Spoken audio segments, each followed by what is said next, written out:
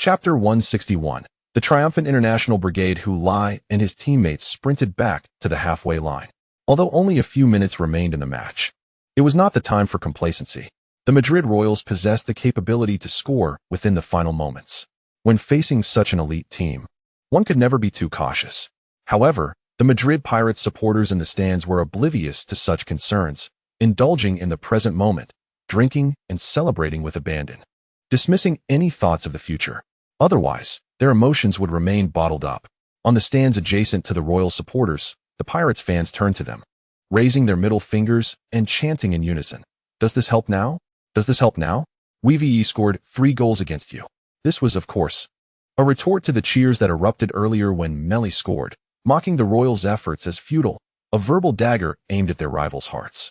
As their collective chant resonated, many Royals supporters succumbed to provocation and surged towards the riot police, eager for a confrontational exchange with their local adversaries. The riot police, anticipating trouble, used their shields to push back the Royals fans. Yet, despite their efforts, a few managed to slip through the defenses, taking advantage of the distraction caused by their fellow supporters to breach the police line and infiltrate the Pirates camp. However, these few Royals fans were essentially walking into a trap. Once they breached the Pirates' territory, they were swiftly surrounded and mercilessly beaten by the numerically superior Pirates supporters. Ultimately, it was the riot police wielding their batons who dispersed the Pirates and rescued these unfortunate souls. Nearby, Li Qingliang and Han Shuyu observed the scene with bemusement. Their reasons for amusement differed, however. Li Qingliang murmured, "This is what a derby is all about."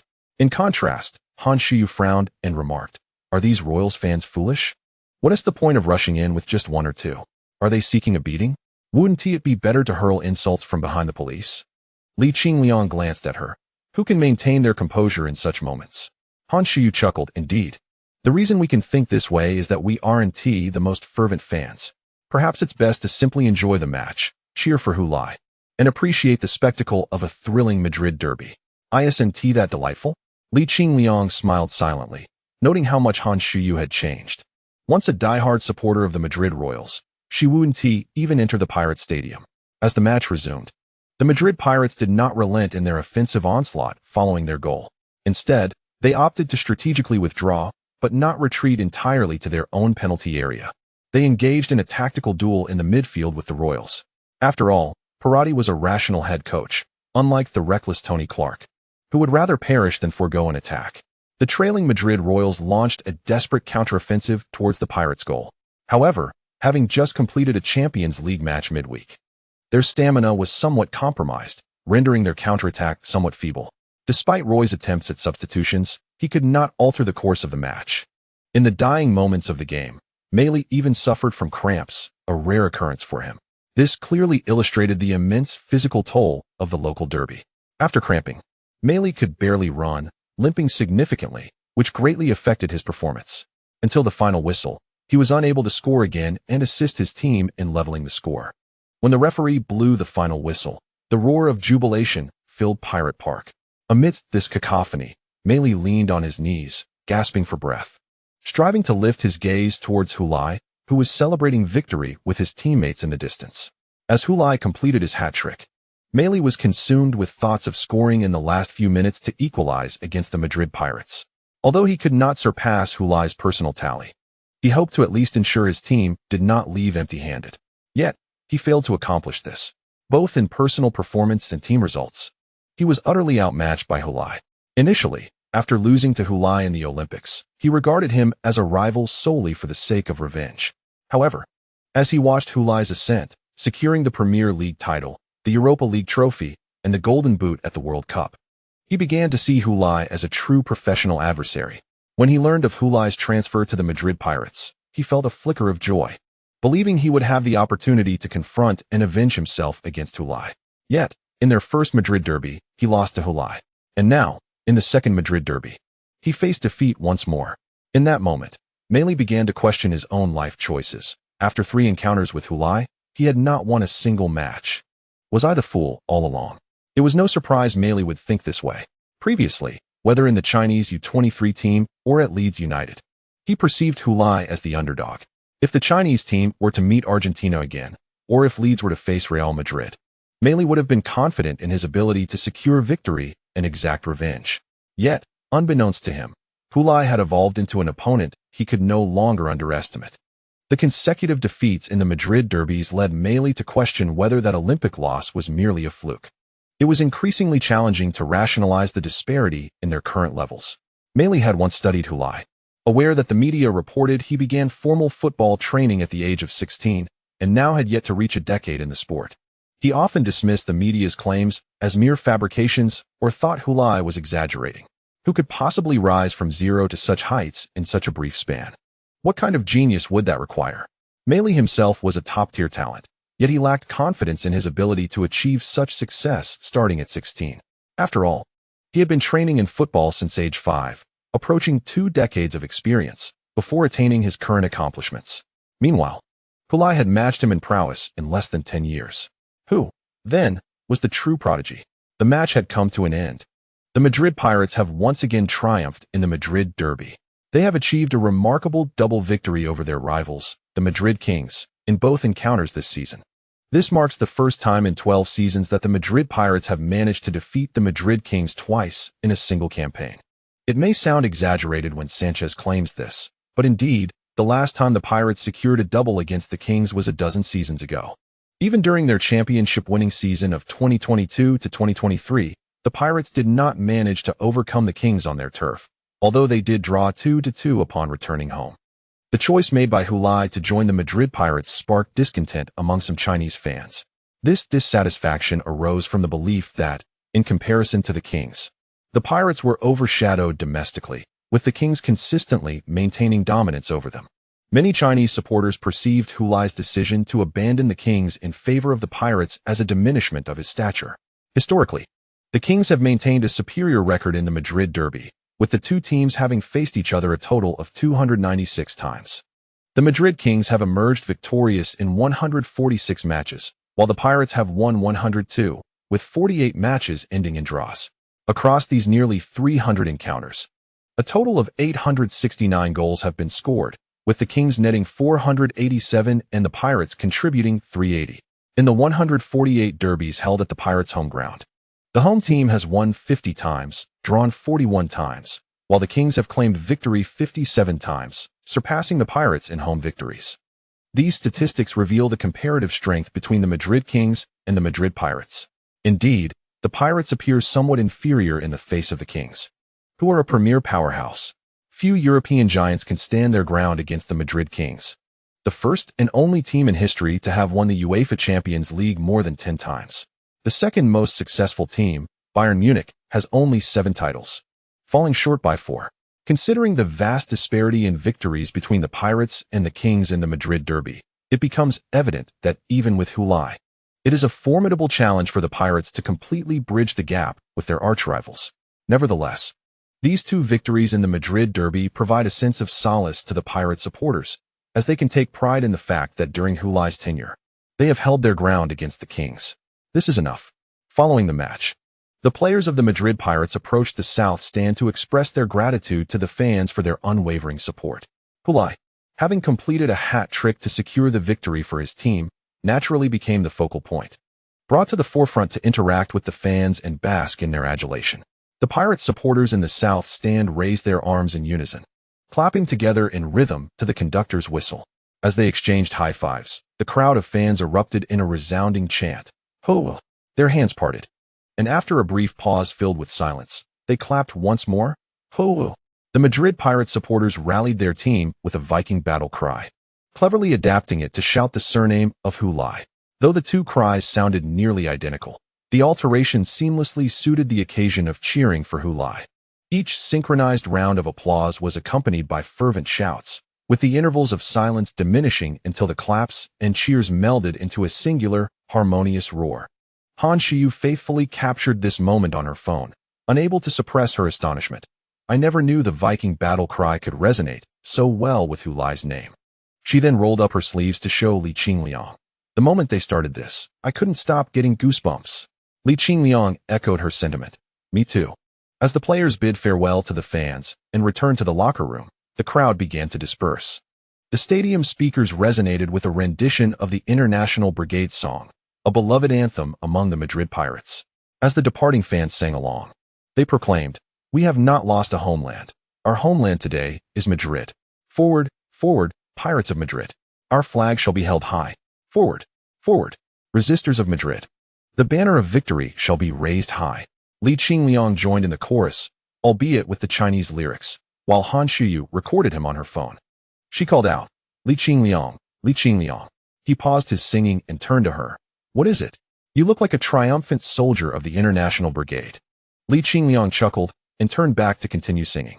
Thus, they sang and walked away from the stands of Pirate Park Stadium. Chapter 162.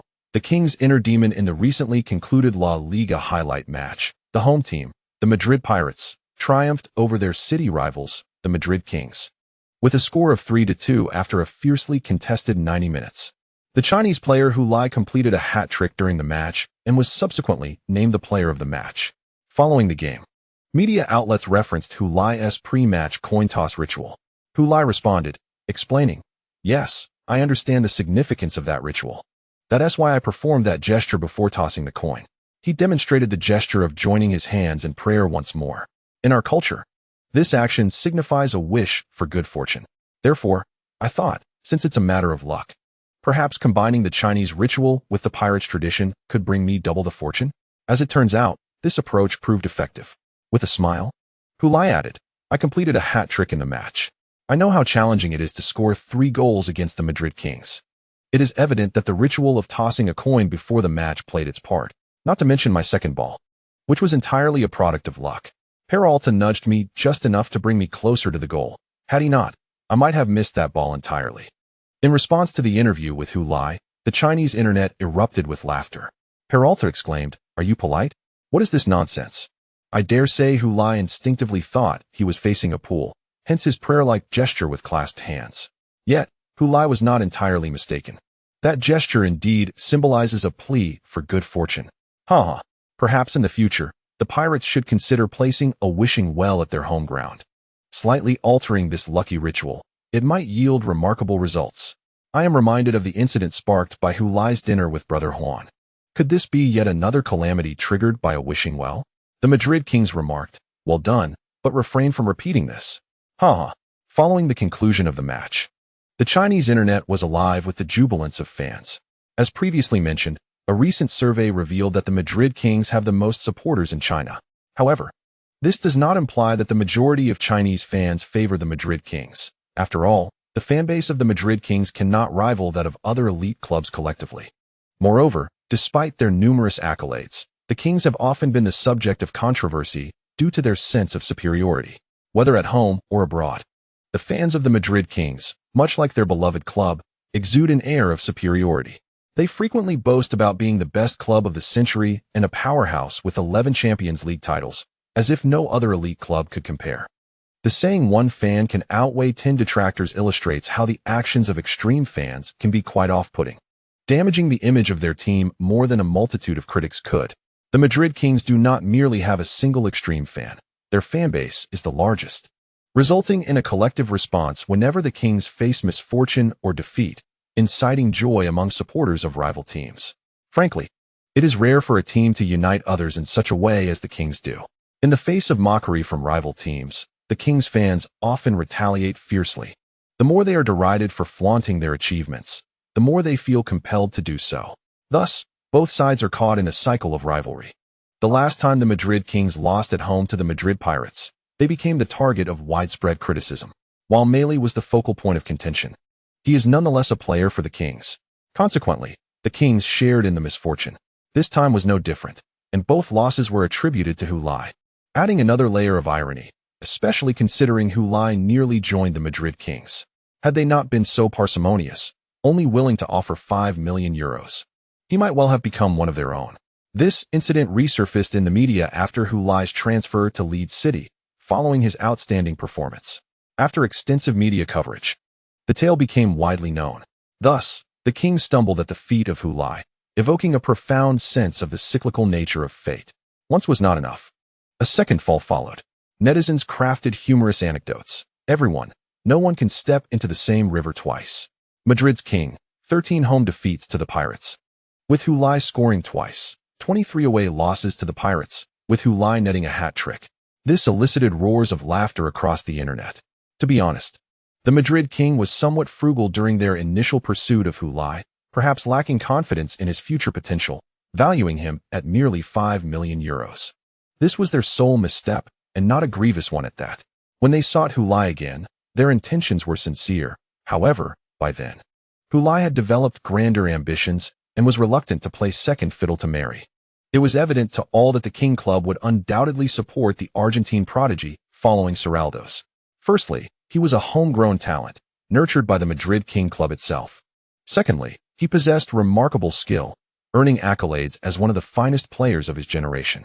In comparison, what advantages did Hulai possess? A Chinese player, arriving mid-career, whose scoring prowess lacked the flair and excitement to elevate him to the status of the team's star, unless the club's executives collectively lost their sanity. Should Hulai join the Kings, he would undoubtedly become Meli's finest partner. Akin to the legendary duo of Eagle King Igo Vara and the all-time Argentine top scorer Luciano Naiver. With Igo Vara's unwavering assistance, Naiver consistently found the back of the net, securing his title as the top scorer and propelling Igo Vara to the pinnacle of footballing history. The Kings' fervent pursuit of Hulai aimed to replicate the attacking synergy of the Argentine national team of yore. For many players, the opportunity to stand shoulder to shoulder with a legend and become a legendary comrade is a cherished dream, one that would never be declined. Yet, Hulai was unwilling to accept such a role. He did not wish to play second fiddle to Meli. He aspired to surpass him. But to become a mere support for his rival? What sort of situation was that? If Hulai had not harbored such thoughts prior to his arrival in Europe. After spending 2.5 seasons at Leeds City, winning the Premier League title, the Premier League Golden Boot, the World Cup Golden Boot, the Europa League Golden Boot, and the Europa League Championship, he had cultivated even grander ambitions, unwilling to merely assist Meli. Furthermore, despite the enticing visions painted by the King Club, of Hulai and Meli forming a legendary partnership akin to Naiver and Igo Vara, who could predict if the club would alter its course, granting Meli greater freedom to score, as is the case now. Thus, Hulai might find himself sacrificing his own goals to serve as a true aid. He was well aware of such dynamics, having encountered a living example before his journey across time. The prodigious Karim Benzema, once heralded as the successor to the legendary Ronaldo, embarked on his journey to Real Madrid under a luminous halo of expectation. However, as time unfolded, he found himself relegated to the role of a mere supporter to Cristiano Ronaldo, who reached the zenith of his career at the club, accumulating unparalleled personal accolades and collective honors. Indeed, this period marked the pinnacle of Real Madrid's glory in the new century, albeit at the cost of Benzema's own sacrifices. The narrative surrounding him became dominated by missed opportunities, with fans mockingly coining phrases to deride his shortcomings. It seemed that beyond facilitating Ronaldo's exploits and drawing the attention of defenders, he had little else to offer. While the accolades for Ronaldo flowed abundantly, Benzema became the subject of ridicule and jest, and the notion of him being the heir to Ronaldo faded into obscurity. Though the contexts of their careers differ, Hulai could not help but harbor concerns about a similar fate. He was averse to the idea of sacrificing his own potential to serve merely as a pawn for Messi or shoulder the blame for the team's failures. He lacked the selfless nobility to toil in the shadows for another's glory. Instead, he harbored a desire to join a team where he could be the focal point, enhancing his scoring prowess, which in turn would benefit his national team. His ultimate aspiration is to secure a World Cup title, rather than merely sharing the stage with legends. He firmly believed that joining Real Madrid would be detrimental to his career and offer no advantage to his national squad. Thus, he opted for the Pirates. Some may argue that he lacked the courage to compete with Messi, a notion that belies an understanding of the situation. The capacity to compete with Messi does not solely rest with Hulai. He is the protagonist in his own narrative, while the King's club remains oblivious to this fact. In their eyes, Messi is the main character, and merely being a significant supporting role is deemed a testament to their regard, for which he should be eternally grateful. Should tactical conflicts arise between Hulai and Messi, the club and coaching staff would undoubtedly favor Messi, a foregone conclusion. Historically, no Chinese player had ever proven themselves on the grand stage of European football prior to Hulai, while countless illustrious Argentine players had established their prowess before Messi, who is a product of a footballing nation that has birthed legends. In this context, Which player would the King's club be inclined to trust more? Moreover, Messi's remarkable progress during this half-season attests to his ability to seize opportunities, showcasing his skill and goal-scoring prowess, thus epitomizing the ideal superstar template. Unless Hulai can emulate Messi's dazzling feats, he will perpetually find himself overshadowed at the Kings. The championships he might attain at Real Madrid would have also been within Messi's reach, given their shared team, whose contributions would be deemed more significant. Much like the partnership between Higuain and Naval, where the latter is celebrated as the king, the narrative often favors the more illustrious figure. Had it not been for Naval's goal, Higuaín's 2 World Cup championships might have been halved, leaving one less title for Higuaín to claim the title of the king of football, a notion that remains debatable. Only by joining a team devoid of Meli and achieving the feats that Meli could accomplish as a king would people cease to regard Hulai as merely Lancelot, the knight beside King Arthur. For these reasons, Hulai resolutely declined the King's offer and chose to join the bitter rivals, the Pirates. Although the first season has yet to conclude, based on these 2 matches, Hulai's decision undoubtedly appears to be sagacious. He now has the opportunity to inaugurate an era of his own with the Pirates, rather than merely assisting Meli and ushering in an era belonging to Meli with the Madrid Kings. Naturally, this choice renders him an inevitable nemesis to the Kings, and it is believed that in the future, mocking the Madrid Kings with references to Hulai will become a tradition among non-Kings fans.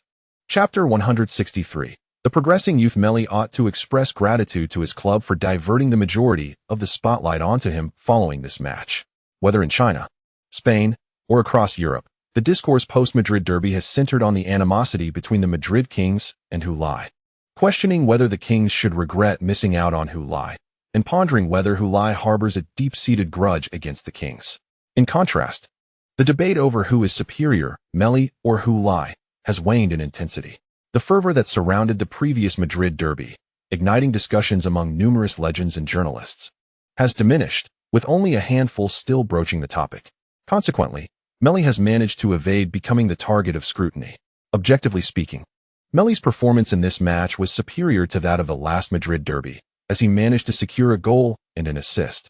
While previously he had no notable statistics apart from a single assist, the scoreline of 1-3 is certainly more aesthetically pleasing than 2-3.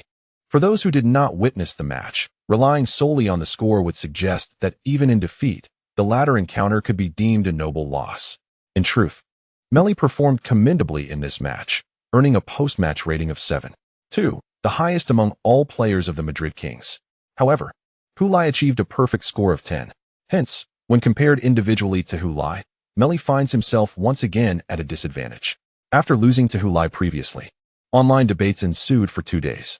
This time, however, the discourse has been muted, partly due to the intrigue surrounding the rivalry between the Madrid Kings and Hulai, and partly because, in light of Hulai's nearly flawless performance, even Meli supporters find it difficult to assert that Hulai is inferior to Meli. Of course, this does not imply that Meli supporters concede Hulai's superiority, they merely lie in wait, prepared to resurface and promote the narrative of Meli's superiority the next time he outshines Hulai. By that time, it was evident that Meli had surpassed Hulai in natural talent. The current circumstances were unfavorable for Meli, and thus it was best left unspoken. Of course, Meli's admirers could feign amnesia regarding this match, as if by omitting it, Meli's defeat would cease to exist. However, Meli himself could not afford such a delusional mindset. How could a player aspiring to become the pinnacle of the football world adopt a submissive attitude? Roivy gazed at the Argentine prodigy before him and inquired, "Do you wish to augment your specialized shooting training?" Prior to the commencement of this season, Roivy's coaching staff had already assigned Meli shooting drills to enhance his scoring prowess. With the unsuccessful pursuit of Hulai, the team decided to mold Meli into a versatile player capable of both facilitating and finishing. Meli's impressive goal tally this season, aside from the tactical adjustments made for him, was undoubtedly also attributed to his improved shooting technique. However, this shooting training did not persist indefinitely. It ceased once Meli's skills had significantly advanced. After all, training encompassed far more than just shooting, with numerous other aspects demanding attention. Meli lacked the energy to relentlessly pursue perfection in his shooting ability, believing that his current proficiency was sufficient and satisfactory. Unexpectedly, Meli approached the coaching staff, seeking the re-establishment of a shooting training regimen to elevate his skills further. He rationalized. Yes, sir. I believe my shooting is still lacking. Roy chuckled wryly. You have scored 24 goals across all competitions this season. Is that not a commendable shooting skill? Meli shook his head resolutely, asserting, it is not sufficient. Although I have netted 20 goals in the league, I have taken 146 shots, averaging 7.3 attempts per goal, an efficiency that is far from impressive. In contrast, Futile requires merely 4.5 shots to score, nearly half of my attempts. Roy could not help but retort, twice 4.5 is 9, not 7.3, Meli. Yet, he acknowledged the validity of Meli's concerns. After all, Meli was not originally a center forward, but had been granted priority in shooting due to the team's tactical needs. Nevertheless, his inclination as a winger led to many of those 146 attempts being long-range shots, which notoriously suffer from low scoring efficiency, thus inflating his conversion rate. Concurrently, it was apparent that Meli's shooting technique paled in comparison to Futile's, who had consistently honed his skills as a center forward. Futile's shooting efficiency of 4.5 attempts per goal was not even at the apex of his career. During his tenure at Leeds City, while assisting the club in securing the league championship and earning the Premier League Golden Boot himself, Futile's shooting conversion rate plummeted to a mere 3.5. This implies that he scored a goal for every 3.5 attempts. That season, he netted 32 goals in the league with only 112 shots, which is even fewer than Meli's attempts in just half a season. The reason Futile's conversion rate has now improved is primarily due to the increased opportunities he has received at Madrid Pirates, where, as the offensive linchpin, he enjoys more chances to shoot than during his time at Leeds City. Nevertheless, a conversion rate of 4.5 still positions him at the pinnacle among players in the top 5 European leagues who have attempted over 100 shots. For Meli to score 26 league goals, based on his current conversion rate, he would need a staggering 190 shots. With such a volume of attempts in just half a season, one can only surmise that he would need to approach 300 attempts over an entire season, a feat unparalleled in history. This is clearly not the outcome Meli desires. He continued, Of course, sir, I am not one to reach for the stars without foundation. I do not expect to immediately match his conversion rate. I merely wish to reduce my shooting conversion rate to below 7 by the end of this season. Upon hearing this, Roy realized that Meli had indeed given this matter considerable thought rather than acting impulsively. This target for his conversion rate must have been derived from careful contemplation, as it seems quite realistic. Even with a conversion rate of 6.9, if Meli were to score 30 league goals this season, he would need to take 207 shots. For a primary attacker, this number of attempts is entirely acceptable. It is worth noting that Meli truly began honing his shooting skills only from this season onward. Previously, as a winger, the team's scoring expectations of him were modest, and thus, his shooting technique was not rigorously developed. Transitioning midway through his career and achieving such statistics is commendable. Roy nodded, I understand. I will arrange for the coaching staff to devise shooting drills tailored to your goals. Meli, elated by the coach's agreement, beamed with joy, his earlier serious demeanor dissipating as he seemed to revert to the charming neighbor boy he once was. Thank you, sir. Roy waved his hand dismissively. No need to thank me. This was your proactive request. Your progress is a testament to your own efforts. I am pleased to see that even after nearly achieving everything, you maintain such a positive and ambitious mindset. I have encountered many gifted players who, having attained honors too early, lost their drive by the age of 25 or 26. You, however, are different. If you continue on this path, you will inevitably become the world's foremost player.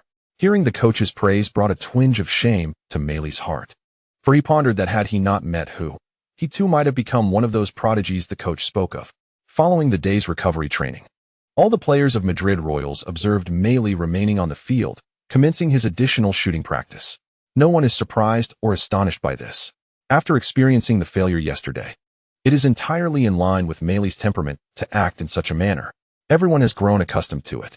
In yesterday's match, Meli attempted 8 shots but only managed to score once. He is undoubtedly focusing on honing his shooting skills. For such a relentlessly striving genius, who has garnered the club's unwavering support and attained his current status, it is difficult for others to feel any envy. No one can contest his position. Even the team captain, Alexandre Salados, who has been relegated from his core status by Meli, has nothing to say. He merely glanced at Meli's additional training from the sidelines before turning away. Despite scoring a goal in yesterday's Madrid derby, Salato's achievement holds little significance in the face of Meli's prowess, which does nothing to alter his current situation. The baton of Madrid's star player has been successfully passed from his hands to Meli. Behind him, Meli charged toward the goal, and just as he entered the penalty area, he took a shot. Unfortunately, the ball grazed the post and flew wide. Meli did not waste any time retrieving the ball. Instead, he sprinted back outside the penalty area to extract another from the pile, continuing his assault toward the net for another attempt. This time, he successfully sent the ball into the goal, yet he shook his head in dissatisfaction with his performance. The ball had entered from a position closer to the center, which was not the desired outcome. Had this been during a match, a goalkeeper would have been present, and he would not have scored if he aimed there. This was not conducive to effective training. He wished for the ball to fly into the net from beneath the left post. Shaking his head, Meli turned and exited the penalty area to resume his shooting practice.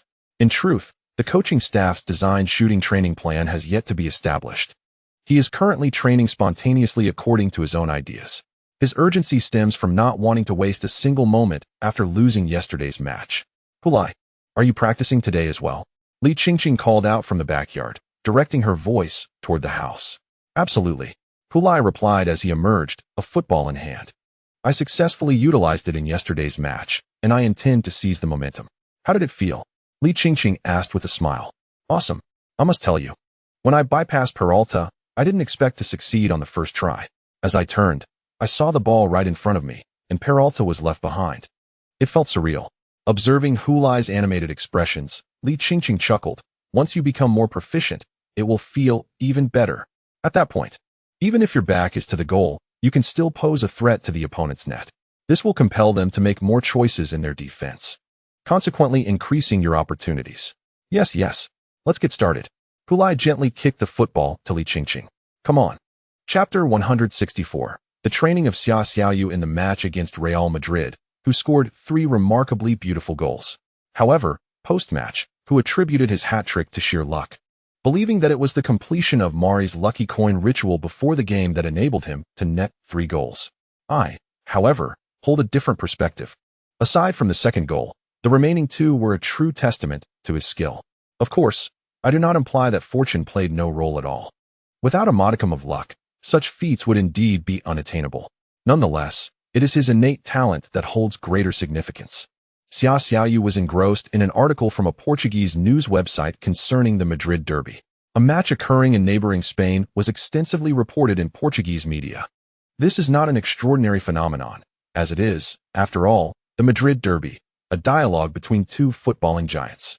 The influence of such a match resonates globally, not only in Portugal, but across other regions of the European continent. From the distant East Asia to the Americas, countless individuals were captivated by this encounter. Any player showcasing exceptional performance in such a context could easily achieve worldwide fame. However, Futile does not require the Madrid Derby to gain recognition. He has already made a name for himself. Since the conclusion of the Madrid Derby, Xia Xiaoyu had observed extensive coverage of the match across numerous Portuguese media outlets. The focus of their reports predominantly rested on Futile, particularly since he had accomplished a hat-trick.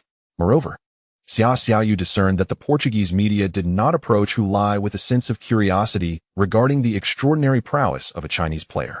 Instead, they presented Futile's achievements as a matter of fact, discussing him merely as a player of the Madrid Pirates. The term China was seldom mentioned, reminiscent of how media would report on Messi without emphasizing his Argentine identity, as if it were an extraordinary feat for an Argentine to excel in football. This starkly contrasts Xia Xiaoyu's own experiences. He had also garnered attention from Portuguese media. When he first joined Alvara, local Lisbon media inundated their reports with mentions of his identity as a Chinese player, highlighting him as the first Chinese to join Alvara and using the opportunity to introduce their audience to Chinese football and culture. Xia Xiaoyu appeared to be a bridge between 2 nations.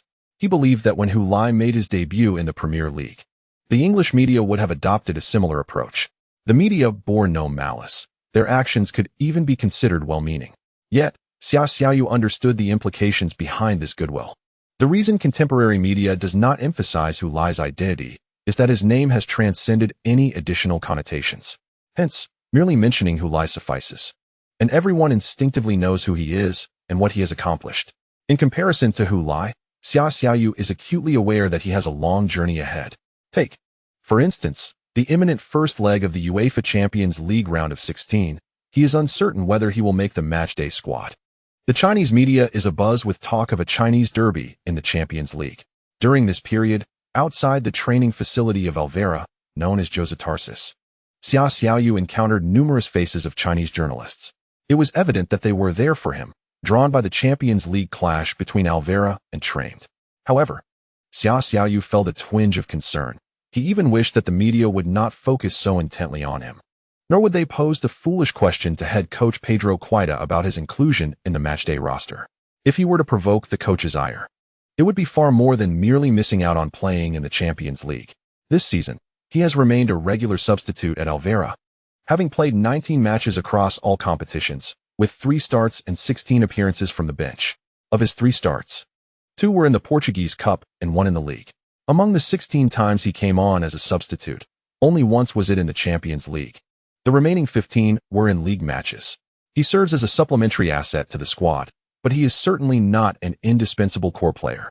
Xia Xiaoyu, who excels at orchestrating attacks, has inadvertently morphed into a versatile midfielder at Alvera. He has been substituted into matches for 10 minutes with a singular task: to defend. At that time, the team was leading by a goal with precious little time remaining, and he was brought on to help fortify the defense. He has also filled in as a wide midfielder, attempting to navigate the unfamiliar flanks and send in crosses. Essentially, he goes wherever he is needed. Like a cog in a machine, he dutifully fulfills whatever role the team requires of him, without complaint. Regardless of the position he is assigned or the responsibilities bestowed upon him by the coach, he diligently accomplishes the tasks at hand, even if defending is not his forte. He leverages his fresh legs as a substitute, tirelessly sprinting and working hard to intercept the opposition. He lacks the pretentiousness exhibited by some players who believe they are solely meant to orchestrate play from a central position, deeming any other role or task beneath them. Whether with the Alvera reserves or as a versatile player in the first team, Xia Xiaoyu perceives every experience as a valuable opportunity for growth and development. He embraces the necessity of adapting as a form of self-cultivation, facing it with equanimity and treating it with utmost seriousness. Whether he plays as a soldier or on the flanks, he never approaches his duties half-heartedly. He is convinced that all the effort he invests now will yield rewards in the future. On the eve of the match against Triumphant at Alvera's home ground, the club announced the 18-man squad for the Champions League fixture. Xia Xiaoyu's name was included. All Chinese fans and media members exhaled in relief. Regardless of whether he would take to the field, at the very least, there was a possibility of participation. This Chinese derby might indeed hold the promise of success. Naturally, on the Triumphant side, Roque was among them. Although he has not yet established himself as a pivotal player for Tremodor, Roque has secured his position within the rotation due to his remarkable performances. He has become the first offensive player Kevin Locke considers when seeking to alter the dynamics of the game. In several less significant matches, as a member of the rotation, he has even had the opportunity to start, such as in the FA Cup and League Cup. Currently, he has scored 1 goal in the league, along with 1 goal each in the FA Cup and League Cup, totaling 3 goals. While this may seem modest, such a performance is commendable for a club of Tremodor's stature. In fact, barring Hu Lai, the performances of Chinese players abroad this season can be deemed exceptional. Excluding comparisons with Hu Lai merely serves to invite unnecessary dissatisfaction. The atmosphere at Alvara's home ground, the Lisbon Arena, is electric. The home supporters are fervently cheering for their team, which currently trails Tremodor 1-3. With 25 minutes remaining, despite Leizinho managing to score a goal for the team, they still find themselves 2 goals down. If the match concludes with this scoreline, Alvara's elimination would seem inevitable. Tremodor's offensive surge resumes. As the commentator's voice rises in excitement, Roque makes a determined cut in from the right flank and, with his left foot, deftly sends the ball diagonally towards Ricardo Ballier on the opposite side, who strikes without taking a touch. The ball evades Alvara goalkeeper Zeferira's outstretched fingers, heading straight for the far post. Amid gasps from the crowd, it ultimately grazes the far post and goes out of play. The spectators' astonishment transforms into a collective sigh of relief. Although Ballier was not met with jeers from Alvara fans when he scored for Tremodor and did not celebrate his goal, the supporters remain hopeful that their team will not truly face elimination at the hands of Tremodor. Their affection for Ballier does not equate to a profound allegiance to Tremodor itself. Roque's performance as a starter today has been notably vibrant. Following his assist for Balier's goal, he consistently created threats, causing considerable trouble for Alvaro down the right flank. It is evident that he has integrated well into the team and the tactical framework devised by coach Kevin Locke. If he can maintain such form in every match, it seems that a prominent role at Tremador is well within his reach. Upon hearing Feng's words, Kong sighed, lamenting the absence of Xia Xiaoyu from the starting lineup, as the anticipated Chinese derby had yet to materialize. Feng appeared to console him, while also reassuring Chinese fans watching from home, not to worry, there will surely be an exhilarating Chinese derby tomorrow. The following day, in another UEFA Champions League round of 16 match, Madrid Pirates will face off against Amsterdam Athletic away from home, with Hulai as the offensive linchpin for the Pirates. He is certain to start. Meanwhile, Chen Xingyi has now become a key player for Amsterdam Athletic. Tomorrow's match will undoubtedly allow Chinese fans to witness two Chinese players fiercely competing against each other on the prestigious UEFA Champions League stage, showcasing a true Chinese derby from the very first minute. Our midfield has been thoroughly dominated by Triumphant, necessitating an urgent adjustment. Miguel Mancha, the assistant coach of Alvaro, is advising head coach Quetta to make a substitution. Quetta, receptive to his assistant's counsel, swiftly makes a decision, summon Xiaoyu back.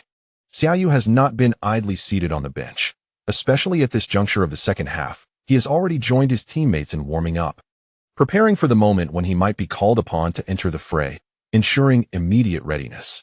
When he hears the assistant coach calling his name, a mix of surprise and excitement washes over him, as he realizes he may soon be deployed onto the pitch.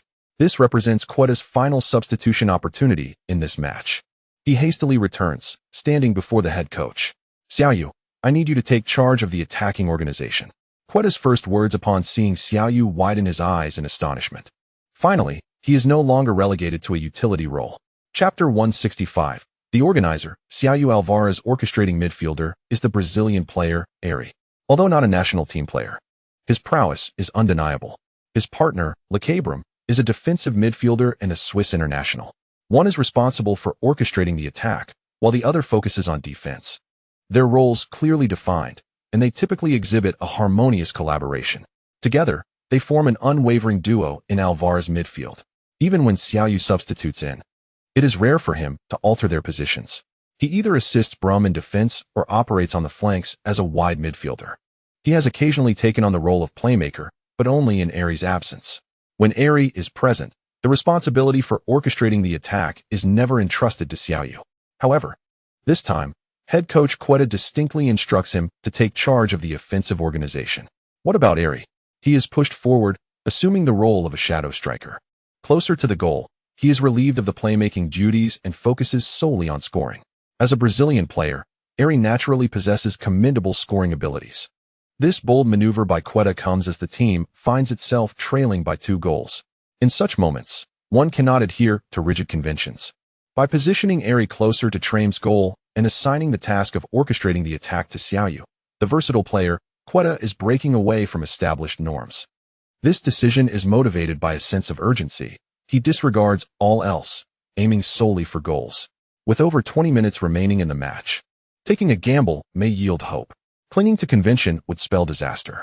In Quetta's mind, the ideal scenario would be to equalize the score on home ground, especially given the apparent disparity in strength between the two teams, with a 2-goal deficit and precious little time remaining. Yet, should they fail to secure even a draw, Quetta hopes the team can at least salvage a single goal. Losing 2-3 seems far more palatable than succumbing to a 1-3 defeat. If they were to only trail by a single goal, there would still be hope to pursue in the second leg at Triumphant's home ground. However, a 2-goal deficit renders their aspirations almost futile. Even the players themselves harbor doubts about their coach's ability to inspire them to achieve a miracle. Xia Xiaoyu shook his head on the field, assessing the situation. Prior to the match, Coach Quetta had instructed him to take charge of orchestrating the offense. Thus, he needed to adopt the mindset of an attacking organizer rather than that of a jack-of-all-trades. Since joining Alvaro, opportunities to fulfill the role of a true playmaker had been scarce. Often, as he dashed across the pitch, striving to thwart an opponent's advance and ending up in a muddied heap, he would silently question his purpose at Alvaro. Was he there to engage in a physical contest akin to a laborer, or merely to respond to every call for assistance like a reading pen? These days felt interminable. leading Xia Xiaoyu to fear he might forget the essence of being a central organizer. Yet, at this moment, standing on the pitch with the responsibility of directing the offense, he gazed to his right. The right winger, like Sinio, had dropped deep, seeking ample space, thus resembling a wide midfielder rather than a forward. To the left was Ghanaian winger Abdou Yadada, who had not receded as much as like Sinio. Instead, he had ventured into the penalty area, forming a dual forward line with the team's center forward, Dehayer Digo. Consequently, on the left flank, the team's left back, Nathan Shi, had pushed forward, transforming into a left-sided midfielder. Even a winger.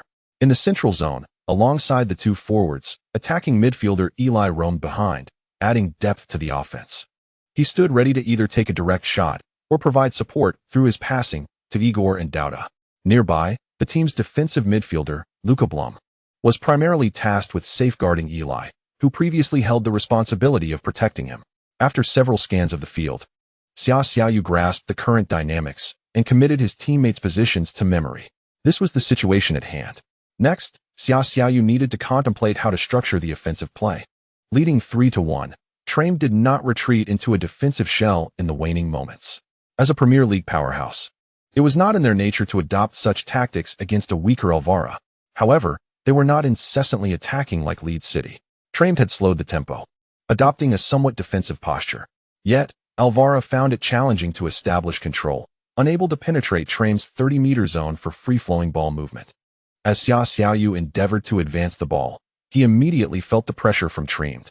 Consequently, upon entering the match, Xia primarily occupied a defensive midfield position, deploying long passes to propel the ball forward while simultaneously engaging in short passes and relentless movement to connect with his teammates. However, after approximately 10 minutes of play, the outcome was far from satisfactory.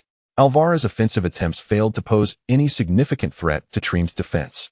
Through careful observation and analysis, Xia concluded that Alvara's attacking players had become predictable in their positioning and tactics, fully discerned by Triumphant. If they continued to engage in such rigid strategies, the result would remain unchanged. As the defending side, Triumphant thrived on this predictability. It was imperative to introduce variability into the team's offensive maneuvers. But how could they innovate? Xia reflected on his experiences with Flash Star, the national team, and the U23 team, recalling moments when he decisively pushed forward and took risks. Alvara pressed forward once more, while Triumphant retreated within their 30-meter zone. Among them, 5 defenders occupied the penalty area, tasked with neutralizing Alvara's 4 attacking players, Igor, Dauda, Eli, and Lechino. 4 midfielders positioned themselves along the 30-meter line, facing Xia and Blum. After passing the ball laterally to Blum, Xia continued to observe the positioning of both teams. Analyzing the situation in his mind, he noted that Dauda and Igor were stationed at the forefront, both within the penalty area, nearly glued to Triumphant's central defenders. Passing the ball directly to them would yield little benefit. Meanwhile, Eli and Lechino were positioned slightly further back, near the edge of the penalty arc, with Eli centrally located and Lechino slightly to the right. Consequently, among Triumphant's 4 midfielders, the defensive midfielder, Connor Kirk, retreated 2 steps closer to Eli, subtly positioning himself in front of him. This was a tactic to prevent Alvara from passing the ball to him during their offensive play, given that he was their attacking midfielder responsible for orchestrating the offense. The remaining 3 defenders were lined up, albeit with considerable distance between them, particularly on the right where Roque, after exchanging positions with Belia, lingered far behind, simultaneously marking Lechino and Alvara's right back, Ibrahim. He prepared for a counterattack should Alvara's offensive thrust falter, ready to surge forward into the vast space behind Alvara's right back. Xia assimilated all the observations into his mind, swiftly concluding his analysis when he noticed Blum preparing to pass forward, presumably to Eli. He quickly gestured and shouted to dissuade Blum from proceeding, for the intent was glaringly obvious. If he noticed it, how could Connor Kirk possibly be oblivious? Such a pass would effectively deliver the ball straight to Kirk's feet. Before he could finish his words, Ricardo Belia advanced to apply pressure on Blum, compelling the Swiss international to release the ball. It was precisely directed to Airy. However, as a defensive midfielder, his passing accuracy suffered under pressure. Furthermore, Kirk discerned his intentions, and Captain Triumphant stepped forward to intercept the ball with his foot. The football ricocheted and rolled towards the center, where the foremost Triumphant forward, Pap Bonnet, noticed its approach and started to pursue it. Yet, Xia Xiaoyu was swifter. Almost at the very instant the ball was deflected by Kirk, he made a lateral move and surged forward. Both he and Bonet raced towards the ball. Bloom had mishandled his pass. Xia Xiaoyu, aware that controlling the ball while contending with Bonet was impossible, opted not to attempt it at that moment. Instead, he kicked the ball just before Bonet could extend his foot, deftly nudging it to his diagonal front towards Leicinio. A seamless combination of interception and pass. Bonet missed entirely, nearly colliding with Xia Xiaoyu. Ari also turned to contest the ball, but was a beat too slow to succeed. However, his retreat inadvertently drew Kirk out of position. Upon receiving the ball, Leicinio swiftly delivered a diagonal pass forward to Serbian striker Decode Igor, positioned at the edge of the penalty area. After passing, Leicinio made a surge into the box, with Roque trailing closely behind. Yet, just after a couple of strides, Roque suddenly realized his oversight. He had neglected Xia Xiaoyu. As this thought crossed his mind, Igor, with his back to the goal and being marked by trained center back Scott Wilson, did not pass to Leicinio, who was making a diagonal run towards him. Instead, he opted to pass the ball back. Roque abruptly halted and turned around, only to see Xia Xiaoyu had already arrived at Leicinio's former position and received the ball. In that moment, he disregarded everything else and lunged towards both the ball and Xia Xiaoyu. Igor's return pass, Xia Xiaoyu. Roque missed his tackle. The football was nudged away by Xia Xiaoyu, who had anticipated the play. He then leapt over Roque's outstretched legs. Roque could only lie on the ground, witnessing the unfolding scene, powerless to intervene. After bypassing Roque, Xia Xiaoyu quickly raised his head to assess the goalkeeper's position, noting that he was slightly advanced. Thus, he chose to abandon his dribble and instead unleashed a curling shot with his right foot. He aimed directly at the goal. The roar of the crowd at the Lisbon arena crescendoed at that moment, seemingly already envisioning the ball finding the back of the net. Trame's goalkeeper, Tom Walker, observed the ball soaring towards him from outside the penalty area and hurriedly retreated, leaping back and reaching out with his arms to intercept the incoming shot. He succeeded. His hand made contact with the ball. Yet, he did not fully succeed, for he only grazed the ball while descending at the end of his leap. He failed to deflect it over the crossbar or send it far away. In truth, managing to touch the ball at all was a commendable feat. After being deflected by him, the football fell in front of the goal. Walker followed suit, struggling to rise and attempting a second save. There was no time left. Just moments ago, the swift-running Leicinio dashed into the penalty area, meeting the descending ball with a well-timed kick. The football soared past Walker's grasp and into the net. The Estadio Jose Alvalade erupted in jubilation as Alvalade scored a goal. Chapter 166. A win-win for Chinese fans. Leicinio. Goal. Xia Xiaoyu. Xia Xiaoyu. Splendid. Xia Xiaoyu. The former exuberant shout came from the commentator of the Portuguese television channel, while the latter was naturally from Hifeng and Yinkong.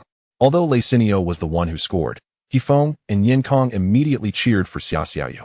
It was evident to all that Xia Xiaoyu played a pivotal role in this goal. One could easily argue that without Xia Xiaoyu's exceptional performance, this goal would never have materialized.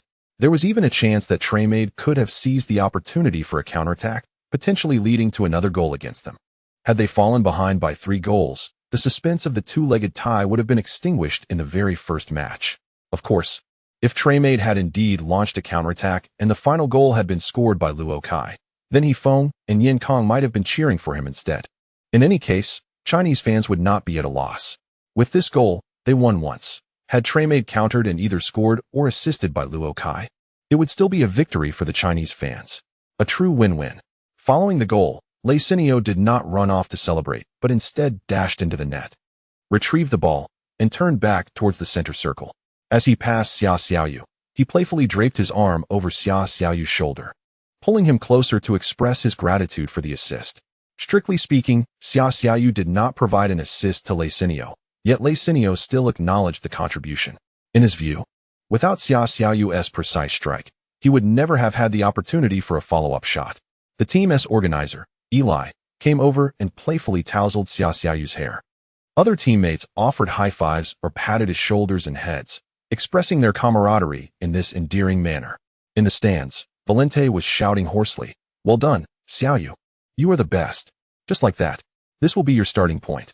As Xia Xiaoyu's teammate and friend in the reserves, Valente, despite having been promoted to the first team, found it challenging to secure playing time in a match as significant as the Champions League. He was not even on the squad list and could only watch from the stands. However, this did not deter him from cheering on his friend. All around him, the stands of the Estadio José Alvalade were filled with exuberant Alvalade fans, fully aware of the difference between numbers 13 and 23. With 10 minutes remaining in the match, who knows, perhaps we could score again and equalize the score. The current UEFA Champions League no longer adheres to the away goals rule, meaning that even if Triumphant scores 3 goals away, it holds no significance for Alvaro, as long as they equalize. Both teams essentially commenced the next leg from a score of 0-0. Observing Xia Xiaoyu, surrounded by his teammates and wearing a bashful smile, Luo Kai felt a complex mix of emotions. Despite being alumni, their relationship was rather tenuous, as they had never truly interacted. Though they were both Chinese players, it was not mandated that they must regard one another as family. Frankly, upon witnessing Sinio's goal, Luo Kai felt an urge to curse. He restrained himself, however, mindful that his expression might incite controversy online. Yet, the frustration stemmed from the concession itself, not merely from Xia Xiaoyu's moment in the spotlight. This goal had placed Triumphant, who could have easily secured victory, in jeopardy.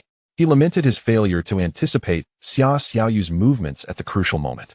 Logically, he should have been able to, given their prior collaboration on the national team, which had familiarized him with Xia Xiaoyu's playing style. However, since joining Alvaro, Xia Xiaoyu had seldom played as an organizing midfielder, causing Luo Kai to forget how he would perform in that position, resulting in his delayed reaction. As the individual most acquainted with Xia Xiaoyu within Triumphant, Luo Kai could have fortified the team's defense against this vulnerability, yet his oversight prevented him from doing so, which intensified his frustration and dissatisfaction. Watching Xia Xiaoyu return to the half with his teammates, Luo Kai subtly shook his head. After celebrating the goal, Alvaro's coach, Quetta, swiftly directed the team to press forward with their attack. He then returned to the sidelines to discuss with his assistant, Miguel Mancha. Xiaoyu's performance during this attack exceeded my expectations. He anticipated that Bloom's pass would be intercepted, Mancha remarked. He has diligently fulfilled the training and match responsibilities we assigned him. Never complaining. He's a good lad. Perhaps we should consider offering him more opportunities in future matches, rather than relegating him to a patchwork role. Upon hearing Mancha's words, Quetta understood the implication but furrowed his brow. What about Eli? He is the team's organizational core. Eli and Xiaoyu are different types of orchestrators. Eli operates further forward, while Xiaoyu can play as a defensive midfielder, Mancha explained. This suggested a necessary alteration to their tactical approach, which made Quetta hesitate. We could experiment with an additional set of backup tactics and personnel configurations, Mancha continued. After considering his assistant's advice, Quetta fell into contemplation. Clearly, the head coach was seriously weighing this matter, and there was no need for Mancha to elaborate further. He simply needed to await Quetta's final decision and then devise a training plan according to the head coach's directives, regardless of what the head coach says or does. If he ultimately disregards one's opinions, the most one can do is feel a sense of regret for Xia Xiaoyu, without confronting the coach. With nearly 10 minutes remaining, including stoppage time, Alvaro pushed forward collectively in hopes of equalizing the score. Xia Xiaoyu, having performed admirably in the recent goal, was the focal point of his teammates' aspirations, who eagerly passed the ball to him. However, Triumphant tightened their defense against him, preventing Xia from scoring in the final moments to level the match. Nonetheless, his active presence in the attack caused Triumphant to hesitate, unable to commit additional resources to their counteroffensive. Ultimately, as the final whistle blew, the score remained at 2-3, marking a narrow defeat for Alvaro on home soil. In light of the cancellation of the away goals rule, this outcome was quite acceptable for Alvaro, as they still held hope for the second leg. Although the chances of defeating Triumphant away were slim, it was certainly preferable to being entirely devoid of any opportunity to compete. After the match, Luo Kai approached Xia Xiaoyu, not to exchange jerseys, but rather to share a few pleasantries. As fellow Chinese players, regardless of their usual rapport, encountering one another on the grand stage of the Champions League was significant enough to warrant some interaction. It would be rather callous for them to simply turn away without any exchange once the game concluded. Luo Kai, known for his pride and reluctance to ingratiate himself, did not project a sour demeanor towards everyone, save for Hu Lai. He maintained a cordial disposition with others. That goal was truly exquisite, Luo Kai remarked to Xia Xiaoyu. I was simply slow to react. Had I remembered sooner that you would make that run, perhaps I could have disrupted the play. Xia Xiaoyu responded with a shy smile. Thank goodness you didn't remember. Keep it up. If you continue playing like this, you will surely secure a starting position at Alvara, Luo Kai encouraged. Xia Xiaoyu nodded appreciatively. Thank you. I will strive to improve. Luo Kai refrained from prolonging the conversation, offering a handshake before turning to depart. This scene evoked profound sentiments in He Feng and Yin Kong, who were watching from the broadcasting booth. Ah, this is wonderful. At last, we witness a gathering of Chinese players, apart from Hu Lai, conversing after a match. Of course, their remarks were not meant to disparage Hu Lai, but rather to express that the presence of an increasing number of Chinese players, beyond Hu Lai, in Europe signifies a genuine advancement of Chinese football. Indeed, He Feng. Last season, Hu Lai's lead city faced Alvara in the Europa League, yet Xia Xiaoyu was not even part of the first team. The Chinese derby ultimately became a one-man show for Hu Lai. This season, however, Hu Lai and Zhou Zijing have crossed paths in the Champions League, and all our memories of the Chinese derby are tied to Hu Lai. Now, seeing Xia Xiaoyu and Luo Kai engaging in light-hearted banter post-match brings immense comfort. It is hoped that after this Olympic Games, we will witness more players stepping onto the international stage, even if not in the top 5 leagues, or even in the highest tier of competitions. The mere act of venturing forth and branching out is a triumph in itself. Dear viewers, this broadcast of the UEFA Champions League round of 16 match between Triumphant and Alvara concludes here. Let us reconvene tomorrow, as another thrilling Chinese derby awaits us. Until then. Chapter 167. 2 silver coins. The Madrid Pirates were awarded a throw-in, and here comes Ian with his powerful overhead throw. Hu Lai. What an astonishing way to score. He executed such an unconventional shot while facing away from the goal, at an almost impossible angle. It is simply unbelievable. Baker was caught completely off guard by his strike. Wow, what a perfect goal. Silvillo launched a cross from the wing, which turned into a lob. The post. Wow. Ah ha ha. Such a goal. Could it really be possible? After scoring in a spectacular manner that left everyone speechless, Hu managed to find the net again in an equally mind-boggling fashion. He has scored twice, achieving a brace in the Madrid derby. Di Quinzo delivered a diagonal pass to Hu. Brilliant. Absolutely exquisite. The ball has found its way into the net. Wow. Hu's turn was simply extraordinary. A hat-trick. A hat-trick. Hu has become the first player in 34 years to score a hat-trick against the Kings of Madrid. In history, only 3 players have achieved a hat-trick against the Kings. And aside from Hu, the other 2 hail from Catalonia. Hu has once again made history. The room resonated with the fervent shouts of the Dutch television commentator. This is a highlight reel of Hu Lai's 3 goals in the Madrid derby. After the 3 goals were showcased, the coach of Amsterdam Athletics, Joop Monstert, gazed intently at his players. Although Hu's form had fluctuated recently, he is currently in peak condition. Thus, our defense will undoubtedly face immense pressure in this match. As for how to defend against Hu, we have already practiced this in our previous training sessions. Now, I must remind you of one more thing. No one is to speak to Hu during the match. At this point, he directed his gaze towards Chen Xingyi, pointing at him and saying, including you, whatever you wish to say to him can wait until after the match.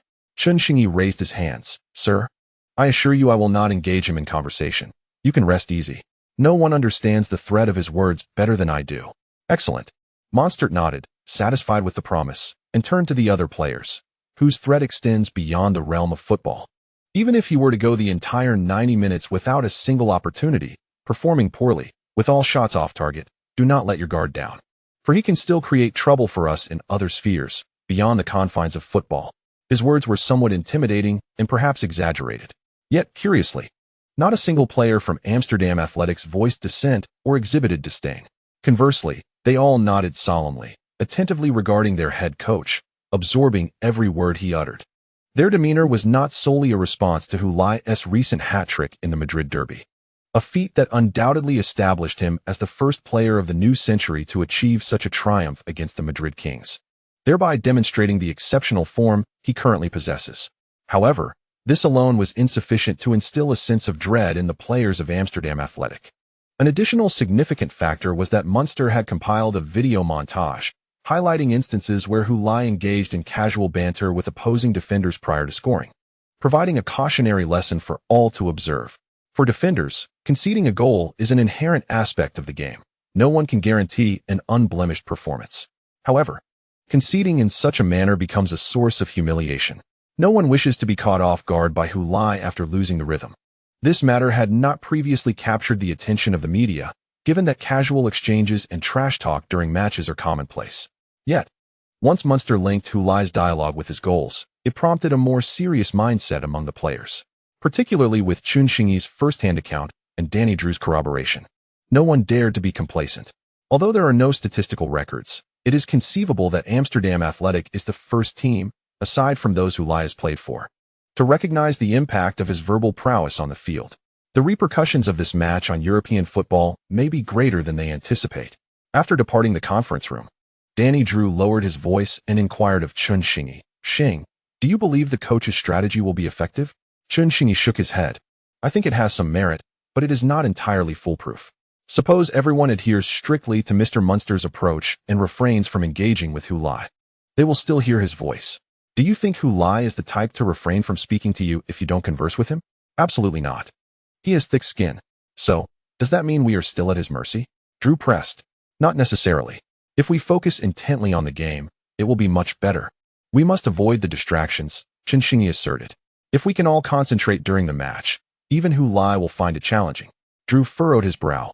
"But therein lies the dilemma, Xing.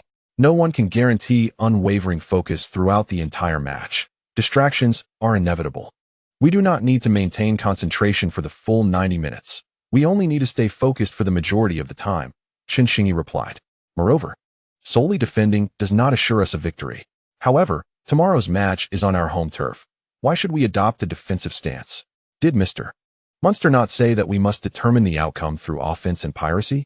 Upon hearing this, Drew chuckled and patted Chun Xingyi on the shoulder. "Huh? Then it will hinge on your performance, Xing." During this tactical meeting, or rather, a week prior when the team began preparations for the Champions League clash against the Madrid Pirates, head coach Munster had already announced that Chun Xingyi would play a pivotal role in the team's offensive strategy for the upcoming match.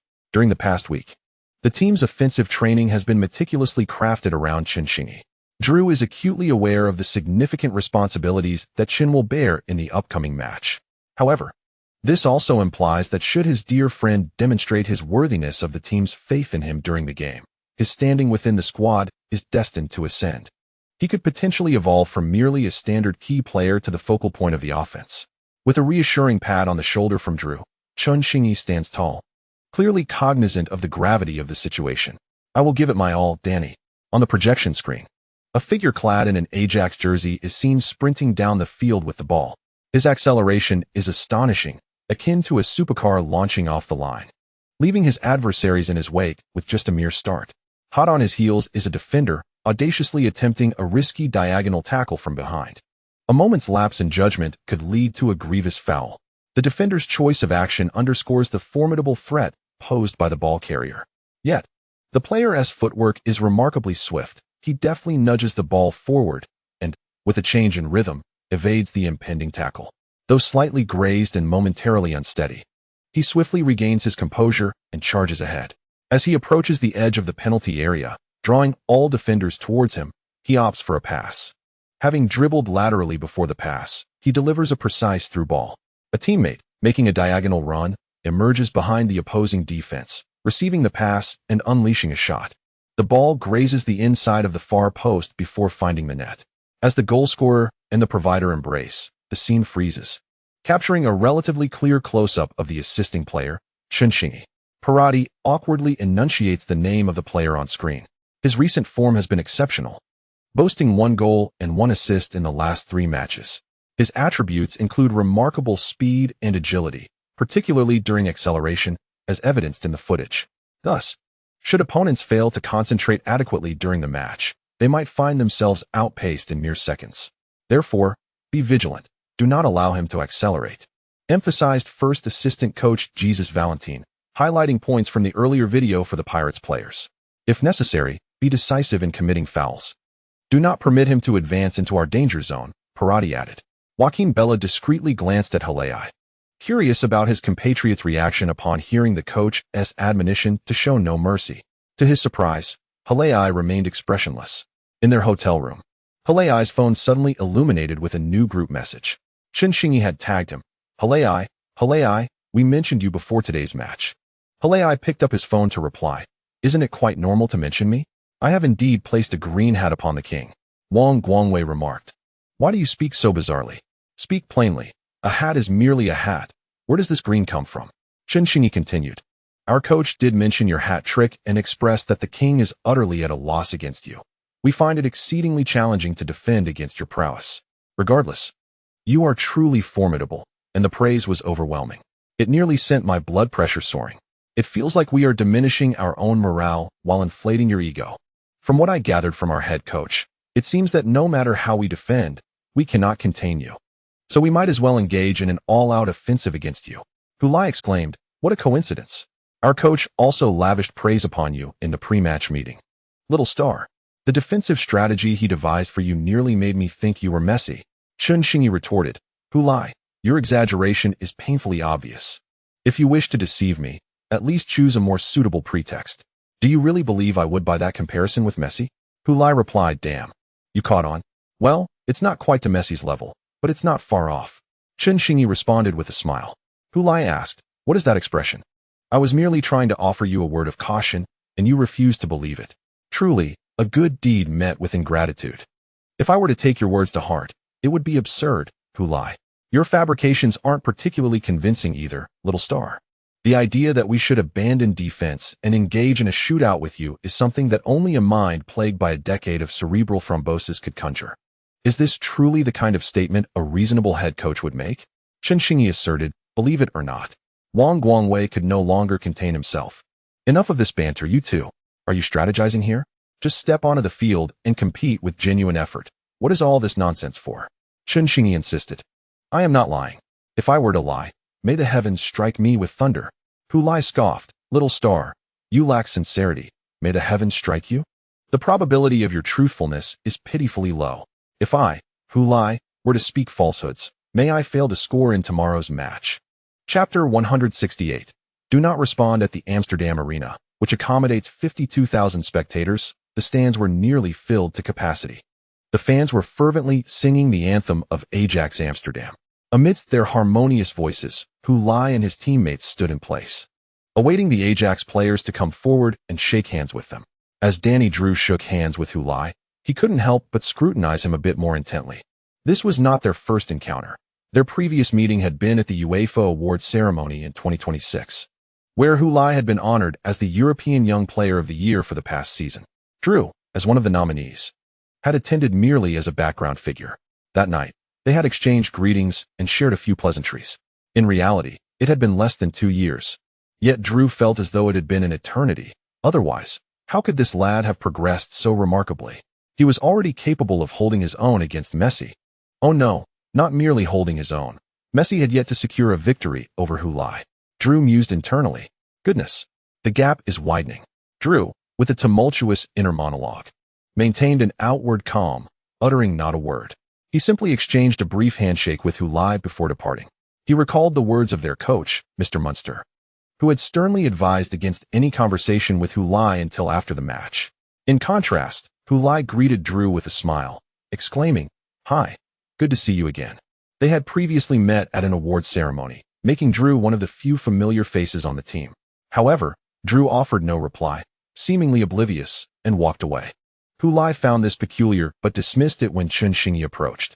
Upon Chen Xingyi's arrival, Hulai beamed, long time no see, little star. Indeed, it had been quite a while since their last encounter in mid-October during the qualifying rounds, a span of 3 months. To Hulai's surprise, Chen Xingyi, who initially intended to respond, abruptly closed his mouth at the moment he was about to speak, exhibiting a clear struggle to contain himself. After pretending nothing had occurred, he lightly touched Hulai's outstretched hand before continuing onward to greet other Pirates players. Hulai furrowed his brow, turning to observe Chen Xingyi. First, there was Drew's unresponsiveness, and now Chen Xingyi's evident hesitation. Initially, Hulai assumed Drew had simply not heard him amidst the cacophony. But now he had witnessed Chen Xingyi's reaction and subsequent restraint. What were they up to? I saw you almost speak to him just now. Drew confirmed to Chen Xingyi as they walked back to their half after the handshake ritual. Chen Xingyi nodded. It was a reflex. Thankfully, I held back, Drew remarked. But Xingyi, it's merely a pre-match greeting. That hardly constitutes conversation, especially since the game hasn't even started. Xingyi shook his head. That is not the way to think, Danny. If you don't push things to the extreme, you want to cultivate enough vigilance. The others are fine.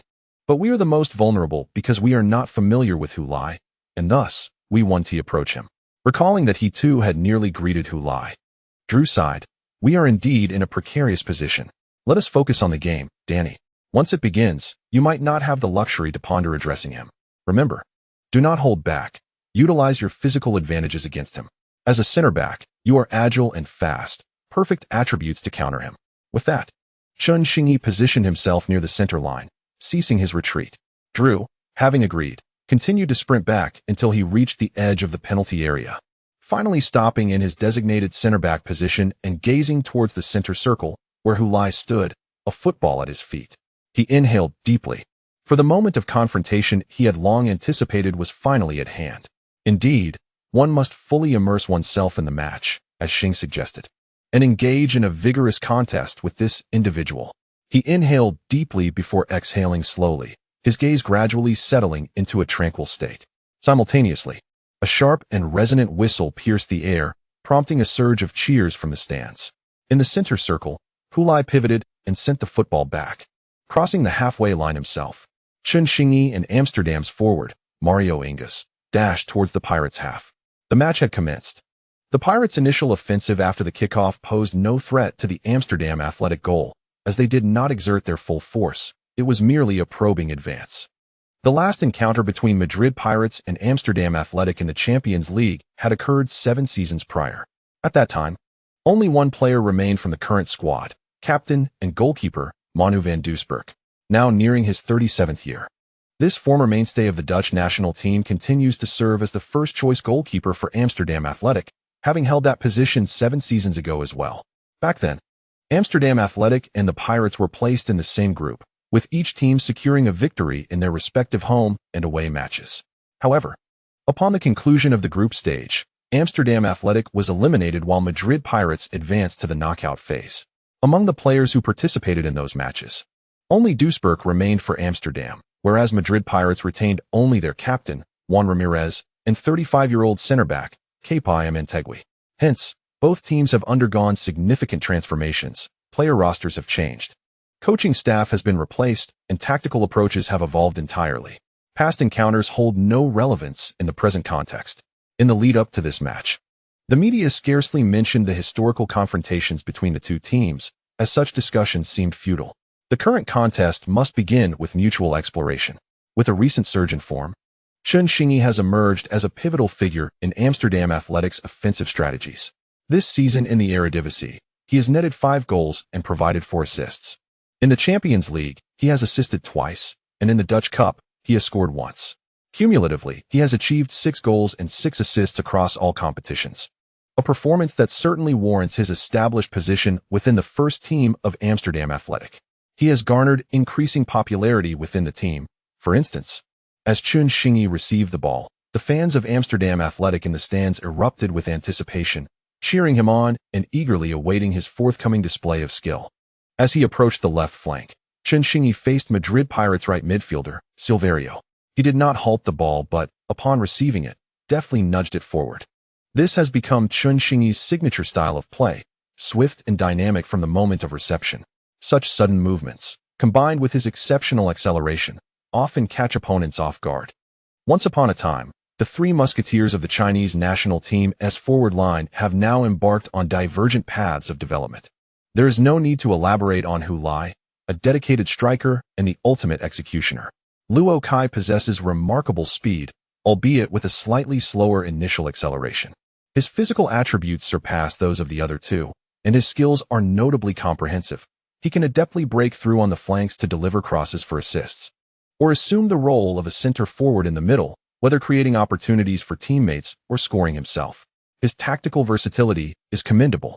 Xingyi, on the other hand, has allocated all his skill points to agility. His quick start, nimble movements, and rapid footwork render him as slippery as an eel along the sidelines. The moment he finds even a hint of space, he can dart in and wreak havoc on the opposition's defense. Currently, the Portuguese national player Silvério from the Pirates appears to be a step behind both in thought and action. By the time he reacts to Chun Xingyi's swift maneuver to poke the ball away, he realizes that the coach had indeed mentioned the quickness of this player. However, by then, it is too late. All he can do is gaze in admiration at Chun Xingyi's retreating figure, unable to catch up.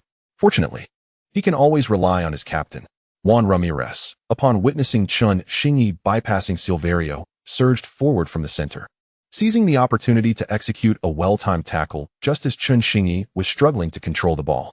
In a precise and fierce challenge, he dispossessed the ball and directed it to the flanking defender, erupted. Fearing injury, Chun Xingyi, realizing he could no longer reach the ball, leapt over Ramirez. Upon landing, he let out a deep sigh, lamenting that he was so close to breaking through. Indeed, Ramirez has proven himself as one of the top 3 defensive midfielders in the contemporary football world. Ramirez, rising from the ground, pointed at Silvério and shouted, "Focus. You were distracted, Silvério." The Portuguese player promptly apologized to his captain. Just 6 minutes into the match, Chun Xingyi nearly created a scoring opportunity. His sudden acceleration while maneuvering past Silvério was truly spectacular.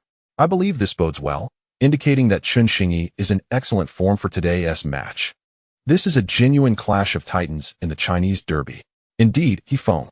There is little cause for concern regarding Huli's performance. As long as Chun Xingyi maintains his form, today's Chinese derby promises to be thrilling. The 2 Chinese commentators were incredibly excited, as if they could already envision the beautiful moments to come. In this match, regardless of the outcome, Chinese football fans are not the losers. Chapter 169. Why use a sledgehammer to crack a nut? The Pirates' offensive attempt faltered as Tanini aimed to pass to Huli, only to have his intention intercepted by Danny Drew, who anticipated the play, positioned himself effectively, and successfully regained possession. Huli turned to see Drew snatch the ball away, regretfully waving his hand, yet he did not forget to commend Tanini. Regardless of the quality of the pass, he praises anyone who passes to him. For cultivating friendships will lead to an increasing number of teammates willing to share the ball with him. If one continually complains about teammates for not passing the ball or for poor passes, one will inevitably become an isolated figure. Upon entering the professional football realm, Huli profoundly recognized the significance of this issue. From the Flash Stars to the Pirates, he consistently commended his teammates who passed the ball to him. Even if their passes were less than perfect, such praise would often leave those teammates feeling obliged to pass to him in the future. By merely offering a compliment, he reaped an abundance of passes in return. This exemplifies the survival wisdom of a forward. After Drew intercepted Huli's ball, he was reluctant to let the football linger at his feet. Instead, he swiftly passed it forward. The head coach, Monster, had specifically instructed prior to the match that the team must transition quickly from defense to offense, aiming to advance rather than engage in lateral passes or backward play. This was crucial for Amsterdam Athletic as they contended with the Pirates at home. Increasing the tempo and employing all means to accelerate was essential. Speed was Amsterdam Athletic's advantage, and Chun Xingyi was pivotal in this acceleration.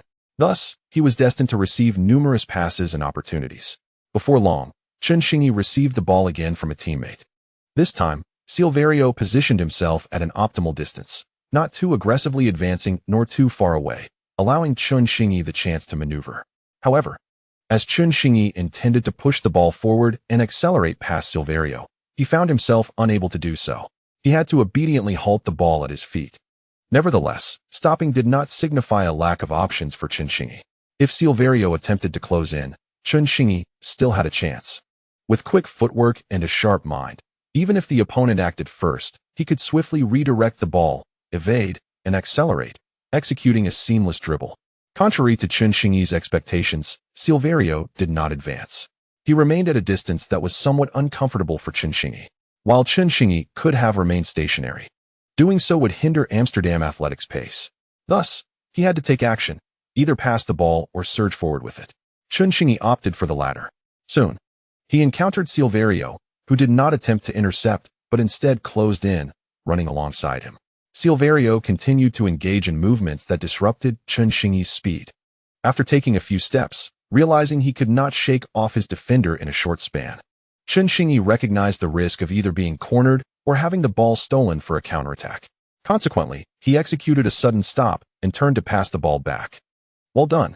The Pirates captain, Ramirez, vocally praised Silverio's defensive effort, acknowledging it as the correct approach.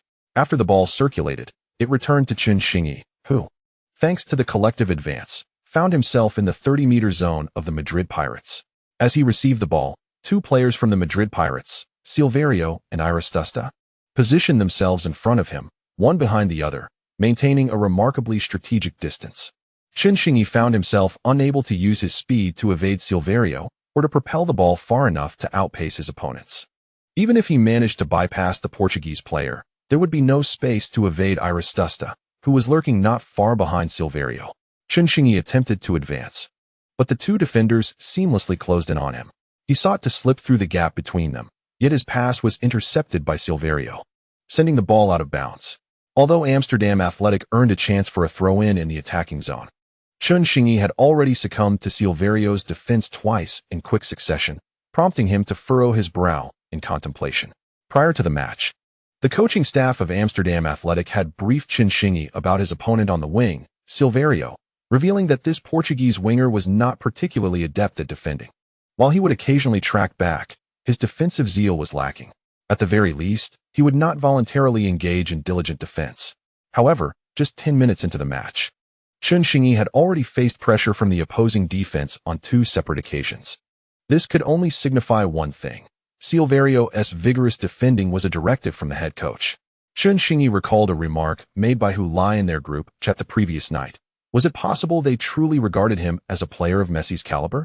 Subsequently, it appeared that Chen Xingyi was indeed receiving special attention from his adversaries, as he found himself targeted even when attempting to reposition to the right flank.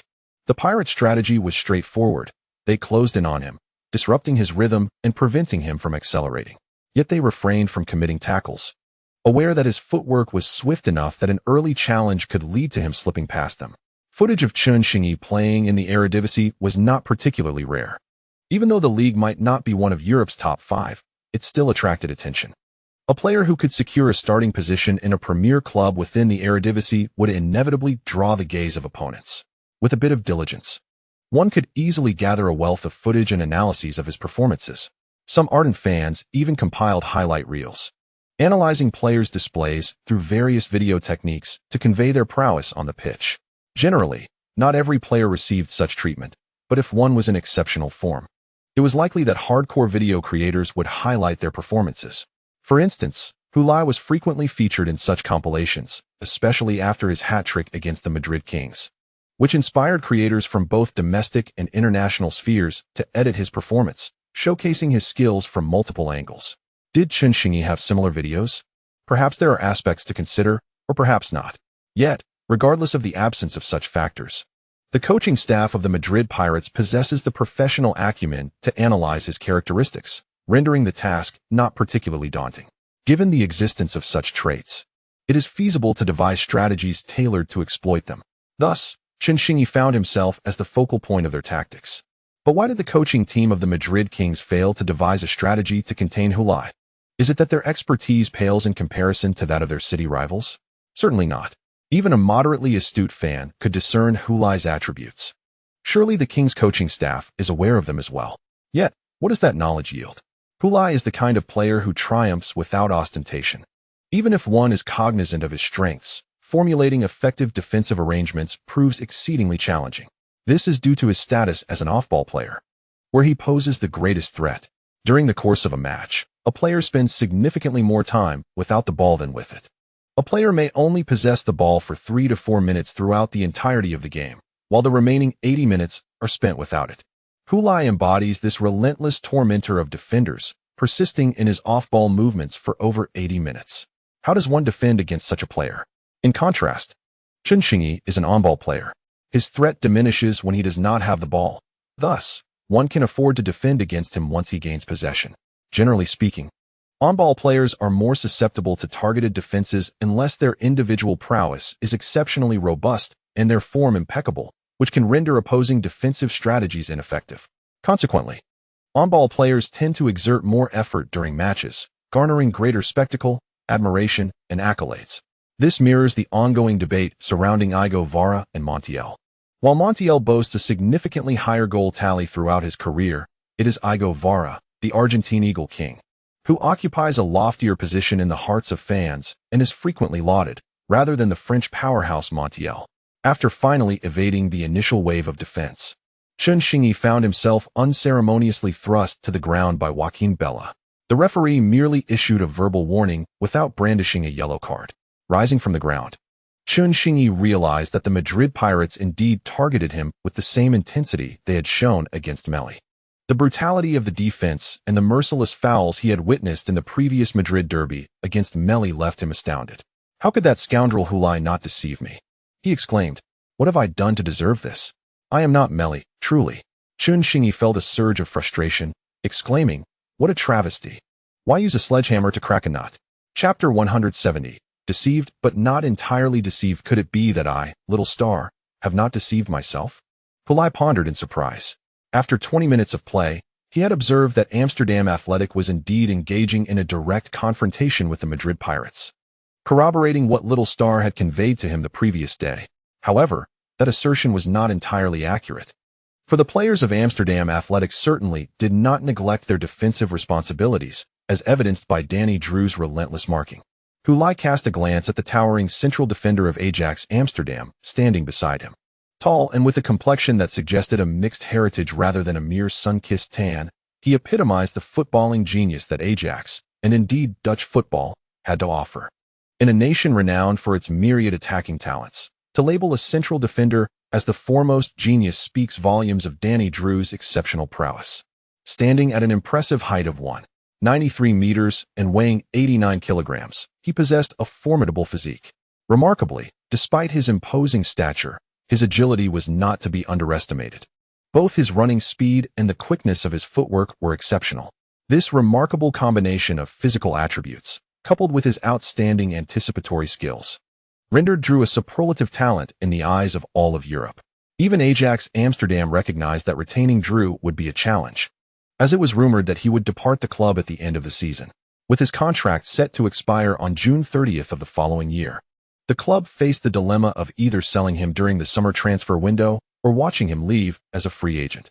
Drew's agent had publicly declared that his client would not be renewing his contract with Ajax, making his intentions unmistakably clear.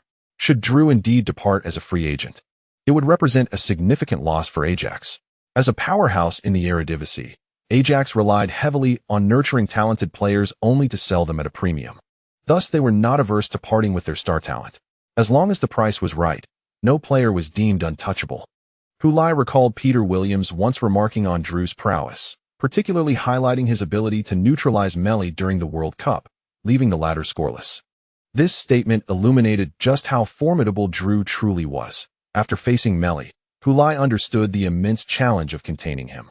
In the ongoing match, Hulai found himself under Drew's vigilant scrutiny. With 20 minutes elapsed, Hulai had only managed a single shot, which went astray due to Drew's interference.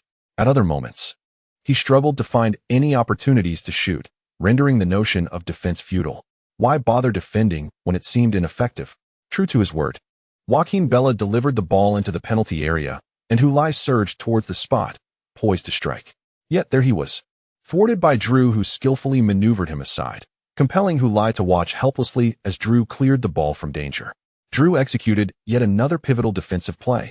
His performance was stellar, and under his watchful eye, Hulai had yet to find any meaningful chances. The commentator from the Dutch television network expressed his exhilaration, emphasizing that Ajax's victory over the Madrid Pirates was contingent upon the contributions of two key players. In attack, the focus was on Chen Xingyi, while defensively, all eyes were on Drew. If Drew could effectively neutralize Hulai and prevent the Pirates from scoring easily, Ajax had already secured half of their victory. The next step was to observe Chen Xingyi's performance. However, it appears that Chen Xingyi's performance in this match was far from optimal. Although he successfully defended against Hulai, Danny Drew did not seem to share in the triumph. His face remained tense, devoid of any signs of relaxation. Observing this, Hulai could not help but remark, "Hey Drew, there's no need to wear such a grim expression. You just won. Truly, you won." To this, Drew nearly retorted, "Winning against you in a match does not equate to victory." Fortunately, he recalled the head coach's admonitions and stifled his response, feigning ignorance towards Hulai's words. Displaying no reaction whatsoever, Hulai, keenly observant, noted that Drew had indeed reacted to his statement, as evidenced by the unmistakable preparatory gesture before he nearly spoke. It was clear that Drew had heard him. It was not a matter of not listening. So why the reluctance to engage? It was not merely a matter of avoidance. Rather, he seemed to choke back his words just as he was about to respond. This piqued Futile curiosity, prompting him to voice his perplexity directly. Strange, Drew. Are you holding back something? Is there a thought you cannot express? Are you afraid of offending me? Oh, please, cast aside such worries. Let us be forthright. If you have any reservations about me, do share them directly. Should I have inadvertently offended you, I am more than willing to apologize. Truly, there exists no animosity between us. Do you remember? At the ceremony for the European Young Player of the Year, when we first met, you took the initiative to greet me. I believed we were friends.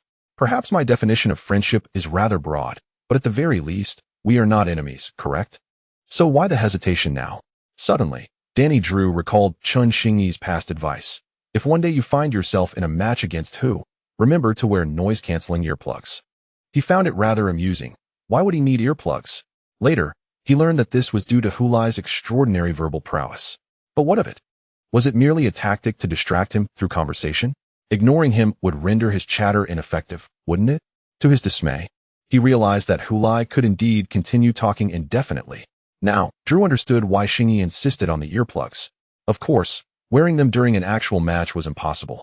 Yet, faced with the incessant noise from someone like Futile, Drew felt as though his head might explode. He took a deep breath, striving to calm the tumult within his mind. Futile, noticing Drew's deep inhalation, quickly pressed, "You took a deep breath just now? That indicates you heard my previous words, yes? If you heard me, why the silence? Is it inconvenient to speak? Is your throat sore? No worries, I understand. Football matches often entail shouting, and if you prefer not to speak or cannot, you may respond with gestures, such as nodding or shaking your head. Is that acceptable?" Behind Drew's tightly pressed lips lay clenched teeth. He had never anticipated that remaining silent could prove to be such a formidable trial. Drew turned and fled. Futile, observing this scene from behind, found himself bewildered. Could it be that I am so intolerable? Did that scoundrel speak ill of me in front of Drew? Futile was perplexed as to why Drew was reluctant to engage in conversation with him. Yet, he chose not to dwell on it. After all, he was there to compete, not to engage in idle chit-chat with Drew. He swiftly redirected all his focus back to the match. Although Drew's defense was stringent, Futile's strength lay in his uncanny ability to discover openings. Soon, the Madrid Pirates advanced into the 30-meter zone. Futile made a diagonal run into the penalty area, preparing to unleash a shot as the ball approached. However, as his right leg descended, he deftly directed the ball to the left. Simultaneously, he shifted his body and quickly lifted his left leg to take the shot. The ball, however, did not soar towards the goal. It had barely left the ground when it was intercepted, sent out of bounds by a leg. Danny Drew. Oh, a splendid defense. Accompanied by the Dutch commentator's exuberant exclamation. The fans of Ajax Amsterdam erupted in astonished applause for Drew. Damn. Futile, cradling his head in his hands, muttered a curse. Prior to his shot, he had discreetly confirmed Drew's position with his peripheral vision, believing that his feint would deceive Drew. Drew, hearing the familiar sound from behind, recognized it as a phrase he had heard from Chun Xingyi. He grasped its general meaning. Futile felt a surge of frustration and anger at having his own shot blocked. Yet, Drew did not revel in his successful defense against Futile. Rather, beneath his calm exterior lay a heart racing with trepidation. He felt a surge of fear at the thought that had he not returned in time, that shot might have posed a genuine threat to the goal defended by the captain. He had barely made it in time. To thwart that shot, he had thrust his long leg forward with all his might. For a fleeting moment, he even feared that he might pull a muscle in his thigh. If the ball had deviated even slightly, he might not have been able to block it, even at the cost of injury. Thus, Drew did not attribute his successful defense to skill, but rather to sheer luck. He had genuinely been deceived by Futile's initial feint. Yet his physical prowess had allowed him to recover just in time. Now, as he supported himself on one knee, he was acutely aware of the strain his right knee had endured while pivoting back. Although everything seemed normal at present, enduring a few more such instances could very well lead to injury. He had meticulously studied Futile's performance in the match against Real Madrid, and when he witnessed Futile executing an extraordinarily difficult turn to evade Peralta and score, he had wondered if that was merely a fluke. After all, Futile had seldom, if ever, performed such a maneuver before. Now it appeared that it might not have been a mere coincidence. After expressing his frustration, Futile forcefully swung his arm, releasing the pent-up emotions he had just experienced. He then turned to the stern-faced central defender of Ajax, number 4, Danny Drew, and remarked, "You managed to keep Meli from scoring in the World Cup, didn't you? Excellent. I, too, regard Meli as a formidable opponent. Allow me to test my mettle against you." Futile, who had missed a scoring opportunity, fixed his gaze on Drew and flashed a toothy grin, resembling a jester striving to capture the attention of the other. Chapter 171. Relieving pressure. The match continued, with Ajax, playing at home, adhering to Coach Monster's directives. After executing their defensive duties, they swiftly transitioned to offense, attempting to advance the ball upfield. However, the results were rather lackluster due to an issue with Chun. When Chun received the ball again, he attempted to break through but, confronted by the dual defense of Silverio and Irasusta, abruptly halted and redirected the ball back. Midfield maestro Laurent Abil was left with no choice but to shift the ball laterally to the other side. How many times has Chun passed the ball back in this match? Parati, the Pirate coach on the sidelines, abruptly inquired of his assistant, Valentin. "This is the 4th time," Valentin replied. Parati glanced at the match clock. 27 minutes had elapsed, with 4 backward passes and no successful breakthroughs forward. This indicated that their defensive strategy against Chun Xingyi was proving effective. He nodded in satisfaction. Silverio's performance was commendable, as he had sacrificed his attacking prowess but executed his defensive responsibilities diligently. On the adjacent bench, Coach Monster stood by the sidelines, repeatedly shouting Chun Xingyi's name, Xing, Xing. The home team, Ajax, was attacking from left to right, separated from the bench by the entire field. Thus, despite his hoarse voice, his calls might not reach Chun's ears. Yet, he persisted, accompanied by exaggerated gestures to alert Chun to pay attention. "Forward! Forward!" He signaled for Chun to refrain from consistently passing backward or laterally, but to push ahead. As a winger, Chun Xingyi's greatest value lay in his ability to advance. Monster intended to utilize this very capability in the match. If Chun merely continued to pass back or sideways, what was the purpose of having him start? Chun noticed the coach's gestures and understood that he was being urged to move forward. Consequently, when he next gained possession, he endeavored to confront the opponent decisively. Yet, he faltered again, and worse still, he inadvertently carried the ball out of play. This not only halted the team's offensive momentum, but also granted a throw-in to the Madrid Pirates. In the stands, Chun Hantang observed his son's performance. Unable to suppress a frown and shaking his head, he had eagerly awaited this match, initially hoping it would be an opportunity for his son to shine in front of Hu Lai and the national audience. However, due to the absence of broadcasting rights for the Eredivisie in China, it was difficult for Chinese fans to witness Chun Xingyi's exploits on the Dutch pitch. Only during the Champions League can one conveniently witness his matches. Consequently, as this particular game unfolds, his son has only managed to deliver a moment of brilliance. Or rather half a moment, right at the onset of the match. Although he deftly maneuvered past Silverio, he was swiftly thwarted by the Pirate midfielder, Ramirez. Following that, he appeared as though he were glued to the pitch, unable to exploit his speed advantage any longer. This is not the level one would expect from his son, and based on his careful observations over time, such a state should not characterize him. Chun Hantang finds it perplexing at the beginning of the match. His son seemed eager and enthusiastic, yet now he appears to be mired in a quagmire. "Reveal your true potential, my son," the father silently implores from the stands. Gazing at that figure, in the group chat, Wang Guangwei suddenly interjects, "I can't believe it, Hu Lai wasn't he lying? The Pirates are genuinely treating Little Star as if he were Messi. This is utterly absurd. It feels as though the Pirates are overreacting. Did that little brat, Hu Lai, exaggerate Little Star's capabilities to their coach?" Soon after, Zhang Qinghuan responds, "How could that be? The Pirate coaching staff isn't foolish. They wouldn't simply take Hu Lai's word for it. This must be a collective decision of the coaching team." Wang Guangwei, what does that imply? Does the Pirate coaching staff believe Little Star is on par with Messi? Zhang Qinghuan, not necessarily. However, regardless of Little Star's actual level, approaching him with the same intensity as they do against Messi is undoubtedly prudent. After all, both are players renowned for their dribbling prowess, rapid acceleration, and nimble footwork, with Messi representing the pinnacle of such talent. Feeling a twinge of sympathy for Little Star after hearing Zhang Qinghuan's words, Wang Guangwei fell silent for a few seconds before commenting in the group chat. He had witnessed last weekend's Madrid derby and understood how the Madrid Pirates defended against Messi. They managed to limit the informed Messi to just one goal throughout the match. Oftentimes, 2 to 3 players from the Madrid Pirates would relentlessly pursue Messi, like rabid dogs. It wasn't merely the players intercepting the ball. Their successful defense stemmed from the constant pressure they applied, constricting his space until he ultimately lost control of the ball. The moment Messi gained possession, players would swarm him, employing both hands and feet, never hesitating to commit a foul if necessary. Such defensive intensity caused Messi to tire significantly in the latter stages of the first half, resulting in a performance that paled in comparison to his earlier display. By the second half, Messi's inability to score was also a consequence of the immense physical exertion expended in grappling with the Pirate players. Having just witnessed the Madrid derby, watching this Champions League match evoked a strong sense of déjà vu.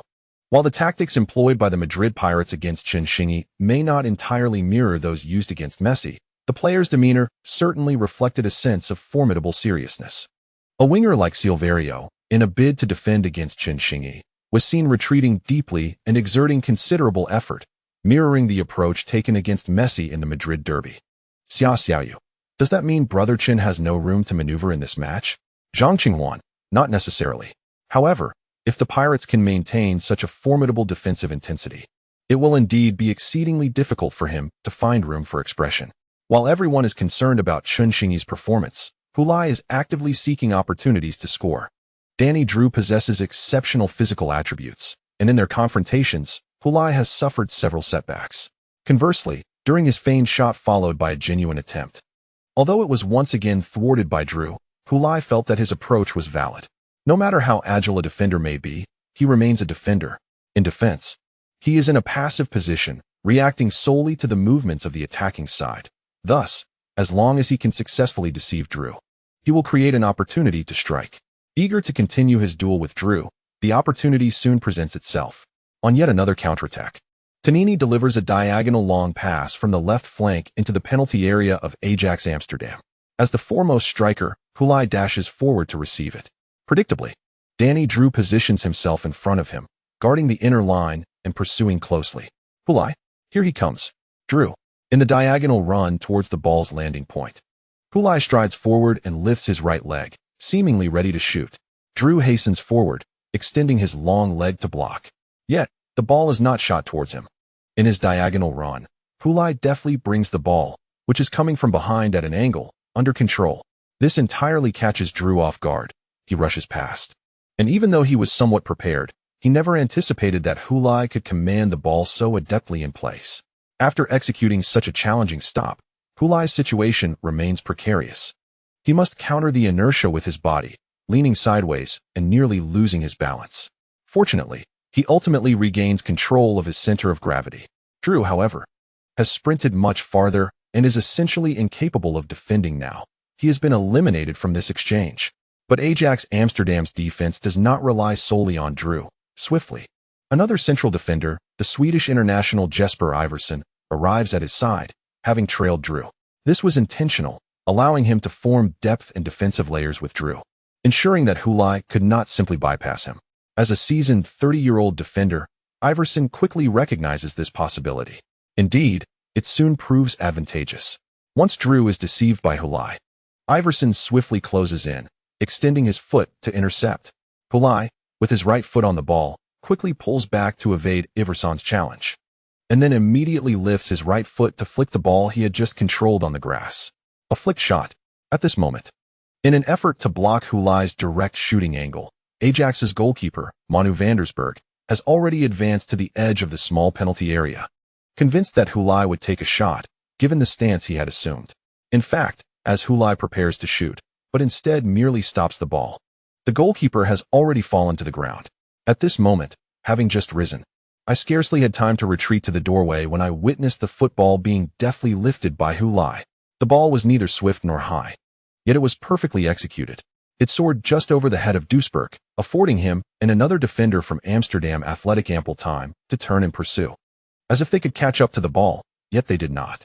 Even as Duisburg leapt into the air, attempting to strike the ball, and the nearby Amsterdam defender attempted an acrobatic clearance on the goal line, they failed to make contact. Hulai. Ah, splendid. Magnificent. Wow. effortlessly graceful, so light and so nonchalant. Futile. In the 36th minute, he broke the deadlock for the Madrid Pirates, taking the lead. Amid the exclamations of commentator he foamed, the football crossed the goal line, settling into the net of Amsterdam Athletic. The cacophony within the arena's stadium diminished significantly. Many Amsterdam fans stood transfixed, staring blankly at the scene before the goal, momentarily silenced. As Chun-Shingi retreated to his half, he witnessed Futile's soaring strike breach the defenses of Amsterdam Athletic, leaving him momentarily stunned. Futile, in the face of Drew's close marking, managed to shake him off and score such a splendid goal. Chun, as Drew's teammate, was acutely aware of the prowess of this Dutch national team's key center-back. A prodigy of unparalleled talent, he had once thwarted Messi for 120 minutes during the World Cup, conceding not a single goal. Yet now, he found himself outmaneuvered by Futile, helplessly watching the ball enter the net. In their contest, Futile had triumphed over the Dutch prodigy. Drew's tight defense had not intimidated him in the least. And what of Chun? It felt as if he had become a timid soul. But surely, that made no sense. The Pirates treated him with the same regard they afforded Messi. Did that not signify their recognition of him as an equal threat? What, then, was there to fear? He ought to be elated. After all, it was Messi. To think that he could be compared to Messi? What could hold more weight than the acknowledgement of an opponent? Amidst the uproar of the home crowd, Chun-Shingi took a deep breath, expelling the tumult within him. The air rushed between his lips, producing a sound reminiscent of an engine's pressure relief valve releasing steam. Sizzle. A New Year-esque greeting to all, as I penned the first word of this chapter. The clock read 11:37 in the evening. I wonder what time it will be upon its completion and whether the new year will have arrived. In this special moment, I wish to extend my New Year-esque greetings to everyone while sharing a few brief thoughts. I calculated that by this March, my book The Fox in the Box will have been serialized for 2 full years. Consequently, this will mark my 4th work to have reached the 2-year milestone. My previous 3 include We Are Champions, which took 3 years to complete, The Godfather of Champions, which spanned 2 years and 2 months, and The Heart of Champions, which also took 2 years to finish. Having perused the other books, I was somewhat astonished to discover that each serialization lasted less than 2 years.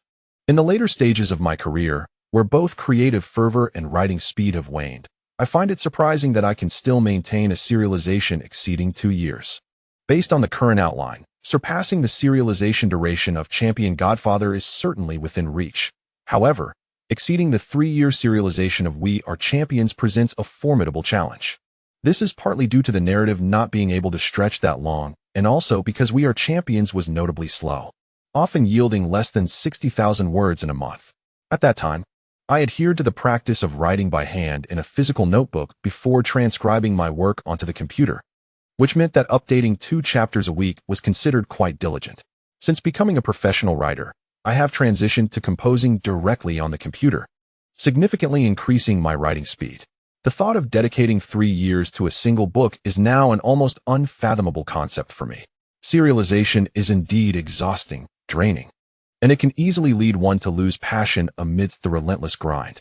For instance, this spring festival finds my son alone in the living room, enjoying the spring festival gala, laughing heartily at the comedic sketches, while my wife, uninterested in the gala, opts to play on her phone in the bedroom. As for me, I sit before the computer in my study, typing away in an effort to stockpile material for the holiday. Even on New Year's Eve, I find little time to spend with my family. Thus, today feels no different from any other day, save for the fact that my son can stay up a little later. Perhaps I might even retire to bed a bit earlier than usual. Tomorrow, on the first day of the new year, aside from dining at my parents' home, I shall return to writing, and writing. It will not be until the second day of the new year that I have arranged to stay for 2 days at a hotel near Qingqing Mountain with my wife's relatives, allowing the children to set off fireworks. Yet, I will still bring my laptop, striving to produce some work, even if it's just a chapter a day. This encapsulates the daily routine of a professional writer. While online complaints about the 996 work schedule abound, a professional writer operates on a 007 schedule, working from midnight to midnight, 7 days a week, 52 weeks a year, 365 days without respite, in an endless cycle. Regardless of whether one takes a break, writing must continue, either to stockpile work or to maintain a writing rhythm. When will there be a moment to rest? Some authors choose to conclude their works by the year's end, allowing for a more peaceful and relaxed spring festival. I am uncertain whether Fox of the Forbidden Zone can extend to next year's spring festival, but I shall ride it to completion and refinement at my own pace. Eventually, I will arrive at an ending that has played out in my mind countless times. On that day, I will exhale a sigh of both melancholy and relief. For now, however, I must continue to write. As the clock strikes midnight, I wish everyone a prosperous year of the tiger, filled with vigor and vitality. Additionally, I would like to gently remind everyone about the monthly votes for February, which also marks the guaranteed month of the year of the tiger. Lastly, let us discuss the update schedule during the Spring Festival. Initially, I intended to commence my leave on the second day of the Lunar New Year. However, given the current competitive narrative, I wish to alleviate any anxiety among readers by maintaining a daily update rhythm of 2 chapters until this match concludes, followed by a few days of single updates, contingent upon my backlog of content. Ultimately, I extend my heartfelt gratitude to all of you for your unwavering support of the Fox in the Forbidden Zone over the past 2 years. Thank you for every monthly vote, each recommendation, every tip, and every comment. The Fox in the Forbidden Zone has achieved the esteemed title of Top 1 in the male sports category for 2021, a recognition that belongs to all its readers and to the diligent and endearing operators, Gij Wu and Vera. Chapter 172. The difference between Hu Lai and me. Upon witnessing Hu Lai's score, Chen Xingyi found himself engulfed in a multitude of thoughts.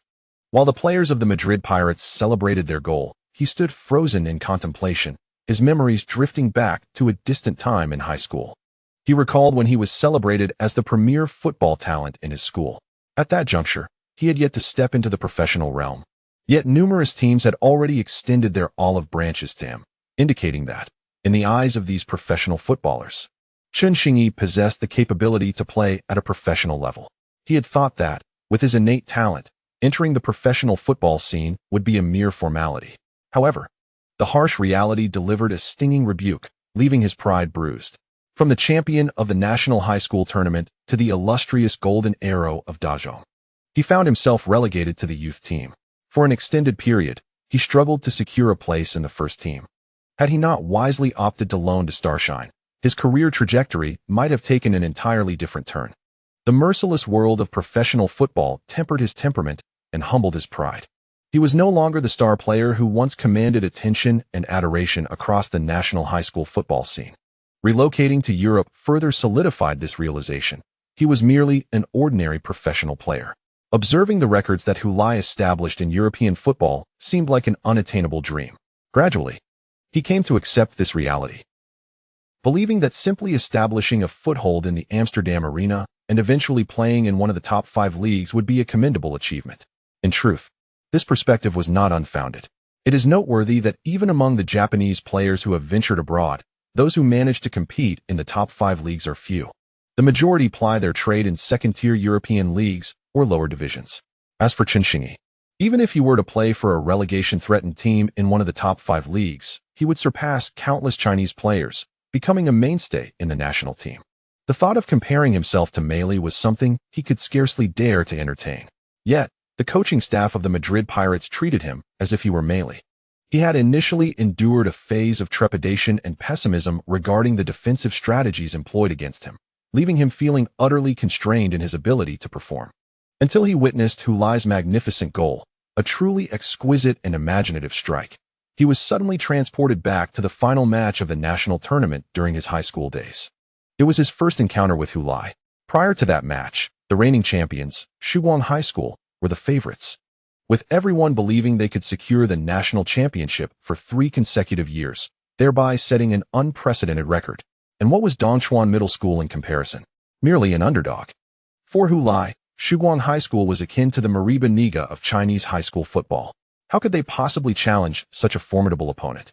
Yet, in an astonishing turn of events, Hu Lai executed a hat trick, remarkably defeating the powerful Shuguang High School and leading Dongchuan Middle School to victory. Hu Lai himself emerged as the top scorer and best player of that national tournament.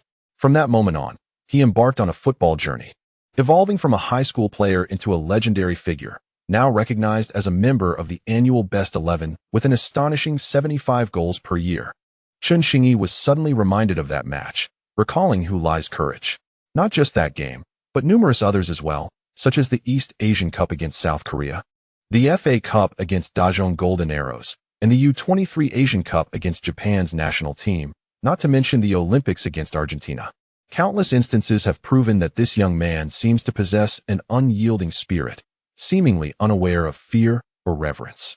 Thus, he has journeyed to this point, becoming a true contender alongside Mariba. Danny Drew finds no advantage over him. Meanwhile, Chen Xingyi feels intimidated by his opponent's demeanor, which is rather laughable. Setbacks? Certainly. He has faced many obstacles transitioning from high school football to the professional realm. But has Hu Lai never encountered challenges? The crucial aspect is not whether one faces setbacks, but rather how one confronts them. Chen Xingyi, unexpectedly, has become a coward through years of trials. Damn, Hu Lai is incredible, truly remarkable. On the stands, Chen Hantang noticed some Chinese student fans waving their national flags and cheering in Mandarin after Hu Lai's goal. These individuals proudly donned scarves of Amsterdam athletics, likely students studying in the Netherlands. In stark contrast, while his son struggled on the field, Hu Lai delivered such a spectacular goal, giving Madrid Pirates an away lead. He couldn't help but worry about how the online community might ridicule his son. The poor performance of his son only highlighted Hu Lai's flawless execution. Though Chen Hantang held no ill will towards Hu Lai, he feared his son would become a stepping stone for him. With this thought, he cast a glance towards his son, standing at a distance. If it weren't for the overwhelming noise, he would have wanted to shout at his son, "What are you doing?" From childhood to adulthood, the prodigious son has never caused him any worry in the realm of football. Although there were some setbacks, they have all been surmounted. Observing Hu Lai, who once lagged behind his son, increasingly excel on the pitch, he reassured his son that each individual has their own path.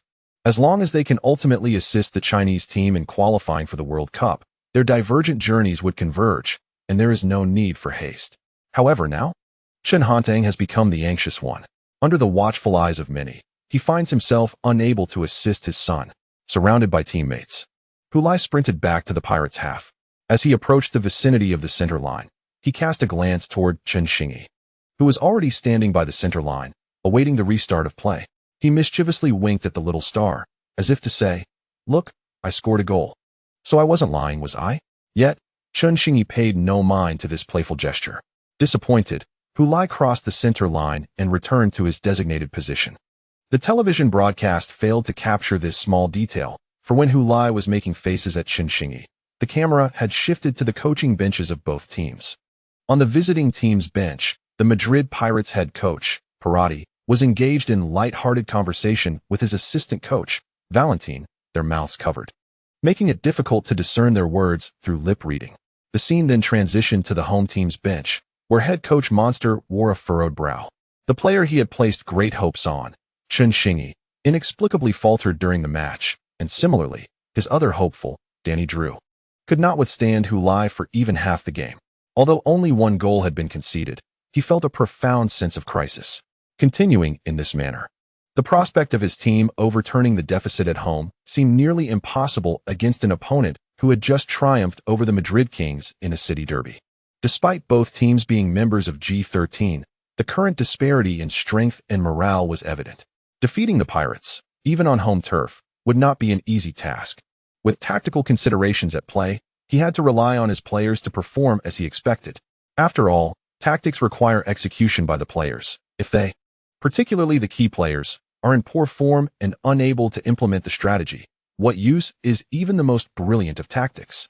Hu Lai's goal came at the 36th minute, leaving less than 10 minutes in the first half after his scoring. During this interval, neither the Madrid Pirates managed to score again, nor did Amsterdam Athletic find the back of the net. When the referee blew the whistle to signal the end of the first half, the score stood at 0-1, with the home team trailing. The television broadcast first focused on Hu Lai, who strolled off the pitch with a relaxed smile, having scored a goal in the first half and feeling quite at ease. The broadcast then shifted to Chen Xingyi, seemingly aware that this match showcased a duel between two Chinese players. The close-up of Chen Xingyi depicted him with his head down, jogging swiftly, soon disappearing into the tunnel. In the first half, Chen Xingyi's performance was rather unremarkable. He faced intense defensive scrutiny from the Madrid Pirates, with opponents surrounding him at every turn. One can only hope he finds his rhythm in the second half, sighed Hifeng, observing the scene. Just yesterday, during the match between Tlamid and Alvara, He had boldly proclaimed that today would showcase a spectacular Chinese derby. Yet, while Hulai delivered an outstanding performance today, Chen Xingyi appeared lackluster. If it were merely Hulai's brilliance on display, what significance would this Chinese derby hold? Yin Kong interjected, noting that in the final moments of the first half, Chen Xingyi's performance did show signs of life, nearly creating a cross opportunity. Unfortunately, the time allotted to him was too brief, and the first half came to a close. Do not be disheartened. If you can sustain that momentum from the last few minutes, I believe there is still hope. Starting from the 40th minute, as the first half drew to a close, the home team, Amsterdam Athletic, launched a vigorous offensive, seemingly intent on seizing the opportunity presented by the Pirates' momentary lapse in concentration to equalize. In simpler terms, it was a surprise attack. During these fleeting moments, Chen Xingyi secured a chance. Rather than attempting to dribble through, he opted to pass the ball sideways to Abil's, then suddenly accelerated behind the Pirates' defense. Though his earlier performance had been lackluster, Abil still entrusted him with the ball. However, under the pressure from Ramirez, the pass was slightly overhit. Nevertheless, Chen Xingyi managed to chase it down just before it crossed the goal line and swung his foot to send the ball towards the center. Despite his earnest efforts, the ball sailed past the baseline, failing to reach the goal. This marked Amsterdam Athletic's final offensive of the first half. Shortly thereafter, the referee blew the whistle, signaling the end of the first half. Though that cross did not succeed, Yin Kong perceived a glimmer of positivity. At least Chen Xingyi was actively pushing forward in the match. He hoped that Chen Xingyi could channel that energy into the second half, urging him not to let that momentum dissipate. Chapter 173. They know I am dangerous, Xing. What was going on with you in the first half? In the home team's locker room, head coach Monster pointedly addressed Chen Xingyi. Some teammates cast their gazes toward him, while others deliberately averted their eyes, wishing not to exacerbate his discomfort. After all, facing such scrutiny was far from pleasant, particularly when confronted by the head coach's inquiries. Monster was not known for his stern demeanor, yet that did not imply he lacked the capacity for severity. When he chose to be strict, he could be quite intimidating. Once one of the nation's most successful football players, he had achieved legendary status during his playing days. While he often maintained a jovial disposition during crucial moments, even his silence and steady gaze could unsettle most players. During his playing days, he was a formidable figure, having clinched the Champions League title with Ajax in Amsterdam. What spectacle had he not witnessed? In the locker room, who among the players could stand before him without feeling intimidated? It was evident from Monster's tone that he was deeply displeased with Chen Xingyi's performance in the first half. Even if he were to announce that Chen Xingyi would be substituted at halftime, no one would be taken aback. Drew, feeling a twinge of anxiety, discreetly observed Mr. Monster, fearing that he might indeed follow through with such a decision. However, Monster refrained from elaborating further. After posing his question, he fixed an intense and somewhat fierce gaze upon Chen Xingyi. Under his scrutiny, Chen Xingyi rose from his seat, met his gaze, and said, "I sincerely apologize, sir. I am also sorry to everyone. I regret my poor performance in the first half." Upon finishing, Chen Xingyi bowed to all present. This gesture took nearly everyone by surprise, save for Monster, who remained expressionless as he regarded Chen Xingyi. "An apology alone is insufficient, Xing," he stated. "Your lackluster performance in the attack placed undue pressure on our defense." Chen Xingyi nodded and replied, "I assure you, sir, I will not repeat such mistakes in the second half. If you choose to substitute me, I understand, but I hope you can grant me another opportunity." Monster scrutinized Chen Xingyi for a considerable time, the locker room enveloped in a suffocating silence. Even under Monster's formidable presence, Chen Xingyi found it difficult to maintain eye contact and gradually lowered his head, anxiously awaiting his ultimate judgment. Should the coach decide to substitute him at halftime, it would signify a breach of trust, rendering his future endeavors exceedingly challenging. It was not a death sentence, but for someone with a history, regaining the coach's trust would demand greater effort and a stroke of luck. Although he felt that being substituted due to his first-half performance was justifiable, a sense of reluctance lingered within him, hoping against hope that the coach would grant him another chance. He vowed not to disappoint those who still held expectations for him. Yet, he found himself unable to voice such sentiments, for words alone bore no weight. Until he achieved tangible results, no one would believe a braggart. Such is the harsh reality of professional football, a realm far more brutal than school-level football, by 100-fold or 1,000-fold. This was not a nurturing environment for growth. It was a battlefield where only the strong survived. If one could not perform under pressure, they deserved to be cast aside. As Chun Xingyi's mind raced with these thoughts, he heard Coach Monster's voice. Then you had better not let me down. With that, he turned and departed. Chun Xingyi exhaled deeply, stepped back, and slowly resumed his seat. His teammate, Danny Drew, immediately leaned in and whispered, "What on earth happened to you in the first half, Xing?" After a brief moment of silence, Chun Xingyi softly confided in Drew, "It's quite simple. I am afraid." Afraid? Drew's eyes widened in surprise. "Yes," Chun Xingyi confessed with a calm nod. "But what are you afraid of?" "I fear confronting the Pirates' defense, unable to deliver a performance that could aid the team." Drew contemplated the first half, recalling how the Madrid Pirates had targeted Chun Xingyi from the outset, a strategy that indeed posed a significant challenge. "Don't put too much pressure on yourself, Xing. The team's offense isn't solely your responsibility, nor is the victory yours to bear alone. Look at me. I also conceded a goal during the match, which could cost us the game. Yet here I am, perfectly fine." Drew reassured him with a smile, scratching his head. "Thank you for your words of wisdom, Danny. I feel much better now, and I won't be afraid in the second half," Chun Xingyi said, nudging Drew playfully with his shoulder while teasing. "But it's true. You did concede a goal, and yet you're still able to joke about it." Drew chuckled, a hint of pride in his demeanor. "Well, I'm a center back. It's inevitable to concede a goal during a match. No defender exists who can completely avoid conceding, right? Offense is not solely your domain, and defense is not solely mine." At that moment, Drew glanced around, leaning closer and lowering his voice to a near whisper, "Even if I make a mistake, if the captain performs well, we won't concede a goal." Chun Xingyi's eyes widened in disbelief at Drew's unexpected statement. Drew quickly waved his hands in protest. "Don't let this slip out, Xing. This is merely a dark thought of mine, and I've shared it with no one." Chun Xingyi nodded, covering his mouth, and offered Drew a trustworthy glance. "Hey, what are you two up to?" Just then, Captain Manu Vandesberg noticed their heads nearly touching and cast a curious glance their way. The two quickly separated, laughing awkwardly. "I'm encouraging Xing." Drew laughed heartily, giving Chun Xingyi a hearty pat on the shoulder. "Those Pirates are nothing to worry about. Let us crush them in the second half." Huh. Silviano, you did well in the first half, successfully containing their Chun. Keep up that level of play in the second half." In the away team's locker room, Parati was praising Silviano. The Portuguese winger, whose form was notoriously erratic, was like a mystery box each match. For this game, Parati had refrained from assigning Silviano any offensive tasks, instead urging him to focus on defending Chun Xingyi. This approach was intended to effectively reduce the likelihood of an unexpected mishap during offensive play. After the first half, Parati felt he had made the right decision. Compared to offense, which relied heavily on form, defense merely required adherence to discipline. In order to ensure that Silvio adheres to his defensive strategy in the second half, Parati resolved to offer more encouraging words, praising Silvio to bolster his fighting spirit, so he would not feel discontented with his defensive role.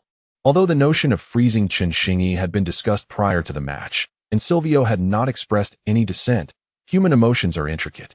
What if he suddenly harbored other thoughts? After lavishing praise upon Silvio, Parati turned to address all the players, stating, "Although we only scored once in the first half, we successfully stifled their offensive momentum. Their left flank has been rendered nearly ineffective, leaving only the right side. This makes our defensive task considerably easier. Yet, our opponents are not oblivious. They will not remain passive in response to such a situation. If circumstances do not change in the second half, Monster will undoubtedly make adjustments. It is possible that he will substitute their weak link, Chun Xingyi, during the intermission." Upon hearing this, Hulai paused momentarily. However, reflecting on Chun Xingyi's performance in the first half, it seemed rather lackluster. If he were to be substituted, it would not come as a surprise. Nevertheless, if that were indeed the case, Hulai would still feel a sense of regret for Chun Xingyi. Surely, it would be a long-awaited opportunity for him. After all, since the finals of the national competition, they had not faced each other as opponents again. Hulai eagerly anticipated the chance to compete against Chun Xingyi, even though, as forwards, they would seldom have direct confrontations. Nevertheless, witnessing the two as rivals would be exhilarating. Hulai snapped back to attention upon hearing his name. "I noticed your lack of response," Parati remarked, observing him. "Apologies, sir, I was momentarily distracted." The ever-gracious Parati, who consistently brought goals to the team, smiled and shook his head. "No worries. Battling with Drew can indeed be exhausting. he is a formidable opponent. Even Meli has been thwarted by him without scoring. To find the net against him is quite an achievement. However, we must secure a goal early in the second half. But the opponents will surely bolster their defense against you. Therefore, at the appropriate moment, you need to create space for your teammates or simply pass the ball to them. After hearing the coach's words, Futile nodded eagerly. No problem, coach. His agreement came swiftly, for he had never been a lone wolf. If a teammate had a better opportunity, he would be more than willing to pass the ball. His infrequent assists were not solely due to a lack of capability in delivering decisive passes, but also because he did not feel the need to assist his teammates. He always found himself in more threatening positions to receive the ball and shoot, thereby concluding the team's offensive efforts. When he passed the ball to his teammates, however, their ability to capitalize on those opportunities did not match his, failing to convert his passes into goals. Thus, Futile's assist statistics appeared rather dismal, painting him as a rather selfish player. In earlier times, Futile was not particularly renowned, but as his performance has improved and his fame has grown, it seems to affirm that he is not merely a fleeting star in the world of football. However, with this rise in prominence, controversies and criticisms have gradually surfaced. Accusations of selfishness and being a lone wolf are among the many disparaging remarks directed at him. As I previously mentioned, offense is not solely an individual endeavor. Although you may have become the focal point of our offensive strategy in this match, do not presume that your singular efforts can vanquish the Pirates. Likewise, defense is not solely my responsibility. The occurrence of a goal against us indicates that mistakes were made collectively, rather than from a single source. As we emerged from the locker room and walked down the tunnel towards the pitch, Danny Drew continued to elucidate his perspective on avoiding blame to chanting. Only by understanding this can one maintain composure after conceding a goal and refrain from succumbing to self-pity. Otherwise, I might transform from an iceberg into a volcano. Much like Albertazzi, for us defenders, emotional fluctuations are detrimental. Thus, Shingy, during the match, do not become overly concerned with the outcomes of one or two confrontations. Even if you are thwarted, so what? As long as your mindset remains intact, there will always be another opportunity. To put it bluntly, even if we lose this match, do not burden yourself with guilt. Consider this loss as entirely Danny Drew's fault for failing to prevent whose goal. What does it have to do with you? Chun Shingy shook his head in bewilderment, fully aware of Danny's character, but still finding himself astonished. Rest assured, I shall not shift the blame onto you. Actually, I do not mind at all, Drew replied with a grin. However, his smile abruptly froze as he noticed who lay beside him, his wide grin gradually fading. Chun Shingy also perceived this shift. Hu Lai, with a hint of playful mockery in his smile, addressed him, "Little star, did you not claim you would make me look good in the Champions League? I have arrived. Where is the spectacle?" Chun Shingy chuckled, "Do not rush, Hu Lai. You shall witness it in the second half." With that, he strode past Hu Lai and toward the exit of the tunnel. Hu Lai refrained from further comment and simply smiled as he watched him depart. Drew initially hurried to catch up with Chun Shingy, but then glanced back at Hu Lai, expressing concern. "Did you speak with him?" "It is of no consequence, Danny. I understand Hu Lai quite well. His tactics do not affect me." "So he was genuinely trying to provoke you?" Chun Shingy pondered for a moment before gently shaking his head. Rather than interference, it was more of a prodding. As he spoke, he momentarily found himself transported back to his high school days. The thought of facing Hu Lai again had lingered in his mind ever since that fateful match he lost. Even while being teammates with Hu Lai and the Shining Stars, he had not relinquished that desire. He had merely repressed it deep within. Surely, Hu Lai must be aware of this.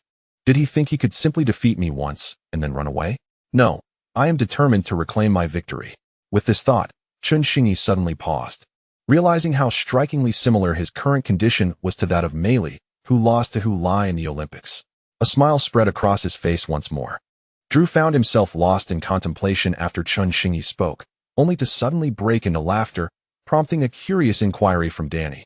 "What SM using?" "Oh, it's nothing, Danny. I merely believe that the Pirates may be correct in regarding me as a threat." Upon uttering this remark, Chun Shingy exited the tunnel and stepped onto the field. Chapter 174. Like a sharp blade, when Chun Hantang observed his son and Danny Drew emerge from the tunnel onto the field, he finally exhaled in relief. At the very least, his son would not be substituted during the halftime break. Should a substitution occur at that interval, his son would have no opportunity to return to the pitch, relegated instead to the bench while another player took his place on the field. As the second half approached, The fourth official raised the substitution board, announcing that Amsterdam Athletic had made a change, detailing who had come on and who had departed. Yet, Triumphant remained somewhat tense. He sensed that even if Munster refrained from substituting his son at halftime, their patience would not last indefinitely. Should his son fail to deliver a convincing performance in the second half, Munster would likely replace him without hesitation. Gazing at his son standing on the field, Triumphant reminisced about a few days prior when his son returned home from training, exuberantly sharing his excitement about being the offensive fulcrum in this Champions League match.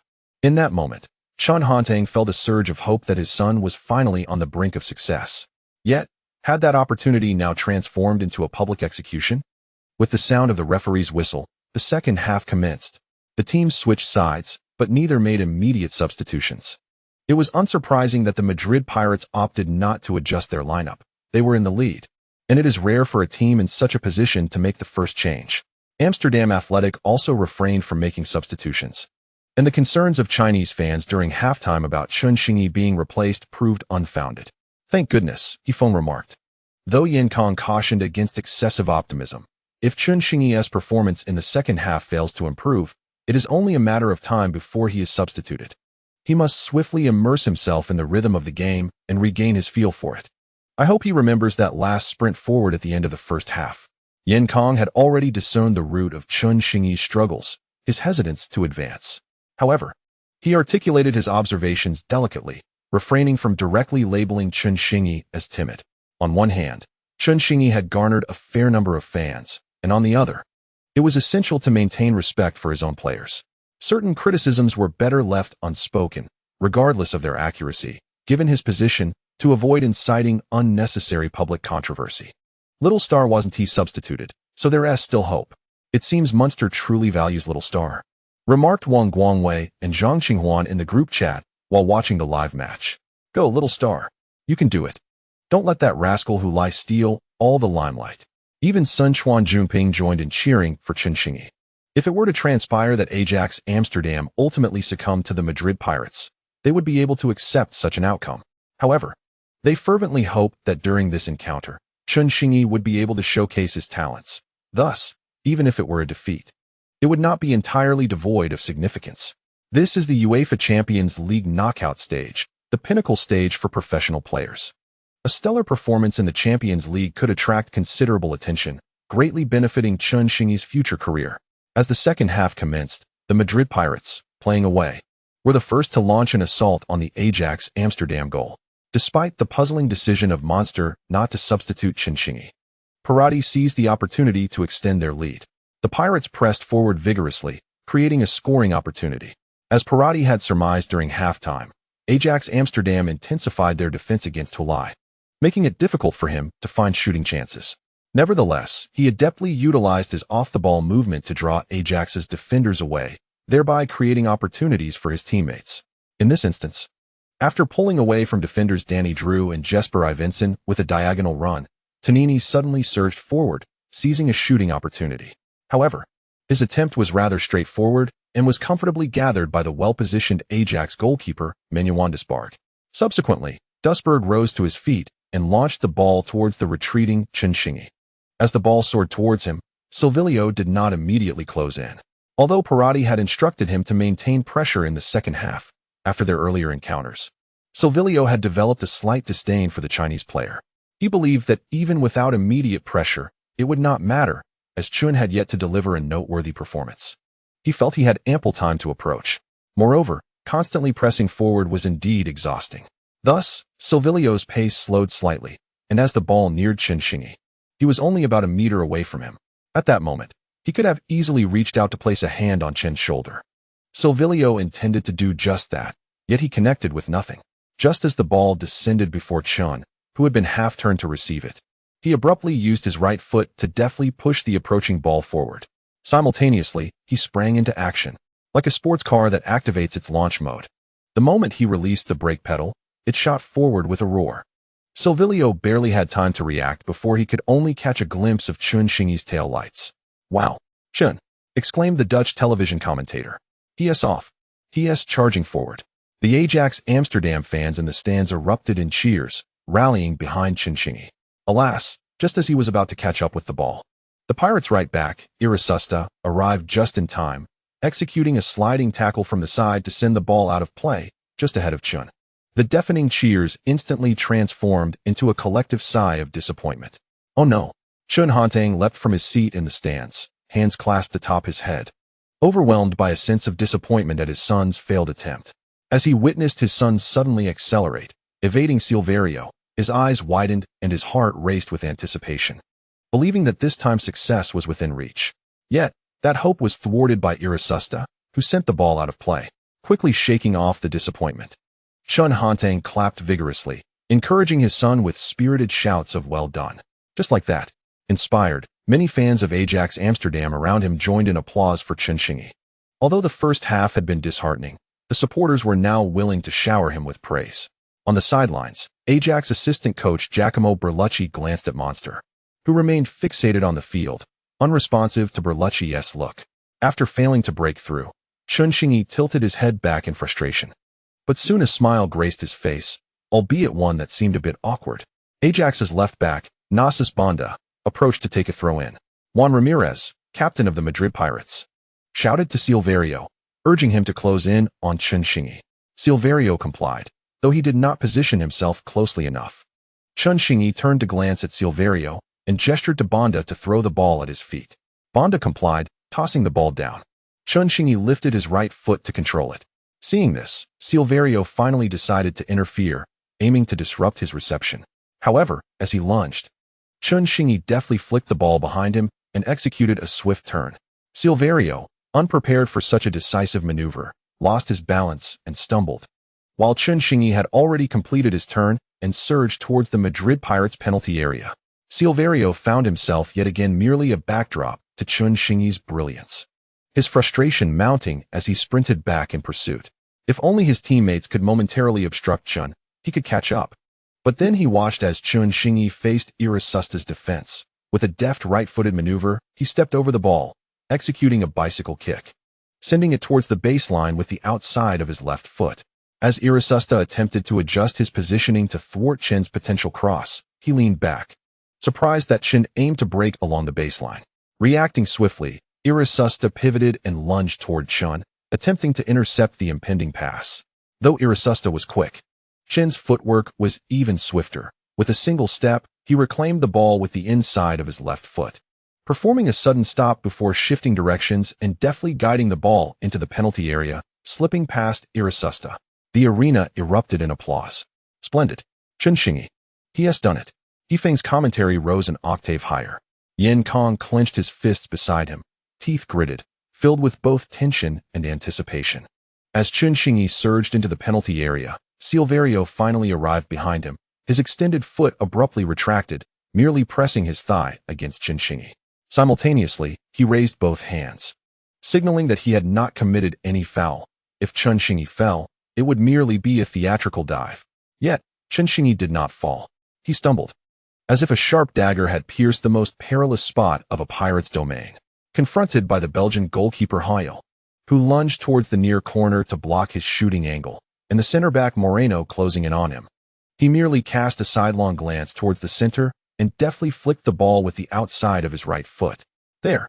The advancing midfielder Laurent Abillers adjusted his ankle to meet the rolling ball and executed a precise shot. The ball soared between the hasty Huyl's hands and the foot of the Pirates' defender Amantegui, finding the back of the net. Abillers J.L. The Dutch commentator raised his arms in exultation. Just 4 minutes into the second half, and we had equalized.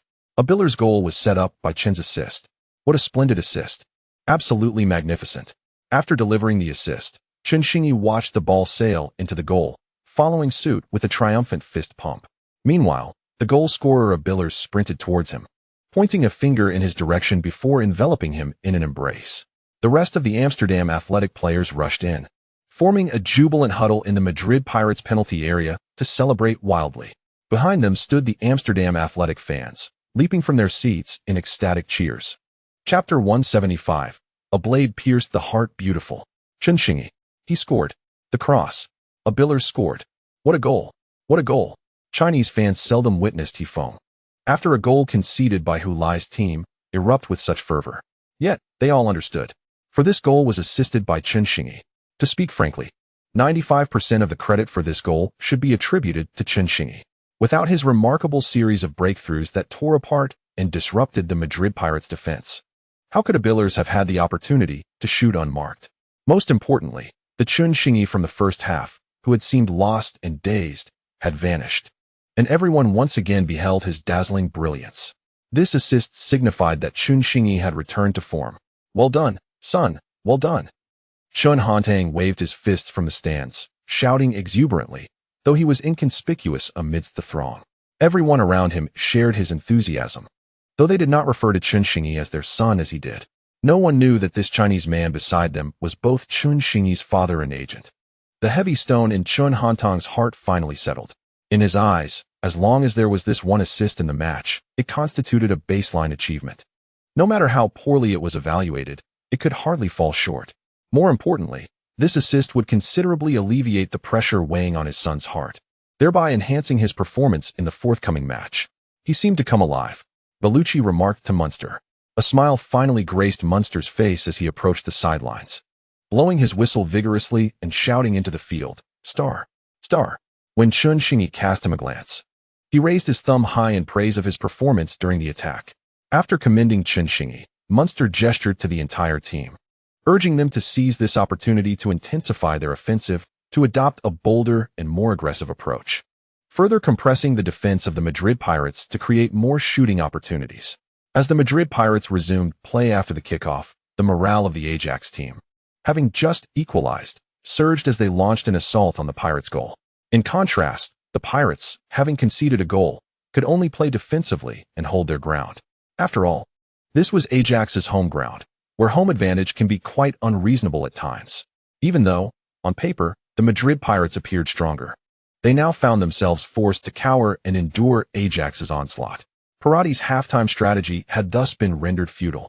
He had intended for his team to aggressively seek a goal at the start of the second half, believing that a 2-goal lead would allow them to remain composed even if Ajax managed to score one. Little did he know that it would be Ajax who struck first, and just 4 minutes into the second half at that. It was all too sudden, leaving the Pirates bewildered. Chanting's assist had substantiated his earlier claims to his teammates during halftime. He had indeed shaken off the dismal performance of the first half. Consequently, he was entrusted with significant responsibilities in the subsequent attacks. However, the intensity of the defense he encountered remained high. Nevertheless, Chanting's mindset had transformed from the first half. No matter the defensive pressure, he was resolute in his approach. When Silvaliro closed in on him after he gained possession, Chanting chose not to pass back, but instead accelerated with the ball, seemingly intent on racing Silvaliro. Silvaliro's speed was not particularly rapid, yet it was certainly not slow either.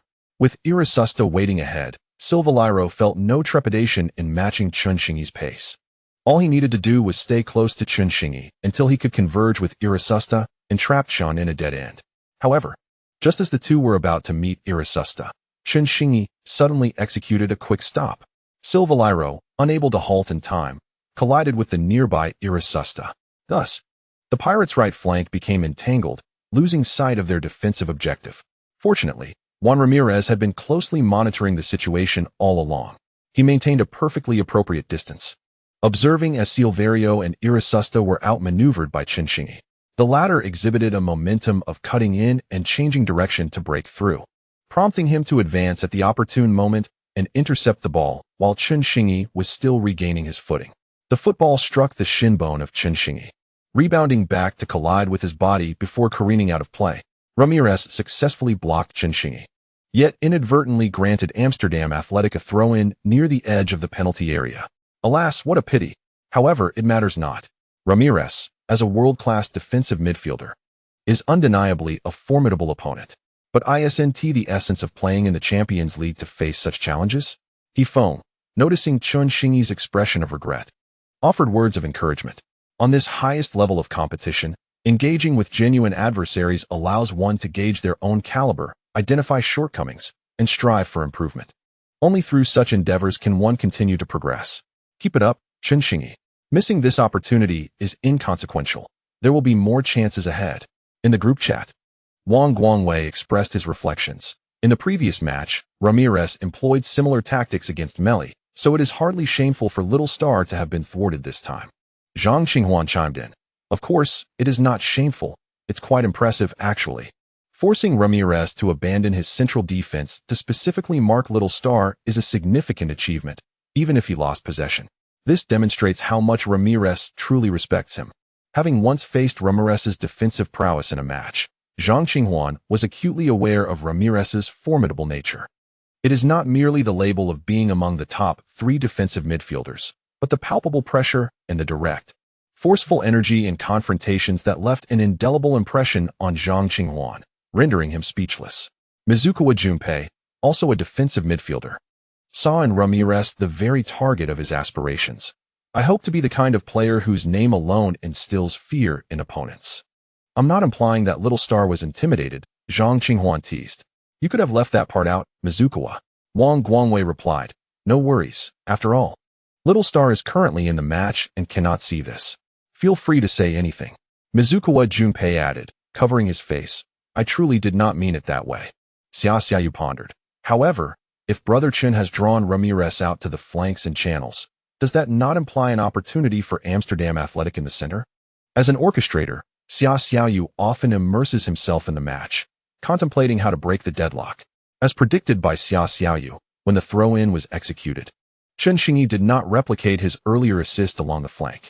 Instead, he became a decoy, attracting Ramirez's attention before delivering a lateral pass. Although he did not break through and opted for a sideways pass, this action was evidently different from his earlier horizontal and backward passes in the first half. This lateral pass directly targeted a vulnerable area in the Madrid Pirates' defense, akin to a cross. When Abilson received Chen Xingyi's pass in the center, he found himself only up against Joaquin Vela. Compared to Ramirez, Joaquin Vela posed significantly less pressure on Abilson. After a brief adjustment, he unleashed a shot. Abilson's long-range attempt. Highville. Phew. Amidst the resounding gasps of astonishment from the stands, the goalkeeper of Madrid Pirates, Father Highway, soared into the air, single-handedly deflecting the football away from the crossbar. Father High. Countless Chinese fans in front of their televisions uttered this heartfelt call at that very moment. With a single action, the entire game came alive, commented Yin Kong, noting that Chen Xingyi acted as the linchpin, igniting the momentum for Amsterdam Athletic, which subsequently sparked activity throughout the field. Now, the Madrid Pirates found themselves in a quandary. Should they keep Ramirez stationed on the flanks to contain Chen Xingyi, or should he return to the center to defend against Abersi? Ramirez indeed faced such a dilemma. Joaquin Bella could not adequately fill the void left by Ramirez in the center, as the task of defending that area was no small feat. And it was challenging for Joaquin Bella alone to cover the entire central space. After much contemplation, Ramirez resolved to return to the center. Although Chen Xingyi was vibrant on the wing, he remained a wide player. To truly threaten the goal, the ball must ultimately find its way to the middle. By positioning himself centrally, Ramirez could significantly mitigate the risks posed by Chen Xingyi's activity. As Amsterdam Athletic took a corner kick, it was cleared by the Pirates' center-back Aminteki with a header. However, Amsterdam Athletic regained control of the second ball outside the penalty area and reorganized their attack. Abersi sprinted back from the corner flag to receive a pass from a teammate. Ramirez stood firmly in front of him, perfectly positioned to prevent Abersi from dribbling into the penalty area. Should Abersi attempt a shot, Ramirez could swiftly intervene to block the angle. Yet, Abersi neither shot nor attempted to dribble. Instead, he delivered a precise cross. The football arced gracefully, soaring toward the far post, an area where the Pirates' defense was vulnerable. Suddenly, a figure emerged, Chen Xingyi. He was met with enthusiastic cheers from the stands of Amsterdam Athletic. As the cheers crescendoed, Chen Xingyi stealthily slipped behind the Pirates' defensive line. Irasusta, turning with the ball, was startled to find Chen Xingyi poised, chest out, ready to receive the ball. In a panic, he lunged forward. But Chen Xingyi expertly cushioned the ball with his chest, allowing it to glide past him. In that very motion, Chen Xingyi sidestepped, leaving Irasusta behind, and raised his right leg to meet the ball descending from his chest. His right foot struck the ball with precision. Boom. Just outside the small penalty area. Chen Xingyi's powerful half-volley soared toward the far corner of the goal. This time, even Father High could do nothing against the close-range shot. He made no attempt to dive, merely lifting his hand as the ball found the net. Chapter 176. Was this goal beautiful? When Abersi initiated the cross, everyone assumed he was targeting the central forward. Mario Ingas. Thus, even Ramirez did not pay much heed to the situation. After all, with Moreno and Amantegui in the middle, the two of them were capable enough to freeze Ingas. Consequently, the ball sent out by Abiles soared high into the air, entirely beyond Ingas's reach. At that moment, everyone realized that Abiles was targeting the far post, which indeed harbored a gap. Just as Abiles delivered the cross, Chanting, who was initially stationed at the edge of the penalty area, suddenly surged forward decisively towards the far post. He was betting that Irasusta would not notice the space behind him. His gamble paid off. By the time Irasusta turned around to see another player behind him, it was already too late. As he watched the ball approach, Chanting felt an unusual calmness. He was neither excited nor flustered. He did not even contemplate what to do next, but instinctively reacted by cushioning the ball with his chest, not bringing it directly in front of him, but deftly redirecting it. This maneuver allowed him to evade Irasusta effortlessly. The chest control was remarkably skillful. The ball, which had come from a distance, was not deflected several meters away, but rather absorbed all its momentum and began to descend. With just a single step forward, he was poised to strike. The entire action was fluid and seamless, reminiscent of a gentle stream, evoking a sense of tranquility. The outcome was, of course, equally delightful. The ball found the net. Chanting. Splendid. A beautiful strike. Chanting. This marked his first goal in the Champions League this season. Thus, he became the third Chinese player to score in a Champions League match, following Hulai and Rokiai. He and Hefeng, along with Yen Kong, erupted in joyous roars. This was the Chinese derby we longed to witness. Hulai scored, and so did Chanting. Moreover, he also provided an assist. All three goals in this match were connected to Chinese players. The two Chinese athletes completely dominated the game. When the ball sailed into the net, the arena's stadium transformed into a sea of joy. Chen Hantang raised his arms in exuberance from the stands, only to be embraced by nearby fans of Ajax Amsterdam. They were strangers to one another, yet at that moment, familiarity mattered little. The essence lay in sharing joy together. In the rows ahead, those Chinese fans who had previously cheered for Hulai were now waving Ajax scarves and loudly chanting, "Chanting is amazing, incredible, Chanting, beautiful, beautiful." After embracing those around him, Chen Hantang looked upwards, his eyes glistening with unshed tears. He fought to suppress them, not wishing for others to witness his emotion. This was his son's first goal in the Champions League, akin to a monumental milestone. Only he understood the sacrifices made to reach this day. The efforts of a player's son are evident to all, but the contributions of a father like Chen Hantang remain largely unacknowledged. To provide a secure environment for his son to play football in the Netherlands, he was compelled to live apart from his wife for an extended period, with the two only able to alleviate their longing through video calls. Lacking proficiency in any foreign languages, he undertook the challenge of self-studying a new language at his age to better support his son, and he even obtained a Dutch driver's license. This northern gentleman, who had seldom cooked at home, began to explore scientific and healthy recipes after resigning to become his son's manager, dedicating himself to learning nutritional science and preparing meals, all to ensure his son eats well and healthily. All these sacrifices were ultimately made to enable his son to advance further along the path of professional football. Upon witnessing his son's goal in the Champions League, Chen Hantang felt that all his previous efforts had been worthwhile. It was as if the arduous journey of many years had finally revealed a flickering light in the distance. He was well aware that reaching that light would require considerable effort, and even upon arriving, it would not signify the end of this long and challenging journey. Yet, this did not diminish his joy for both himself and his son in this moment, as he could finally see hope. Following his goal, Chanting did not run to the corner flag to celebrate. Instead, he sprinted straight towards the coach's bench. The head coach, Monster, awaited him, beckoning him with gestures and positioning himself with open arms, ready to embrace Chanting.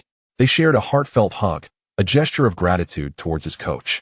For without the coach's willingness to give him another chance and keep him on the pitch, that goal would have remained a distant dream. Other players from Ajax Amsterdam, trailing behind him, rushed to join in the celebration, as did the coaches and substitute players surrounding Monster.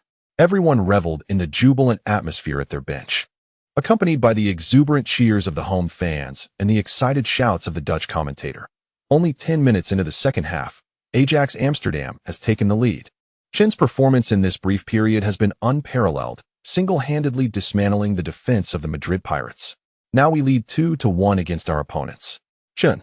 His incisive breakthroughs and remarkable speed have left a profound impression, delivering a harsh lesson to the Madrid Pirates defense.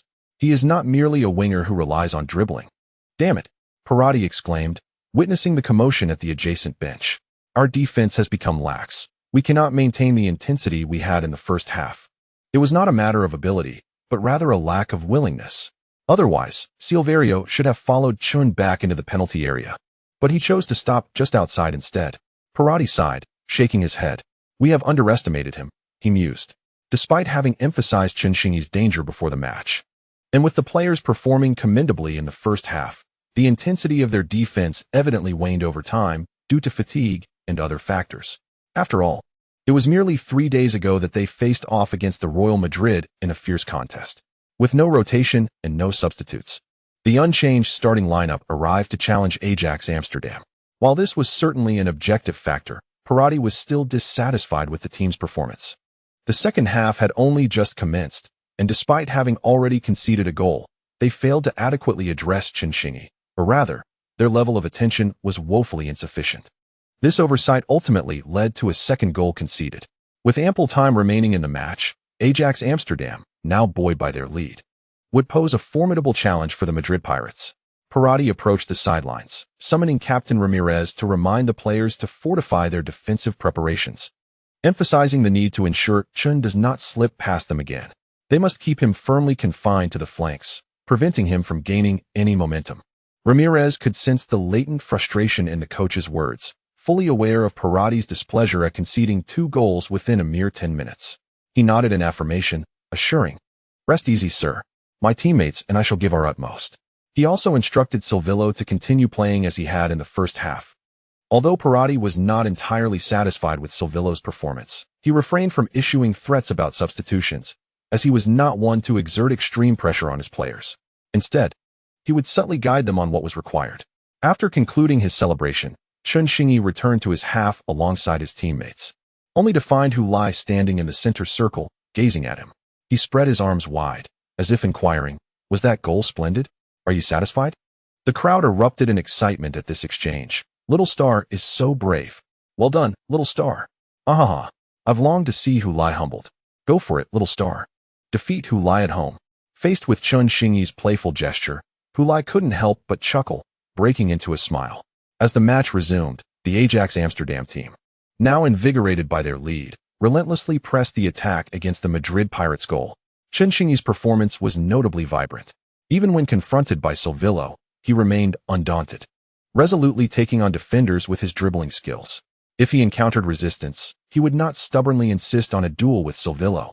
Instead, he swiftly passed the ball to a teammate and made intelligent, off-the-ball runs into more dangerous positions. It must be said, Ajax Amsterdam's relentless approach at home undoubtedly created significant challenges for the Madrid Pirates. In response to the aggressive hosts, the Madrid Pirates opted to compact their defense, initially absorbing the onslaught before devising a strategy once the opponent's pace and rhythm began to wane. They did not believe that Ajax Amsterdam could sustain such an intense tempo for long. Chapter 177. I am not merely a shooter. Ajax Amsterdam indeed could not maintain the frenetic pace they had established immediately following their goal. Monster hoped to score again within the 10 minutes following their initial strike. If it proves ineffective, he must decelerate the tempo, allowing the Madrid Pirates to launch their offensive. At times, a football match resembles a turn-based game. When it is the home team's turn, the away team must huddle defensively, cautiously avoiding conceding a goal. Conversely, if the home team fails to score during their offensive turn, they must brace themselves for the away team's counterattack, preparing for defensive duties. Currently, the match has transitioned into the away team's turn, despite the valiant efforts of all players. Amsterdam Athletic has yet to find the back of the net during the 7 minutes since Chunxingi's goal. Chunxingi had another shot on target, but it was securely caught by Hawier, leaving no opportunity for a follow-up or corner kick for Amsterdam Athletic.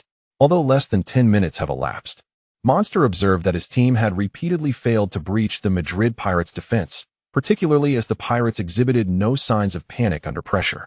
This indicates their continued capability to manage the situation. If Amsterdam Athletic persists in their relentless assault, they risk exposing gaps that the Madrid Pirates might exploit for a counterattack. Thus, Monster signaled to assistant coach Bellucci to slow the team's pace, engaging in a more measured contest with the Madrid Pirates. However, slowing the tempo does not equate to retracting their defense. Whether the match can transition into the Madrid Pirates' turn now hinges on their forthcoming performance. As Amsterdam Athletic tempered their pace, their high-pressing tactics in the attacking third became unfeasible. The Madrid Pirates gained more time and space in possession at the back. Both flanks advanced accordingly, re-establishing their possession play, which was not merely a long ball launched forward but involved a series of passes from the defensive line, facilitating the forward progression of the ball through collective coordination. This approach complicates Amsterdam Athletic's attempts to launch counterattacks. Unless they maintain their previous high press, which demands stamina, Amsterdam Athletic cannot sustain it. When the Madrid Pirates advanced the ball into Amsterdam Athletic's 30-meter zone, their collective possession became less effective. At this juncture, what is required is not rigid and mechanical possession play, but rather a moment of genius. Futile, as the team's primary striker, faced significant attention from Amsterdam Athletic's defenders, including Danny Drew. Not only was he unable to shoot, but at times, he struggled to even maintain possession. Danny Drew, seemingly unperturbed by the prospect of fouling, was exceptionally tenacious in his defense against Futile in the penalty area, executing tackles decisively. It was as if he had completely forgotten the lesson learned from being deceived by Futile for a shot in the first half. When it was time to challenge, he showed no hesitation whatsoever. Even if he was outmaneuvered, he would swiftly recover and reposition. Such formidable physical prowess, coupled with exceptional mental fortitude, explains why he is hailed as the pinnacle of Dutch football talent. Such a center back is indeed an adversary that no forward wishes to encounter. Yet, the encounter has come to pass. What should one do if they are tightly marked? Some may choose to confront their marker head-on, as if proving their worth could only be achieved through such bravado. However, Futile took a different approach. When Tonini delivered a cross into the penalty area, he ran towards the intended spot alongside Danny Drew, but just as he reached the vicinity, he unexpectedly ducked, allowing the ball to glide past him. The football sailed by Drew and landed at the feet of Di Quenzo behind him. Futile's maneuver created an opening, enabling the diminutive Italian striker to attempt a header on goal. Regrettably, his header went wide of the target, missing the goalpost. Di Quenzo's header. Oh, what a pity. Upon witnessing Di Quenzo's failure to score, Futile still offered him a thumbs up, acknowledging his forward partner with commendation, which made Di Quenzo feel a tad embarrassed. Then Futile turned back to Drew, who was also gazing at Di Quenzo, and smiled, speaking in Dutch. Don't follow my movements, Danny. Out of courtesy for our brief acquaintance, let me kindly remind you that I am not merely a goal scorer. I can also create space for my teammates. Just as I did moments ago. Drew wished to feign ignorance, yet he had indeed heard him and responded by redirecting his gaze towards Futile. The latter, grinning widely, continued, Do you think I am deceiving you? I understand that words alone may not suffice. No worries, just keep your eyes open. During halftime, Futile had come to realize why the young star and Drew had ignored him in the first half. It must be that little star's vile gossip, surely fueled by those online detractors who spoke of comedic football. This was why Drew harbored such trepidation. He was indifferent to whether Drew engaged with him. After all, he could speak his mind without needing anyone's approval, for who could possibly silence him? If Drew were to attempt to stifle him, he would simply make his way into the penalty area, perfectly timed. However, Drew was not without intellect. He allowed Futile to continue speaking without further reaction. Deep within, he began to contemplate Futile's earlier words. Creating openings for teammates is not an extraordinary tactic. Had Futile not just let the ball pass to Di Quenzo? If Futile truly executed such plays, it would indeed pose a significant challenge for the defense of Amsterdam Athletic. But should he then abandon his marking of Futile to cover the space he vacated? Drew chose not to do so. After all, his primary responsibility was to neutralize Futile, and if Futile's maneuver created an opportunity for the opposing players, what concern was that of his? Even if a goal were conceded, the blame would not rest on Drew, as it was unreasonable to expect him to both mark Futile and cover the space left in his wake. That would be the task of a superhuman, and he was no such entity. Nevertheless, Drew did not entirely disregard the situation. He pointed at Futile to alert his defensive partner, Iverson. Jasper, watch out for the space behind him. Iverson acknowledged with a gesture indicating his understanding. Turning his head, Drew truly wished to express his gratitude to Futile for the reminder, and then take a moment to appreciate Futile's expression. However, he refrained. Indeed, Evanson had intensified his defensive efforts against Di Quanzhua in the subsequent match, leaving only Di Quanzhua, Hulai's partner, on the front line, to exploit the spaces around Hulai. Thus, when Hulai received the ball with his back to the goal in the penalty area of Amsterdam Athletic, Evanson firmly pressed against Di Quanzhua. Should Hulai pass the ball to Di Quanzhua, the latter might not even be able to receive it. Drew, exerting force behind Hulai, aimed not to directly intercept the ball, but to disrupt Hulai's movements. He was particularly vigilant against any attempts by Hulai to use backheel tricks to maneuver past him. Under such pressure, Hulai struggled merely to maintain possession of the ball, let alone perform any dribbling. The confrontation between the two was fleeting, and the circumstances did not permit Hulai to hold onto the ball for long within the opponent's penalty area. Even with the specialized training from Li Qingqing, it was an impossible feat. Therefore, Hulai had to make an immediate decision, to turn and take a shot, or to pass the ball. He decisively sent the ball backward to the onrushing Ramirez. While the defenders of Amsterdam Athletic were focused on Hulai, Di Quanzhua, Tonini, and even Silvilio, no one anticipated that Hulai would choose a defensive midfielder as his passing target. Was he merely unable to find another passer and decided to send a random pass to reorganize the attack? After passing the ball, Hulai turned and moved laterally, seemingly looking to collaborate further with Ramirez. Danny Drew quickly followed, remaining close to Hulai. However, he did not forget to glance back to check the ball's trajectory, and his eyes widened in disbelief, for he saw Juan Ramirez preparing to strike the ball sent by Hulai with his right leg. Drew's warning was left unspoken as Ramirez's foot made solid contact with the ball. Just outside the penalty area, the captain of the Madrid Pirates unleashed a rapid, low shot that skimmed the grass. Thanks to Hulai's lateral movement drawing defenders away, a clear path emerged between Ramirez and the goal of Amsterdam Athletic. That was the very trajectory of Ramirez's shot. Hulai had set up Ramirez. Manu Vandesberg's view was initially obstructed, so when he saw the ball hurtling towards his goal, his reaction was slightly delayed. He dove, stretching out his hands as far as possible, yet still failed to make contact. The ball slipped into the net before he could reach it. In his 11 years with the Madrid Pirates, Juan Ramirez had only scored 4 goals, and this marked the 5th of his career. Chapter 178. Not unable, just unwilling. After Hulai's transfer to the Pirates, he was somewhat surprised to witness Captain Juan Ramirez strike the ball into the net during shooting practice.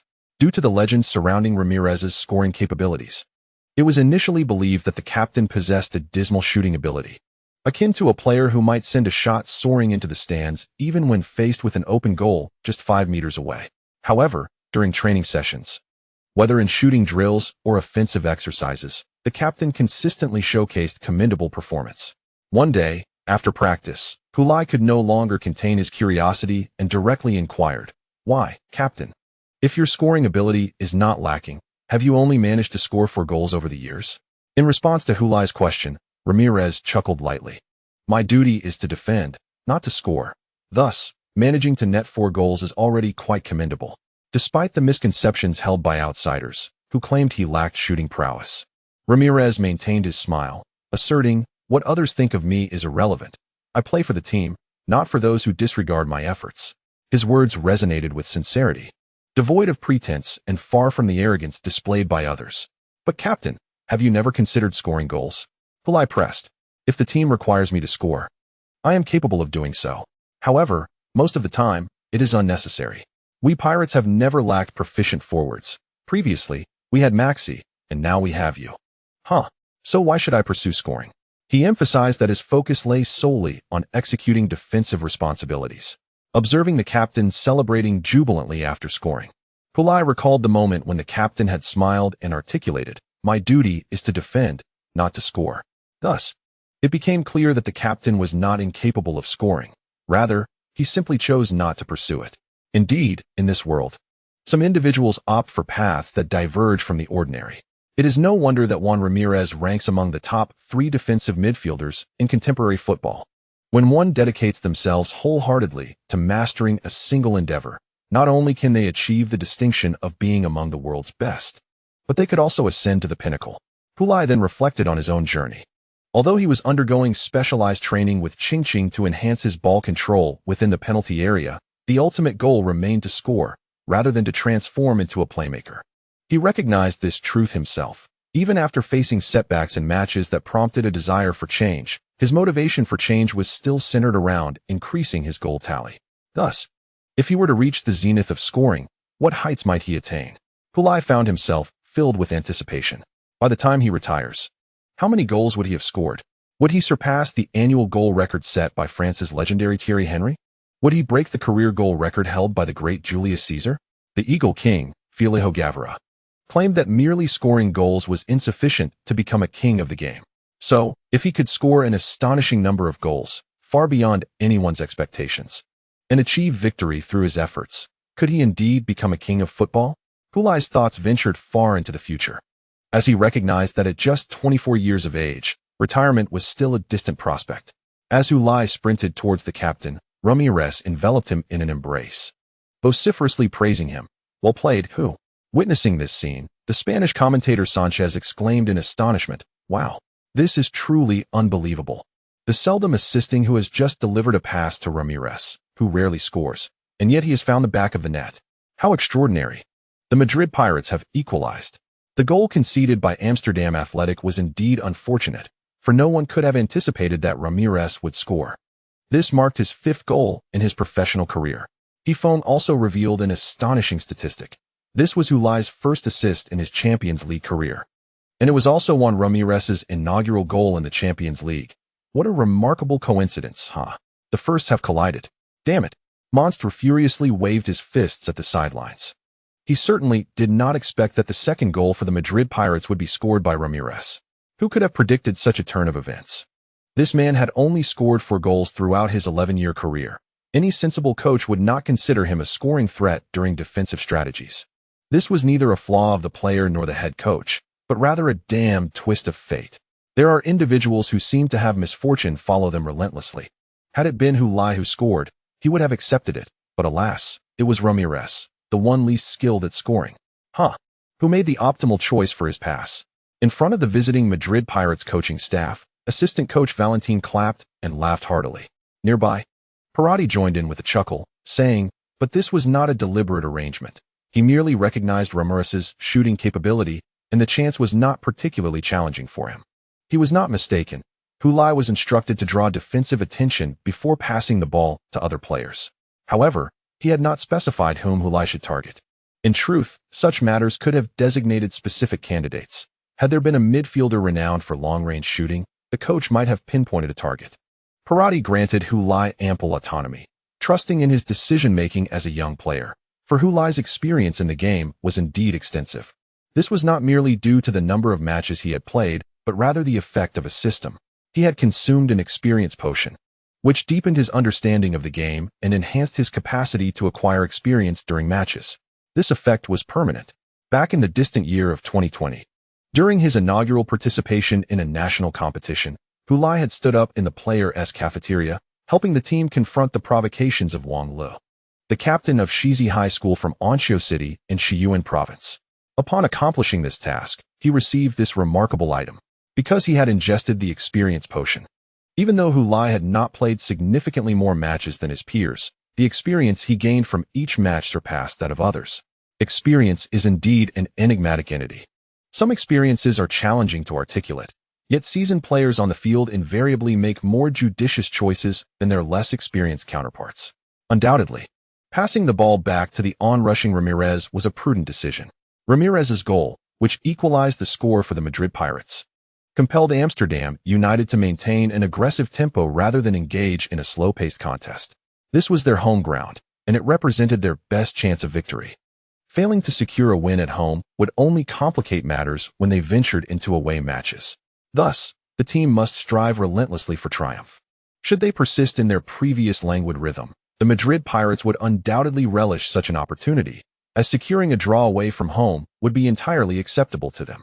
Upon the resumption of play, it was the conceding Amsterdam United that appeared more assertive, continually pressing forward in attack. In contrast, the recently scoring Madrid Pirates opted for a defensive stance, allowing Amsterdam United to advance. Their strategy was straightforward and transparent, aiming to exploit counterattacks against Amsterdam United. Even if Amsterdam United recognized this tactic, they had no choice but to press forward. With 20 minutes remaining in the match, including stoppage time, The clock was not on their side. After a brief exchange, only 15 minutes remained. At this juncture, both sides would reach a physical threshold. If Amsterdam United failed to score quickly, the Madrid Pirates would only grow more confident in their defense, while the players of Amsterdam United would become increasingly frantic in their attacks. To avert such a scenario, a swift reaction was essential after conceding a goal. Chun Xingyi received the ball on the flank, and Silverio immediately pressed him.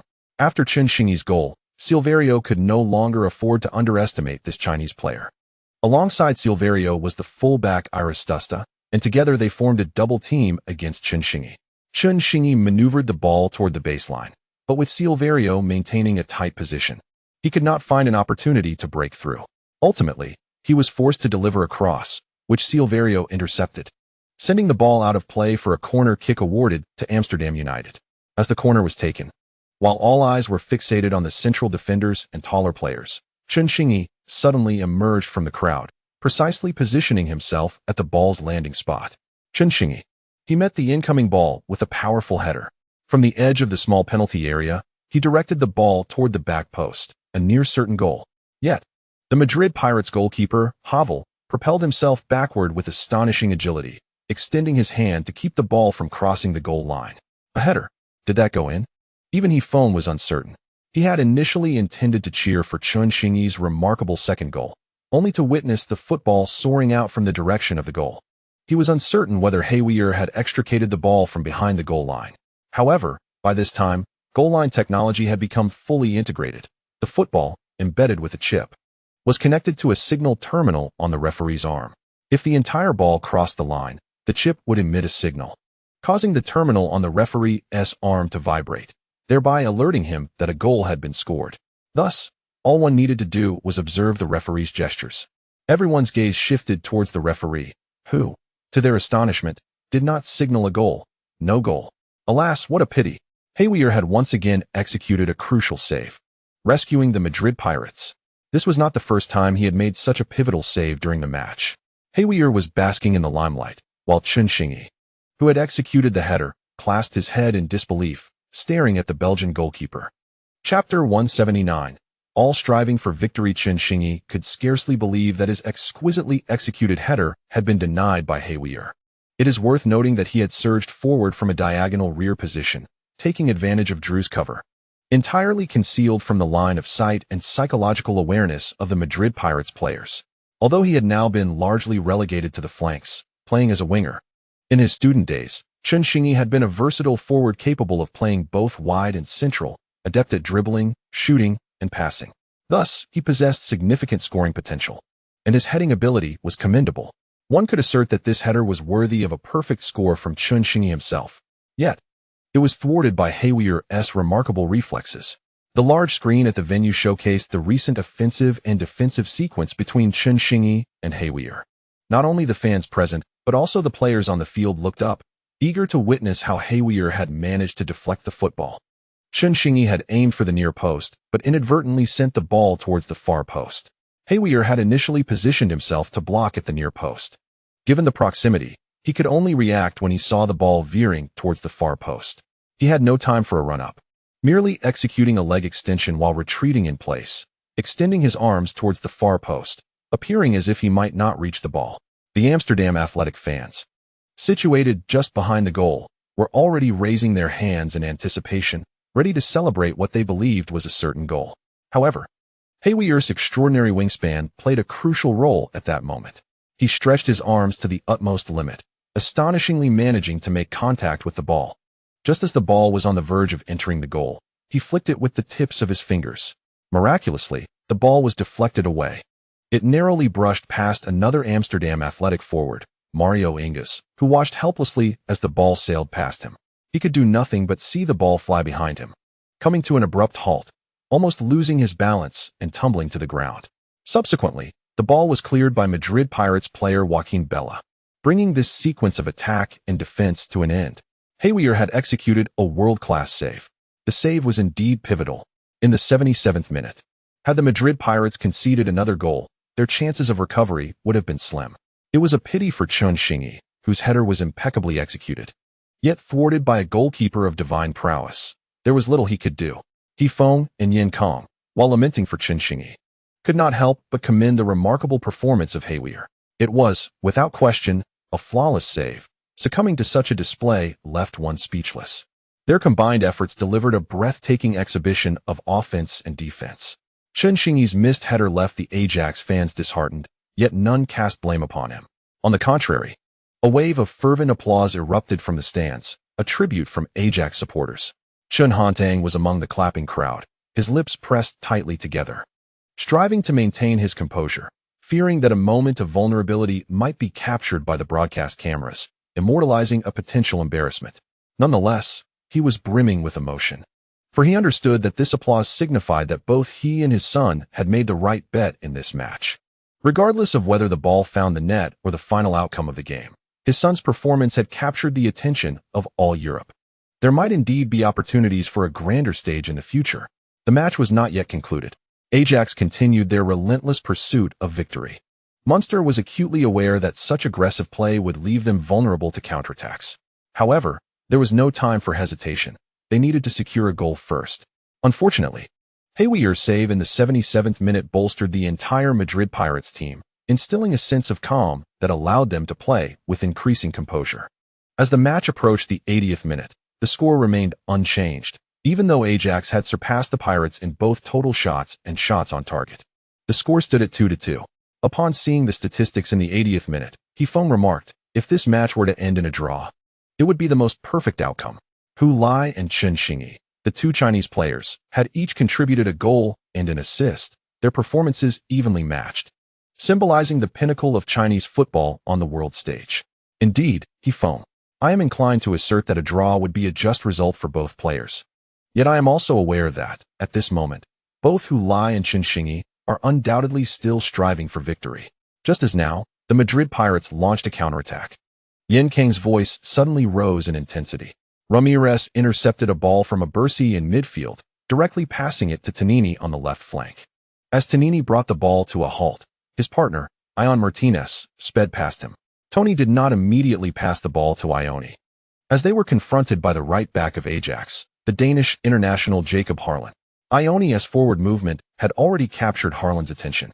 If at that moment Tony were to deliver the ball directly to Ioni, it would place him in a challenging position against the well-prepared Harlan, thus hampering Ioni's subsequent ball handling and the advancement of the Madrid Pirates attack. Therefore, after receiving the ball, Tony opted for an inward cut, dribbling diagonally toward the penalty area, drawing Harlan away from the flank and closer to himself. He then executed a precise diagonal pass to Ioni, who had made a run along the wing. Harlan, realizing the situation, turned to chase after Ioni, creating a temporal advantage for the latter. The act of turning inevitably consumes time, and the speed of rotation can never match that of a direct sprint. Ioni took a powerful touch forward on the ball Tony had sent, accelerating into a sprint. He then glanced up at the penalty area, lifted his left foot, and attempted a direct cross. Harlan, desperately pursuing, launched himself forward, attempting to intercept the cross.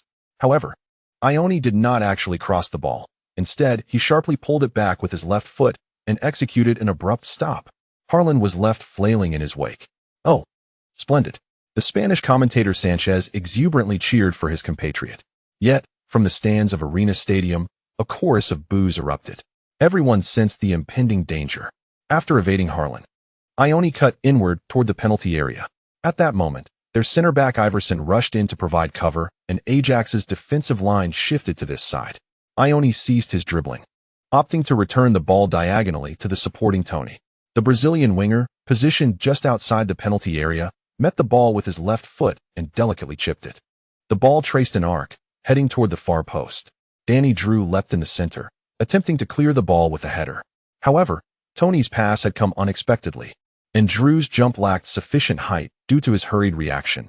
Despite his best efforts, the ball sailed over his head. Behind him, Hu Lai appeared.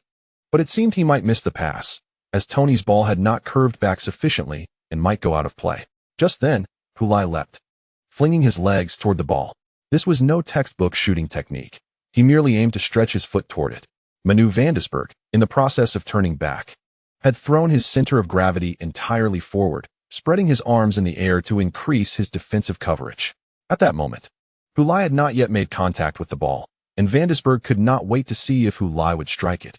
That would be too late. He had to throw himself forward, hoping for a stroke of luck to intercept the ball. At this juncture, technical skill was secondary. It was often a matter of fortune. Whichever side was favored by luck would emerge victorious in this contest. As Hulai's right toe finally made contact with the football. Just as it was about to glide past the goal, it grazed the ball. To be precise, it nudged it gently, altering its trajectory towards the net. Duisberg lunged, but failed to intercept the ball as it plummeted suddenly. The football rebounded off the ground before soaring past his outstretched arms into the goal. Hulai. Hulai. Hulai. Hulai. Wow. Hulai. He has scored again. A magnificent brace. In the 82nd minute, the Madrid Pirates led 3-2 against Amsterdam Athletic away from home. Hulai, with an unconventional maneuver, propelled the football that was about to slide past the goal into the net. Truly, Hulai is remarkable. It matters not the location or the body part. Within the penalty area, he is destined to score. He is a natural-born scorer. The moment the ball crossed the line, a hush fell over the arena. The home ground of Amsterdam Athletic. Danny Drew had just landed and turned to witness the ball entering the net. Not far behind him, Hulai had taken a rather clumsy tumble, landing ungracefully. Yet, no one paid heed to this. To the eyes of the Madrid Pirates supporters, Hulai looked utterly magnificent at that moment. Chapter 180. The clash concludes as Tonini delivered a direct cross. Some deemed him overly eager. Indeed, there was a hint of impatience. Yet, if he hadn't acted swiftly, how could Drew have leaped in time? A football match, much like life itself, seldom allows for complete preparation before action. It is not that being prepared guarantees success. Rather, it is exceedingly difficult to be fully prepared for every eventuality. Opportunities are fleeting and will not pause for you to ready yourself. Tonini was acutely aware that his pass was somewhat hasty, but if he hadn't acted with urgency, how could Drew have jumped with the same fervor? If Drew did not leap with urgency, how could Hulai, positioned behind him, seize the chance? Whether Hulai could capitalize on such a rushed pass was not a concern for Tonini. Hulai did not disappoint. Once again, he transformed the mundane into the extraordinary, converting a rather lackluster pass into a goal. Even if his technique lacked elegance and precision, what mattered was the score. After netting the goal, Hulai rose from the ground, feeling a slight ache in his hip from the fall, but he paid it no mind. It was of no consequence. With arms outstretched, he sprinted towards the corner flag, where he performed his signature celebration in front of the somewhat subdued home fans. As the majority of Amsterdam Athletic supporters remained silent, the voices of the over 3,000 traveling Pirates fans resonated clearly in the away ground. They were growing increasingly adept at this. Although Hulai's goal in the 82nd minute could hardly be deemed a match winner, it nonetheless dealt a heavy blow to the morale of the Amsterdam Athletic players. After all, it was an opportunity that could have been labeled a guaranteed goal, yet in Hulai's capable feat, it transformed into a score. The scoring ability and efficiency displayed are truly terrifying, instilling a sense of apprehension among the players of Ajax Amsterdam.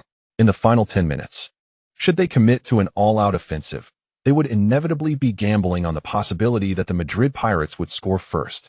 However, Hulai's performance would lead them to realize that this might be a wager where the odds are heavily stacked against them, for in terms of scoring efficiency, they are certainly outmatched by the Madrid Pirates, who boast Hulai.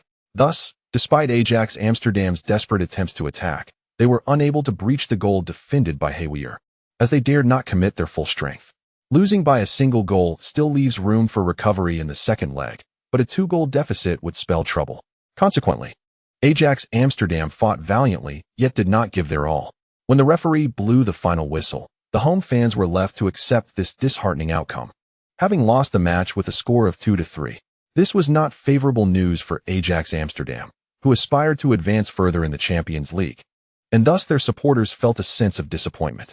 In contrast, commentators He Feng and Yin Kong from China had no such concerns. They jubilantly announced, "The match is over." With Hulai's brace and an assist, the Madrid Pirates have triumphed 3-2 over Ajax Amsterdam away, securing an advantage in the two-legged tie. It is a pity that the current Champions League format does not award an away goals advantage. Otherwise, with this scoreline, the Madrid Pirates would be well on their way to the quarterfinals. For them and countless Chinese fans, whether Ajax Amsterdam or the Madrid Pirates advance to the Champions League quarterfinals is of little consequence, as it is entirely acceptable. There will always be a Chinese player among the quarterfinalists. Some fans even dream of the possibility that the victor between Ajax Amsterdam and the Madrid Pirates could face the winner of the match between Alvara and Triumphant in the quarterfinal draw, thereby ensuring a Chinese player reaches the semifinals. Regardless, Chinese players have already made history in this season's Champions League, being the first to participate in the knockout stages and the first to reach the quarterfinals. If more Chinese players continue to emerge in Europe and in the Champions League, perhaps the day will come when Chinese fans lose interest in the domestic derby, as it would become a commonplace occurrence, leading to a natural decline in interest. However, it is uncertain how long it will take for that day to arrive, or indeed, if it will ever come. After the match concluded, Danny Drew exhaled deeply and called out to Hulai, who was about to turn away. Surprised, Hulai pointed to himself. "Were you calling me?" Drew nodded, "Of course. Who else could it be?" Hulai, still perplexed, replied, "Aren't you mute?" Drew retorted, "When have I ever been mute? Why were you silent during the match?" Hulai inquired. Drew, understanding the implication behind Hulai's remark, chuckled. "When have I ever been silent? I have communicated with my teammates. After all, I merely chose to remain silent towards you." "Then why are you not silent now, since the game has concluded?" Hulai pressed. Drew nodded. "Indeed, the match is over. And the magic has dissipated." "Who? Was that advice from Little Star, or a tactical arrangement from your coach?" Hulai asked. Drew smiled and shook his head. "That remains a secret. I cannot divulge it." "Very well. What do you wish to call me for, Danny?" Hulai spread his hands. "Nothing much. I merely wish to exchange jerseys with you." "Who?" "This is our first encounter, and I would like to keep your jersey as a memento." Drew pointed at the pirate jersey Hulai was wearing. "All right," Hulai replied, promptly removing his jersey and handing it over. Drew did the same, and they exchanged jerseys. After the exchange, he remarked to Hulai, "Did you know I would leap for your second goal?" Hulai shook his head. "No, I did not. I just thought it was an opportunity one should seize. Whether I succeed is beyond my control. If I fail to seize the chance, it does not concern me." Drew nodded, recognizing that an exceptional forward must possess such awareness. Regardless of opportunities, one must advance. If one runs into position and the defenders perform admirably, then it may just be a wasted effort. However, if the defenders err and one has not positioned themselves, a scoring opportunity may be lost. I have faced Meli as well, but if I were to choose the opponent I least wish to contend with, it would undoubtedly be you, who. You keep me on edge throughout the match. Thankfully, the game lasts for 90 minutes, not 180. Drew praised Hulai with a smile. Hulai found it peculiar. "We still have a second leg to play. Speaking like this now diminishes your morale." Drew was candid. "What does it matter? You are indeed difficult to handle, and I truly prefer not to encounter you. Yet, having faced you, I will still give my all." "Understood," Hulai nodded. "Let us meet in the next leg." The two shook hands and parted ways. Hulai sought out Chunxingi, needing to clarify matters. "Did Little Star speak ill of me behind my back in front of Danny?" Chunxingi, perplexed, replied, "Do you think I am you, Hulai? I speak ill of you right in front of you. There is no need for subterfuge." Hulai considered this and found it somewhat reasonable, but he pressed on. "Then why did Drew show no reaction to what he said to me during the match?" "Huh? Are you unaware of the prowess of your own mouth?" Chunxingi covered his mouth, laughing coldly. He had to conceal his mouth, fearing that mischief makers would interpret it as him jovially conversing with the opposing players after losing the match, which would be disastrous. "What prowess? It's as if you think my words can conjure spells. In any case, do not expect to distract defenders during the game with chatter. We will not be fooled." "But who cares?" Hulai scoffed. "You didn't talk to me, yet I still scored 2 goals, didn't I?" Chunxingi cast a sidelong glance at Hulai, finding it irksome to converse with him. Upon noticing Chunxingi's eye roll, Hulai chuckled heartily and playfully draped an arm around Chunxingi's shoulders. "So, what does it feel like to be treated like Meli for the first time?" Chunxingi continued to cover his mouth with his hand, replying, "Thanks for the invitation. It's quite nice, but please, don't do this again." Hulai erupted in laughter, giving Chunxingi a hearty pat on the back. "We'll meet again next round. If the opportunity arises, let us share a meal together. I'll invite Chingching along." "Ah, you just want to flaunt your girlfriend to me, don't you? TSK. Such a petty heart. You're not Luo Kai, after all. Please extend my gratitude to your ancestors for Luo Kai." After a friendly exchange, they parted ways. Hulai joined his teammates to express gratitude to the loyal pirate fans who traveled with them, while Chunxingi and his teammates gradually exited the field. Thus concluded their inaugural clash in the Champions League. However, before the television screens, countless Chinese fans found themselves wide awake in the late hours, consumed by excitement and exhilaration. Chapter 181. No call-up. Ajax Amsterdam fell to the Madrid Pirates 2-3 at home, followed closely by Torino Bull's victory over Catalonia United 2-1 on their home turf. With this, the first leg of the Champions League round of 16 came to a close. In these 8 matches, the Madrid Kings triumphed over Rotterdam Elite with a score of 3-1 away, with Meli contributing a goal and an assist, proving to be a pivotal player in the team's away victory. Roerijn played to a goalless draw against Stan Park Rangers at home, with Yannissi Edmond failing to score. Manchester Athletic achieved a resounding 3-0 away victory against Bordeaux Sports. Although Cabin Ka did not find the net, he delivered a hat-trick of assists, earning him the title of the match's most valuable player. The clash between Paris Ager and Blue-White Munich was fiercely contested, culminating in a narrow 3-2 victory for Paris Ager, with Blue-White Munich's forward Becker scoring twice, continuing his pursuit of who lie in the scoring charts. The surprising result of Insubra's away challenge against Valendia saw the Serie A powerhouse stumble, losing 0-1. Nonetheless, this single-goal deficit is unlikely to dictate the ultimate fate of both teams upon returning to their home ground. Insubra has a significant chance of overturning the situation against Valendia if they remain diligent. Based on this round of matches, the Madrid Kings and Manchester Athletic appear to have the highest prospects for advancement, and their odds of securing the championship are also the most favorable. Meanwhile, the first leg of the Europa League round of 16 has concluded. The teams of Zhou Zijing and Zhang Qinghuan both emerged victorious in their opening matches, with Zhou Zijing even netting his first goal in European competitions. This has sparked immense excitement among countless Chinese fans on this European match day. Chinese players are flourishing on European soil, showcasing remarkable performances that have left fans eagerly anticipating the upcoming World Cup qualifiers and the second Zhonghua Cup in June. Certainly, what they are most eagerly anticipating is the World Cup in Spain and Portugal 2 years from now. It is surprising that Dylan did not summon Hu. Having just completed a Champions League match against Ajax, the Madrid Pirates received notifications from their respective national teams regarding player convocations for the upcoming international match days in March. As a prestigious club, the roster is predominantly composed of national representatives. Thus, the impact of each international break on the team is significant.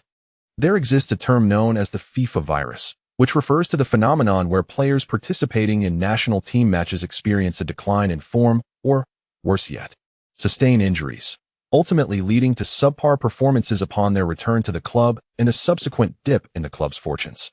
Wasn't Maxi Carey injured during a national team match? Though it is true that national teams now provide insurance, compensating clubs for injured players, does the club truly care about such monetary sums?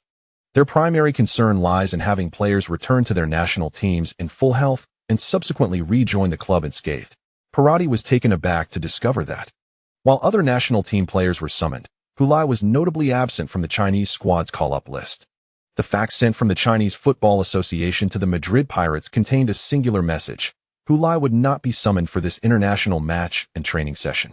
This is quite understandable, as the Chinese team has already secured qualification for the next stage of the qualifiers, rendering the need to summon the full-strength squad unnecessary for these final 2 matches, as stated by assistant coach Valentin. Very well, in our upcoming match against Samir Sports, let Hu continue to start. After all, he need not undertake a long journey back to China for this match. The coaching staff at the Madrid Pirates has grown accustomed to Hulai's remarkable capability for physical recovery. Furthermore, due to a depleted forward lineup, Hulai need not be rotated even with a packed schedule of matches. Since joining the Madrid Pirates, Hulai's attendance record has markedly improved compared to his time at Leeds City. He has only missed 2 matches in the Copa del Rey. Initially, considering the greater physical demands of international matches, the coaching staff had planned for Hulai to come off the bench.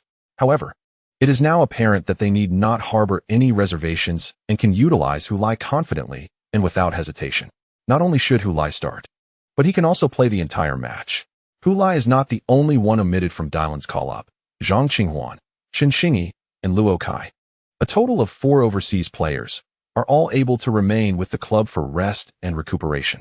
Wang Guangwei, having not participated in European competitions, must return home to compete. He does not face any physical concerns and needs to play as many matches as possible. Conversely, Xia Xiaoyu and Zhou Zijing, after their European engagements, cannot remain at the club as they have been called up to the Olympic squad. The Olympic team will also partake in 2 friendly matches during this international break. With the Olympics approaching this summer, the preparations for the Olympic team are in full swing. At such a critical juncture, the two of them, as absolute mainstays and even core players of the team, simply cannot afford to be absent. Despite the fatigue of travel and the physical toll of a packed schedule, they must grit their teeth and persevere. On February 26th, Saturday, during the 27th round of La Liga, the Madrid Pirates faced off against Samir Sports away from home. This match, sandwiched between the Champions League and international fixtures, was destined for discomfort. Aside from Futile, Brigade fielded only substitutes. Not every player possesses Futile's extraordinary stamina recovery capabilities. Most of the key players who participated in the Champions League were fatigued, and Brigade hesitated to deploy them. Thus, the Madrid Pirates' 12-0 defeat away to Samir Sports was hardly surprising. Futile started the match and played the entire duration, scoring the team's sole goal, which somewhat salvaged their dignity. Fortunately, one of their direct rivals, Catalan Union, also faltered in this round, losing 0-1 to Royal Steel. Only the Madrid Kings performed consistently, triumphing 3-0 over Turias at home. However, the Madrid Kings were unaffected by the Champions League, as their round of 16 match had taken place the previous midweek, leaving them unscathed for the weekend's league fixture. Except for their earlier loss in the City Derby against the Madrid Pirates. As a result, no team escaped unscathed. Following this round of matches, the standings among the top 3 teams experienced a slight shift. The Madrid Pirates retained their lead with 69 points. But the second position shifted from Catalan Union to the Madrid Kings, who, bolstered by their victory over Turias, now held 68 points. The defeated Catalan Union dropped to 3rd place with 66 points. The Madrid Pirates' lead has diminished from 3 points to just 1, intensifying the competition for the championship as the season enters its final stretch. The gap between the 4th-place team and the top 3 is stark, illustrating the differences between La Liga and the Super League. Athletic Bilbao in 4th place has amassed 51 points, leading 5th-place Royal Carthage by a significant 13 points, yet trailing 3rd-place Catalan Union by a daunting 15 points. Each team has fortunes vary drastically. Athletic Bilbao's primary goal for the remaining 11 matches is to secure their 4th position and strive for next season's Champions League qualification. As for the league championship, they wouldn't even entertain the thought, as such musings would be a futile expenditure of energy.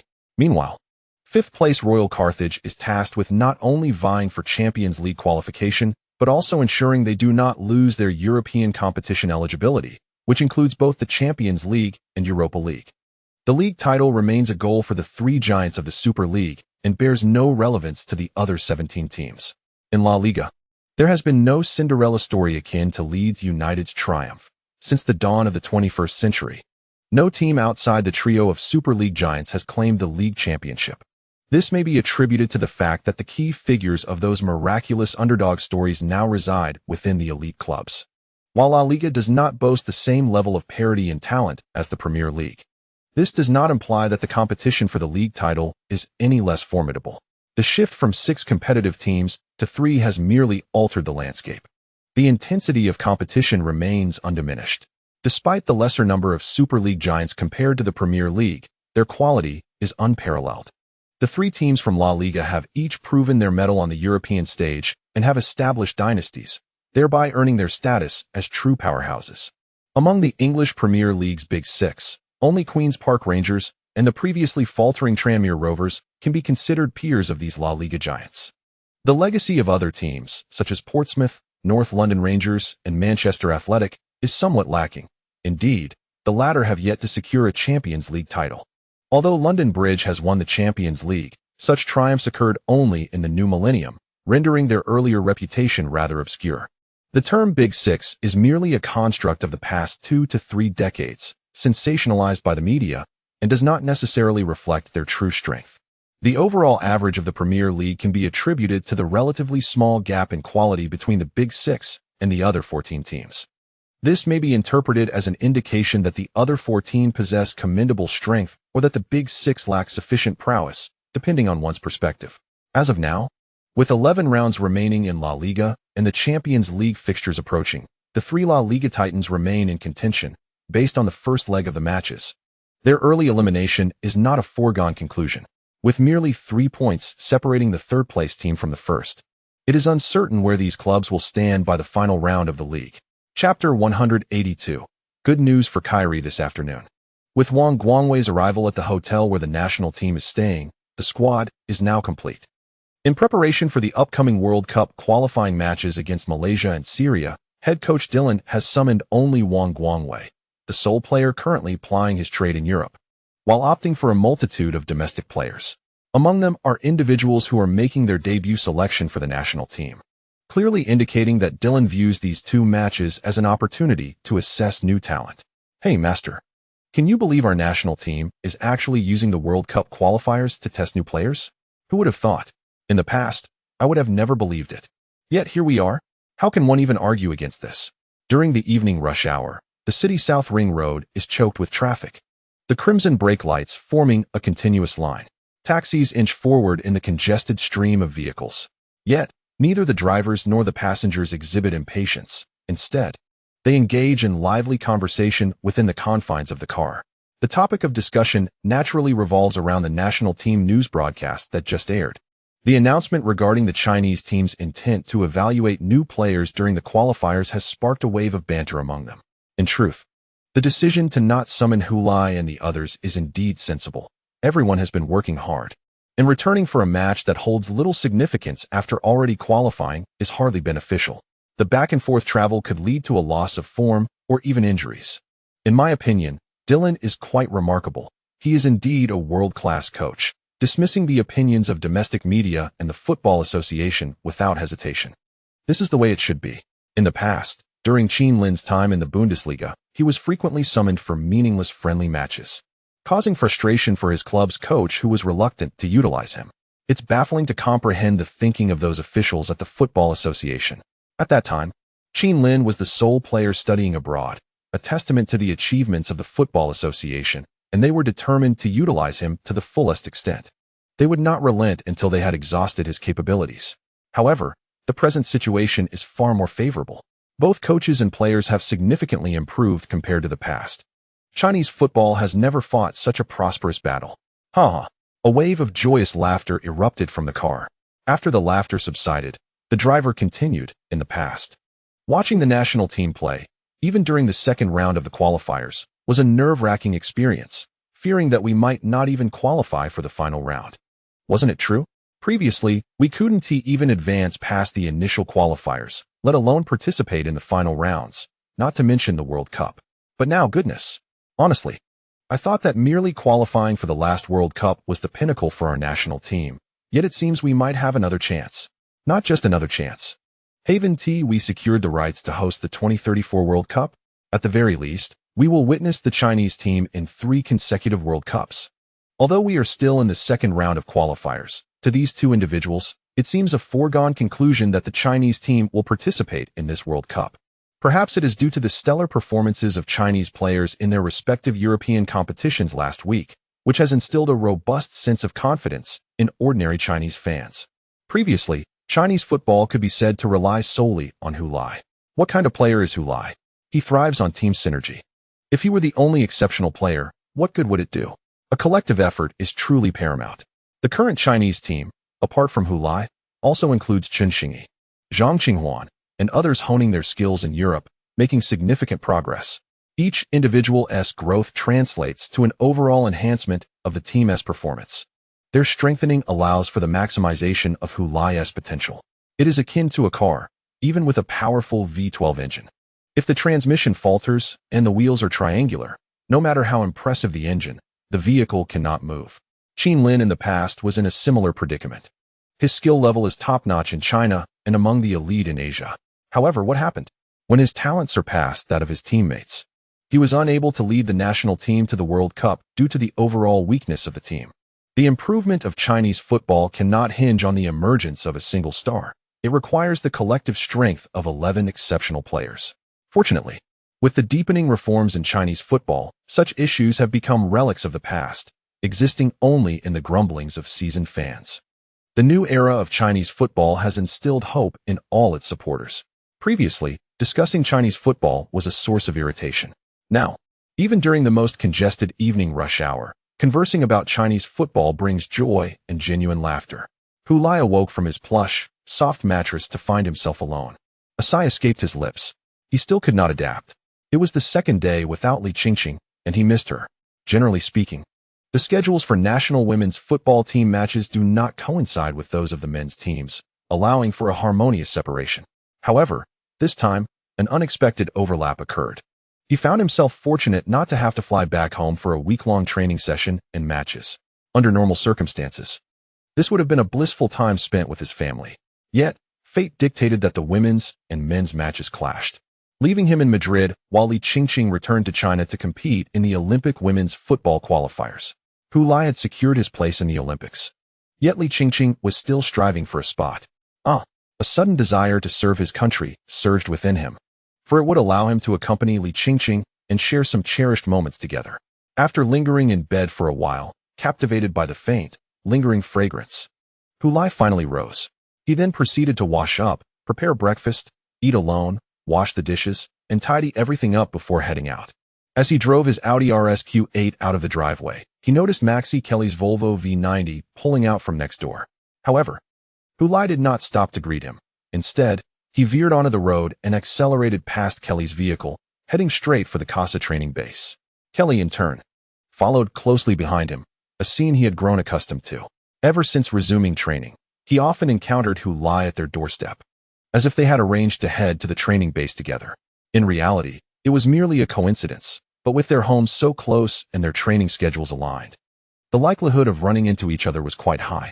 Observing Hu Lai's car in front of him, moving neither too fast nor too slow, Kelly couldn't help but mentally criticize, driving a luxury car like that yet behaving like a timid novice.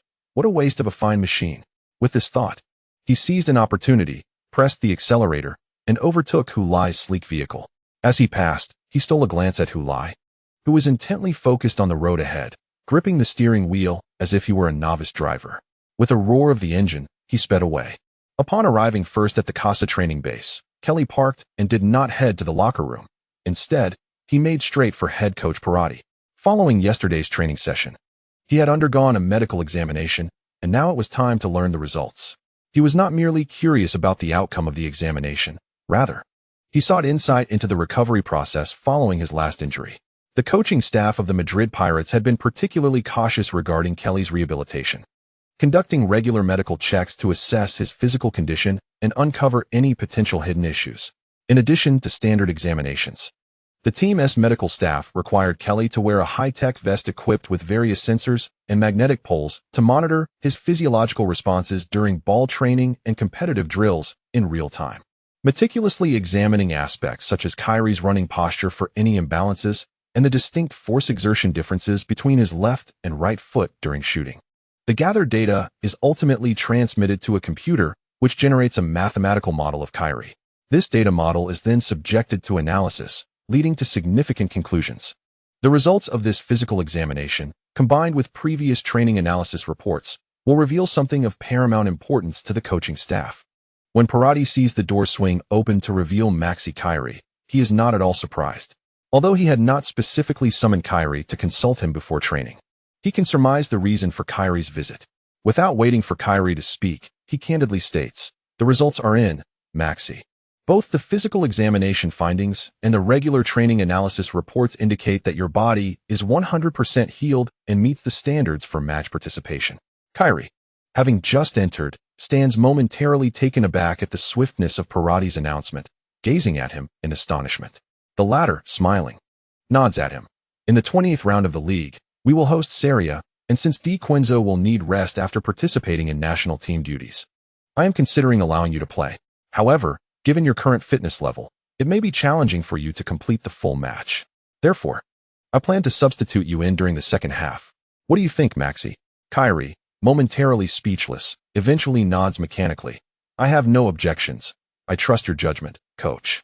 Chapter conclusion. Like a king returning to his palace, despite not fielding the full-strength squad and introducing several newcomers. The current strength of the Chinese team makes hosting Malaysia an uncomplicated task. Ultimately, this national team triumphed over their opponents with a score of 4-0. Wang Guangwei started in this match and scored a goal from a corner kick, marking his second goal in the national team this season. surpassing his tally at the club where he has yet to score. In the second match, the Chinese team flew to Qatar to challenge Syria, marking the final game of the second-round qualifiers. After this match, the 12-team qualifying round will commence in early September. Although it is still unknown which teams will be grouped with the Chinese team, the fans remain confident in securing a spot in the World Cup. With their flawless performance in the second-round qualifiers and the upcoming Zhonghua Cup, the Chinese team's points should place them among the top 4 in Asia on the FIFA rankings. Achieving a top 4 position would allow the Chinese team to be seeded in the second tier during the draw for the 12-team qualifiers, thus avoiding a formidable opponent.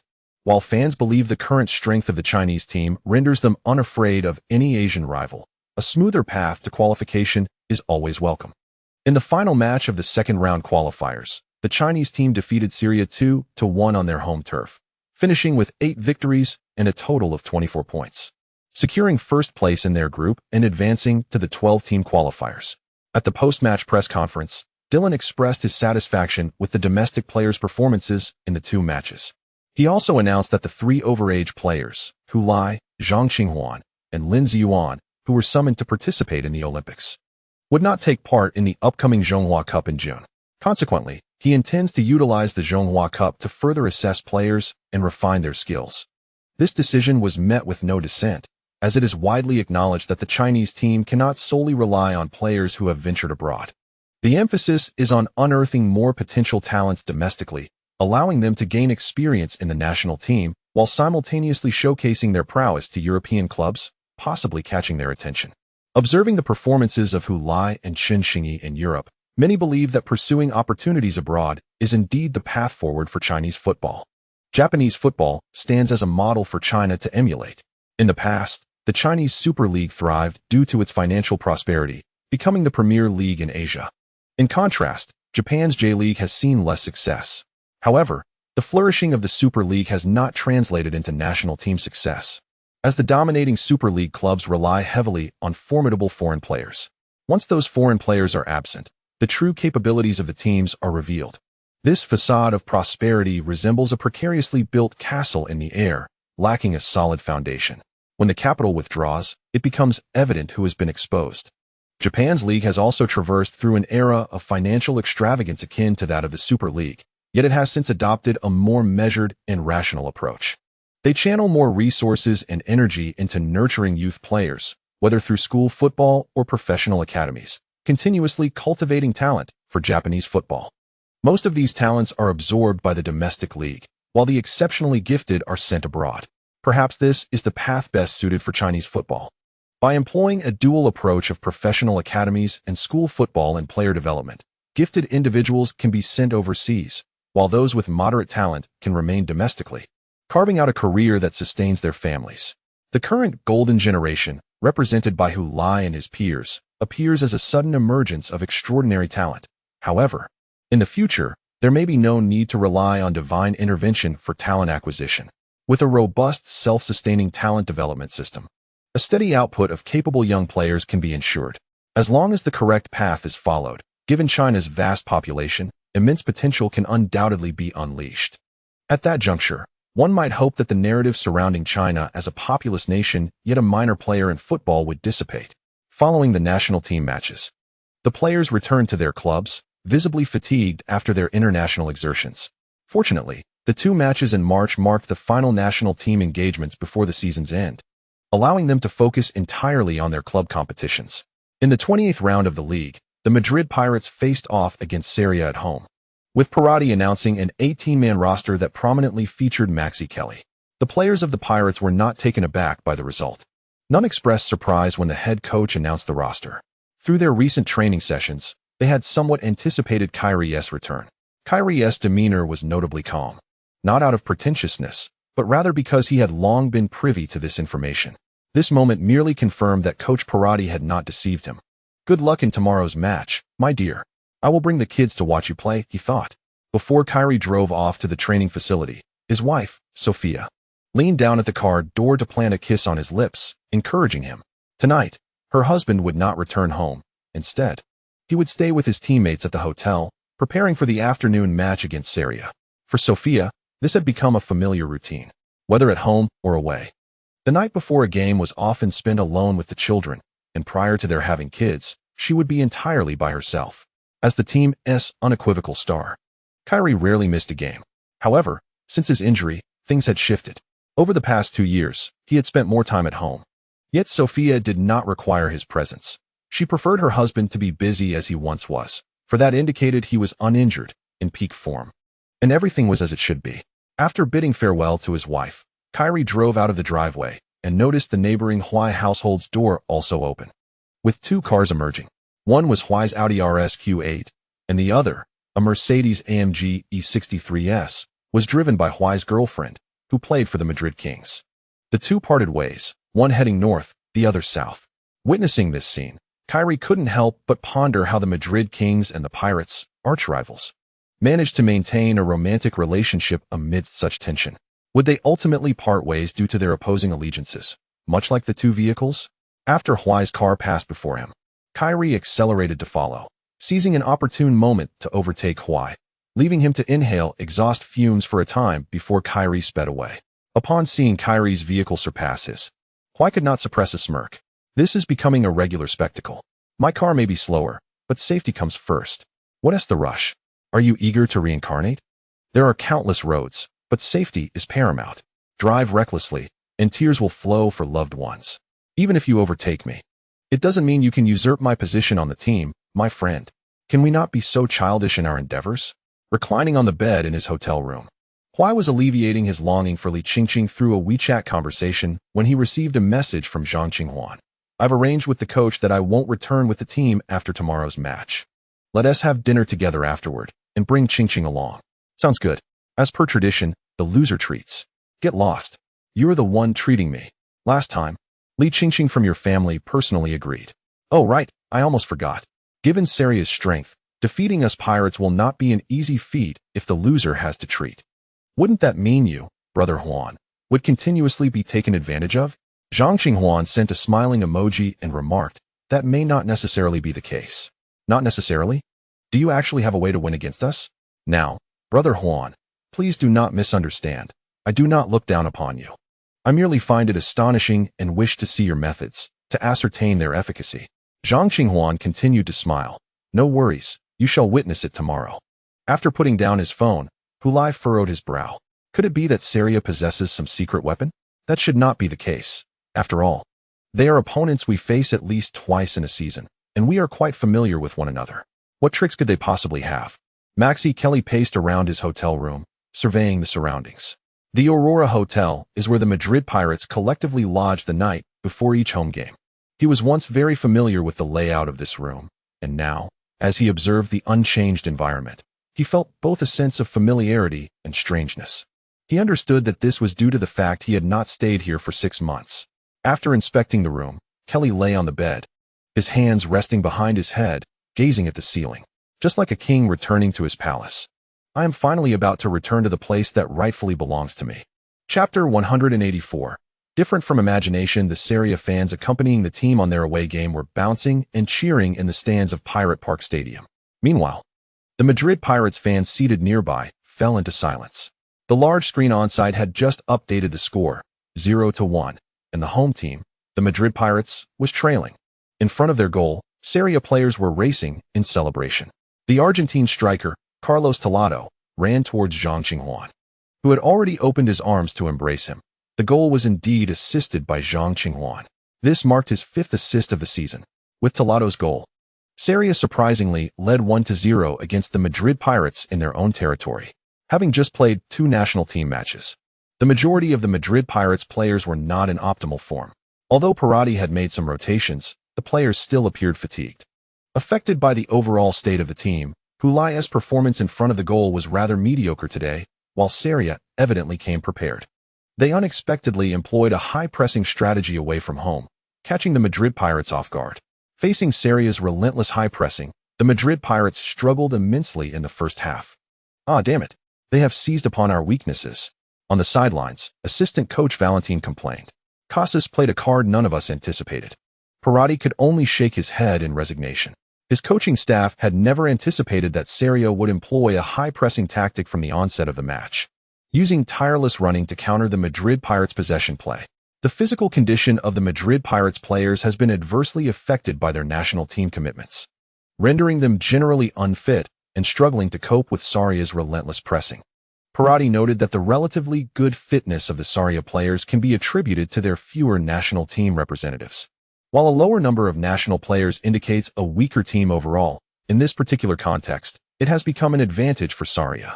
Their limited exposure to national team matches allows them to maintain sufficient stamina to execute such an aggressive pressing tactic away from home. Moreover, as the offensive orchestrator of the team, Zhang Xinghuan did not travel the long distance to China for the second round of the World Cup qualifiers, thus preserving his energy and enabling him to keep pace with the high-pressing rhythm. In the first half, the entire Madrid Pirates squad exhibited slightly better fitness, yet they fought diligently to a stalemate, ending the half at 0-0. After a 15-minute intermission, the Pirates hoped for an improvement in their fortunes, believing they had earned a moment to catch their breath. However, Sarria swiftly intensified their efforts at the start of the second half, breaking the deadlock just 9 minutes in. At that moment, Zhang Xinghuan, in collaboration with teammate Mikel Reiko, intercepted Tonini's pass and promptly delivered a through ball. Tordu managed to evade the offside trap, nimbly positioning himself in the open space. After a brief adjustment, he unleashed a shot. Haywell, unable to play the role of protector, could only watch helplessly as the ball sailed into the net, signaling the Pirates' defeat. Sarria's high pressing proved to be highly effective. It rendered our players incapable of making plays, necessitating a change, as Valentin remarked. I think it is time to bring on Kelly. Perotti glanced at the clock. It was the 60th minute of the match, meaning Kelly would have approximately 30 minutes left to make an impact. While scoring 2 goals in 30 minutes posed a challenge, it was certainly achievable. With this in mind, Perotti nodded in acceptance of Valentin's suggestion. Soon, Maxi Kelly stood beside head coach Perotti. The commentators were electrified by the sight. Wow, Kelly is about to enter the field. After a 6-month absence due to ankle surgery, he was finally returning to the pitch. Maxi Kelly, the legendary player of the Madrid Pirates, had brought countless honors to the team and was now once again answering the call in a moment of crisis. Not only the commentators, but also the fans in the stands rose from their seats, ready to shower applause upon the soon-to-be entering Kelly. As the key contributor to the team's victories in the league, the Copa del Rey, and the UEFA Europa League, Kelly held an esteemed place in the hearts of Madrid Pirates fans, arguably even surpassing Futile due to the emotional connection forged over time. After all, Kelly had dedicated 7 years to the club, and the bond formed over that duration transcended mere accolades. As he awaited his substitution for Di Quenzo, the roar of applause from the stands grew increasingly thunderous. In a private box, Sophia stood with her 2 children, applauding for Kelly. What a touching scene it was. Despite being absent for 2/3 of the matches over the past 2 seasons due to 2 serious injuries, which led many to forget that Kyrie still remained with the Pirates, the fans have never lost sight of him. The thunderous applause is the finest gift for Kyrie's return. After exchanging high fives with Di Quenzo on the sidelines, Kyrie sprinted onto the field. As he entered, he drew a cross over his heart, a simple ritual of prayer, hoping that the deity he believes in would grant him good fortune in the game. When Maxi Kyrie took to the field, the atmosphere in Pirate Park erupted with cheers. In such an emotional scene, Coach Arno Casas of Sarria cast his gaze upon Kyrie, and rather than feeling troubled, a smile graced his face. Upon seeing Maxi Kyrie's name on the roster for the match against Madrid Pirates, he realized that Perotti's decision to include Kyrie, who was returning from injury, was not without purpose. Just as he had surmised, Kyrie came off the bench. Discussions about when Kyrie would return to the field had circulated in the media long before he practiced with the team. Now that he had finally made his appearance, it could no longer be deemed a surprise. It was merely a delayed entry. Casas believed that Kyrie should have been donning the Pirates' colors much earlier. Yet it took an extensive period for him to be included in the match roster. What does this signify? It suggests that Kyrie's recovery may not have been smooth. Perhaps it also indicates the team's cautious approach regarding his return, a sentiment Kyrie himself seems to share. Otherwise, why has there been no vocal expression from him yearning for an early comeback? Casas thinks this may reflect Kyrie's own prudence. If he indeed holds this belief, it would serve him well. Amidst the resounding applause, Casas waved his arms to capture the attention of his players and made a distinctive gesture. Each Sarria player who saw the signal immediately understood what was expected of them in the forthcoming match. Maxi Kyrie dashed onto the field, inhaling the slightly grassy air, while the cheers of the fans filled his ears. This moment felt both familiar and foreign to him. After a prolonged wait, he had finally returned to the field. This was the moment he had long anticipated. He aimed to deliver a resounding slap to those who had once mocked him, criticized him, lost hope in him, or even forgotten him. I, Maxi Kyrie, have returned. I am still the best, Max. As the Madrid Pirates launched their attack, Kyrie raised his arm, signaling his teammates to pass him the ball. Yet, he need not have done so, for his teammates would naturally pass it to him. In daily training, Kyrie's role had become abundantly clear to everyone. Although he played as a forward, upon entering the game, he was expected to utilize his technical skills and creativity to orchestrate the attack. The ball would inevitably find its way to him. As Kyrie watched the soccer ball roll toward him, a thought sprang to mind. He recalled Huli's turn against Madrid Kings to evade Peralta. He decided to show Huli something even more graceful. As he prepared to receive the ball, he lifted his foot in anticipation. Yet when the football rolled to his feet, he inexplicably let it slip by and abruptly turned around. This maneuver was intended to allow the ball to pass through the legs of the defending player. However, Kyrie's attempt was thwarted as he was forcefully collided into by another Serie player charging in from the side. Despite his towering height of nearly 2 meters, Kyrie was utterly unable to withstand such force during the play, and he was decisively knocked to the ground. The referee's whistle and the ensuing boos echoed around the field. Michael Rico, the offending Serie player, hastily gestured an apology to the approaching referee, successfully evading a yellow card. The referee merely issued a verbal warning without showing a card. Kyrie lay on the ground, clutching his ribs where he had been struck, grimacing in pain. Whether it was a psychological effect or genuine discomfort, he was uncertain. Slowly, he rolled over, attempting to rise. The impact was indeed far more severe than that experienced during practice. After getting back on his feet, Kyrie cautiously moved about, concerned that he might have injured his knee or ankle. Fortunately, it appeared he had escaped with no significant injuries. Although his ribs ached, it seemed to be a mere bruise from the collision, which was manageable, just a transient discomfort to endure. When Kyrie next received the ball, he chose not to attempt another swift turn, but instead grounded the football beneath his feet. However, a Serie player soon surged toward him, sweeping a leg towards the ball. Logically, Kyrie could have easily poked it away in advance, yet he instinctively leaped into the air. Although he evaded the sweeping leg of the Serie player, the ball beneath his feet was seized away. Alas, Kyrie had lost possession, and he seemed to be overly concerned about his own footing. Reflecting on how decisively he had avoided the tackle, despite his immediate chase to reclaim the ball, it was too late. The opposing team had already passed it along. In frustration, he clenched his fist, unsure whether his anger stemmed from losing possession or from his own hesitant evasion. After a 6-month absence from the pitch, Kyrie found that the reality of his return was far from the expectations he had held. The field did not seem to welcome him back. Chapter 185. Kyrie. Shrouded in shadows, it was indeed a surprise to us all. As Valentin expressed this sentiment, Kyrie had already been on the field for 6 or 7 minutes, during which he had 4 opportunities to touch the ball, but none were successful. The attacking plays of the Madrid Pirates came to a near halt when they reached him. The reason was simple. Kyrie was somewhat unaccustomed to the intensity of Serie's defense, or perhaps he was slightly intimidated by the physicality of the encounters. Thus, whenever the Serie players adopted a more aggressive stance, Kyrie, in an effort to avoid injury, would relinquish control of the ball. This situation was certainly unforeseen by the coaching staff of the Madrid Pirates prior to the match. What they discerned from the medical report was that Kyrie had fully recovered, and during training, it was evident that his footwork was satisfactory, meeting all the prerequisites for participating in the match.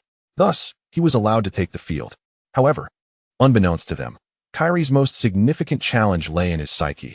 He seemed yet to escape the shadows of 2 severe injuries in the span of 2 years. Presently, he exhibited a palpable apprehension towards physical confrontations on the court, particularly as the actions of the Serie players appeared deliberately targeted at his ankles and knees. This compelled Kyrie to evade, for he dared not gamble on the notion that his opponents were merely posturing. What if they were intent on causing harm? For a 33-year-old like Kyrie, enduring another injury that necessitated a 6-month hiatus could spell the definitive end of his career. Casas had meticulously analyzed Kyrie, understanding precisely what he feared, as Perotti lamented. None could have anticipated that Casas would delve this deeply into his preparation. The decision not to start Kyrie in this match was made with the hope that he could serve as a strategic surprise, catching Serie off guard. Yet, This adjustment was not only anticipated by the opposition, but even Kyrie's psychological struggles were taken into account. Naturally, players who have suffered successive injuries often bear psychological scars. However, during training, neither Pirati nor Valentine, nor any members of the coaching staff, had detected this issue. In training, Kyrie exuded confidence, displaying audacity with the ball and even accelerating through defenses. Thus, no one considered the possibility of psychological trauma. Upon entering the match, however, Kyrie faltered. It became evident that despite training closely simulating actual gameplay, it could never truly replicate the reality of a competitive match. Futile had just sprinted into a clear space, awaiting Kyrie to pass him the ball. Throughout their training, they had practiced this simple offensive maneuver of running into space and passing, and they had mastered it with considerable finesse. Yet, upon reaching his position, the ball did not arrive, leading him to inadvertently find himself in an offside position. He quickly halted and retraced his steps, only to discover that Kyrie had once again lost possession. He was left speechless, wondering why Kyrie's performance in training had been so impressive, yet he stumbled on the field. He finally understood the meaning of the words spoken by Brother Juan the day before. This truly was Solaria's secret weapon, and they had indeed guessed correctly. Once on the field, Kyrie never found his rhythm. His body resembled a machine that had been dormant for 6 months, with every joint rusted and stiff. His movements were awkward, and his fear of confrontation was palpable, which was untenable. Hefone was not particularly kind towards Maxi Kyrie, given that his earlier loss of possession had cost Futile a scoring opportunity. If last week's Champions League match between the Chinese teams had left fans like Hefone without a particular bias, accepting whichever side emerged victorious, today's league match between the Chinese teams found most hoping for a victory from the Madrid Pirates. Only through winning could they maintain their lead on the points table. Should the Madrid Pirates succumb to defeat in this match, they will relinquish their esteemed position at the pinnacle of the league. In a preceding match, the Madrid Kings triumphed over Malaga Athletic with a score of 1-0, thanks to a solitary goal from Meli, which secured 3 vital points for his team. As a result, the Madrid Kings have now ascended above the Pirates in the standings, temporarily claiming the top spot. If the Pirates manage to triumph over Seria, they can reclaim their former glory at the summit. However, should they falter, even with a draw, they will inevitably fall to second place. In La Liga, there are 2 Chinese players, yet only Futile, representing the Madrid Pirates, possesses both the eligibility and capability to contend for the league championship. Chinese fans ardently hope for the Madrid Pirates to vanquish Seria, thereby maintaining their lead in the standings. Such a victory would enhance their prospects of claiming the league title by season's end. Futile has already secured championships in the Chinese League 1, the Chinese Super League, and the Premier League. How splendid it would be if he could also add the La Liga title to his illustrious collection. While this sentiment may seem somewhat unfair to Zhang Qinghuan, it undeniably reflects the genuine thoughts of the majority of Chinese fans at this moment. In the VIP box, Sophia, watching the match with her son and daughter, furrowed her brow as she gazed at the field. The 2 children looked back at their mother with puzzled expressions, seemingly seeking to inquire why their father's performance had faltered since taking the field. Sophia understood the reason but struggled to articulate it to her children. Should she explain that their father, fearing injury, chose to evade confrontation? That would be unacceptable. In their eyes, their father has always been a heroic figure. The notion of evasion could never apply to him. Yet, her husband was indeed retreating, confronted by the relentless pressure from Seria's players. Kelly hastily returned a pass he had just received, failing to even stop the ball at his feet. In reality, the Seria player had not even approached him aggressively. Thus, it was fear that compelled Kelly to return the ball, rendering him a figure of ridicule. Had this been at Seria's home ground, laughter would likely have erupted. Kelly's performance fell short of expectations, further exacerbating the Pirates' predicament. Already trailing by a goal and in desperate need of offense, Kelly, as the orchestrator of the attack, was unable to function effectively. Pirati was compelled to make adjustments. In the 72nd minute, he substituted in Ruiz, a tall center forward recently returned from injury, and repositioned Kelly to a more withdrawn midfield role, replacing the substituted Damian Diameter. This alteration would allow Kelly to avoid facing the opposing defenders directly and alleviate some of the pressure he faced in tightly contested areas. However, this positional adjustment seemed ineffectual in helping Kelly shake off his psychological burden. In fact, he appeared ensnared in a vicious cycle. Ultimately, even in his new position, Kelly's performance remained lackluster. In the final 10 minutes of the match, with the score still at 0-1, the home side, the Madrid Pirates, resorted to the simplest tactic of long balls.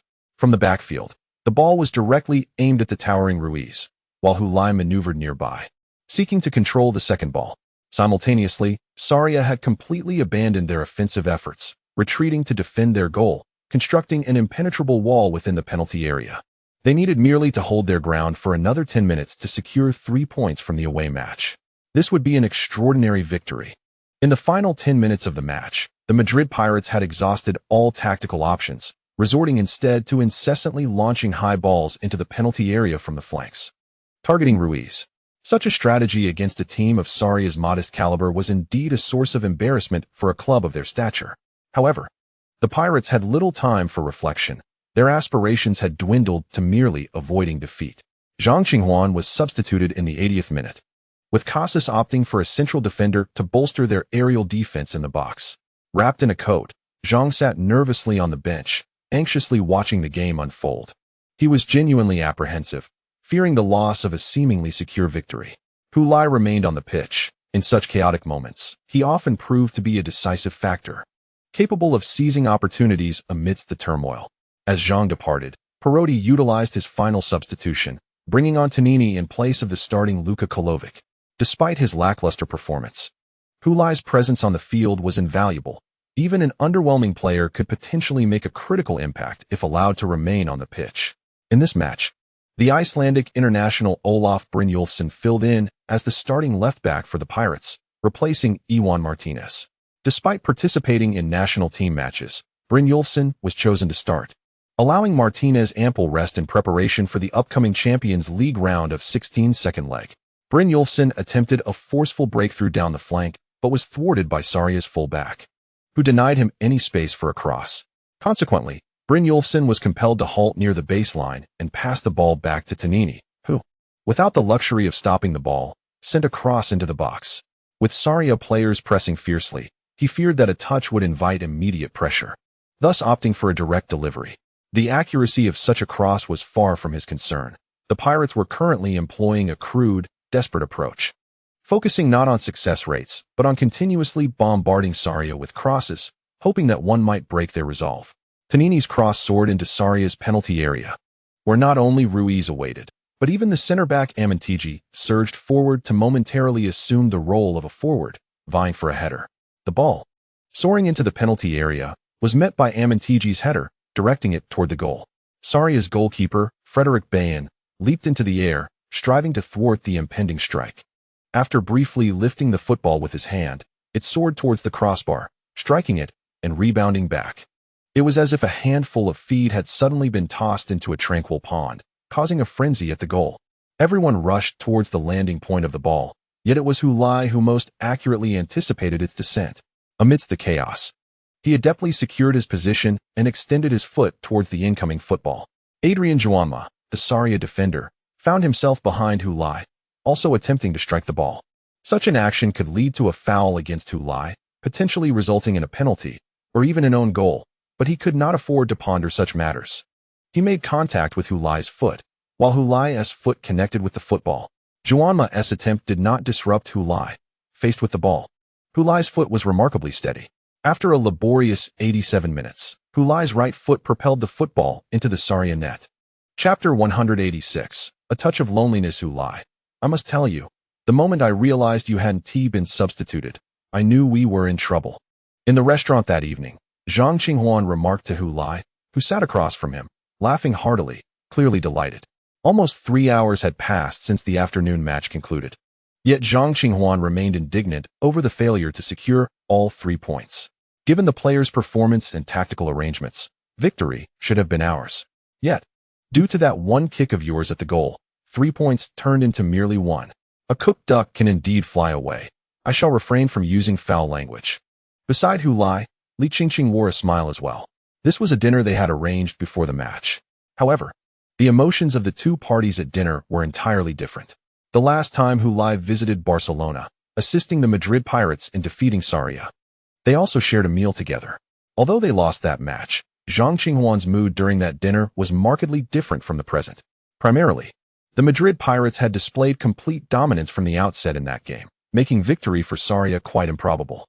Thus, losing was understandable. However, the current situation was entirely distinct. Sarria genuinely had the opportunity to win this match, and because of Hulai's goal, the situation shifted from victory to a draw. Even a draw would not be a poor outcome for Sarria, yet Zhang Qinghuan remained troubled. Conversely, the draw did not allow the Madrid Pirates to reclaim their leading position in the standings, yet Hulai was still able to smile. After all, a draw is certainly preferable to a loss. Trailing the Madrid Kings by 1 point is indeed precarious. Nonetheless, with such fierce competition among 3 teams, it is truly challenging to guarantee that the Madrid Pirates can maintain even a slender lead until the end of the league. After all, such a narrow advantage is susceptible to being overtaken by rivals. Much like in a marathon, consistently leading is exhausting.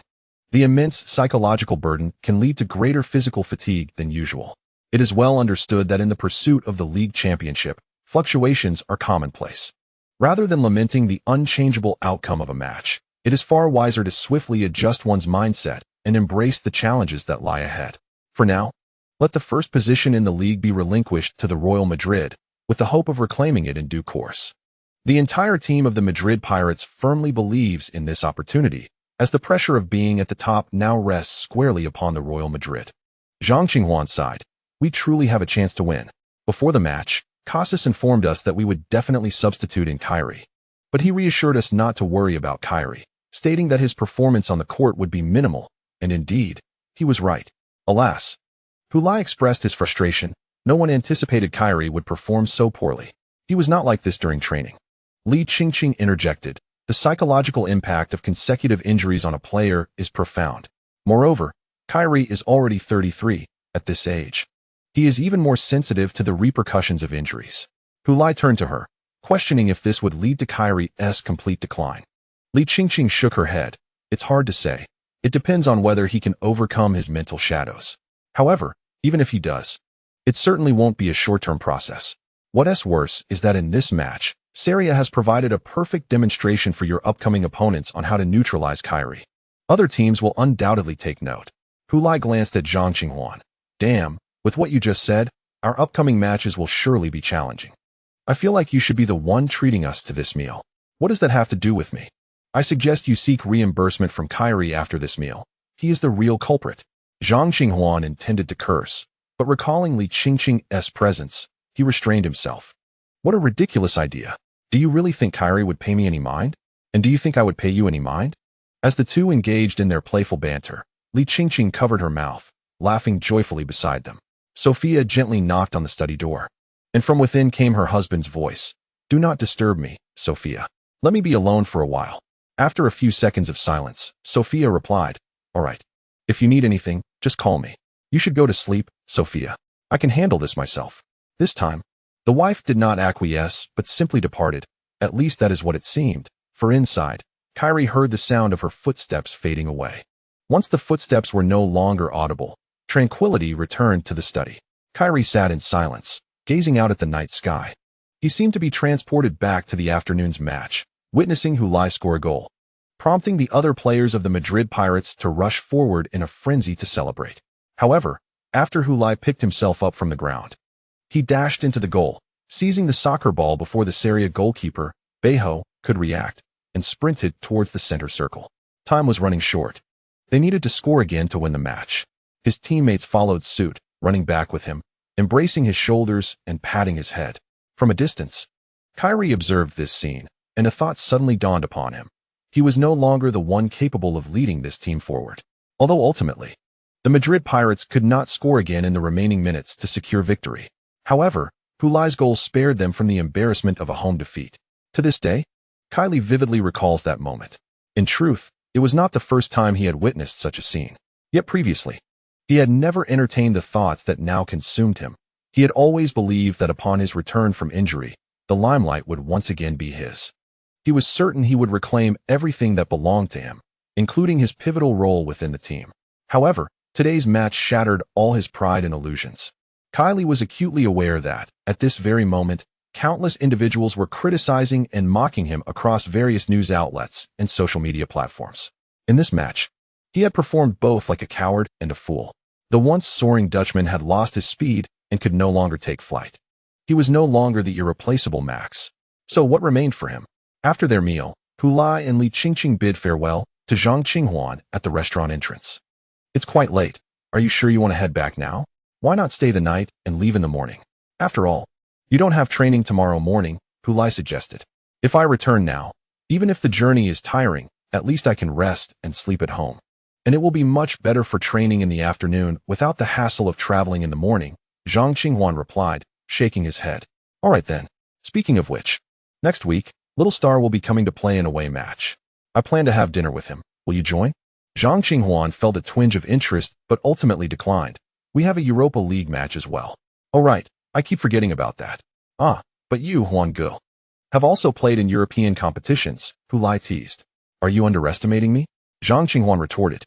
No, I'm not underestimating you at all, I assure you. Hu Lai insisted, though his smile betrayed his true thoughts. You don't need to keep reiterating that, Zhang Qinghuan remarked, as he observed Hu Lai and Zhang Qinghuan banter. Li Qingqing stood beside Hu Lai, watching with a beaming smile. Upon witnessing this exchange, Zhang Qinghuan couldn't help but shake his head. Seeing the two of you together feels quite surreal. What? Do you think I'm unworthy? Hu Lai replied. Of course not. I'm just here to make keys. How many do you need, Hu Lai? Haha, you're just jealous, Huan Ge. Jealous? Not a chance. Hu Lai, let me tell you. While you were still playing in the mud, I had already experienced all that was to be experienced. I don't believe you. Elaborate. Haha, the content is pay-per-view. Hu Lai scoffed. Zhang Qinghuan sighed. Flowers blooming from cow dung. What is wrong with cow dung? It's rich in nutrients, essential for nurturing delicate flowers. Hu Lai puffed out his chest, portraying himself as the proud provider of sustenance. Zhang Qinghuan chuckled. All right then. When shall I celebrate your wedding? Hu Lai was taken aback. While Li Qingqing's face flushed. Noting their reactions, Zhang Qinghuan was surprised. Really? You two haven't considered this yet? Hu Lai deflected. We are still young. What does age have to do with it? Zhang Qinghuan initially intended to press further, but suddenly remembered that he was not their parent. Why should he be pushing for marriage? As he pondered over these thoughts, he shook his head and remarked, Never mind. You may marry whenever you wish. Just be sure to invite me. Certainly, absolutely. Hu Lai quickly responded with a cheerful smile. How could we forget you, Brother Huan? Zhang Qinghuan noticed that her car had arrived and waved to the two of them, saying, All right, my ride is here. I must take my leave. Take care on the road, Brother Huan. Li Qingqing gently waved goodbye. Safe travels. Next time we shall meet in Barcelona for the Catalan match. Zhang Qinghuan shook her head. That may not be possible. Why not? We are coming to Madrid to play the Kings that day. I won TB in Barcelona. Hu Lai finally realized. All right. Let us catch up when you return home. With a nonchalant gesture, Zhang Qinghuan waved and turned to board her vehicle. As she sat in the car, she caught a glimpse of Hu Lai and Li Qingqing standing by the roadside, watching her depart through the rearview mirror. Although she had playfully teased Hu Lai about being unworthy, this scene felt entirely natural to her. It was as if they were meant to stand side by side. She was unaware of the myriad stories shared between Hu Lai and Li Qingqing, for Hu Lai had never spoken of them. Yet, witnessing their effortless camaraderie, Zhang Qinghuan, a seasoned veteran in matters of the heart, discerned their connection was profound, far surpassing that of an ordinary pair. Truly, they were a match made in heaven. A wave of unexpected emotion surged within Zhang Qinghuan as she observed this scene in the mirror, stirring a hint of loneliness within her.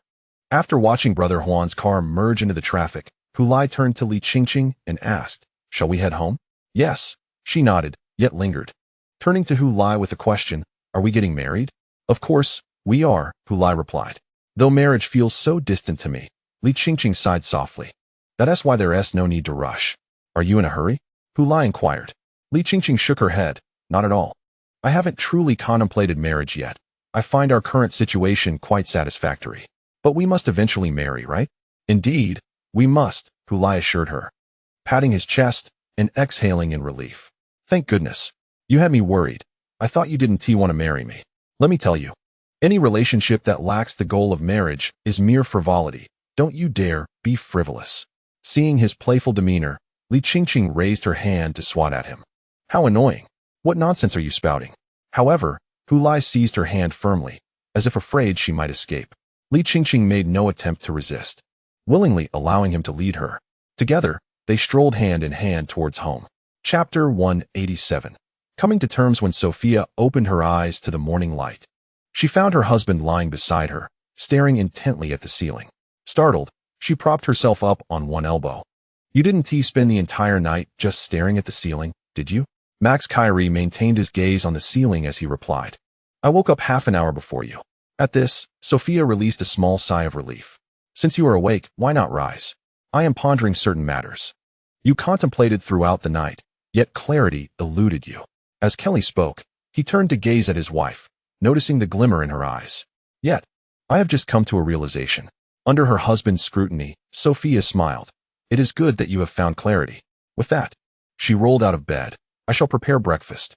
Kelly sat up, slightly astonished, and inquired, "Aren't you curious about what I have realized?" Without turning her head, his wife donned her clothes. "No need to ask. As long as you have found your answer, that suffices. The specifics of your thoughts are your own. I trust you." "Maxie, if you say you have come to terms, then I am at ease." In the midst of their conversation, Sophia finished dressing. She stood, turned back to her husband with a slight smile. "Ultimately, it is truly wonderful that you have found understanding." With that, she exited to prepare breakfast. Kelly remained seated on the bed, watching his wife's figure vanish beyond the door, listening to her footsteps gradually fade away. He was indeed ready to explain to his wife how he had come to his realization. Yet, she did not inquire. Was it fear of awkwardness in his explanation? After all, it was undeniably challenging for Maxie Kelly to acknowledge that he was no longer the most exceptional one. He had spent a good half an hour lying in bed, mentally preparing himself. "I believe we should encourage Kelly to have a serious discussion with Ms. Ocampo."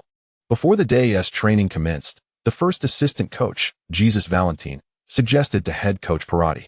The Ms. Ocampo he referred to as Daniela Ocampo, the psychologist for Madrid Pirates Club, who is responsible for providing psychological support to the players. Whenever a player is in poor form, troubled, or injured, if they sense a psychological issue, they seek out Ms. Ocampo to converse and heed her advice, giving their minds a form of therapy. The pressure on professional football players has escalated, and the issue of mental health among them has reached a point that cannot be overlooked. In the majority of European professional football clubs, a psychologist is now standard. Some elite clubs even boast entire teams of psychologists, striving to offer their players the best mental care. That one work, Jesus. When has Kelly ever sought out Ms. Ocampo?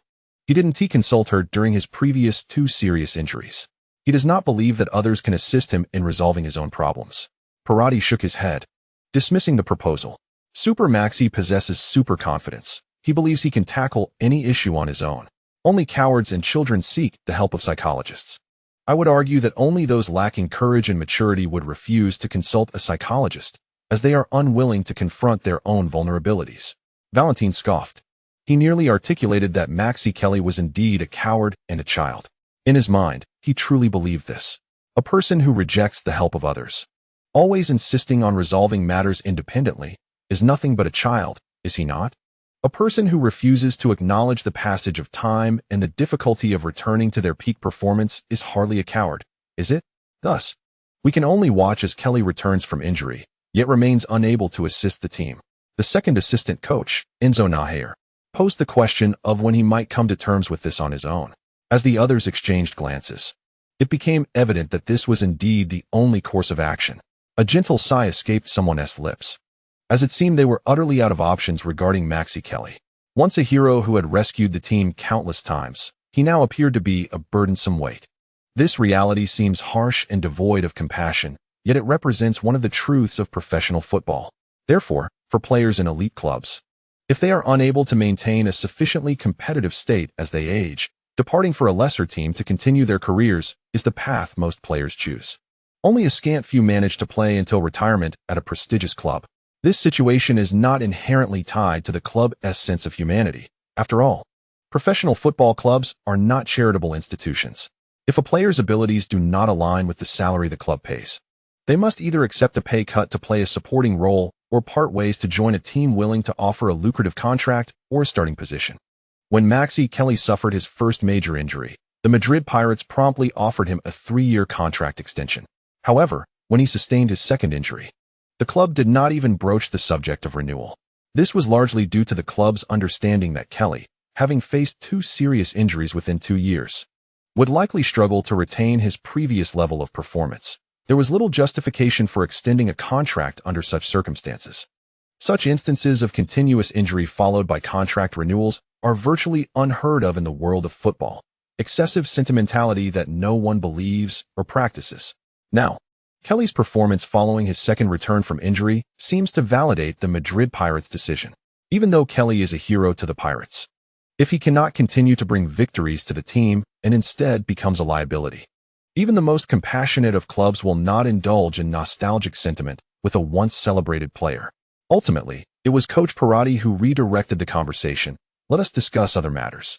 Wisely, the others refrained from dwelling on Kelly's situation, recognizing that it was not something easily resolved in a few words. On the training ground, a five-side match was underway, aimed at enhancing the player's ability to escape pressure through quick passing in tight spaces. The training protocol permitted attacking players a maximum of 2 touches, one for receiving the ball and another for passing or shooting. This essentially simulated real match conditions, as attacking players frequently encounter pressure and congestion from defenders during actual games. A moment's hesitation could lead to a loss of possession or a missed opportunity to advance. As Maxi Kelly deftly maneuvered the football away, Joaquin Bella surged towards him, only to halt in his tracks upon realizing the ball had already been passed. Such conduct is not uncommon during training. After all, despite the insistence on simulating real match scenarios, it remains merely practice, a mere approximation of the authentic contest. However, after Bella came to a stop, he heard Kelly's derisive laughter. "Why did you stop? Would you also hesitate mid-match?" Bella gazed at Kelly in surprise, who continued, "Channel your competitive spirit, Joaquin. Don't behave like a coward." Bella quickly retorted, "This is just training, Maxi. Besides, you've only just recovered from injury." Kelly brusquely interrupted, "No worries, just adhere to match standards. I can handle it. Even in an actual game, I can manage." "Stop being so timid, Joaquin." Bella raised his hands in surrender. "All right, if that is your demand, Maxi." "Indeed, it is my demand. You'll never snatch the ball from my feet," Kelly replied with a dismissive shrug. This last remark infuriated Bella. As the football was passed to Kelly once more, he charged at him with fierce determination, as if facing an opponent in a genuine match. Approaching Kelly, he showed no signs of slowing down. "Hey," called out a nearby teammate, Damian Daya, who felt compelled to warn Bella. Yet before he could finish, Bella's foot made contact with the ball, or more accurately, the ball kicked away by Kelly collided with Bella's leg. Faced with Bella's aggressive pursuit, Kelly appeared momentarily flustered, as the pass had been executed rather hastily. The result was Bella successfully intercepting the ball.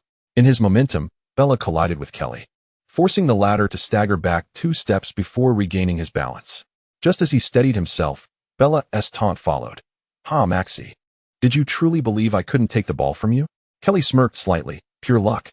Next time, you'll see if it was luck." As Kelly and Bella exchanged barbs, the second assistant coach, Enzo Nahayer, contemplated halting the training. However, he was stopped by Perotti. "No need to stop, let it be." Nahayer cast a curious glance at him. "But it seems there is some tension between them." "How could there be no tension during training?" "Let it continue," Perotti replied, shaking his head, arms crossed. With the head coach's endorsement, assistant coach Nahayer had no further objections and signaled for the training to proceed. Excited after intercepting Kelly's ball, Bella pointed at him and shouted, "Pass the ball to Maxi. Let him see my prowess." Naturally, the teammates, eager for the spectacle, complied and passed the football over. Bella lunged towards Kelly, following the ball. Nearby, Futile, engaged in a similar training exercise, could not resist stopping to glance over with his teammates. In a fleeting moment, Maxi Kelly and Joaquin Bella became the focal point of the training grounds, with all eyes drawn toward their intense engagement. Upon witnessing Bella's fierce demeanor, onlookers felt a momentary disorientation, as if they were witnessing a competitive match. Some harbored genuine concern for Kelly, fearing he might sustain an injury during training, while others could not suppress the urge to caution both players, clearly caught up in the heat of the moment, to cease this perilous exchange. Just then, all present beheld as Kelly deftly flicked the approaching soccer ball with his right foot, sending it soaring over Bella's head.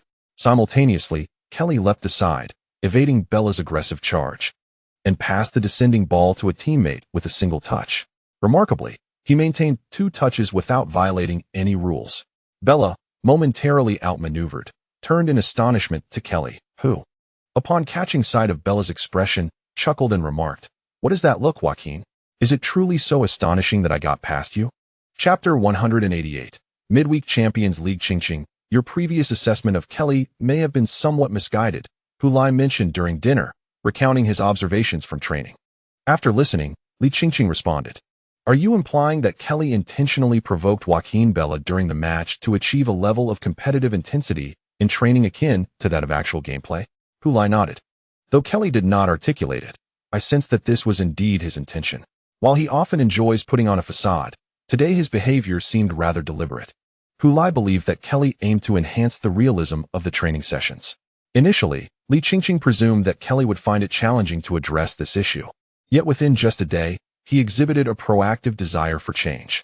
"It appears you've cornered Kelly into a predicament," Li Qingqing mused. Hulai, bewildered, inquired, "What does this have to do with me?" "Because your exceptional performance has led him to realize that if he does not adapt, he risks being left far behind by you," Li Qingqing explained. "Regardless of your personal intentions, Kelly indeed perceives you as a rival. We are fundamentally different types of players." Hulai acknowledged. Li Qingqing nodded. "I understand. You and he can indeed coexist.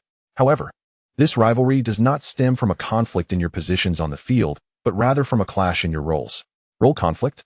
"You are now the offensive linchpin for the Madrid Pirates, a position that originally belonged to Kelly. Naturally, he would perceive you as usurping his core role." Li Qingqing's elucidation rendered Hulai speechless, for upon reflection, he recognized the truth in her words. Although he had no intention of usurping Kelly's position within the team, he had, in fact, supplanted him. Thus, it was entirely reasonable for Kelly to harbor animosity toward him. Nevertheless, having arrived at this realization, Hulai had no intention of conceding to Kelly or relinquishing his newfound status as the core player. He had joined the Pirates to confront Meli directly. Therefore, how could he ever settle for a secondary role within the team? Meli has now become the focal point of the Madrid Kings, and he aspires to take center stage among the Pirates as well. This would establish a sense of equality. Should Kyrie manage to overcome his psychological barriers, it would undoubtedly herald good news for your championship aspirations. The Kings currently lead the Pirates by a mere point in the standings. If Kyrie could emerge as a formidable asset, it would yield a commendable outcome. However, the unpredictability of this young man raises concerns. At times, when hope is abundant, he may disappoint. Conversely, when expectations are low, he may unexpectedly rise to the occasion. This mirrors the initial aftermath of his severe injury, when the belief was steadfast that his return would guide the Madrid Pirates back to their former glory. Yet, last season, the Pirates faltered across three fronts, failing to reclaim their peak, with Kyrie himself struggling in the mire of adversity. In the opening match of this season, Kyrie made a striking start by scoring a beautiful goal, leading many to believe he had finally rediscovered his pre-injury form. However, it soon became evident that this was merely a fleeting moment of brilliance. Had Kyrie not succumbed to another injury, he might have continued to burden the team. In a sense, his sudden setback inadvertently alleviated a pressing dilemma for the squad. Hulai is acutely aware of this, hence he shook his head, suggesting it would be best not to count on Kyrie. "We must proceed with our current roster, as we still possess a chance to clinch the championship. Despite our descent to third place, we are merely 1 point adrift. Following the previous round, where we failed to secure a victory against Seria at home, the Madrid Pirates now hold 70 points. The league leaders, the Kings, have amassed 71 points. After the matches between the Kings and Pirates concluded, Catalonia triumphed over Pamplona with a resounding 7-0 at home, also totaling 70 points but temporarily ranking second due to a superior goal difference over the Madrid Pirates. With 10 rounds remaining in the league, the three teams are tightly contested. The upcoming matches include the Kings facing Catalonia in a national derby at home, and in the final round, the Pirates will challenge Catalonia away while the Kings host Seria. It is entirely plausible that the suspense surrounding the league championship will persist until the final match day. Setting league matters aside, on Tuesday, March 14th, the Madrid Pirates will host their Champions League adversary, Amsterdam Athletic. The first leg concluded with a score of 3-2, and although the Pirates emerged victorious, their lead is slender. Amsterdam Athletic still harbors the potential to overturn this deficit and eliminate the Pirates. This explains why, despite the arduous previous league match, Parati opted not to deploy his full-strength squad against Seria, instead choosing to field a rotated lineup. Even after conceding a point to Seria and slipping from first to third in the standings, Parati remained unfazed. In the face of Amsterdam Athletic, the Madrid Pirates fielded their strongest lineup, with the exception of Max Kyrie, who was not even included in the matchday squad. Although he demonstrated a resolute determination to overcome his psychological shadows during training, the mere 2 days between the league and the Champions League were insufficient for him to regain his form. Moreover, given his previous performances, it remains to be seen whether he can indeed assist the team, necessitating a more prolonged observation and a cautious approach. In the match against Ajax, Parati is keen to avoid any uncontrollable risks. He does not wish to endure another experience akin to the one against Seria. Fortunately, Kelly need not worry about being excluded from the Champions League, as he was not removed from the registration list in January, thus retaining his eligibility to participate. It is well known that the Champions League comprises 2 phases, the group stage and the knockout stage. Prior to each phase, UEFA mandates that participating teams register their players. Only those registered are permitted to partake in the Champions League matches. Each year, a registration list must be submitted before September, followed by another submission in January after the completion of the group stage. While teams may adjust their rosters, the number of registered first-team players is capped at 25. If a team wishes to add new recruits during the winter break, they must first remove players already on the registration list if the limit has been exceeded. In January of this year, the coaching staff of the Madrid Pirates contemplated whether to remove the yet-to-recover Maxi Kelly from the Champions League registration list. After including Kelly in the list last August, he sustained an injury before playing even a single group match. It remains uncertain when he will return to fitness and participate in further Champions League encounters. Is it necessary to retain this spot for Kelly? Last August, the club had already utilized its 25-player quota. If they chose to keep Kelly, they would have to forfeit another player's position to make room for Omer Schwitz. Ultimately, Parati made the decisive call to retain Kelly on the list.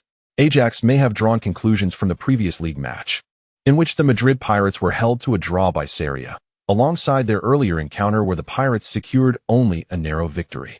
This led them to mistakenly estimate the current form of the Madrid Pirates.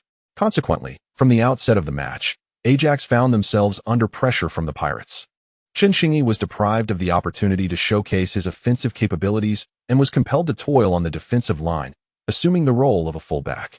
This, however, provided him with a sense of familiarity reminiscent of his national team duties, where he also needed to retreat and participate in defense. Yet, in the limited matches he has played as a fullback for the national team, the pressure he faced was nowhere near as intense. Italian forward Di Quinzo shifted to the left midfield position in this match, tasked specifically with suppressing Chinchini. The inconsistent Silvilio remained on the bench, while Hulai took on the role of a lone striker at the forefront of the attack. Parati has abandoned the long-standing 4-4-2 formation in favor of a 4-5-1 setup, deploying 5 midfielders. On the left flank, Tonini operates, while De Quinzo occupies the right. The attacking midfielder orchestrating the offense is Omer Schwitz, supported by 2 defensive midfielders, Captain Juan Ramirez and Joaquin Bella. They will provide assistance to Hulai, supplying him with opportunities and ammunition. With the increased midfield presence, the Madrid Pirates swiftly seized control of the center of the pitch. This dominance allowed them to exploit their home advantage, dictating the play against Ajax Amsterdam, forcing them into a defensive posture, akin to parking the bus in front of their goal. However, this left their defensive depth severely compromised, rendering them vulnerable to direct assaults on their goal. In the 13th minute, Ajax's goal was breached. Curiously, the goal was not scored by Hulai, nor by any Madrid Pirates player, but rather by Ajax's left back, Spanda, who inadvertently redirected De Quinzo's cross into his own net. An own goal. Alas, what a shame. Ajax's start to the match was utterly disastrous. Spanda, the unfortunate player responsible for the own goal, appeared visibly disheartened. Meanwhile, the stands of Pirate Park erupted in jubilant delight, with home fans mercilessly mocking Spanda and the Ajax team. Such is the nature of football. The suffering of one's opponent often becomes the source of one's joy. For Ajax, who harbored hopes of a comeback on the road, Spanda's own goal was a heavy blow. Trailing by 2 goals, they were compelled to push forward in attack, inevitably exposing further vulnerabilities in their defense.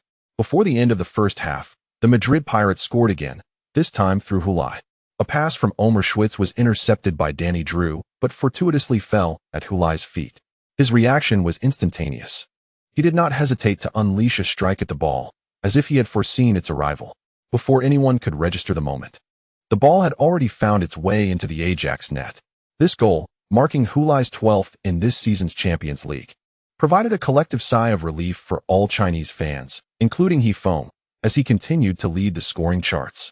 Following his goal, Hulai made his way to the corner flag, where his signature celebration ignited a thunderous cheer from all corners of the stadium. Hoo!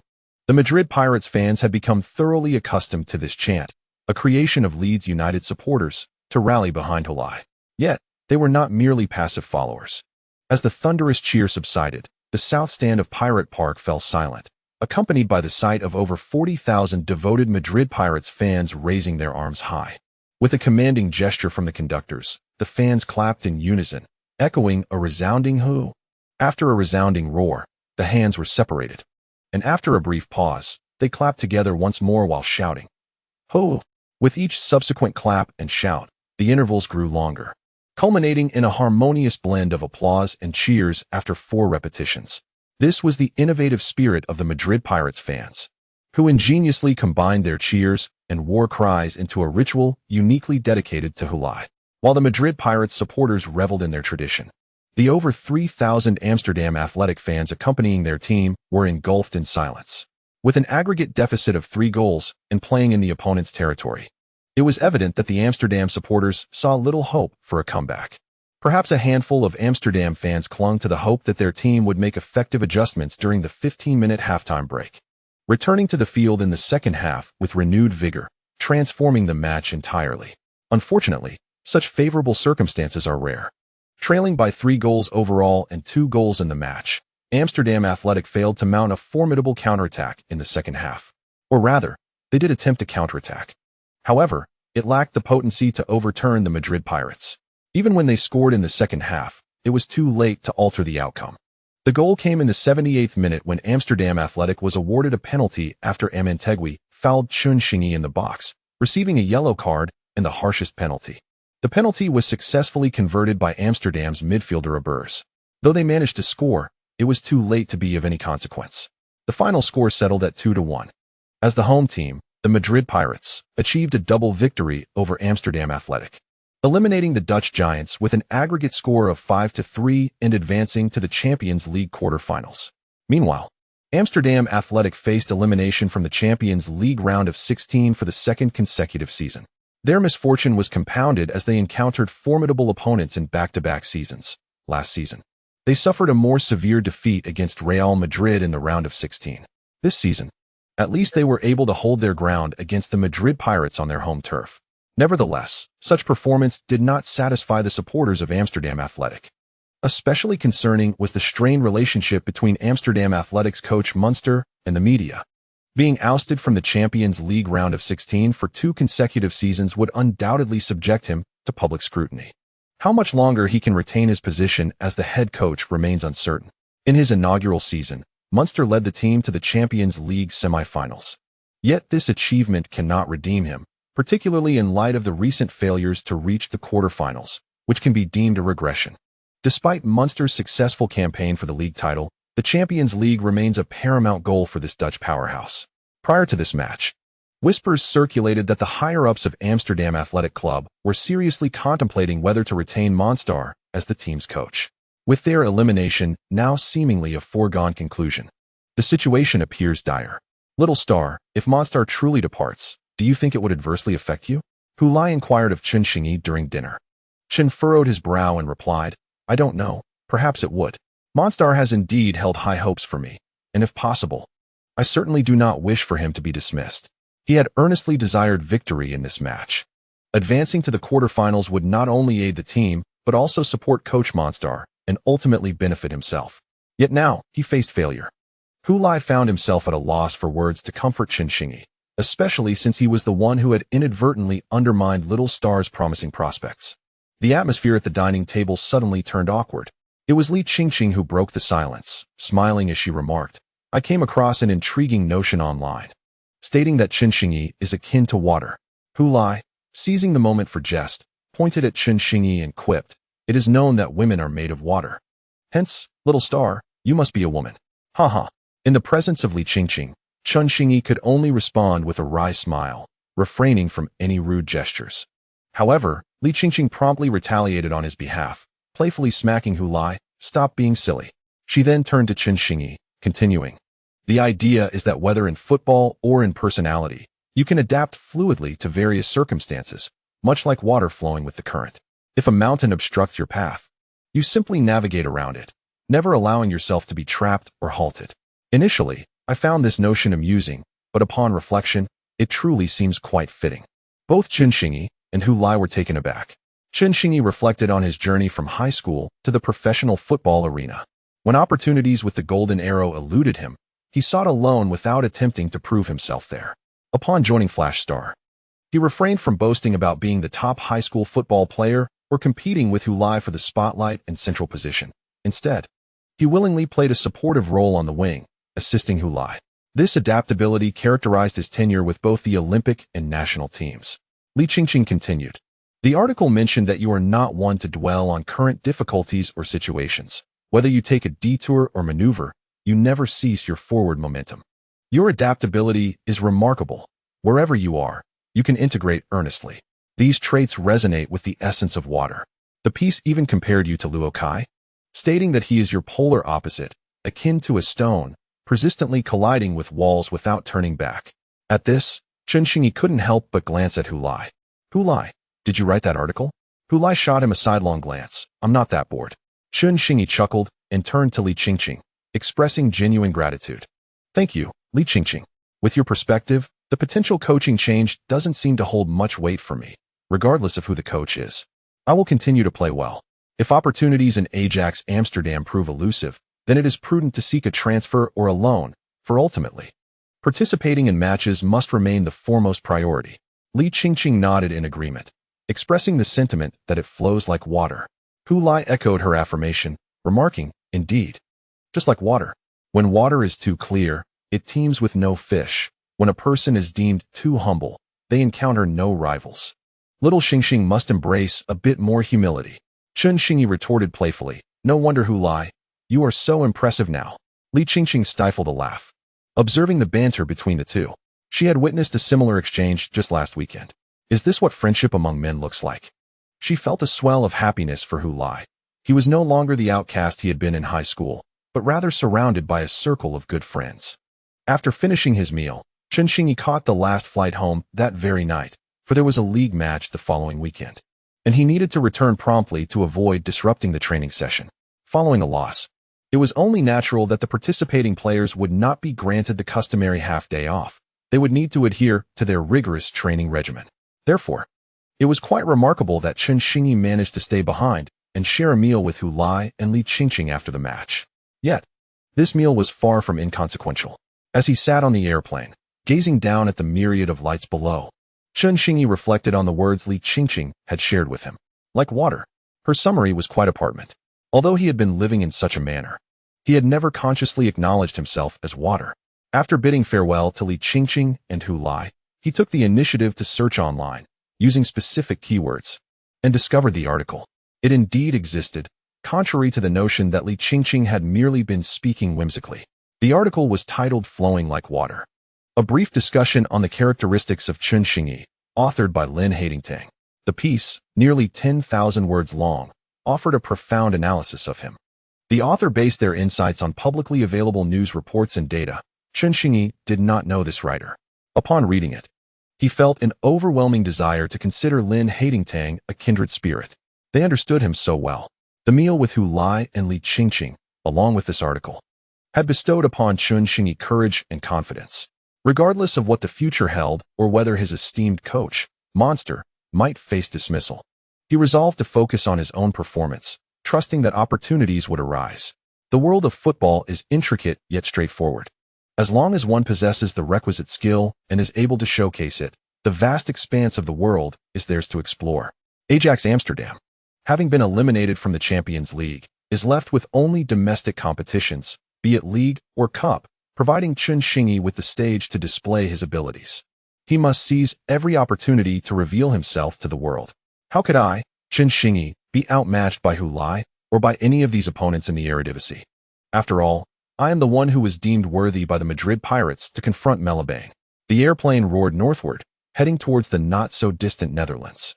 On board the aircraft, Chen Xingyi is eagerly anticipating his return to the team, ready to commence training tomorrow and prepare for the weekend's match.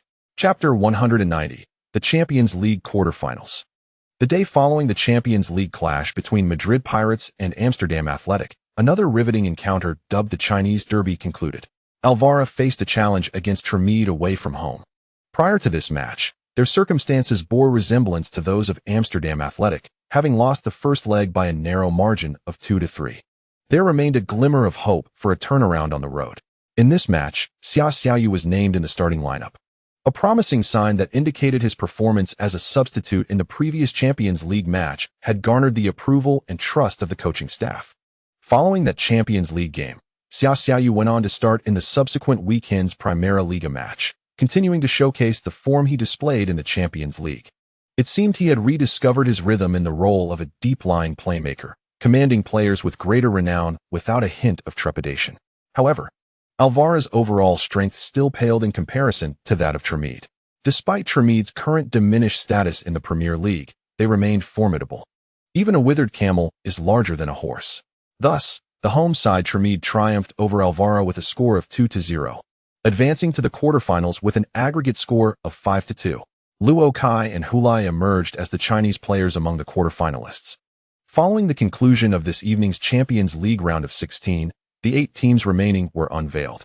Madrid Kings decisively defeated Rotterdam Elite 3-1 in the first leg away, and upon returning home, secured a resounding 4-0 victory in the second leg.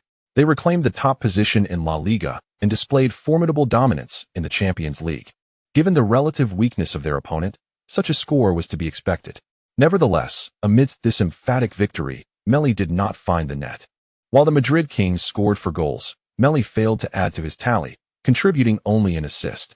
Consequently, his goal count in the Champions League remains at 6, trailing behind Hulai, who has netted 12 goals.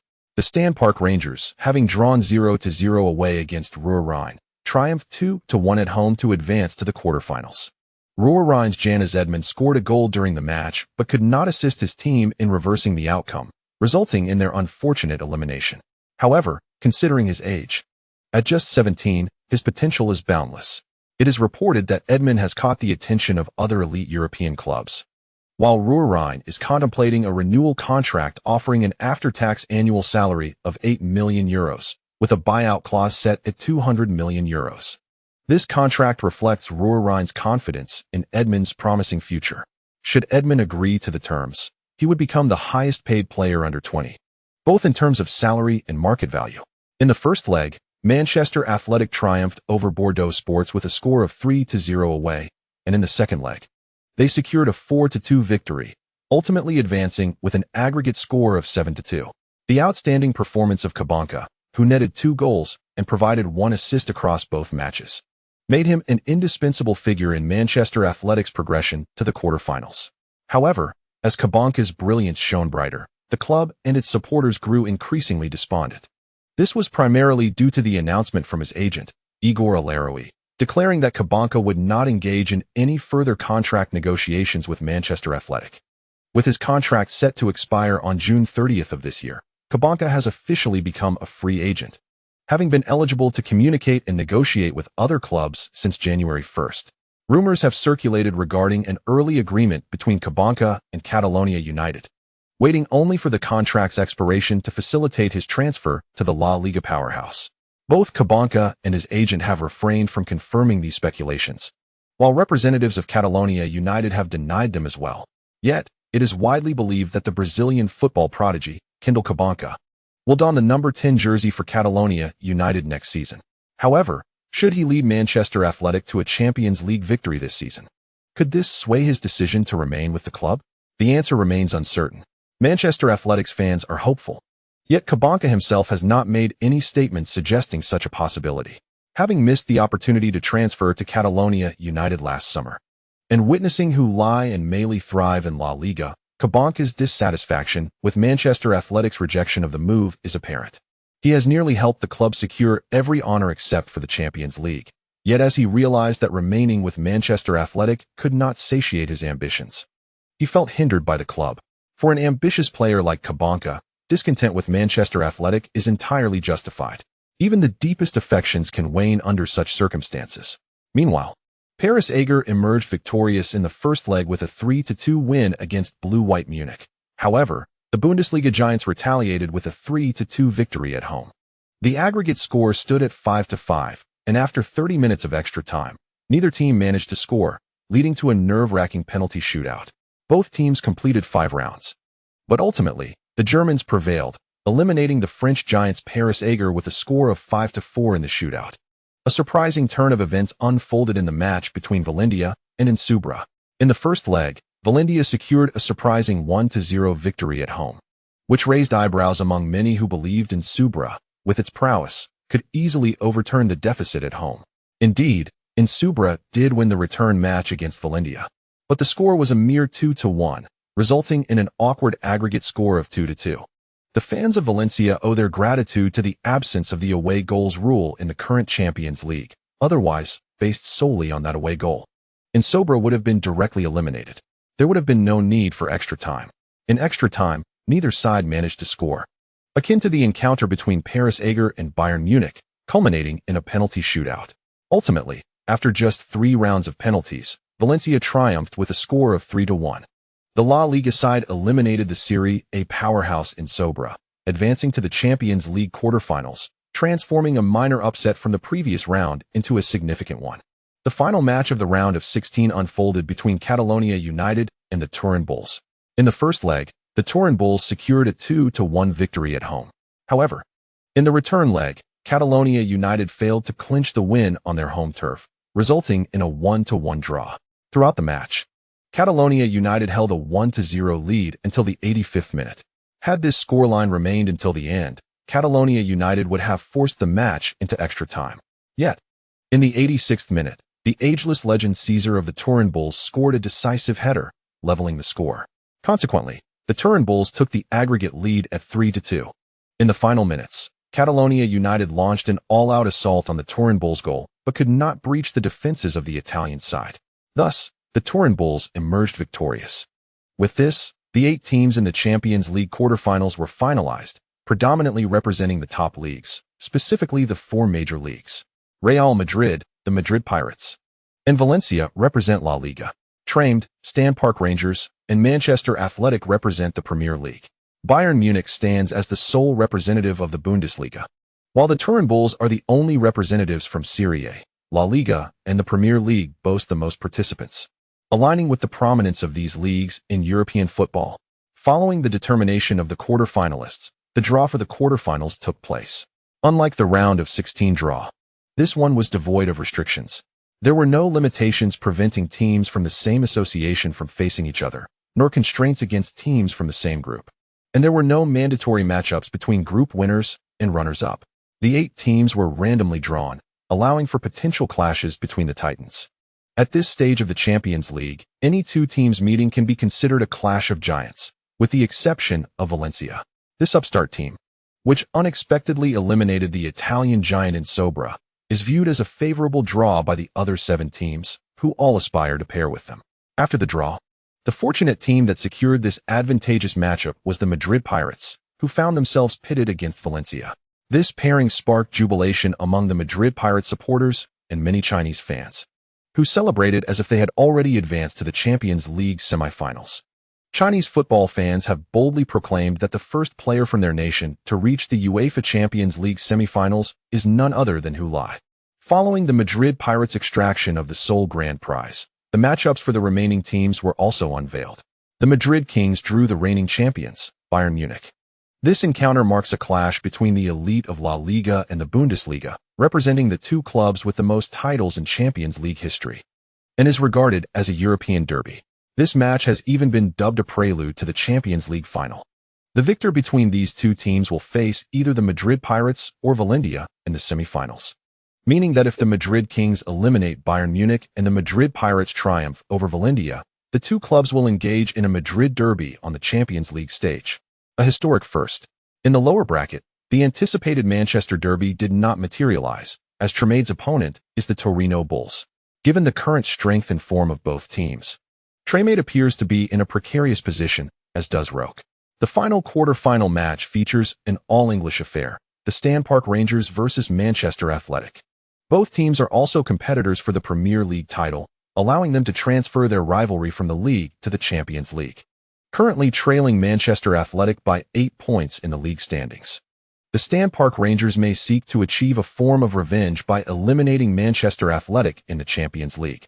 The first quarter-final match will commence on Tuesday, March 28th, while the clash between the Madrid Pirates and Valencia is set for Wednesday, the 29th. There are still 10 days remaining until the draw results are revealed. During this period, La Liga will witness 3 more rounds of matches. Whether in European competitions or domestic leagues, the final sprint phase has already begun. Chapter 191, The Clam and the Snipe Struggle. Mario Salado has entered. Beautiful. Oh dear. Peralta has taken Salado down. His tackle was rather reckless.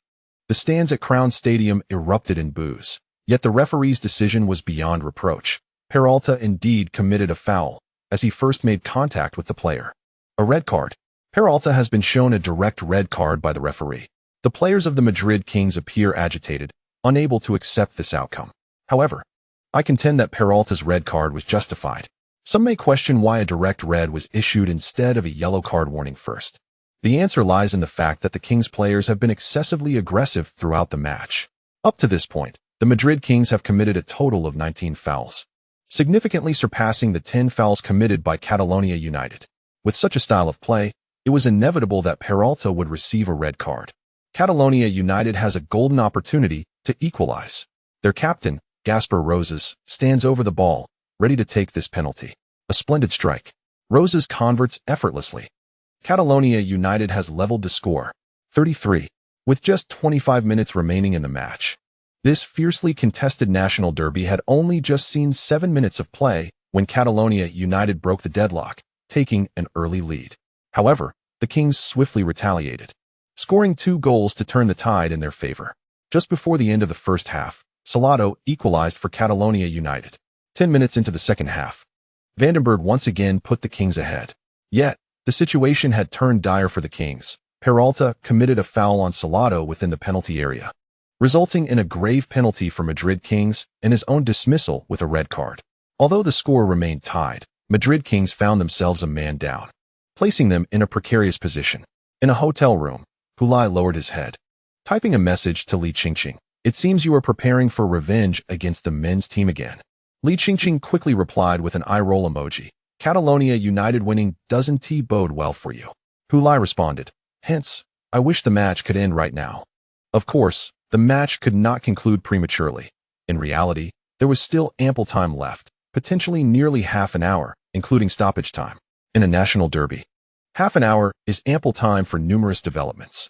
The Madrid Kings still harbored hopes of victory, but being a man down, even playing at home, a comeback would prove challenging.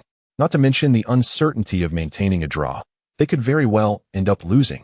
This season, the Madrid Kings had not fared well against either Catalonia United or the Madrid Pirates in the league. They had suffered defeats both home and away to the Pirates. Should they fail to secure a win in this match, they would find themselves without a single victory against their 2 direct rivals in the Spanish Super League this season. Hulai truly hoped for a draw between the Madrid Kings and Catalonia United. Such an outcome would allow the Madrid Pirates to seize the opportunity. If the Kings and Catalonia United drew, the Kings would accumulate 72 points, while Catalonia United would have 71. As long as the Pirates could triumph over Beatique the next day, they would surpass both rivals with 73 points, reclaiming the top position in the league. If they maintained their winning streak in the remaining matches, they could secure the championship without needing to rely on others. Thus, Hulai hoped that being a man down would prompt the home-playing Madrid Kings to adopt a defensive stance, fortifying their goal against the onslaught of Catalonia United, striving for a draw that would leave both sides wounded.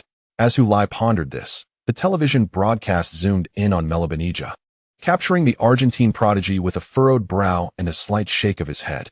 Observing the celebrating Catalonia United players, Meli's expression reflected the dire predicament. Logically, for a depleted Madrid Kings, securing a draw would be a satisfactory outcome.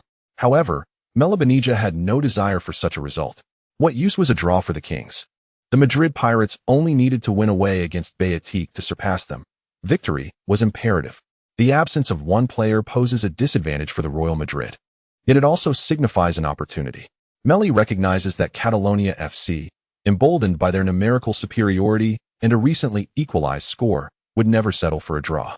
Their morale is soaring, and they are poised to launch relentless assaults on the Real Madrid goal. This places an immense burden on the Real Madrid defense, creating both peril and potential. As Catalonia presses forward, their advancing players leave behind ample space for exploitation. If I can seize upon their vulnerabilities, a goal may be within reach. Meli understands precisely what must be done in the remaining 20 minutes of play. Upon the resumption of the match, the numerically advantaged Catalonia FC persistently attacked the Real Madrid penalty area, leaving the fans in the stands and those watching at home on edge. The dynamic Mario Salado, instrumental in earning a penalty, was particularly vibrant, cutting in from the flanks to penetrate the Real Madrid defense, exerting considerable pressure. For a time, Real Madrid found themselves nearly unable to advance beyond their half. The sporadic jeers from the stands were directed at the home team, and had they been aimed at Catalonia, the cacophony would have been far more pronounced. These scattered boos reflected the discontent of a segment of Real Madrid supporters, frustrated by the disheartening reality of being dominated at home by their arch-nemesis. Who could endure such humiliation? With a thunderous shout from commentator Sanchez, Swedish forward Peterson from Catalonia unleashed a shot towards the goal, only for it to sail over the crossbar, eliciting a collective sigh of relief from numerous Real Madrid fans. Futile, too, covered his mouth, startled by Peterson's attempt. The Royal keeper, Rodriguez Barker, positioned the ball on the goal line, preparing for a goal kick. The players of Catalonia did not retreat, but instead maintained their stance in the midfield, intent on stifling any Royal offensive efforts within their own half.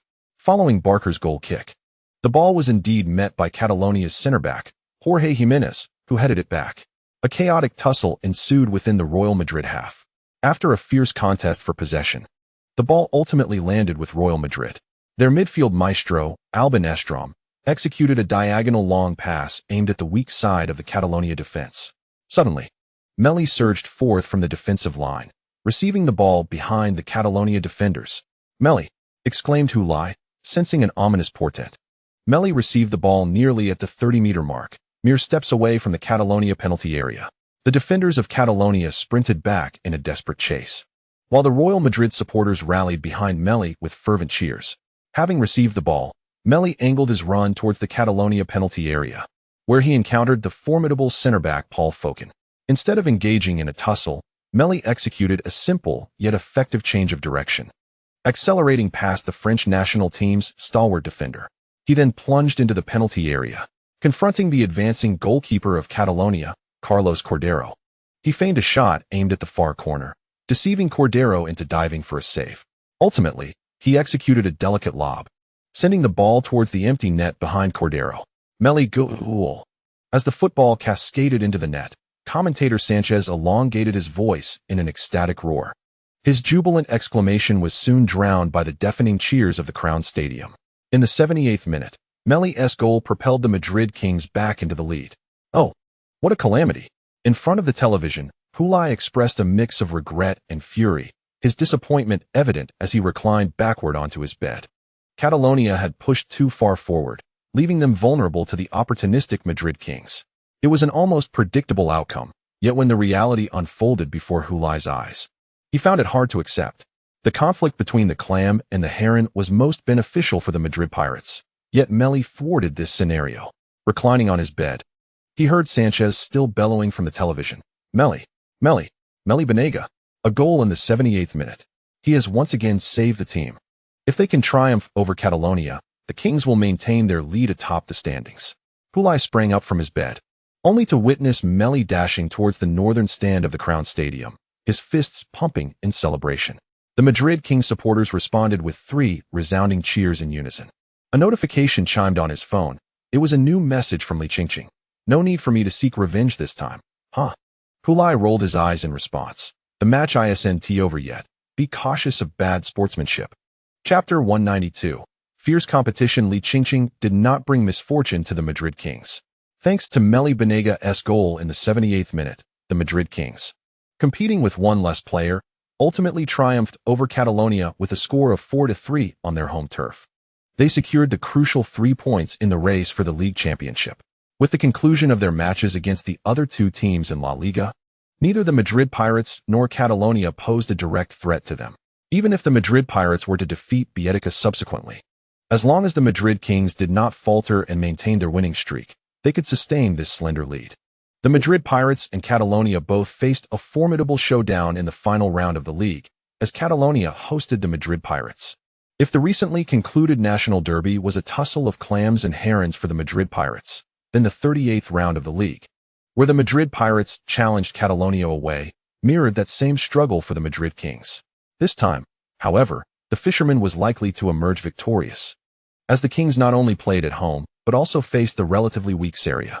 Even if the Madrid Pirates maintain an unblemished record in the upcoming league matches, ultimately trailing the Madrid Kings by a mere point, it would still be a formidable challenge for them to secure a victory against Barcelona away from home. This task is undoubtedly more arduous than the Kings triumphing over Sarria on their home turf.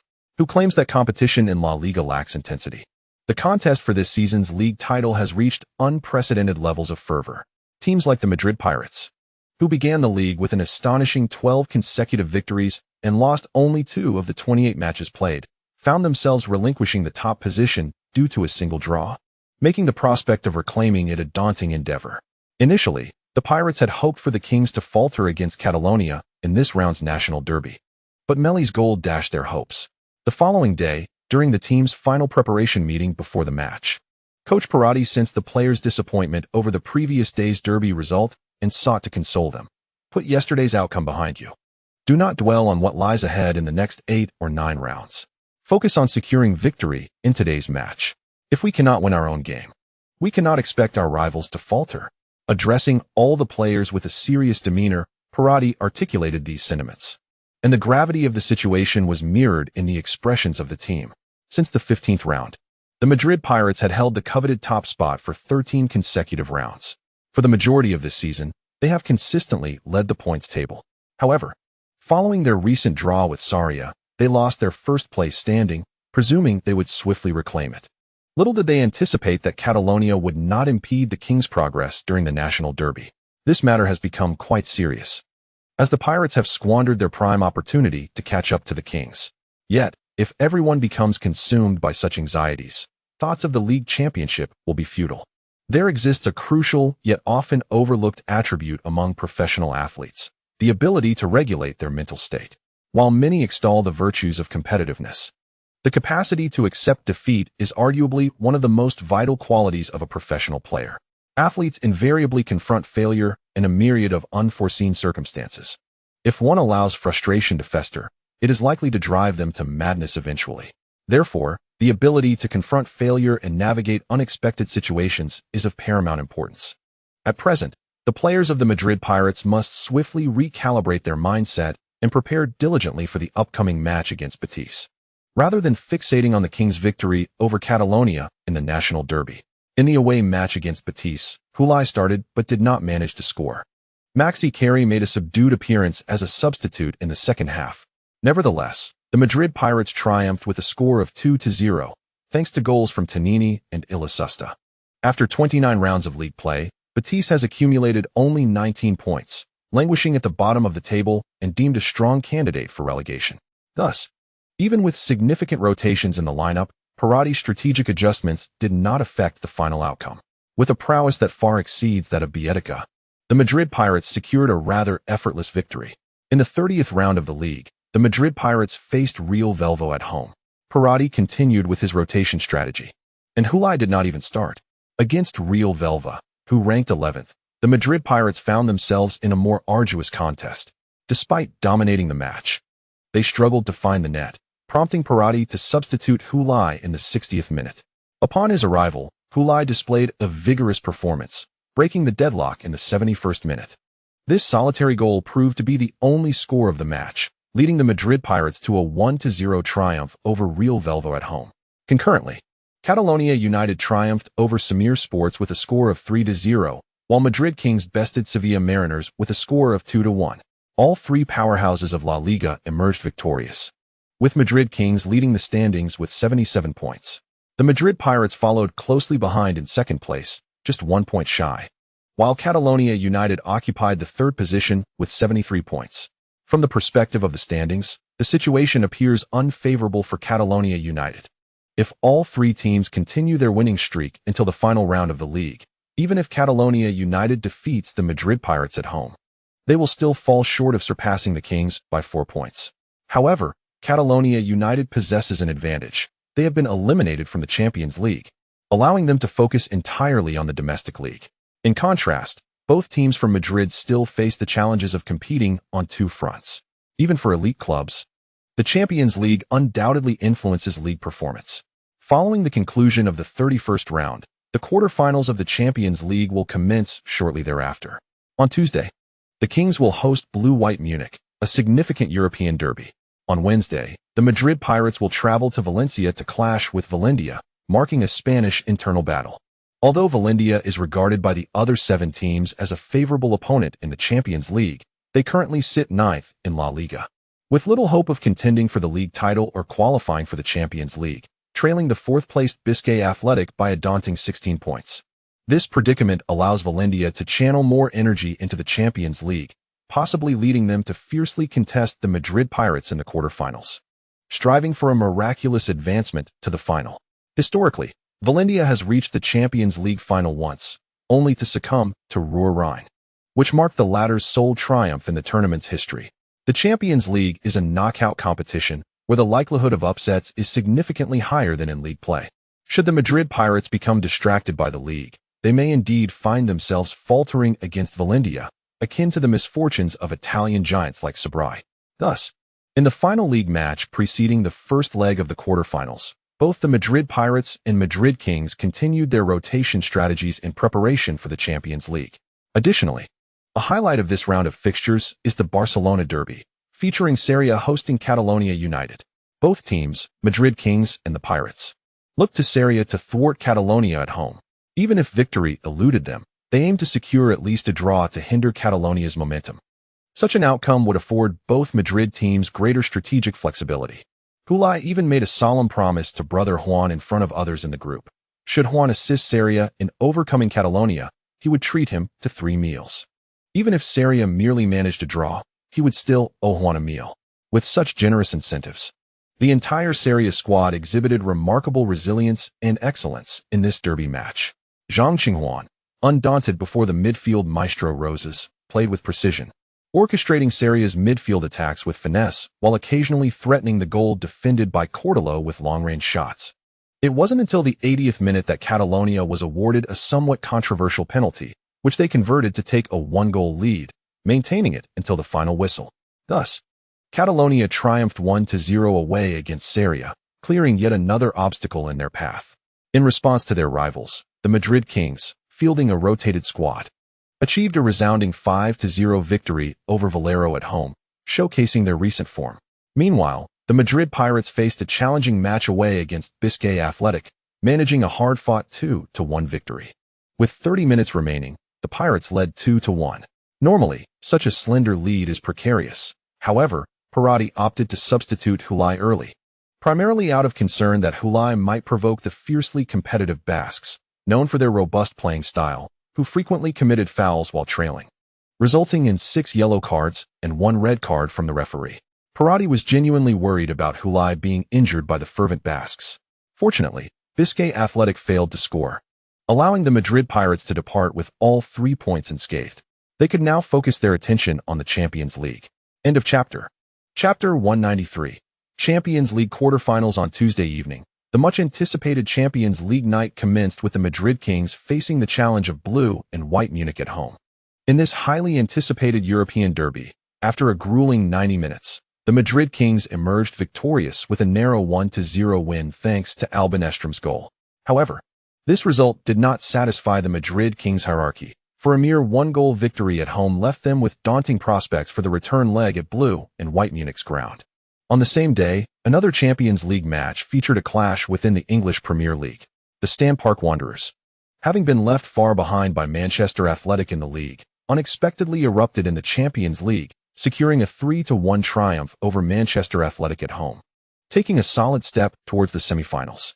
This match seemed to set a commendable example for Valencia, illustrating that league rankings do not dictate outcomes. Being positioned lower than an opponent in the league does not guarantee defeat in the Champions League. Valencia is not a weak team. Otherwise, They would not have emerged victorious from the group stage of the Champions League and subsequently overturned the Italian giant, Insublier, in the round of 16. However, Valencia cannot be classified as a top-tier team either. If they were, they would not find themselves languishing in 9th place in La Liga. The distinction between elite teams and competent squads lies in their performance in multi-competition scenarios. Last season, Valencia secured 4th place in La Liga, thus earning a spot in the Champions League playoffs, which they navigated successfully to enter the main tournament. Although Valencia participated in European competitions last season, it was the Europa League, and given their capabilities, their involvement did not exert excessive pressure on their league performance, allowing them to achieve 4th in the league. Yet this season, as they excel in the Champions League, they find it challenging to maintain their focus in the league. The impact of the Europa League and the Champions League on a team is of entirely different magnitudes, inevitably affecting their league standings. Their current 9th place serves as a testament to this reality. Even a formidable team like Valencia struggles when faced with the rigors of multi-competition engagements. In contrast, powerhouse clubs such as Madrid Pirates and Madrid Kings, although they endure substantial pressure from competing on multiple fronts, manage to retain their competitive edge across these arenas. Reaching the quarterfinals of the Champions League while maintaining a prominent position in the league, they remain contenders for the championship. Some may argue that Madrid Pirates appeared to stumble against Amsterdam Athletic, seemingly no better than Valencia, questioning their status as a powerhouse. However, if Madrid Pirates were indeed not a powerhouse and were only marginally superior to Valencia, their league standing would likely reflect that, placing them outside the top 7 or 8. Thus far from contesting for the league title alongside Madrid Kings and Catalonia League. It is a misconception that powerhouse teams will invariably triumph over weaker opponents in 1 or 2 matches. Nor is it guaranteed that any tournament they enter will culminate in victory. That would not be a powerhouse, but an extraterrestrial entity. Football is inherently unpredictable, governed by various unforeseen circumstances rather than mere paper strength. The gap between powerhouse teams and competent squads is not as vast as it may seem, nor is it necessarily evident in a handful of direct encounters. A powerhouse embodies a certain heritage, enabling them to face adversity with a composure that sets them apart from ordinary teams. Yet, this heritage does not directly translate into victories. It merely affords them a greater margin for error. Why are cup competitions prone to upsets? In the rapid format of cup competitions, the influence of a powerhouse's heritage is less pronounced than in the marathon-like nature of league play.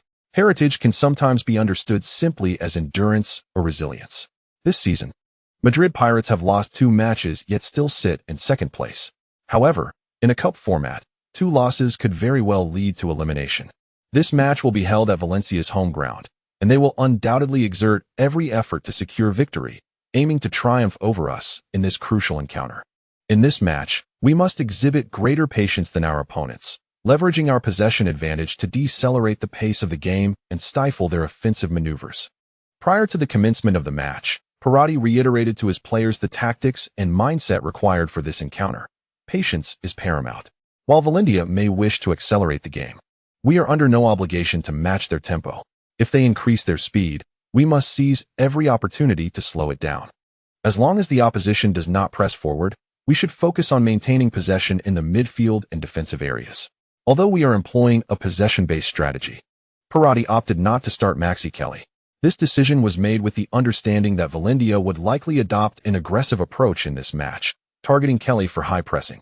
To prevent Kelly from becoming a liability for the team, Perotti chose to keep him on the bench. Since his return from injury, Kelly has yet to start a match. Despite his diligent training to address his weaknesses, the coaching staff remains unconvinced of his readiness. Initially, they were concerned that this treatment might provoke an outburst from the Dutchman. However, to their surprise, being relegated to a substitute role, and even failing to make the matchday squad, did not elicit any complaints from Kelly. He maintained his usual demeanor in training and refrained from voicing grievances to the media, appearing almost unrecognizable in his quietude. As anticipated by the coaching staff of the Madrid Pirates, Valencia, playing at home, launched an aggressive assault on the goal of the Madrid Pirates from the outset. Both teams, being familiar with each other as participants in La Liga, required no further acclimatization. In response to Valencia's eagerness to attack, the Madrid Pirates remained composed, utilizing their possession advantages to engage Valencia strategically. The first half concluded without any goals, leaving the score at 0-0 as they entered the halftime break. From this first half alone, it seemed the Madrid Pirates were content to aim for a draw away from home, displaying little ambition in attack unless presented with an exceptional opportunity. During the halftime interval, Perotti instructed his players to continue with the same approach in the second half. Even if Valencia were to score first, they were advised to remain composed. The Madrid Pirates would be entirely amenable to a narrow defeat away from home. Although Perotti conveyed this message to his team, it was the Madrid Pirates who struck first in the second half. After a close-range shot by Futile was valiantly saved by Valencia's goalkeeper, the ball fortuitously fell to the unmarked Di Quenzo. While the Italian forward may not be known for his shooting prowess, he was not likely to squander such a clear opportunity. He struck the ball, sending it into the Valencia net. In that fleeting moment when the ball crossed the goal line, the atmosphere in Valencia's stadium seemed to pause for a second. The home supporters were taken aback, as the situation on the pitch appeared to favor Valencia, yet it was the Madrid Pirates who found the back of the net first. Following the initial disarray, Valencia intensified their offensive efforts against the Madrid Pirates' penalty area. Perotti promptly instructed his team to tighten their defense, opting not to confront the ferocity of Valencia directly. After taking the lead, he became increasingly cautious, wary of misjudging the situation and allowing Valencia to equalize. Had it been that madman Clark in charge, one could only imagine him waving his hand and unleashing an all-out offensive against Valencia, seeing who would falter first. To Futile's eye, Valencia, trailing behind, chose to launch a fierce assault, yet their efforts lacked the necessary intensity, and they were missing a wild card like Clark. Thus, despite Valencia's intensified attacks, they had yet to reach a desperate state that would instill fear in the hearts of the Madrid Pirates. It seemed that Valencia, eager to level the score, yet apprehensive about leaving gaps for the Madrid Pirates to exploit, found themselves in this predicament. The Madrid Pirates held their ground, effectively countering Valencia's advances. By the 70th minute, the score remained at 1-0. Perotti made further adjustments, urging his team to abandon their previous lethargy and surge forward in a concerted offensive against Valencia's goal. While this aggressive strategy could potentially allow Valencia to seize an opportunity to score, Perotti would not lament the risk. After all, a narrow defeat by a single goal was acceptable, and a draw was equally palatable. However, should the Madrid Pirates manage to score and secure a 2-goal lead, their chances of triumphing in this match would significantly increase, perhaps even placing one foot firmly in the Champions League semifinals, a scenario that appeared undeniably favorable. Valencia, recognizing Perotti's strategy, reluctantly adjusted their tempo, prioritizing the defense against the Madrid Pirates' onslaught. Whether they could still score was no longer their primary concern, even if they were to lose. A 1-0 defeat would be preferable to a 2-0 loss. Yet, the match did not unfold in the direction Valencia had hoped. For the Madrid Pirates had Futile. Just as Valencia made their adjustments, the Madrid Pirates launched an attack that reached their doorstep. Aristusta delivered a cross from the flank, and Futile, finding space, surged in for the strike. The ball found the net. 2-0. The Madrid Pirates had taken a 2-goal lead over Valencia on their turf. This goal marked Futile's 13th in the Champions League this season, solidifying his position atop the scoring charts. The Chinese player Futile was crafting his own Champions League legacy. Spanish commentator Sanchez erupted in jubilation. Following his goal, Futile showcased his signature celebration in Valencia's home ground, Casavala, conquering yet another stadium. This was his first goal at Valencia's venue, as the previous encounters between the two teams had taken place at the Madrid Pirates' home ground. With their upcoming league clash occurring after this Champions League meeting, the chapter concludes. Chapter 194. This is not his style. Roque gritted his teeth, fervently swinging his arms to propel his legs in a frantic dash across the grass. He pursued the football ahead, aiming to deliver a pass to the center before the ball crossed the goal line, thereby creating a scoring opportunity for his team. Although scoring at that moment would not alter the outcome of the match, reclaiming a goal could lessen the deficit when they returned home for the second leg. As the ball neared the edge of the field, Roque flung himself forward, disregarding any thoughts of balance. Yet, despite his desperate attempt, he failed to make contact with the ball. The football rolled out of bounds, and he slid after it, coming to a halt only upon colliding with the advertising board. Thud! Struggling to rise, Roque's chest heaved violently as he gasped for breath, sounding as if he were working a bellows. In the distance, he spotted Torino's goalkeeper, Albertazzi, gesturing to the ball boy behind the advertisement, signaling him to hold on and not to throw the ball back immediately. Roque grimaced, thinking, "You're 3 goals ahead. What is the point of wasting time during stoppage time?" Although he exerted himself in pursuit, he ultimately could not catch the ball. In reality, it was not a genuine attacking opportunity for Triumphant. Wilson's long pass from the back was clearly overhit, more a clearance than a strategic play. Nevertheless, Roque did not concede defeat. His fighting spirit was commendable. When the camera zoomed in on the panting Roque, commentator Matthew Cox praised him. Few players from Triumphant performed admirably in this match. Although Roque was a substitute, his tenacity surpassed that of many renowned stars. I greatly admire this young man's spirit. Whenever he steps onto the pitch, he is brimming with determination, giving his all, regardless of the circumstances. Take that last play, for instance. Whether it was a legitimate scoring chance or not, Roque always chases with vigor. I know that within Triumphant, he is merely an unknown player, a far cry from his compatriot playing for the Madrid Pirates. Yet, I believe Kevin Locke should afford this spirited young man more playing time. In this match, he was given only 20 minutes, which I consider insufficient. I am not suggesting that granting Roque more minutes or starting him would guarantee a victory over Torino. However, I am certain that any outcome would be preferable to the current 0-3 scoreline. The score of 3-0 in favor of Torino was glaring both on the stadium's big screen and in television broadcasts, and for Triumphant's supporters, it was almost blinding. This score indicated that even if Triumphant returned to their home ground, the prospect of a comeback seemed bleak, effectively announcing their exit from the Champions League. This was, of course, unacceptable for Triumphant's fans and equally intolerable for Roque. After the round of 16, only he and Futile remained in contention for a spot in the quarterfinals, making them rivals. Following the quarterfinal draw, many proclaimed that Futile had been gifted a place in the semifinals. How could Roque settle for being second best? He too aspired to reach the Champions League semifinals. However, it is regrettable that football is a collective sport, and the outcome cannot be determined by one individual alone. No matter how hard he tries, it is impossible for him to single-handedly lead Triumphant to eliminate the Torino Bulls and reach the semifinals. Within Triumphant, he is not even an irreplaceable core like Futile. His contributions are exceedingly limited. Roque was powerless as Triumphant faced a crushing defeat of 0-3 against the Torino Bulls. After the match, Roque learned through the internet about another Champions League match's result. The Madrid Pirates secured a 2-0 victory over Valencia, almost ensuring their advancement to the semi-finals with little difficulty. In that match, Futile scored a goal, elevating his tally in this season's Champions League to 13. Are you going to speak with Perotti?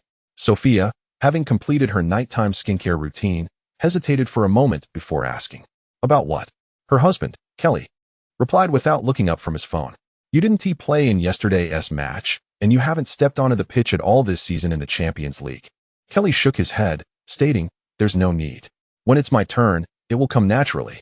His wife cast a surprised glance at him, but he remained focused on his phone.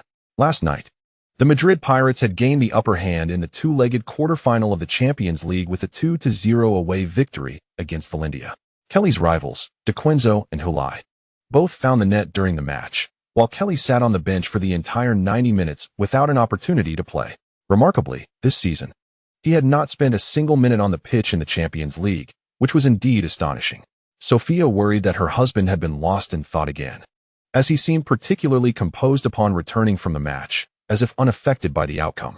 From her understanding of Kelly, she believed that the more composed he appeared, the greater the turmoil brewing within. It was akin to the calm before a storm, and she feared he might suddenly erupt at an inappropriate moment, becoming the focal point of public scrutiny and triggering a cascade of repercussions. Hence, she decided to probe gently. To her surprise, she discovered an answer she had not anticipated. Her husband genuinely seemed at peace. Curious about his demeanor, she hesitated to inquire for fear of provoking him. Regardless of whether his tranquility was sincere or feigned, the superficial peace remained unbroken, allowing her to temporarily avoid concerns of a media storm. Finally, Sophia merely smiled and said, "It's good that you can think this way." Upon hearing her words, Kelly shifted his gaze from the phone screen to his wife's face. Under his attentive gaze, Sophia awkwardly asked, "What is it?" Kelly said nothing but smiled, setting his phone aside and wrapping his arms around Sophia. "It's nothing. I just think you look particularly beautiful today." As Li Qingqing approached the bedside, Futile, already lying down, extended his left arm beneath her pillow. "Come here." Li Qingqing smiled gently as she turned off the lights and climbed into bed, resting Futile's arm beneath her head. With a swift movement, she found herself embraced in his arms. With such beauty in my embrace, Futile remarked, I must ask. Your national women's team has already advanced to the UEFA Champions League semi-finals, has it not? Oh, come now, that sounds a tad exaggerated. You won the first leg away against Rome by an impressive 8-0. What suspense could possibly remain for the second leg? Futile teased. I must say, you were rather ruthless. To defeat them 8-0 on their home turf, I wouldn't be surprised if you stopped celebrating your goals towards the end. Li Qingqing replied with a wry smile. But what choice did we have? When the opportunity presents itself, one cannot deliberately miss, as that would be an affront to Rome. The schedule for the Women's Champions League quarterfinals is staggered from that of the men's. Last week, the first leg of the women's quarterfinals took place, while this week heralds the men's quarterfinal matches. This arrangement ensures that the Women's Champions League garners its due attention. Otherwise, if scheduled concurrently with the men's matches, it would likely be overshadowed, with television ratings and discussions dominated by the men's games. Nonetheless, the development of women's football remains uneven, even within the relatively advanced European football landscape. Generally speaking, the teams that reach the Men's Champions League quarterfinals are devoid of weak contenders. Even those with comparatively lesser strength find it challenging to achieve scores like 8-0 at this stage of the tournament. At the very least, the Madrid Pirates demonstrated their prowess by decisively defeating Valencia 8-0 away. The men's team from Rome is renowned as a formidable force in Italy and remains a significant presence in European football. Hence, the women's team reaching the Champions League quarterfinals is no small feat. However, when faced with the formidable Real Madrid women's team, they stood no chance. In this match, Li Qingqing showcased her brilliance by scoring 4 goals, bringing her season total in the Women's Champions League to 10. For an attacking midfielder, rather than a forward, such a tally is remarkable. I have yet to achieve a quadruple in the Champions League, Futile said enviously. And yet you have 13 goals. What do you have to envy? Li Qingqing countered. Of those 13, 9 were scored in the group stage, with only 4 in the knockout rounds. Come now, be honest with yourself, doesn't that sting? Li Qingqing seized the opportunity to retort. Futile chuckled at his own misfortune. All right, let us drop the subject. We seem to be engaging in a bit of humble bragging here. Li Qingqing found amusement in Futile's words. Should a third party overhear their exchange, they might indeed perceive it as a veiled display of boasting. It's all because of you. She playfully tapped Futile's chest in mock reproach. Let us speak the truth. Scoring 4 goals in the knockout stage is different from the 6 I netted in the group stage. The intensity of the Champions League differs from that of the league, and the knockout stage presents its own set of challenges. Futile added, once the knockout phase begins, it's evident that the defensive resistance intensifies. Scoring becomes increasingly difficult. Nowadays, I find myself primarily focused on drawing defenders and creating opportunities for my teammates. Speaking of which, Kyrie hasn't even made an appearance in the Champions League yet. With his temperament, wouldn't he cause a stir? Li Qingqing inquired curiously. Futile paused, momentarily taken aback. Indeed, during yesterday's match, Kyrie remained seated on the bench for a full 90 minutes, nearly forgotten. Is it not peculiar that he did not express any sentiment regarding this? Such behavior is uncharacteristic of him. Chapter 195, The Internal Scrimmage. Hey, over here. Pass the ball. My. Thud. On the training ground of the Madrid Pirates, players were divided into 2 teams for a final scrimmage before their match against Royal Carthage. This was an 11-a-side contest, aimed at acclimating the players to the rhythm of the forthcoming match through a near-realistic competitive environment. Moreover, those who exhibited exceptional performance in this scrimmage might find themselves included in the matchday roster. Thus, the intensity of this encounter closely mirrored that of an actual game, as everyone aspired to seize the opportunity to be part of the lineup, particularly those fringe players on the periphery of the starting squad. Their motivation often surpassed that of the starters, and they were more willing to take risks. At times, in an effort to avoid injury, the primary players might even underperform compared to their less established counterparts during such scrimmages. The recent thud was not merely the sound of a foot striking the ball. It was the result of a clash between substitute fullback Olaf Blingerolsen and substitute midfielder Damien Daya on the field. The second assistant coach, Enzo Nahal, acting as the referee, remained indifferent, refraining from blowing the whistle for a foul on either side, as such occurrences were commonplace in scrimmages. Neither team considered the altercation significant. After being bested in the tussle, Daya promptly rose to rejoin the fray. The match against Royal Carthage was sandwiched between the Champions League quarterfinals. Given that the second leg of the quarterfinals was scheduled for the following week, rotations were inevitable for this league match. Everyone was striving not only to secure a place on the matchday roster, but also to be selected for the starting lineup during the rotation. For the substitutes, such matches provided a stage to showcase their talents. To rise from the shadows and transform from benchwarmers to starters, they must seize the moment during these rotational games. Furthermore, as the season neared its conclusion, the Madrid Pirates were in a fierce contest for the league title against Kings and Catalans, while Royal Carthage was no pushover, currently sitting in 5th place in the league. Therefore, even if the coaching staff intended to rotate players, substantial changes were unlikely. They would only occur in certain positions. This led to a limited number of substitutes who could realistically make it into the starting lineup. With many vying for few spots, the competition during the scrimmage intensified. Such circumstances rendered injuries all too likely, prompting the entire medical team to watch intently from outside the training ground. However, the coaching staff could not afford to let concerns about player injuries diminish the intensity required for evaluating their match readiness. After all, if they could not withstand the rigors of a training scrimmage, how would they fare in a genuine match against opponents? Could they really expect the referees to provide preferential treatment for protection? Maxi Carey donned a yellow vest as he retreated from the forward line to the midfield to assist his teammates. However, wearing a yellow vest does not guarantee that Carey will be a starting player in the upcoming match. In the current scrimmage, the color of the vests merely serves as a distinguishing mark between the two teams, devoid of any further significance.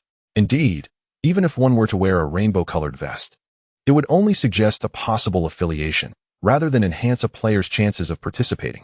To secure playing time, one must rely on tangible performance. Carey had just received a pass from Damian Dyer when he turned to find himself closely pursued by Juan Ramirez. Ramirez charged in unabashedly, causing Carey to sway slightly. Yet he maintained possession of the ball. Not only did he keep it, but he also utilized the collision with Ramirez to create space, executing a swift turn. Ramirez, relentless like a rabid dog, clung to Carey tenaciously. Meanwhile, a teammate on the flank raised his arm and called for a pass. Yet, Carey remained oblivious, determined to advance with the ball. The first assistant coach, Jesus Valentin, observed from the sidelines with a slight frown as Carey seemed to hold on to the ball longer than necessary. Next to him, Parati shook his head, asserting no. He is doing this intentionally. He aims to find the true rhythm of the game through his confrontation with Juan. As Carey took 2 steps forward, he suddenly flicked the ball with his right foot to the left. At that moment, Ramirez's foot lunged towards him. Had Carey been a moment slower, the ball would have been snatched away. Instead, this maneuver caused Ramirez to lose his balance. His earlier struggles with the ball had been a ruse, designed to lure Ramirez into committing, thus creating the very opportunity he sought. Now, Carey accelerated, shaking off Ramirez and charging toward the goal, raising his right leg to shoot. The blue-vested defender, Emantegui, rushed forward, attempting to block Carey's shot at the first opportunity. Yet, Carey did not shoot. As he brought his leg down, he deftly nudged the ball diagonally away. Emantegui leapt into the air, twisting his body in an attempt to intercept the ball, only to witness it roll into the open space he had just vacated. Simultaneously, Futile made a diagonal run into the vacant area, meeting the rolling ball with a powerful right foot, feigning a shot. The goalkeeper, Haywell, propelled himself toward the near post as if spring-loaded. But Futile's kick was a mere feint. He deftly redirected the ball with his left foot. It rolled past Haywell's outstretched limbs and nestled into the netting. The yellow team had scored. The players in yellow vests erupted in jubilant cheers, and the coaches on the sidelines joined in applause. "Is this not what you wished to see?" Valentin asked, clapping as he turned to Parati. With a smile, Parati replied, also applauding, "I have made my decision, Jesus. In the next match against Royal Carthage, let Carey start." After scoring, Futile turned and approached Kelly, raising his arm. Kelly paused for a moment before asking, "What is that for?" "To celebrate with a high five." Futile's hand lingered in the air, shaking slightly. "Nice pass." Kelly ignored him, turning to walk away, muttering, "What is there to celebrate about a goal in a practice match?" Behind him, Futile awkwardly retracted his arm, pretending to scratch his head.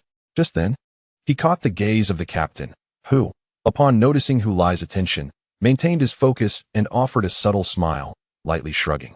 Futile chuckled, pondering why he should concern himself with a show-off. After training concluded, Following a restorative warm-up, the players stood on the field, awaiting head coach Perotti to announce the final 18-man squad for the match. Aside from those certain to be selected, the mentality of the others varied. Some aspired to make the list, while others resigned themselves to the realization that, even if included, they would likely spend the match on the bench, rendering the prospect of selection unexciting. They preferred playing with the reserve team to maintain their competitive edge rather than watching from the sidelines.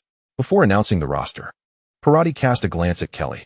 The Dutchman stood among his teammates, his expression calm, seemingly indifferent to whether he made the squad. Yet, his puffed chest betrayed his true feelings. He still harbored hopes of selection.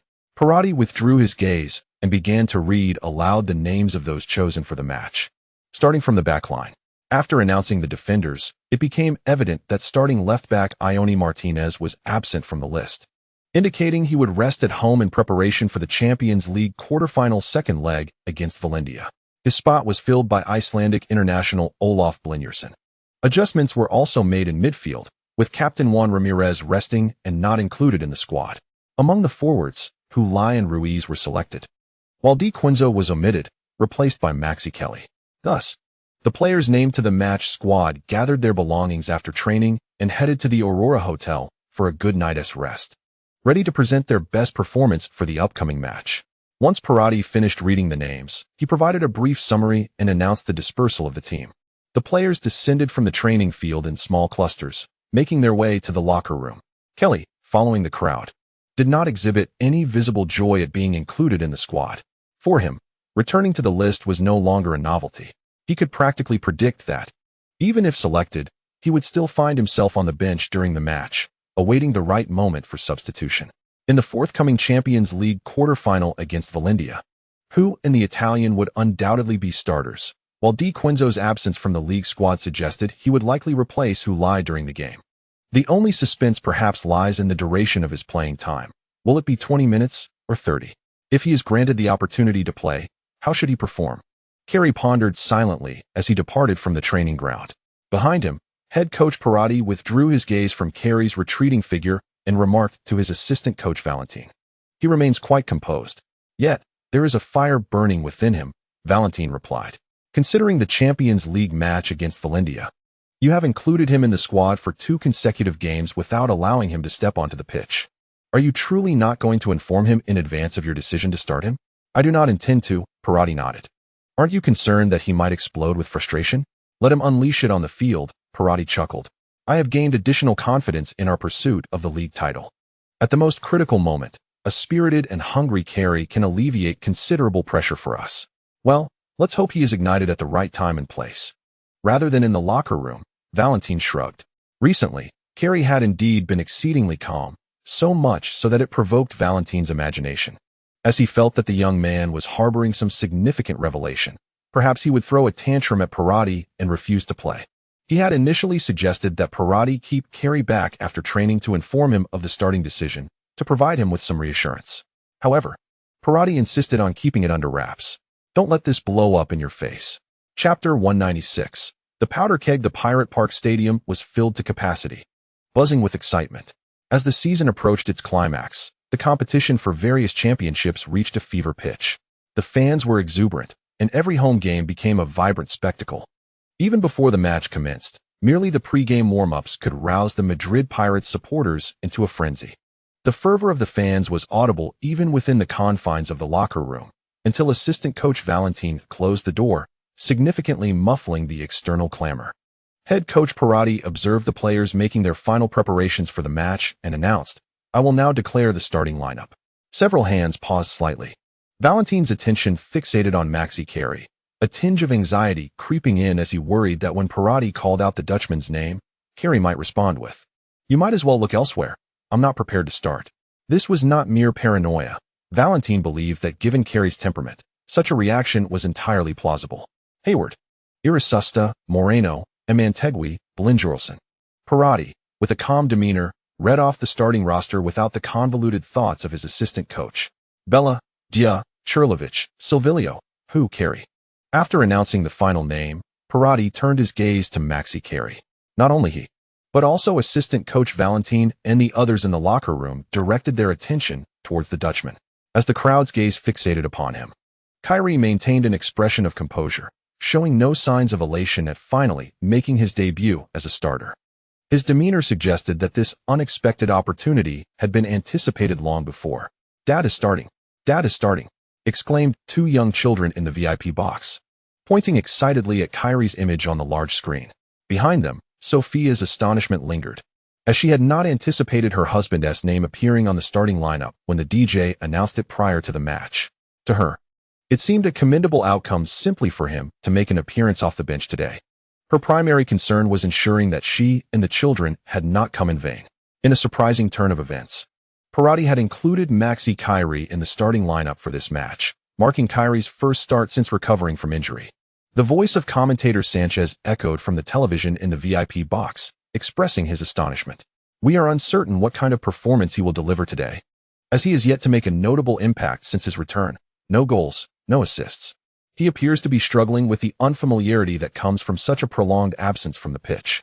The head coach of Royal Carthage, Osvaldo, was equally taken aback upon witnessing Kyrie take to the field as a starter after he had been sidelined for 2 consecutive matches. He pondered whether this stroke of fortune could lead to a successful game today. Previously, Kyrie had either played as a substitute or had not seen any playing time in 2 matches, which was elucidated by the encounter against Seria and the Madrid Pirates. Though his physical recovery was evident, psychological hurdles loomed large for Kyrie. The time away from the game had hindered his ability to find rhythm, compounded by a newfound fear of physical confrontation. Seria had effectively contained Kyrie, resulting in them securing a point on the road.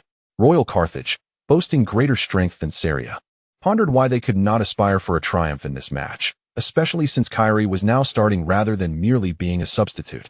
If they could neutralize Kyrie's influence, combined with the fact that the Madrid Pirates were fielding a rotated squad while Royal Carthage deployed their strongest lineup, an away victory was well within reach. To counter Kyrie, the approach was simple. The players needed to adopt a more aggressive stance.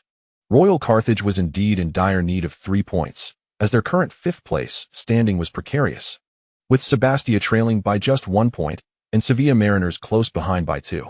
Both teams posed a tangible threat of usurping Royal Carthage's position in the European competition qualification zone.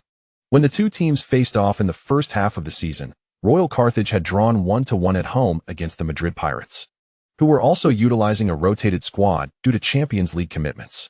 How strikingly similar was that scenario to the present situation? Given that we were able to secure a draw against the Madrid Pirates on our home turf back then, why can we not advance further now? With this thought in mind, before the match commenced, Osvaldo issued his first directive to the players on the field: target that Dutchman. Maxim Carey became the focal point of their strategy. The moment he received the ball, a player from Royal Cartagena would swiftly close in on him. In fact, even before he had possession, a Royal Cartagena player was already upon him. They charged at him with force, preventing him from gaining proper control of the ball. They were indifferent to the possibility of being penalized for fouls. Their sole objective was to disrupt Carey's ball control, thereby achieving their defensive goal. To successfully contain Carey, one would inevitably pay a price. Of course, the Cartagena players were mindful of their actions, striving to avoid bookings. This was already a commendable effort. In his prime, when facing Carey, even a foul could not deter him, as the soaring Dutchman seldom afforded his adversaries the opportunity to commit infractions. Carey, with his back to the attacking direction, received the ball and attempted to pivot. He was on the verge of succeeding when a Cartagena player clutched his jersey from the side, preventing his maneuver. Ultimately, his turn went unfulfilled, and the ball was lost. The referee's whistle pierced the air, signaling a foul against Cartagena. Despite this, the defender Tobra Casas stubbornly clung to Carey's jersey, as if the match were still in progress. It was only when Carey furiously waved his arm to dislodge Casas's grip that the latter finally raised his arms and retreated, indicating that he had not engaged in any foul play during the altercation. Observing this from the sidelines, Royal Cartagena's coach Osvaldo chuckled. "Well done, Tobra. Keep provoking him. Ignite his fury, and then successfully detonate this powder keg. As long as we can rattle Carey's composure, we effectively neutralize one of their players." With merely 10 minutes into the match, Osvaldo doubted Pirati would substitute Carey so early on. Should he choose to do so, he could anticipate Carey's explosive return to the locker room, potentially throwing the Pirates into disarray, making their second half far from serene. Maxim Carey was not known for his placid temperament. 2 serious injuries within 2 years had rendered him sensitive and irritable, a well-known fact. The actions directed towards Carey on the field were not solely aimed at intercepting the ball. They also sought to stir the embers of his inner fire. Once ignited, that flame would be beyond anyone's control. Whether it was Carey or the Madrid Pirates, they would be reduced to ashes by that raging inferno. Carvajal aimed to provoke Carey, instigating him to lose his composure. Valentin on the sidelines cautioned Perotti. Perotti nodded, acknowledging the wisdom in this strategy. Of course, any coach with a semblance of intelligence would employ such tactics. But what if Carey cannot rein in his temper? We have no recourse. We cannot substitute him now.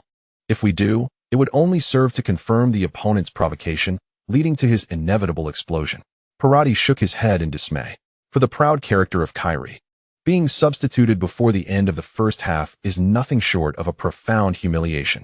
Thus, unless he were to receive a red card, it is inconceivable that Perotti would take the risk of replacing him, akin to igniting a powder keg. Valentin let out a sigh. The former Carey was indeed a source of considerable frustration, yet his remarkable performances on the pitch often allowed others to overlook, or rather tolerate, the troublesome aspects of his personality. Now, having lost his once dazzling prowess, his character flaws have been magnified to an unbearable extent. It is reminiscent of a player whose off-field antics are incessantly scrutinized by a swarm of gossip tabloids. As long as he continues to score and leads his team to victory, such tales are merely part of his legend. However, should his performance falter, all those legendary traits swiftly become the scapegoats for his shortcomings. When performing well, one might boast, "I smoke, drink, get tattoos, and chase women. But I know I am a successful professional player." Conversely, when struggling, "What? You drink? No wonder your form is poor. What? You smoke? It's no surprise your fitness is lacking. What? You have a new hairstyle? If only you channeled some of that energy into football, you wouldn't be so inept. What? You've been intimate before the match? Such indulgence is hardly professional." Valentin now feels immense relief that last summer the club invested over €100 million in Futile. Otherwise, the team's performance would likely have been even worse than the previous season, potentially jeopardizing their Champions League qualification. He mused that thankfully the club's contract with Carey has only 1 year remaining. Once the contract expires next year, he can cast aside this burden. However, to prepare for the future, he intends to advise Perotti to begin scouting for an excellent playmaker to replace Carey, completing the team's crucial puzzle. Chapter 197.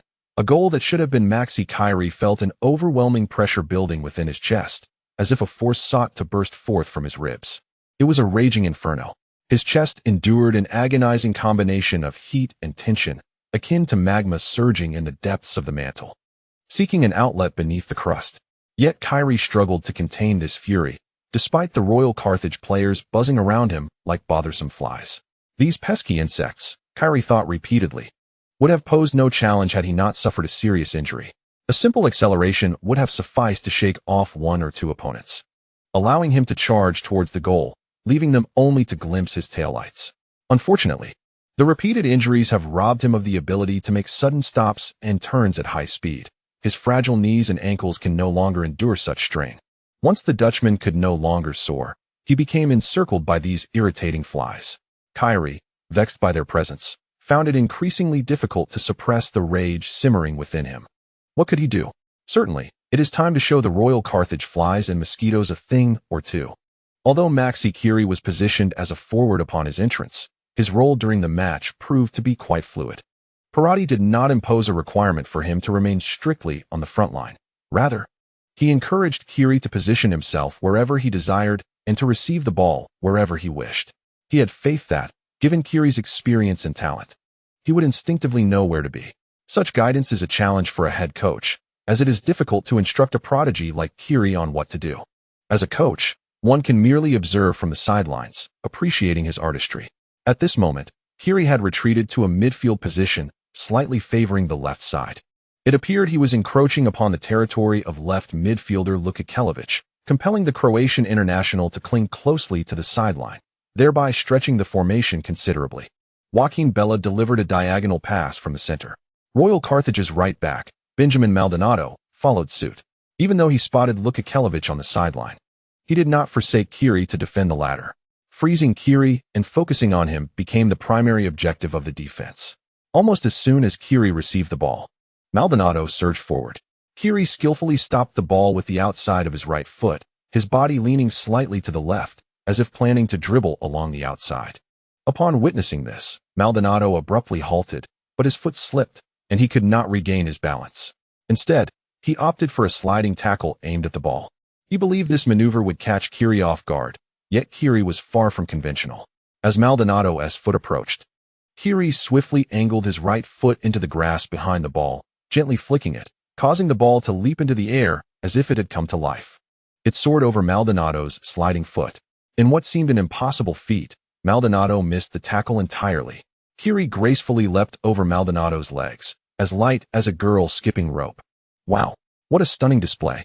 Neither the commentator nor the Madrid Pirate fans in the stands fully grasped the intricacies of Kiri's movement. Yet they witnessed him effortlessly evade Maldonado in a moment when most would have faltered. Thus, regardless of how Kiri accomplished it, cheering for him was undoubtedly appropriate. Amidst the suddenly amplified roar of the crowd, Kiri surged toward the Royal Carthage penalty area, with Maldonado quickly recovering to chase him down. Joined by center-back Jacob Tipland in an attempt to contain Kiri. As Kiri entered the penalty area, sandwiched between the two defenders, he found himself unable to escape. Continuing his run would have jeopardized his shooting angle. Consequently, he took a bold shot.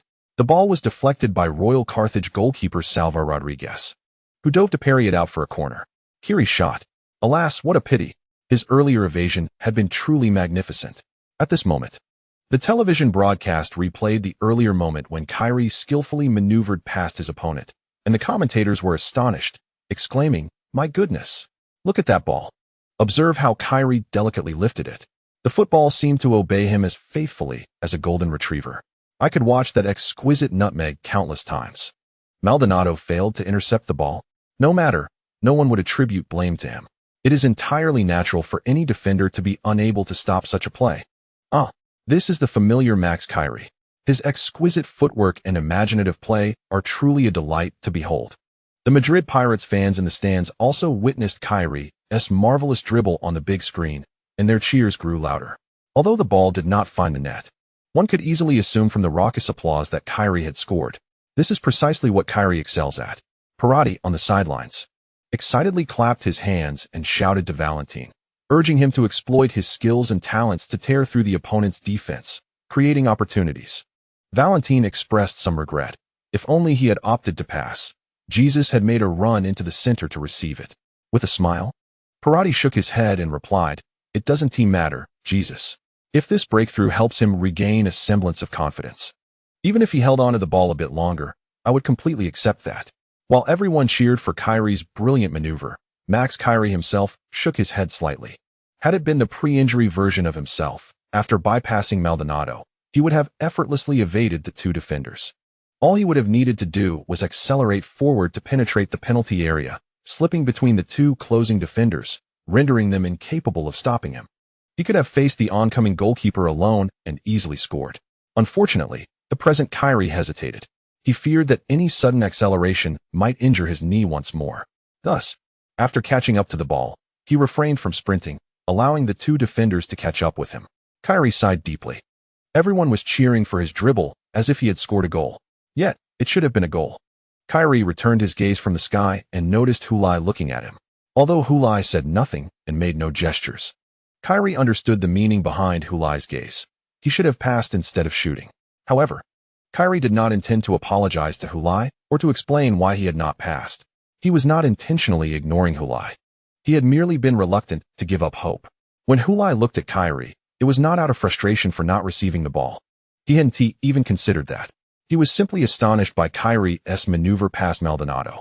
This was a move he had never seen Kiri execute in training, indicating that it was certainly not a technique he had practiced extensively. It was indeed a moment of inspiration. A casual yet deft kick that culminated in a breathtaking display of skill. The entire movement was executed with such grace, as if weightless, flowing naturally like a serene mountain stream, so smooth it is difficult to assert it was merely luck. In the realm of showmanship on the field, Hulai once celebrated prematurely before the ball even graced the goal line, an undeniably audacious act. Throughout his life, Hulai has never been outshone. Yet he now feels that in terms of bravado, he pales in comparison to Maxi Kiri. The disparity between the two in this regard is akin to a vast chasm in self-preservation. Kiri stands on a different plane altogether. Perhaps Maldonado on the pitch feels fortunate not to have merely been a backdrop to a classic goal. Meanwhile, the head coach of Royal Carthage, Osvaldo, fixates intently on Maxi Kiri. Kiri remains unchanged, a constant presence. He recalls the beginning of this season when Kiri scored in the first round of the league. By all accounts, his performance was commendable, his form promising. Yet, in the subsequent matches, he played in isolation, failing to synchronize with Hulai, ultimately leading Parati to shift him from a starter to a substitute. Had he not suffered a severe injury while playing for the national team, sidelining him for 6 months, he might have continued to vie with Hulai, leaving Parati in a state of considerable distress. Now, it appears that after half a year of rehabilitation, Kiri has no intention of altering his playing style. Rather than passing to his teammates, he prefers to take matters into his own hands. If it were the 2025 to 2026 season Kiri, Osvaldo would genuinely fear his solo endeavors. That season, Kiri was unstoppable, a force to be reckoned with, a veritable juggernaut. But the current Kiri, as long as he refrains from passing to Hulai, is free to navigate the field as he pleases. Such were Osvaldo's thoughts from the sidelines. Thus concludes this chapter. Chapter 198. The four Heavenly Kings have 5 members, although Kiri faced targeted defenses from Royal Carthage, and the Madrid Pirates employed a rotation strategy during this match. The circumstances favored the home team, who dominated the field with the advantage of time, place, and morale, relentlessly attacking the goal of Royal Carthage. The latter adopted a counter-attacking strategy, thus remaining in a defensive posture throughout the match. 15 minutes into the game, the majority of the action was dominated by the Madrid Pirates, with Royal Carthage on the defensive. In the 16th minute, Kiri received the ball in the attacking zone, only to be tugged by Royal Carthage's midfielder, Mizuno Masanobu. The referee awarded a foul against Mizuno, granting the Madrid Pirates a free kick from 32 meters out. Slightly to the left, both Kiri and Tonini stood poised behind the ball. Prior to Kiri's injury, the Madrid Pirates boasted 2 free kick specialists, the Brazilian Tonini and the Dutchman Kiri. Tonini excels at both the knuckleball and the dipping shot, while Kiri is renowned for his curling free kicks. The two represent distinctly different styles of set-piece execution. The two players stood simultaneously behind the wall, creating confusion for the goalkeeper, who was uncertain how to defend against this free kick. Ultimately, it was Tonini who stepped up to take the shot. As the referee blew the whistle, Kelly merely leaned slightly forward, feigning a run, yet did not advance even a single step. The football was struck towards the goal by Tonini beside him. The free kick, executed by the Brazilian master of set pieces, was of remarkable quality, soaring over the wall before rapidly descending. Fortunately, the goalkeeper of Royal Carthage, Salvatore Rodriguez, remained highly focused. He anticipated the ball's trajectory, leaped into the air, stretched his body as far as possible, and gracefully parried the incoming football over the crossbar. A near miss for Tonini. Rodriguez delivered a superb save. A corner kick for the Madrid Pirates. The fans in the stands let out a collective sigh of disappointment. Although the match had just begun a mere 10 minutes ago, everyone hoped the team could score swiftly, providing a sense of reassurance to the supporters. The race for the league championship was intensifying, with the Madrid Pirates trailing only a point behind the Madrid Kings in the standings. This match represented their best opportunity to close the gap, especially since the first leg of the Champions League quarterfinals had seen the Madrid Kings narrowly defeat Torino by a single goal to advance to the Champions League semi-finals. The Madrid Kings would likely rotate their squad extensively in this league match to preserve their strength for the midweek European encounter. Hence, there was a possibility that the Madrid Kings could stumble against Sebastian on the road. If the Pirates could secure a victory over Royal Carthage at home, any misfortune for the Madrid Kings would grant them a chance to surpass them in the standings. After the corner kick was taken, the delivery was not ideal. Inside the penalty area, Hulai found it impossible to make a decisive shot since the ball flew behind him. He turned and lifted his leg, aiming to control the ball, but the challenge was too great, and he barely managed to graze it with his toes. The ball, nudged by him, fell to Royal Carthage player Tober Casas. Meanwhile, Damien Dia rushed in, eager to contest the second ball. Casas, unable to wait for the ball to descend, turned and swung his foot to clear it. However, as the ball remained somewhat elevated, his clearance lacked precision. The football drifted at a slow pace towards the edge of the penalty area, heading straight for Maxi Kelly, who had refrained from joining the fray during the corner kick. Given his current physical and psychological state, he instinctively hesitated to enter the crowded area. Yet, this hesitation allowed him to receive the ball. Alongside him surged the players of Royal Carterhon, collectively pressing forward in an attempt to create an offside trap. At this moment, if any player from the Madrid Pirates reacted a moment too slowly and remained in the penalty area, they would be caught offside. Consequently, the Pirates players began to retreat. Aside from those attempting to create an offside, Carterhon's center back, Thomas Suiksek, strode purposefully towards Kelly, for he was now unmarked. As Shuchik pressed forward, Kyrie seemed hesitant to confront his brilliance directly. Originally facing the goal, he sidestepped the ball, seemingly attempting to shield it with his body. However, this maneuver caused the Madrid Pirates to lose their attacking opportunity, forcing him to pass the ball backward and regroup for another offensive attempt. Observing this from within the penalty area, Futile swiftly turned to assess his position. He found himself behind the defensive line of Royal Carton, which meant he was in an offside position. If Kyrie intended to return the ball for a new offensive organization, Futile's offside status would be inconsequential, and there was no need for haste. Yet, Futile accelerated back, surpassing the last defender, Benjamin Maldonado, thus escaping the offside trap. Just as he crossed the imaginary offside line, Kyrie, with his back to the attacking direction, unexpectedly struck the ball forcefully with the heel of his right foot. He exerted such power that his body leaned forward, resembling a taut bow, with the ball being the arrow released from its string. This action took everyone by surprise. The ball shot past Shuchik, who had charged toward Kyrie, leaving him utterly unresponsive. It then glided between Tobra Cassis and another Royal Carton defender, Jacob Tipland. As these two turned to follow the ball, they beheld Futile receiving it behind them. They, along with Maldonado, raised their arms in protest, signaling that Futile was offside. However, neither the referee nor the linesman intervened, as the presence of the video assistant referee meant that such determinations would not be made lightly. They would await the conclusion of the attack to review the footage. Turning to let the ball pass, Futile swung his right foot and aimed for the upper corner of the goal. Despite Salvador Rodriguez, the Royal Carton goalkeeper, desperately attempting to block the shot, he was ultimately unsuccessful. He fell to the ground, powerless against Futile's strike, and could only watch as the ball soared into the net behind him. The goal is scored, he foam exclaimed with excitement, but immediately followed up with uncertainty, asking if the goal was offside. Yen Kong, beside him, eagerly interjected, stating that he believed it was not offside. The Pirate fans, however, were indifferent to the offside debate. As long as the ball found its way into the net, they erupted in jubilation. Amidst the thunderous cheers, the referee's whistle was barely audible. Yet he signaled the outcome of the goal, pointing towards the center circle, confirming its validity. Simultaneously, the television broadcast provided multi-angle replays of the moment Kyrie passed the ball. The video assistant referee's lines clearly illustrated that at the moment Kyrie struck the ball with his heel, it was not Futile lagging behind, but rather the Royal Carton right back, Maldonado, who was half a shoulder ahead of him. It was indeed a matter of mere inches. Not offside. Not offside. What a splendid goal. Kyrie's pass was nothing short of extraordinary. Had he hesitated even slightly or glanced back at Futile, he might have found him in an offside position. The Dutch superstar, Max Kyrie, is renowned for his exceptional skill and boundless imagination on the field. This particular play showcased his remarkable ability. Kyrie. His pass deceived nearly everyone, except for Hu. It was as if Hu had anticipated Kyrie's delivery, perfectly timing his run as if the two had rehearsed it countless times in private. Once the validity of the goal was confirmed, the commentators, relieved that their fervor had not been in vain, erupted into collective jubilation. Typically, delivering such an exquisitely precise through ball in an offensive play is a sight to behold.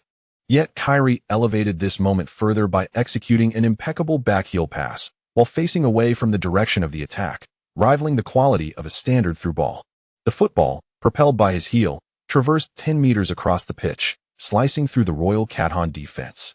It landed with pinpoint accuracy at Futile's feet, assisting him in breaking the deadlock. As the ball soared into the net, Joaquin Bella, who was nearby, rushed over to embrace Kyrie in celebration. Others soon followed suit, converging on Kyrie. When Futile turned around, he found Kyrie surrounded by teammates as if the goal had not been his own, but rather Kyrie's. However, Futile felt no resentment. Instead, he was astounded by Kyrie's previous pass. At that moment, as he watched the ball roll toward him, His mind was solely focused on receiving the ball and taking a shot. It was only after scoring that his mind had the bandwidth to reflect on what had transpired. Goodness, Kyrie executed a backheel pass while facing away from the goal. Yet, he had initially faced the goal before allowing the ball to pass, turning away from the attacking direction. Why did he not just make a direct pass while facing the goal? Why the need to turn and show off with a backheel through ball? Oh wait, had he passed directly, I would have been offside. He must have seen that possibility, which is why he opted to turn and wait. In his prime, Futile had never faced the Four Kings, and the competitive edge of Salados was now fading. Thus, he lacked a first-hand understanding of just how formidable the Four Kings truly were, and his awareness of Max Kyrie's strength, who was renowned alongside them, remained superficial. Having witnessed Kyrie's flamboyant pass, he began to grasp the widely circulated notion. It is well known that the Four Kings actually comprise 5 individuals. The chapter concludes here. Chapter 199. High Five. The television broadcast repeatedly showcased Futile's goal, not merely replaying the moment of his shot, but starting from when the ball was cleared by Casas. This allowed viewers to closely examine the entire sequence leading to the goal, featuring normal broadcast angles, the aerial cat camera's perspective, the parallel motion camera angle, and the view from behind the goal from which the ball was conceded. Different perspectives repeatedly replay the moment when Kyrie turned. The director's intention is not to determine whether Futile was offside when Kyrie passed the ball, but rather to allow the audience to appreciate Kyrie's pass, which resembles a work of art from various angles. Even while watching the replay, many still believe that Kyrie, at the instant of turning, would opt to return the ball. Instead, his pass deceived nearly everyone. Before executing the backheel pass, Kyrie didn't even glance at the situation behind him. He had already observed and committed to memory everything in front of him prior to turning. He didn't contemplate whether his unpredictable pass would be received by his teammate. He simply sent it forth. Futile, in turn, did not disappoint him, making a perfectly timed run, suddenly reversing direction, and skillfully turning the ball to shoot and score in one fluid motion. At the moment of his shot, the Royal Carterhan goalkeeper, Salvador Rodriguez, was already rushing towards him, exceedingly close. Had Kyrie not shot directly after turning, but instead paused to adjust the ball, it's likely that Rodriguez would have blocked the shot with his body. Kyrie's pass was remarkably creative, and Futile made no waste of it. Thus, a classic goal was born. At the season's outset, their cooperation seemed misaligned. Yet now they could collaborate to achieve such a beautiful goal, which is truly poignant. Hefeng's words were somewhat cryptic, in truth. Everyone understands why the two could not synchronize at the beginning of the season. It was Kyrie's reluctance to allow Futile to usurp his core position that hindered their collaboration. So why is Kyrie now willing to pass? It is clear that he has realized the core position belongs to Futile, one he can no longer reclaim, and has resigned himself to this fact. However, as a commentator, it is essential to maintain Kyrie's dignity while expressing hope that he can adjust his mindset and cooperate with Futile during matches. This way, perhaps the audience will witness even more spectacular goals in the games ahead. Sophia gazed up at the television in the box, relishing her husband's magnificent performance. A smile graced her face. This was the Max Kyrie she longed to see. Upon learning that her husband was starting, Sophia felt a twinge of concern deep within her.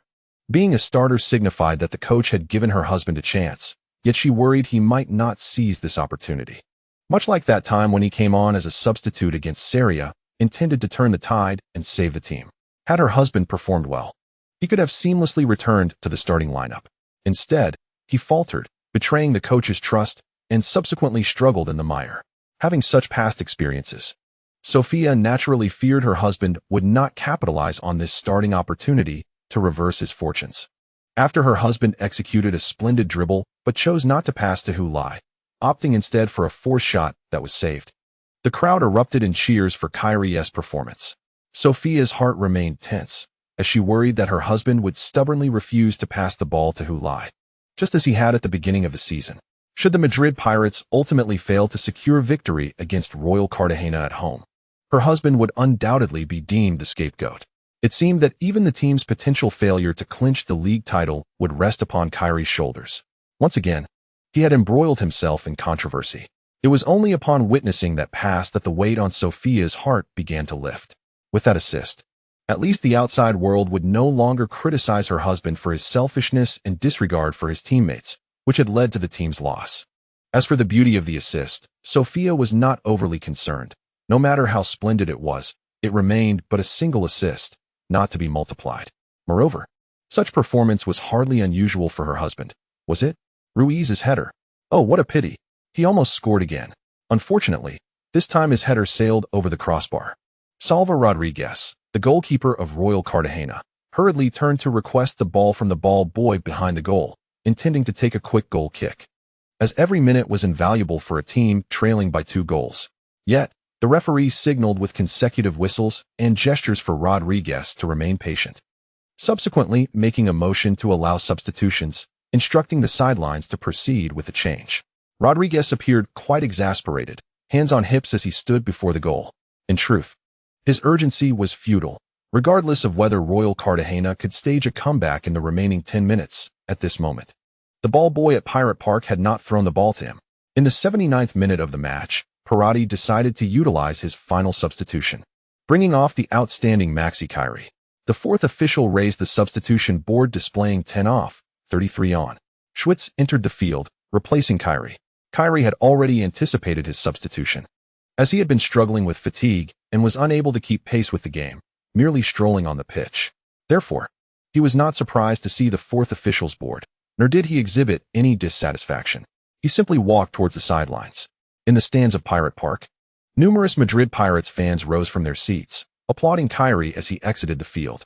The fans expressed their gratitude for Kyrie's performance in this match, which marked his first start since returning from injury.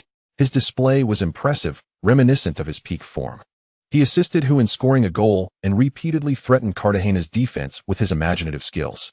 He truly deserved such applause. Sophia, in the VIP box with their 2 children, clapped for their father. She bit her lip, a smile on her face, tears glistening in her eyes. Under her affectionate gaze, as Kyrie approached the sidelines, he raised his arms and responded to the fervent fans with applause, thanking them for their support. As the match approached the 80-minute mark, the Madrid Pirates held a 2-goal lead, significantly increasing their chances of victory. The team's success was largely attributable to Kyrie's contributions. In addition to assisting Hulai, Kyrie played an indirect role in the Pirates' 2nd goal. During a transition from defense to offense, he retreated to the midfield, transforming into a playmaker, deftly advancing the Pirates' attack to the edge of Royal Carthage's penalty area. Although he did not provide the final pass for Ruiz's goal, he was instrumental in the build-up play, executing a clever switch from the center to the flank, targeting Royal Carthage's weaker side. The Pirates' attack culminated in a cross that allowed Ruiz, a substitute for Hulai, to score with a header. From Kyrie's orchestrations in the midfield, the Pirates' attacking strategy became evident, as they first drew the opponent's defensive attention centrally before decisively shifting the play to the sides. Kyrie's impact on the Pirates' offensive organization was immediate and profound, providing both creativity and inspiration. Although he did not find the back of the net, this performance was arguably his finest of the season, surpassing even the match in the league's opening round where he scored. His physical condition further underscored this conclusion. Kyrie was fully engaged, expending considerable energy throughout the match. Indeed, from the 60th minute onward, his stamina noticeably waned. He truly gave his all, fully invested in the game, aware that he had no recourse left. If he did not seize this moment, he risked becoming the subject of ridicule from the media and fans alike. He was tired of hearing the host's flippant laughter on the radio, mocking, "Who needs Max anymore?" Upon being substituted, Kyrie received a handshake from Coach Pirati, who smiled and remarked, "Well played, Maxi." It was evident that, irrespective of position or style, Kyrie had navigated the game with ease. Although he recognized the praise was somewhat contrived, he welcomed it, acknowledging Pirati's insight. There is nothing that Super Maxi cannot achieve. He accepted the compliment graciously, shaking Pirati's hand. "Now go rest well," Pirati gently encouraged, patting him on the shoulder. Breathing heavily, Kyrie trudged toward the bench, only to find Hulai standing in his path. Raising his hand in greeting, "What's up?" he inquired, halting in his tracks. "Let's celebrate with a high five. That backheel pass was exquisite. Oh, by the way, that wasn't just a goal in a practice match." Kyrie was taken aback that Hulai still remembered that incident from training, unable to suppress a smile. However, seeing Hulai's unwavering hand, he gave a hearty high five. The force of his slap was anything but a mere celebratory gesture. Passing Hulai, he approached the bench, where the other substitutes stood, extending their hands in congratulations. Hulai, with his palm reddened from the slap, turned to glance at Kyrie and his fellow teammates. Merely engaging in a perfunctory high-five, he rolled his eyes in exasperation. TSK. Chapter 200. Has the powder keg ceased to explode?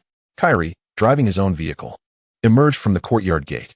Habitually, he cast a glance to the left and, as expected, witnessed Hulai and his girlfriend maneuvering their cars in tandem before diverging on his separate paths. Only after Hulai's car passed in front of him did Kyrie gently accelerate to merge onto the highway, trailing behind Hulai. He then reached out to switch on the radio. At this fixed hour, on this designated frequency, with a familiar program and a well-known DJ, he anticipated a discussion regarding the previous night's La Liga match. Sure enough, the broadcast began. In a La Liga match that concluded last night, the Madrid Pirates triumphed over the Royal Carthage with a score of 2-0. This outcome was hardly surprising, considering the Pirates were on home turf and possessed a superior strength compared to Carthage. If they could not secure victory against this opponent at home, they might as well concede the championship race. However, the most fervent topic of discussion was not the result, but rather the first goal of the match. The goal was scored by who, but the assist came from a name long forgotten. Yes, it was none other than the oft-overlooked Kyrie. Ha! The radio echoed with the slightly frivolous laughter of the DJ. Kyrie, who was driving, let out a soft hum but refrained from turning off the radio or changing the station. He continued to drive quietly while listening intently. Who had netted his 30th goal of the season, a feat that hardly warranted attention due to its sheer regularity. On the other hand, Kyrie's assist deserved a thorough examination.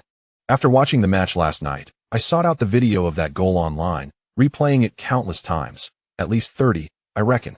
Everyone knows I had been rather pessimistic about Kyrie's prospects and criticized his performance upon his return from injury. Yet, I am willing to extend my apologies to him on air, though I am unsure if he tunes into my program.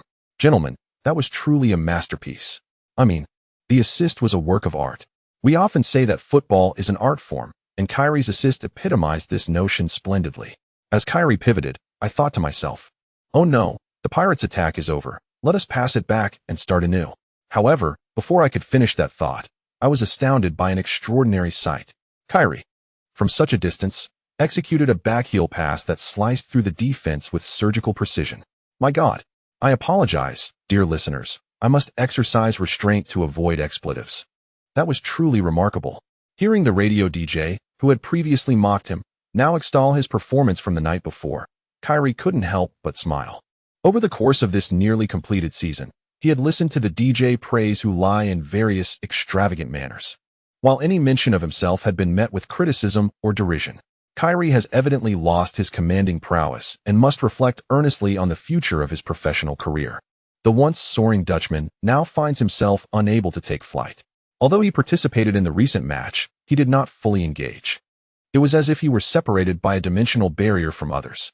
Amidst a myriad of criticisms, the most infamous remark remains, who needs Max?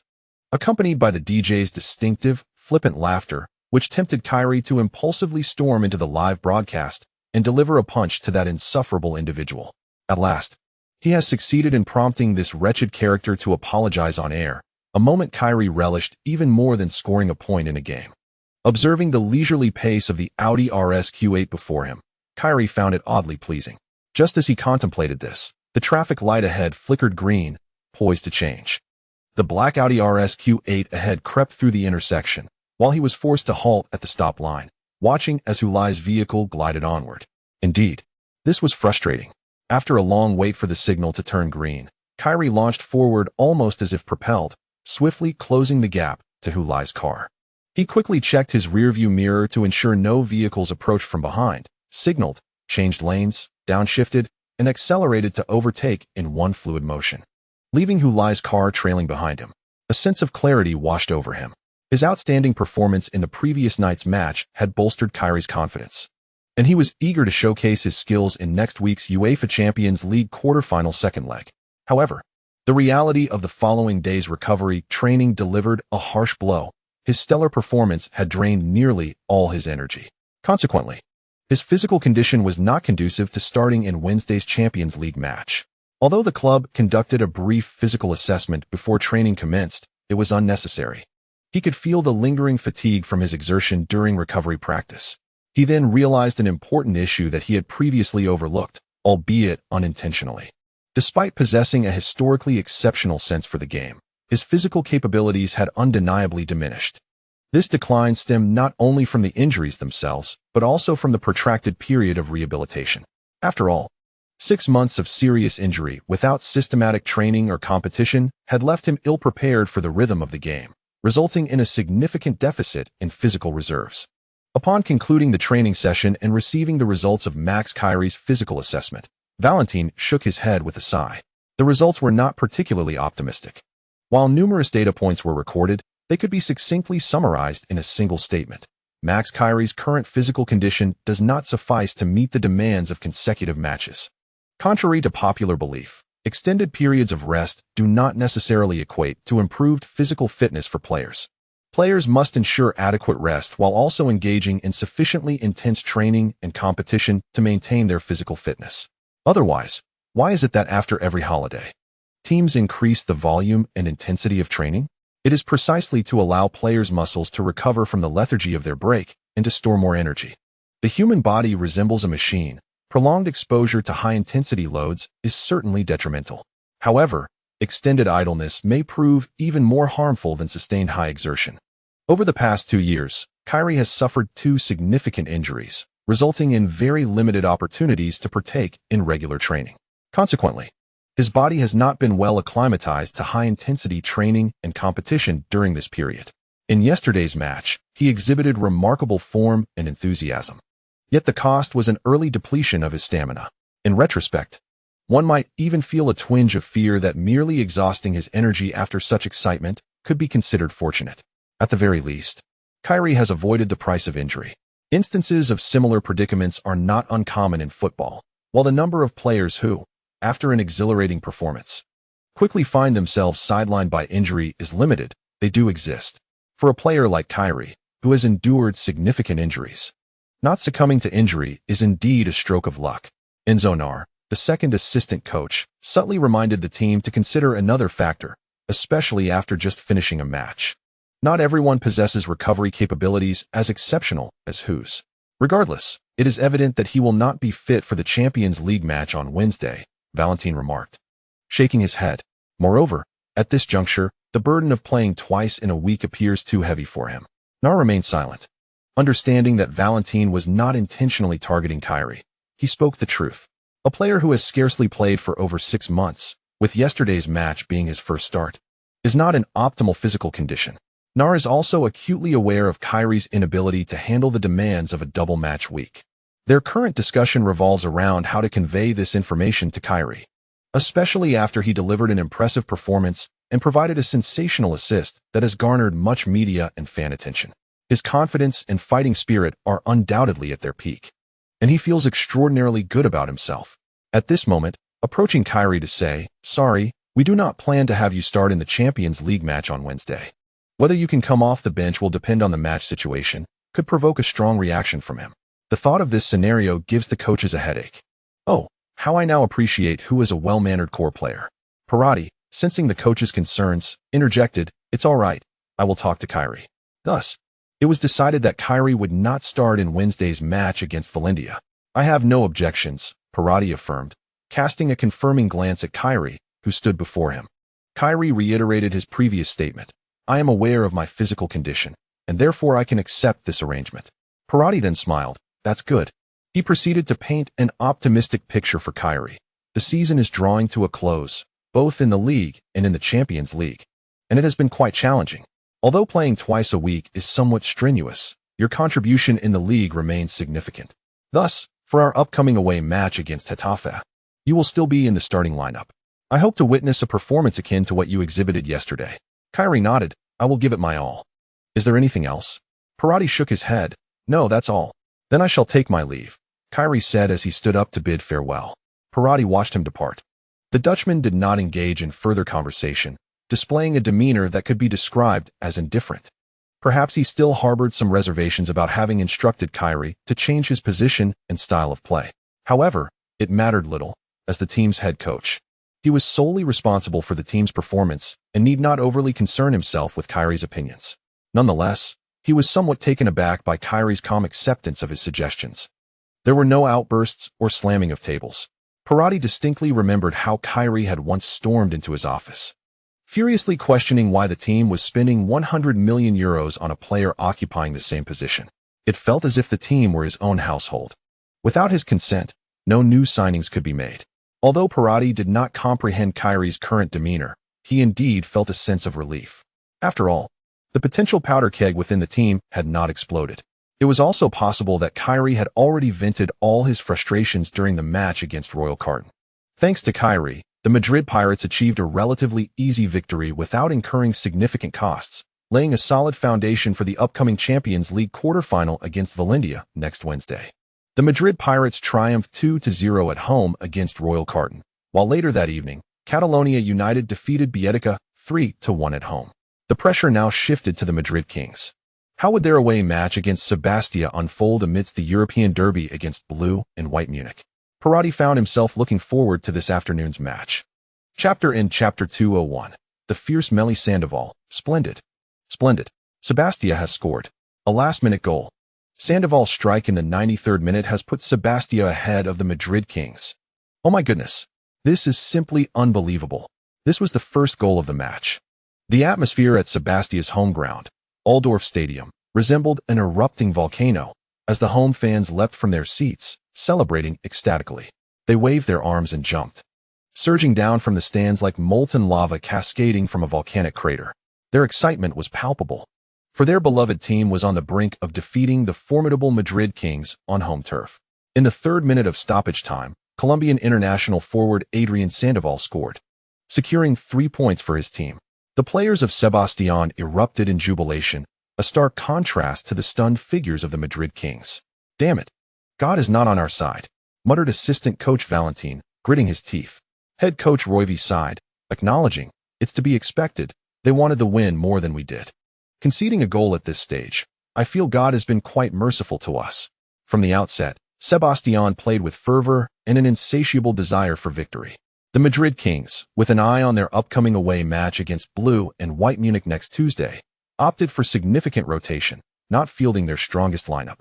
Meanwhile, Sebastián was fiercely competing with Sevilla Navigators and Royal Carthage for a place in the league's top 6.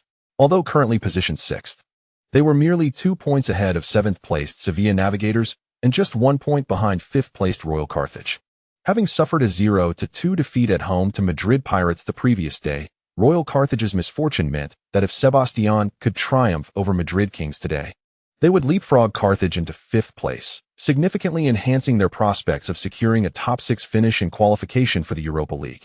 However, the Madrid Kings, despite their rotated squad, were no easy adversary. The first 90 minutes of the match saw both teams locked in a tense struggle, with the visiting Madrid Kings displaying a lack of focus, perhaps distracted by their imminent Champions League clash. It was not that they lacked ambition for the league title, but the Champions League loomed larger in urgency. They were acutely aware that their city rivals, Madrid Pirates, and their rivals in the national derby, Catalonia Union, had both won their matches yesterday. Failing to secure a victory against Sebastián would jeopardize their league lead, yet with 6 rounds remaining, there was still room for maneuver. In contrast, a loss to Blue and White Munich would result in immediate elimination from the Champions League. To safeguard against any mishaps in the Champions League, Royvi had even omitted Meli from the squad for this match, underscoring the coach's priorities. With such a stance from the head coach, the players' performance could hardly be expected to be stellar. Ultimately, they succumbed to Sebastián's relentless assault, conceding a goal that, although the match was not yet over, signaled the impending demise of the Madrid Kings. I imagine at this moment, the Madrid Kings supporters were deeply yearning for Meli, who remained in Madrid to prepare for the Champions League match. Had he been on the field, perhaps the Kings could have equalized, much like he did during the national derby. Meanwhile, Meli, watching from the television, resembled a statue, unmoved by the commentator's remarks. Watching his team succumb to a last-minute defeat on enemy turf filled Meli with a profound sense of helplessness. Frankly, he detested the coach's decision to keep him in Madrid, as if to imply that he was incapable of excelling in a multifaceted competition, necessitating a period of rest and recalibration. Was he truly such a feeble individual? Yet, he was not one to engage in disputes with the coach, insisting that his voice be heard over that of the mentor. Thus, despite the turmoil within him, he acquiesced to Coach Royve's arrangement, remaining dutifully at home, fervently hoping his teammates would rally their spirits. Now, witnessing the outcome, his regret deepened. Had he known, he should have at least fought for a place on the expedition. After all, that would have granted him the opportunity to step onto the pitch as a substitute, perhaps preventing Sebastia from scoring that fateful goal. As Meli's mind wandered, the television erupted with the sound of 3 sharp whistles and thunderous cheers, accompanied by the commentator's voice. The match has concluded.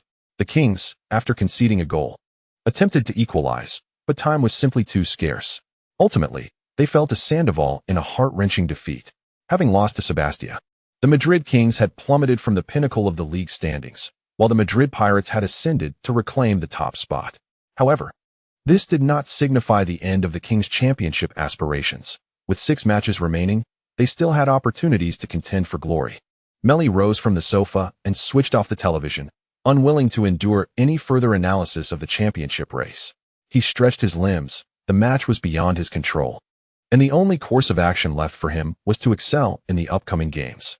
At the very least, he must ensure that the points lost in this league encounter were not squandered in vain. The thought of relinquishing the league title in favor of pursuing the Champions League trophy had never crossed Meli's mind.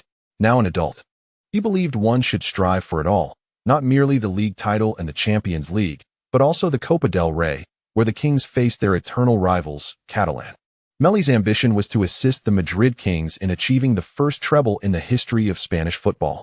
This accomplishment would pave his way toward the prestigious Ballon d'Or and the FIFA World Player of the Year award. At 17, Meli Banega had been heralded as a star of tomorrow, destined to become a top-tier player in the world of football. Now, at the cusp of turning 25, he could hardly still be referred to as a star of the future. The time had come to fulfill the immense promise that had garnered him accolades for so many years. Meli deftly evaded a tackle from Eswain, gliding across the pitch like a butterfly dancing upon the grass. The Iron Dome Stadium in Munich, hosting international events, can accommodate 75,000 spectators. Among these, approximately 5,000 were devoted fans of the Madrid Kings, while the remainder were fervent supporters of the home team, Blue and White Munich. The cacophony of boos and gasps from the 70,000 home fans could provoke a heart attack. Yet it did nothing to impede Meli's relentless strides as he advanced with the ball across the field. Just moments ago, he deftly maneuvered the soccer ball forward and leaped, evading a reckless tackle from the Blue and White Munich center back, Eswain, who lunged at him from a diagonal rear position. This was a challenge that could have warranted a red card had it connected, illustrating the desperation of Eswain's situation. Yet, remarkably, he failed to make contact. After sidestepping the fierce challenge from the German international, Meli surged into the penalty area. The crowd's jeers intensified, interspersed with gasps and curses. As Meli found himself on the verge of a one-on-one situation, staring down the Blue and White Munich goalkeeper, Tobias Schlieder. Faced with the advancing Schlieder, Meli opted not to continue dribbling. Instead, just as he entered the box, he delicately lifted the ball over Schlieder's head, who could only watch helplessly as it sailed into the net behind him. Meli Gol. Sanchez's voice rang out, elongated and exuberant. Meli Banega. This goal propelled Madrid's Kings to a 2-1 lead against Blue and White Munich away from home. A goal of immeasurable worth. The Kings extended their advantage to 2 goals, drawing ever closer to the Champions League semi-finals. In this crucial moment, the Argentine prodigy rose to the occasion. At the season's outset, Royve had granted Meli greater freedom to shoot, shifting the tactical focus further onto him. A decision that had drawn some skepticism. However, those doubts have now dissipated. Meli has repeatedly rescued the team in matches, proving through his actions that he is indeed the most radiant gem in the crown of the Kings. After scoring, Meli sprinted towards the corner flag, raising his fists towards the Blue and White Munich fans in the stands. 3 times in succession. Away from home, he did not receive the expected chorus of cheers from the fans. Instead, the Munich supporters responded to the Argentines' provocation with a deluge of boos and obscene gestures. Yet Meli remained unfazed. After venting his emotions, he turned to embrace his teammates rushing towards him in celebration. The smile on the Argentine genius's face was somewhat fierce.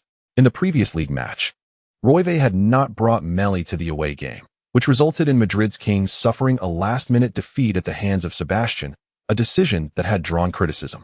But now it seems that this decision allowed Meli to rest adequately, and his performance in this match was outstanding, wreaking havoc on the blue and white Munich defense. Finally, this time, the Munich Giants crumbled under Meli's relentless assault. With 14 minutes remaining, blue and white Munich needed to score at least 2 goals to push the match into extra time.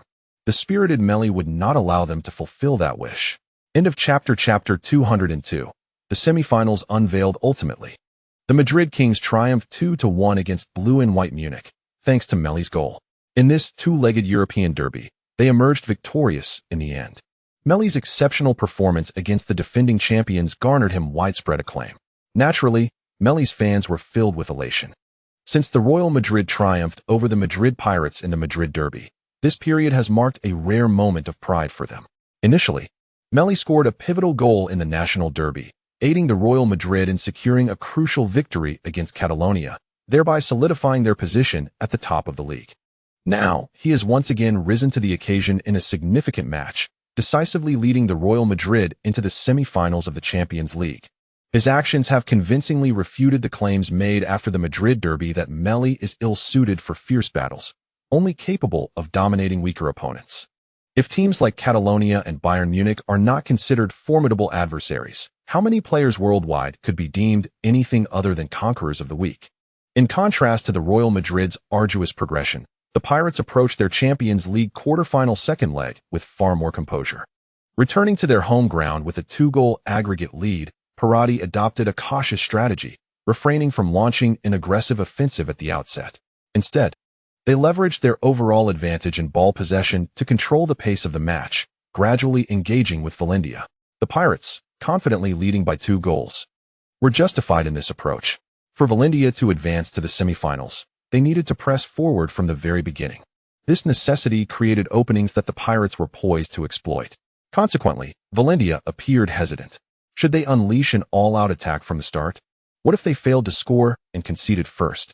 Yet, if they did not quicken their pace, would they not be akin to a frog in slowly boiling water? Valentia hesitated for nearly half an hour, and as time dwindled, they finally began to accelerate their efforts. Shortly after the second half commenced, they conceded a goal. The score came from Joaquin Bella, whose precise shot from outside the penalty area pierced through Valentia's defenses. It seemed to confirm Valentia's fears. Once they committed to an all-out attack, they would be vulnerable to conceding. However, they did not anticipate that the scorer would be Bella, rather than the player they had been most wary of, Futile. Valentia had devoted excessive defensive resources to monitoring Futile, yet the Pirates were not solely relying on him. This season, Futile had not scored in 13 matches where he either did not play or was absent, with the team losing only 2 of those encounters. The collective tally of the team's league goals stands at 76. With Futile contributing 30, which is less than half. While Futile's role is undeniably significant, the Pirates are far from the relegation-bound team some Chinese fans suggest would exist without him. As Valentia focused too much on Futile, their attention to other players on the Pirates inevitably waned. After Bella's goal, Valentia found themselves cornered, compelled to accelerate their offensive efforts in hopes of quickly equalizing. Only through such urgency could they muster the time and morale necessary for a counterattack. If they failed to score again in a short span, the 3-goal deficit would swiftly transform from a mere hill into the towering Everest, extinguishing any notion of challenge. What is even more critical is that before them stands not a mere inanimate object. The peak looms there, quietly standing, never advancing towards humanity. If one refrains from provoking it, it poses little threat. However, the mountain of Madrid Pirates is alive. Should you not approach it, it may very well advance towards you. 13 minutes following Joaquin Bella's goal, the Madrid Pirates seized the opportunity for a counterattack against Valentia, initiated by Juan Ramirez's interception in midfield, who then launched a direct pass to the advancing Di Quenzo. Di Quenzo surged towards Valentia's penalty area, evaded the on-rushing Valentia goalkeeper, and effortlessly guided the ball into the empty net. 20. The Madrid Pirates now lead by 4 goals on aggregate, with less than half an hour remaining in the match. Although the game is not yet concluded, it is nearly certain that the Madrid Pirates have eliminated Valentia, advancing to the semi-finals of this season's Champions League. Semi-finals. Futile is poised to become the first Chinese player to reach the Champions League semi-finals. Hefeng is overwhelmed with excitement. Yin Kong beside him interjects, No. He is not the first. Hefeng turns to Yin Kong, puzzled, unable to inquire directly during the live broadcast. He can only convey his confusion through his gaze about who could have preceded Hu Lai. Yin Kong, noticing his partner's bewilderment, chuckles. Li Qingqing. Li Qingqing is the first Chinese player to reach the Champions League semifinals. He Feng suddenly comprehends, bursting into laughter. Indeed, Li Qingqing is the first. Hu Lai is the second. They truly form a pair, one before the other. However, they are not speaking of the current season. Although this season, the Madrid Kings women's football team has already triumphed over Rome women's football team with an 8-0 victory in the first leg, securing their place in the semifinals. There remains another leg in the quarterfinals. Li Qingqing had previously reached the Champions League semifinals while playing for Paris Ager, which remains her best achievement in the Women's Champions League to date. Announcing support for a team's advancement to the semifinals before the match concludes may seem frivolous and unprofessional. Yet, considering the sentiments of Chinese fans at this moment, no one cares about such unprofessionalism or frivolity. Indeed, Valendia's morale wanes as they concede yet another goal, gradually lowering their flags. As the final 20 minutes commence, the Madrid Pirates intentionally slowed down the pace. With such a significant lead, even if Valendia were to score 2 late goals, it would not affect the Pirates' progression to the semifinals, as a 4-goal advantage is insurmountable. Parati even substituted Hu Lai with Maxi Kelly, with 15 minutes remaining in the match. This marks Kelly's first appearance in the Champions League this season. However, his presence holds little significance, serving merely as a symbolic gesture to let him experience the long-awaited atmosphere of the Champions League. No one expects him to replicate the remarkable performance seen in league matches within this limited time frame. Nevertheless, the home fans at Pirate Park warmly applauded Kelly's entrance. During these brief moments, constrained by physical limitations, Kyrie indeed exhibited a lackluster performance. The offensive momentum of Valendia gradually subsided, lacking fervor. Ultimately, the score was fixed at 20. The Madrid Pirates eliminated Valendia with a total score of 40 over 2 rounds, advancing into the Champions League semifinals. In addition to the Madrid Pirates and Madrid Kings reaching the Final Four, the remaining 2 slots were also determined. Triumphant, trailing by 3 goals, returned to their home ground, where head coach Kevin Locke decided to start Rokai, perhaps inspired by Rokai's attitude in the previous match. Rokai, as always, displayed remarkable enthusiasm. Although he did not score or provide an assist, his tireless runs along the right flank significantly contributed to Triumphant's 21 victory over the Turin Bulls at home. His performance can be gleaned from various statistical data. For instance, he recorded 2 key passes. However, key passes do not equate to assists, as they refer to the last pass leading to a shot on goal. Different statistical agencies have slightly varying definitions of key passes. Some consider only the final pass before a non-scoring shot as a key pass, while others include assists, leading to potential double counting. Regardless of the definition, a player with a higher number of key passes has a greater likelihood of achieving assists. Furthermore, Rokai also registered 1 chance creation in this match. Chance creation is a vital indicator of a player's creativity, determining their offensive ingenuity and threat level alongside key passes. Unlike key passes, chance creation does not refer to any pass before a shot. Its statistical criteria are more rigorous, focusing on opportunities that significantly enhance the likelihood of scoring for teammates. Generally, creating chances that leave a teammate one-on-one with the goalkeeper or facing an open goal can be considered as chance creation. However, chance creation does not equate to assists, as an assist results in a goal. For instance, if you provide a through ball that sets up your teammate for a one-on-one with the goalkeeper, but your teammate fails to convert, you have merely registered a chance creation. Specifically in this match, while cutting in from the right flank, Rokai delivered a through ball, but forward Papu Bonet failed to convert the opportunity, hitting the ball against the Turin Bulls goalkeeper, Albertazzi. This was also due to Albertazzi's quick reflexes, as he swiftly closed down Bonet's shooting angle. Additionally, Rokai attempted to dribble past defenders 4 times, succeeding once, although only achieving success once. The 4 attempts made by Luo Kai demonstrate his unwavering confidence in himself, as he dares to make moves after receiving the ball. This is a promising signal for a player who is fervently vying for opportunities within the team. Despite Luo Kai's spirited performance, which aided the team in securing a victory at home, the substantial deficit of 0-3 from the first leg away match proved too great to overcome. The subsequent home match, ending in a 2-1 score, could not propel them into the semifinals. Consequently, both Luo Kai and Triumphant finished their journey in the quarterfinals. Thus, In this season's Champions League, despite 5 players participating, only Futile managed to reach the semi-finals, while the others were eliminated along the way. Futile's performance and achievements undeniably justify his title as the foremost figure in Chinese football. In the English clash between Stan Park Rangers and Manchester Athletic, it was Stan Park Rangers who emerged victorious. In the first leg, Stan Park Rangers triumphed at home with a score of 3-1 over Manchester Athletic, while in the return leg, they drew 2-2 at Manchester Athletic's home ground, resulting in a total aggregate score of 3-5, leading to Manchester Athletic's elimination. The previous season's Champions League finalists both returned home at the quarter-final stage, as if preordained. Furthermore, Manchester Athletic's exit from the Champions League has reignited media and fan discussions regarding Cabanca's departure from the club. Almost everyone is convinced that Cabanca can no longer remain at Manchester Athletic, as the team has become incapable of fulfilling the ambitions of the Brazilian prodigy. Once renowned alongside Meli, Cabanca now finds himself watching Meli and Futile advance to the semi-finals, while he retreats home in solitude. Even though the Premier League title appears to be a foregone conclusion in favor of Manchester Athletic, it holds little significance for Cabanca. Chapter 203.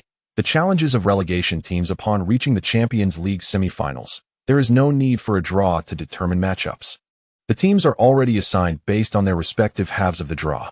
Real Madrid Kings and Madrid Pirates were placed in the upper half during the quarterfinal draw, and according to the matchup rules, they are set to face each other in the semi-finals. This marks the first occurrence of a Madrid derby in the history of the Champions League.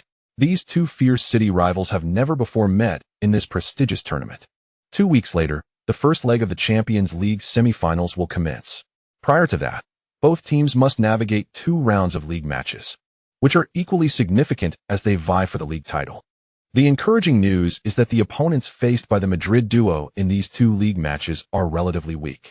However, the downside is that their adversaries are fighting for survival, suggesting that the matches may not unfold as leisurely as the supporters of the 2 teams hope.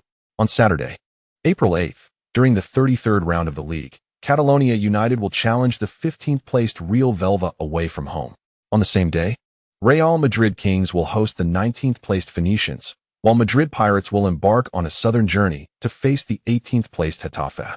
The top 3 teams in the league, Madrid Pirates, Madrid Kings, and Catalonia United, boast points of 82, 80, and 78 respectively, with a maximum point differential of 4.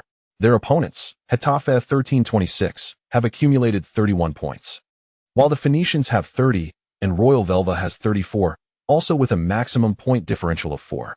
The top 3 are vying for the championship, while their opponents are battling for relegation. Getafe 13-26 is a professional team located in the southern Madrid municipality of Getafe, relatively young, having been established in 1970. In the realm of La Liga, it is considered part of the younger generation. To assert themselves in the competitive atmosphere, Getafe engaged in a rather peculiar endeavor upon their inception, while other teams often append the year of their establishment to their names to signify their historical stature, such as somebody 1900, indicating a founding year of 1900. Getafe sought to avoid the implication of their relative youth. Adding 1970 to their name would diminish their perceived legacy. In European professional football, a team founded in 1970 would be regarded as a distant descendant compared to their rivals. Thus, the club devised a clever strategy, incorporating the year of the city's establishment, 1326, into their name, resulting in Getafe 1326.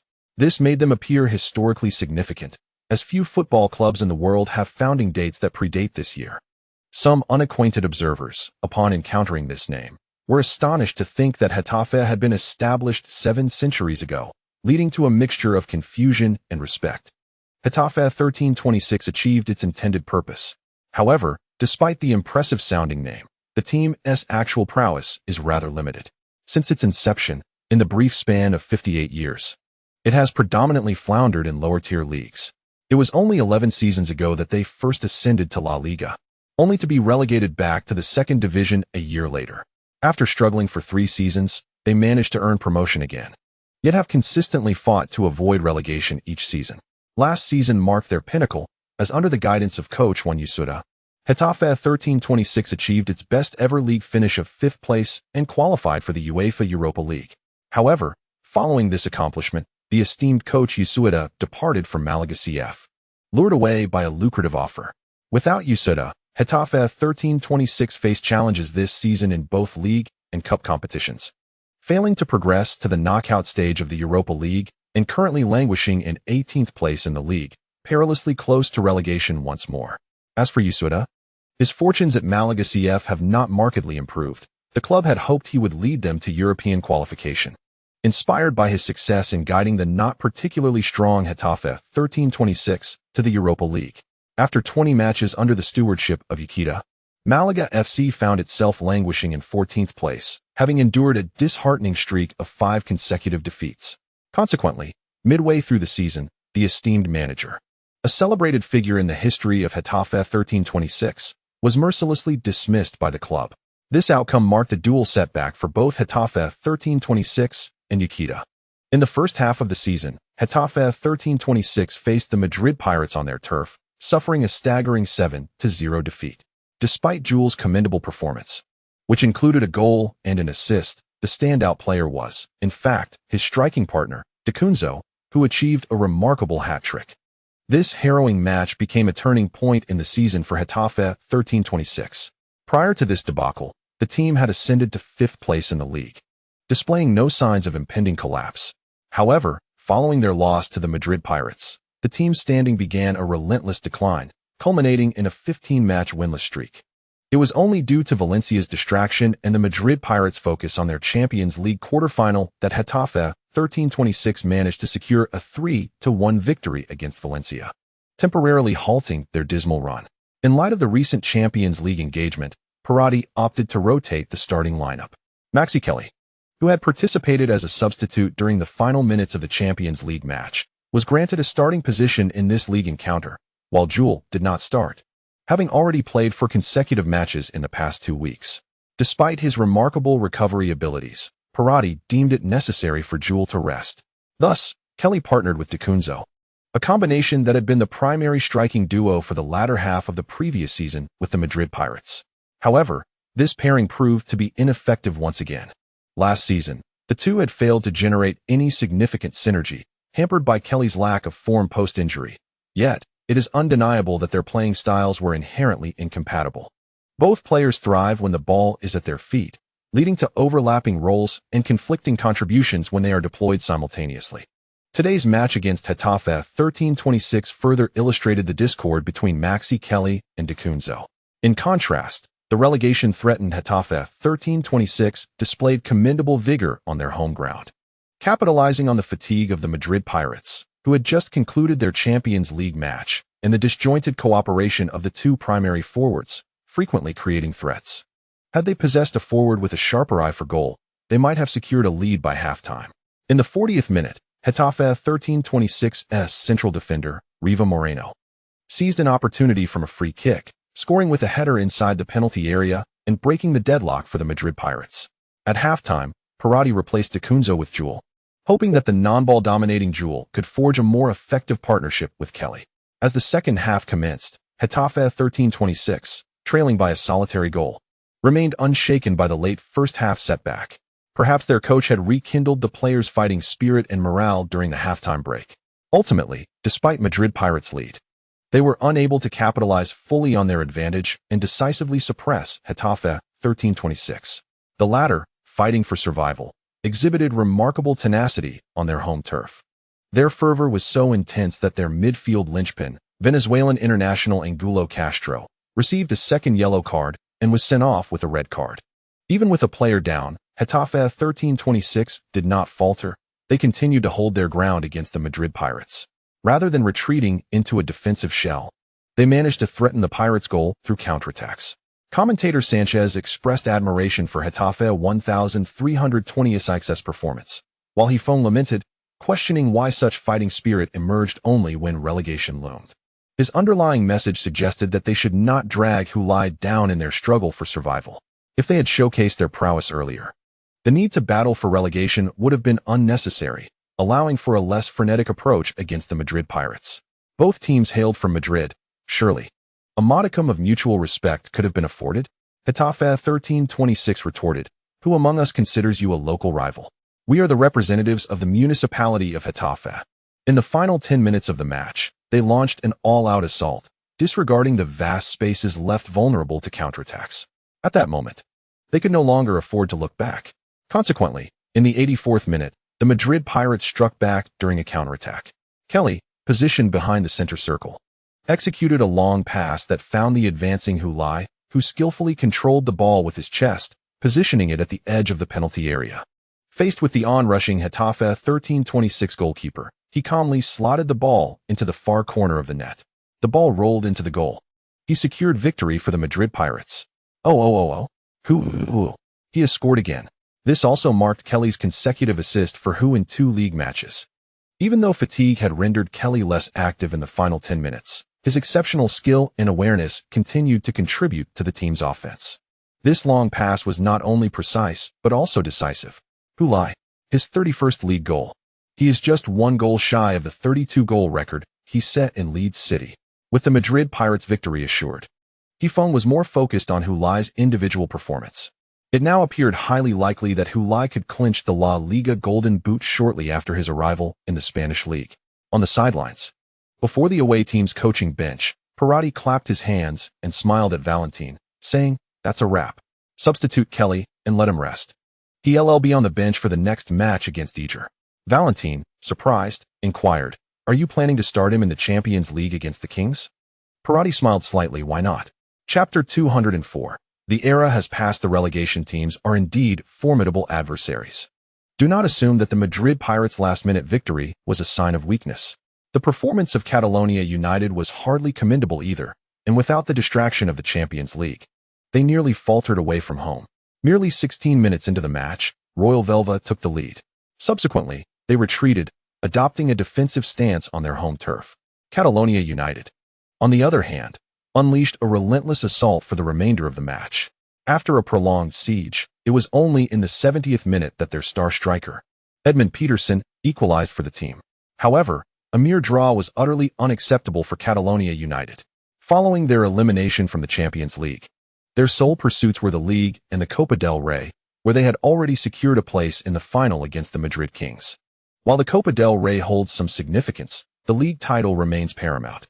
With the Madrid Pirates securing a victory, if Catalonia United failed to triumph over Royal Velva, they would find themselves increasingly distanced in the standings. Prior to this round of matches, Catalonia United trailed the Madrid Pirates by 4 points, with the Pirates having won. A draw against Royal Velva would widen the gap to 6 points. This would render their impending home clash with the Madrid Pirates devoid of meaning. For even a victory would not suffice to clinch the championship, potentially benefiting their archrivals, the Madrid Kings.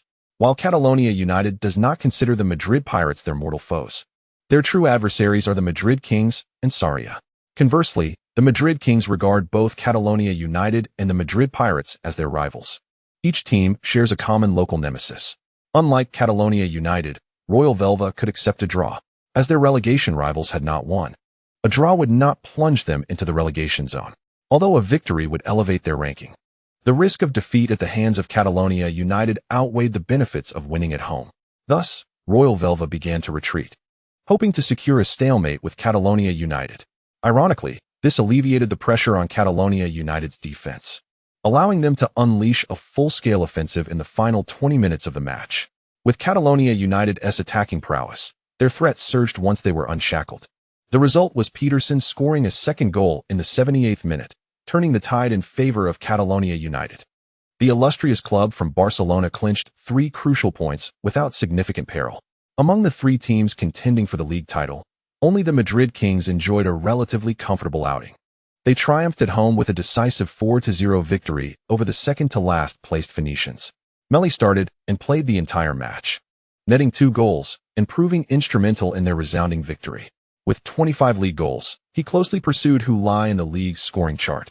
With only 5 rounds remaining in the league, he is determined not only to surpass Futile in the race for the championship title, but also to fiercely contest the accolade of the top scorer. The 6-goal deficit, he believes, is not an insurmountable chasm given his current form. "Hey, Meli, are you practicing your shooting again?"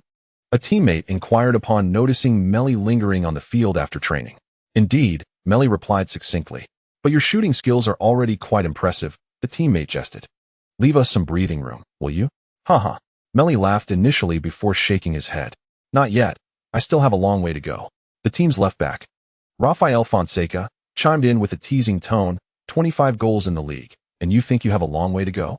His jest, however, was met with an unexpected response from Meli, leaving all the Real Madrid players, including Fonseca, taken aback. Meli nodded and stated, I am not the top scorer yet. What? Fonseca's smile froze on his face. You intend to compete for the Golden Boot? Noticing the Brazilian left-back's expression, Meli pressed on. Do you doubt my ability, Rafael? Fonseca, caught off guard by Meli's assertiveness, hesitated before awkwardly shaking his head. No, not at all. It's just, well, who has already scored 31 goals. He refrained from uttering what was on his mind. Is it really conceivable that Hulai won't score a single goal in the remaining 5 matches? That is evidently improbable. Meli said earnestly. Of course, I understand that it is a daunting task. Yet, it is precisely the challenge that makes it worthwhile. With that, he ceased his conversation with Fonseca and turned towards the goal to commence his shooting practice. The previous light-hearted atmosphere on the training ground suddenly chilled following their exchange. The teammates, unsure of how to respond, began to disperse. While they likely held their own opinions regarding Meli's ambition to compete with Hulai for the top scorer title, they deemed it unnecessary to voice them. Meanwhile, Salados was in his daughter's bedroom, narrating a bedtime story when his phone, tucked in his pocket, began to ring. Upon checking, he saw it was his agent, Jose Vailmer, calling. He declined the call and sent a text message instead. Please hold on, I will call you back shortly. Resuming the story, he finished and kissed his daughter's forehead. Good night, little one. Good night, Daddy, his daughter replied, nestled under the covers, revealing only her bright eyes and smooth forehead. Salados rose to turn off the bedside lamp and gently closed the bedroom door behind him. He then proceeded downstairs, settling into a reclining chair in the yard before finally retrieving his phone to call his agent. Jose, what's going on? I just heard something. Francisco plans to visit Dortmund this week. Francisco? What for? Are you not aware of the implications, Alexandra? Do you think the club's image ambassador is merely making a personal trip to Dortmund? The Ruhr region is right there. I shall remind you of one matter. Last season, Francis also visited Leeds City Club in a personal capacity. Upon hearing the agent's words, Salados fell into silence.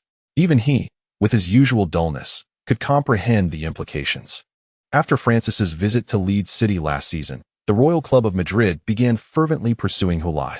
Thus, this time, Francis's journey to Dortmund must surely be for the purpose of visiting the Ruhr-Rhine club. What could be the reason for his visit to Ruhr-Rhine? The answer is quite evident. It is undoubtedly to scout the young striker, Janis Edman, who has been steadily rising in prominence over the past 2 years in the Ruhr-Rhine. Although regulations prohibit clubs from privately contacting players under contract, there are always ways to circumvent such rules. Everyone engages in this practice, and he would naturally not presume that his club would be exceptionally law-abiding. In the midst of the silence, Olmo continued, You are willing to take a pay cut to extend your contract with the club. But I believe the club has no intention of renewing your contract, Alexandra. Your contract expires next year, and you ought to seriously contemplate your future. By the end of June next year, Alexander Salados will be 35 years old. For former professional athletes, 35 was once considered an age suitable for retirement. 20 years ago, turning 30 marked the onset of a decline.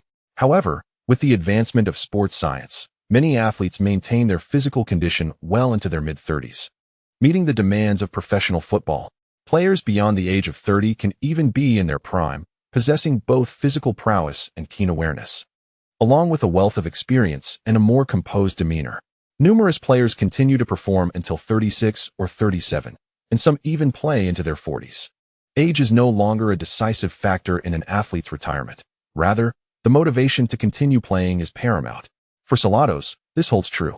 If he lacks the motivation to continue his career, retiring at the Royal Club of Madrid upon the expiration of his contract would not be a regrettable choice. He could even become one of the rare players to retire as a legend at the Royal Club.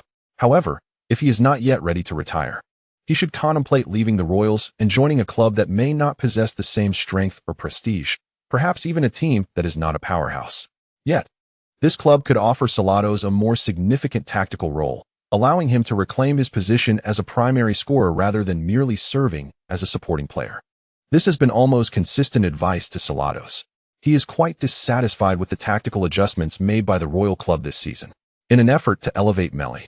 The club has suddenly stripped a key scorer who scored 20 goals and provided 7 assists in the previous season of his firing power, relegating him to the role of a mere supporter for Meli. In Olmo's view, this is an affront to Salados, one of the 4 great kings. Such treatment should not be the standard for a prestigious club towards its legendary contributors. Yet, Salados remained silent, accepting the club's arrangements without allowing his agent to voice any criticism in public regarding the club's actions. Since Salados has chosen to swallow his pride, Olmo feels he is left with no recourse.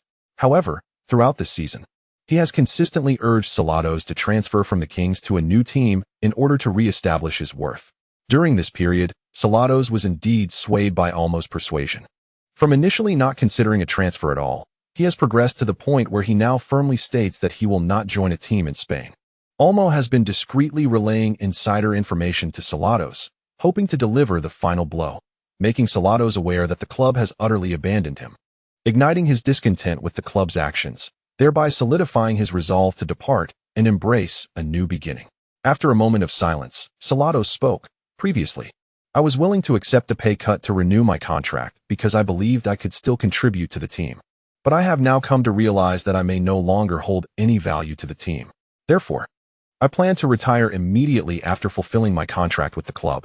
This response took Olmo by surprise, causing his voice to rise. What? Retire? Are you out of your mind, Alexandra? Do not let this season's performance discourage you. I firmly believe that if you switch teams, not only will you be a starter, but you will also be a core player. Your performance in the Madrid derby proves that your skills have not diminished. Rather, you are no longer the focal point of this team's offense. The reason for your absence from the Kings' offensive core has nothing to do with your abilities. It is a consequence of the club's upper management interference. After patiently waiting for his agent to finish, Salados shifted the conversation to another topic. You know, Jose. Today I saw Meli training extra hard on the shooting field. Fonseca asked him if he still wanted to compete for the top scorer, and he replied affirmatively. Many were taken aback by his response. He is out of his mind. He is trailing who by 6 goals. Almost scoffed, expressing his disdain for the Argentine. Although everyone was impressed by Meli's displayed talent, he simply did not like him. In Olmo's view, Meli's outstanding performance this season was solely due to Salados making way for him. If Salados were given a fair chance to compete, Meli would undoubtedly not have achieved such results. At the very least, he would not score 25 goals in the league. The way Meli's fans acted as if those 25 goals were solely his accomplishment revolted Olmo. However, Salados remained unfazed by Olmo's evident emotions and continued calmly. Indeed, you see, Jose, as veterans, our first thought upon hearing this is about the 6-goal gap, while Meli wonders if he can achieve that. The youth today are truly formidable. Who is the same? In his first La Liga season, he has already netted 31 goals. And then there's Edmund, who, at not yet 18, has already scored 20 goals in the Ruhrline. Without discussing who, Edmund's 20 goals account for all matches played for the Ruhrline first team across 2 seasons, including the league, DFB Pokal, and Champions League. Olmo interrupted Salados' musings. He harbored a disdain for Edmund, as the Kings sought to sign him in an effort to displace Salados. He regarded Edmund as a formidable threat to Salados. Indeed, he was impressive, at least more so than I was at the age of 18. Each time I encounter such youthful talent, I ponder when I realized it was time for me to step aside. Witnessing a young individual like Meli, who stubbornly contends with the world for a seemingly unattainable goal, prompts this reflection. At this juncture, Salados suddenly fell silent. Olmo, who had been agitated upon hearing of Salados's impending retirement, opened his mouth, but ultimately remained mute. He too became quiet, until he heard Salados on the other end of the line declare, whether we like it or not, we must acknowledge that our era has passed, Jose. Chapter conclusion. Chapter 205. One step closer to Futile. The opponents were also relegation-threatened teams, with the 17th-ranked Royal Steel proving to be a more formidable challenge than the 19th-placed Phoenicians. This was, of course, related to the upcoming Champions League semi-final next Tuesday, which saw the Madrid Kings not fielding their strongest lineup. Surprisingly, Meli was included in the starting 11 for this match, despite being omitted from the squad during the previous away fixture against Blue-White Munich, as Royvi had chosen to conserve strength. However, Meli's performance was notably lackluster. Far from the brilliance he exhibited in the prior home match against the Phoenicians, where he netted twice. Royvi glanced at his watch, contemplating substituting Meli. The broadcast captured the moment as Roivy raised his wrist, bowing his head to check the time. In the frame, assistant coach Fernando Gonzalez approached, appearing on camera while covering his mouth, presumably conferring with Roivy. Meli felt a rising sense of urgency. This was unsustainable. He should be substituted. This was Gonzalez's suggestion to Roivy. No longer checking his watch, Roivy raised his hand to cover his mouth and instructed, "Let Kalashnikov warm up." Gonzalez nodded and promptly turned to carry out the order. Roivy remained alone on the sidelines, hands in pockets, silently observing the field. Under his watchful eye, Meli raised his hand, seeking the ball. To evade the Royal Steel defenders, he had retreated nearly to the halfway line. Yet, at that moment, a forward from Royal Steel transformed into a defensive midfielder, closing in on him, denying him the opportunity to seize the ball. Witnessing this, Roivy recalled Meli's private visit before the match, where he expressed his desire to remain unrotated. "You wish for me not to substitute you?" Roivy inquired, a slight frown creasing his brow as he regarded Meli Banega. The latter nodded affirmatively. "Yes, sir, I wish to start in the match against Steel the day after tomorrow." "Why?" Roivy pressed. "You must understand my rationale for rotation. We are to face the Pirates in the Champions League semi-final next Tuesday." "I understand, sir. However, I believe my stamina is sufficient to handle the demands of competing on two fronts," Meli asserted earnestly to Roivy. "In the realm of multi-line combat, who has not missed a single match this season, participating both as a starter and a substitute, I believe I can achieve the same. I assure you that my performance in the Champions League will not be compromised by my participation in the weekend league matches. Indeed, as he stated, this season may well be Hulai's highest attendance rate since his departure abroad. His initial half-season at Leeds City was marred by too few appearances. Thus it does not count as this season. Hulai has only been absent from 2 Copa del Rey matches due to not being included in the squad. He has participated in all other club competitions. Even after competing in international matches, he made his appearance in the first club game. This can certainly be attributed to the injury of Maxi Kiri and the shortage of players in the Pirates' front line, leaving him unable to rest at will. Such a high attendance rate undeniably indicates that Hulai's physical condition is not an issue, for otherwise, Perotti would not dare to let Hulai start consecutively. Roivy was genuinely taken aback by Meli's unwavering determination. He recalled the previous league round when he approached Meli, suggesting that in preparation for the away match against Blau-Weiß Munich in the Champions League quarterfinals, he needed to rest during the league match against Sebastia. It was evident that Meli was somewhat reluctant at the time, yet he ultimately refrained from voicing his true feelings and chose to comply. So now, is he regretting not having firmly refused my arrangement back then? Contemplating this, Roivy tentatively inquired, "Is it because of our defeat to Sebastia that I asked you to rest?" Meli shook his head. "No, sir. I simply wish to compete with Hu for the league's golden boot, and I do not want to miss the upcoming 5 rounds. Roivy's eyes widened in astonishment. "Compete with Hu for the golden boot? He has 31 goals. There is a 5-goal gap between you, and you cannot prevent him from scoring." Roivy was genuinely startled by Meli's rationale. He suspected that Meli had perhaps chosen this reason as a substitute for his previous decision to rest him, which resulted in the team's away defeat. Nevertheless, he eventually acquiesced to Meli's request to start, albeit with the stipulation that he would be substituted after a maximum of 60 minutes. Roivy vividly recalled how Meli responded to him. "Therefore, I must prioritize my own performance." He also remembered the look in Meli's eyes when he made that statement, a glimmer of determination, sharp as a blade.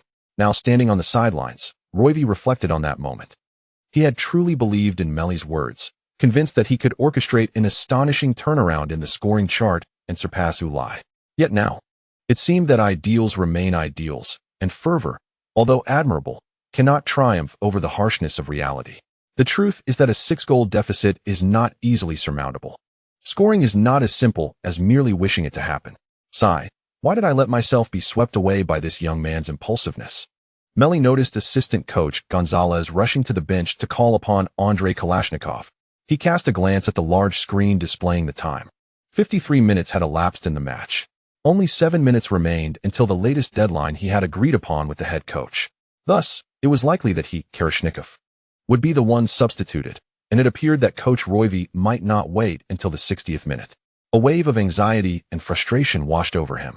Having made bold declarations, it felt disheartening to face the prospect of returning empty-handed in his first match. Was this not akin to stumbling at the very outset? At that moment, a hand clapped him on the shoulder. Turning around, he encountered the serious visage of Captain Salados, who urged him, "Do not retreat. Stay forward. Closer to the goal. Your back-and-forth sprints are far too inefficient." With that, he nudged Meli further ahead. Meli, somewhat bewildered, instinctively sprinted forward. Glancing back, he noticed Salados stationed near the center circle, clapping to rally the team and gesturing for the ball to be passed to him. Meanwhile, Kalashnikov had completed his warm-up and was summoned back by assistant coach Gonzalez, who was timing his return to the pitch. He was on the verge of being substituted in. Standing before Coach Roivy, he focused intently on the tablet in Gonzalez's hands, which outlined the strategy for his imminent entry. He needed to memorize it. Forgetting was not an option. As a substitute, Kalashnikov understood that opportunities would be scarce. Thus, he resolved to seize each chance and deliver his utmost performance. At the very least, he must strive to fulfill the coach's assignments. Otherwise, future opportunities would dwindle. Andre, once you're on the field, make the most of the width. Stretching the opponent's formation, particularly creating space between their left back and left center back, Gonzalez instructed. Deftly moving his finger across the tablet's screen while ensuring that Kalashnikov was absorbing every word. He then pressed further, "Do you understand?" Kalashnikov nodded eagerly, "I do." However, before he could finish his response, a sudden wave of boos erupted, catching his attention. Instinctively, he turned towards the field, and even assistant coach Gonzalez, who had been facing away, turned to look. They observed a player from Royal Steel sprawled on the ground, yet the referee had not halted the match. Instead, he raised his hands, signaling for play to continue as he pointed towards the goal of Royal Steel, indicating an advantageous attack. It seemed that the Royal Steel player had attempted to foul the ball-carrying Salados, but had failed, inadvertently granting Salados an opportunity to evade his defender. Throughout these few minutes of play, Meli had adhered to Captain Salados' instructions, positioning himself at the forefront like a center forward. Yet, he was acutely aware that this role did not suit him. Engaging in a physical contest with the opposing center backs was beyond his capability. He yearned to retreat to regain possession, for he felt secure only when the ball was under his control. Just as he hesitated to heed the captain's guidance and linger at the front, he witnessed Salados suddenly surge forward. As he witnessed the captain withstand the foul from the Royal Steel players and then charge up the middle with the ball, his heart began to race. He realized that this could be a golden opportunity. Salados advanced with the ball, and the Royal Steel players were closing in to besiege him. He made a pass. Instead of directly sending the ball to the forward Meli, Salados opted to pass it to his midfield teammate, Gomez Tutrigo, who was making himself available. The 22-year-old midfielder, a member of the rotation squad, had started the match. Following his pass, Salados did not halt his momentum. Instead, he slightly angled away while signaling to Tuitrago to return the ball to him. The young Tuitrago, faced with the request of his team captain and elder brother figure, complied without hesitation and swiftly delivered a lateral pass to the repositioned Salados. At that precise moment, Meli, who had been pressing forward, discreetly exploited the attention of the Royal Steel defenders, who were fixated on Salados, pulling away laterally to create space and angle while preparing to spring into action. Salados drew back his leg, seemingly poised to unleash a long-range shot without controlling the ball. However, as the ball rolled beneath him, he gently flicked it with the outside of his right foot, redirecting it towards his right front, precisely where Meli awaited. Upon receiving Salados' pass, Meli surged forth, finding himself unmarked by any Royal Steel defenders. What an extraordinary chance. Statistically speaking, Salados had just crafted an opportunity. What a fantastic play. Beautiful. Meli, the commentator exclaimed, his voice soaring. Amidst his fervent shout, Meli received the ball, swiftly positioned himself, and launched a right-footed shot. After nearly 60 minutes of impatience, he suddenly found his composure. Aiming for the far corner of the goal, his ankle stable, he used the outside of his right foot to curve the ball toward the back corner. The Royal Steel goalkeeper dove, attempting to intercept the ball with his hands, but was a moment too late. The ball crossed the goal line before he could make the save, finding the net. Chapter 206, Sacrifice and Responsibility. Well, Meli, he has finally scored. He has broken the deadlock for Madrid Kings. After 57 minutes of stalemate, the Madrid Kings have taken the lead thanks to Meli's goal. The roar of disapproval from the Royal Steel home crowd filled the air as Kalashnikov watched his assistant coach, Gonzalez, turn and rush out in excitement. After a brief moment of astonishment, he too sprang into action, joining his teammates on the bench in jubilant celebration. In the final sprint for the league title against Madrid Pirates and Catalonia United, every point is of utmost importance. Meli's goal has opened the door to victory and dispelled the clouds that had loomed over the substitutes bench. After scoring, Meli did not raise his fists towards the stands as he usually does. Instead, he directly ran towards his assisting teammate, Salados, and embraced him tightly, exclaiming in his ear, "Thank you, Captain, thank you." He understood well that without the captain's support, this goal would have been unattainable. It was not solely because the captain provided him with the pass, but rather due to the captain's insistence on keeping him in the offensive position rather than retreating. Although this approach diverged from his usual style of play, remaining forward during critical moments allowed for time conservation and energy efficiency. When the captain decided to let him stay up front, it signified his intention to designate Meli as the finisher, while he himself would pave the way. The captain had laid out a metaphorical red carpet at Meli's feet. All Meli needed to do was step onto it, embrace the spotlight, and become the most dazzling star of the evening. Meli was acutely aware that this opportunity was a result of the captain's self-sacrifice. Despite the captain's lack of overt support in the locker room after Meli expressed his ambition to compete for the league's golden boot, his actions on the field spoke volumes about his stance. In response to Meli's heartfelt gratitude, Salados remained silent, simply patting Meli's back with enthusiasm and tousling his hair playfully. Subsequently, the two were engulfed by their fellow players from the Madrid Kings. Watching this unfold from the television, Jose Valderrama sighed softly, recalling Salados' words during their phone conversation. He couldn't help but reflect, even if our era has passed, there's no need for you to humble yourself to the ground as a stepping stone for Meli. Following his goal, Meli was substituted in the 60th minute. Roivy did not grant him additional time on the pitch to score more goals, despite his contribution. After all, there was an upcoming Champions League semi-final against the Madrid Pirates. He could not jeopardize the crucial semi-final for Meli's pursuit of the league's golden boot.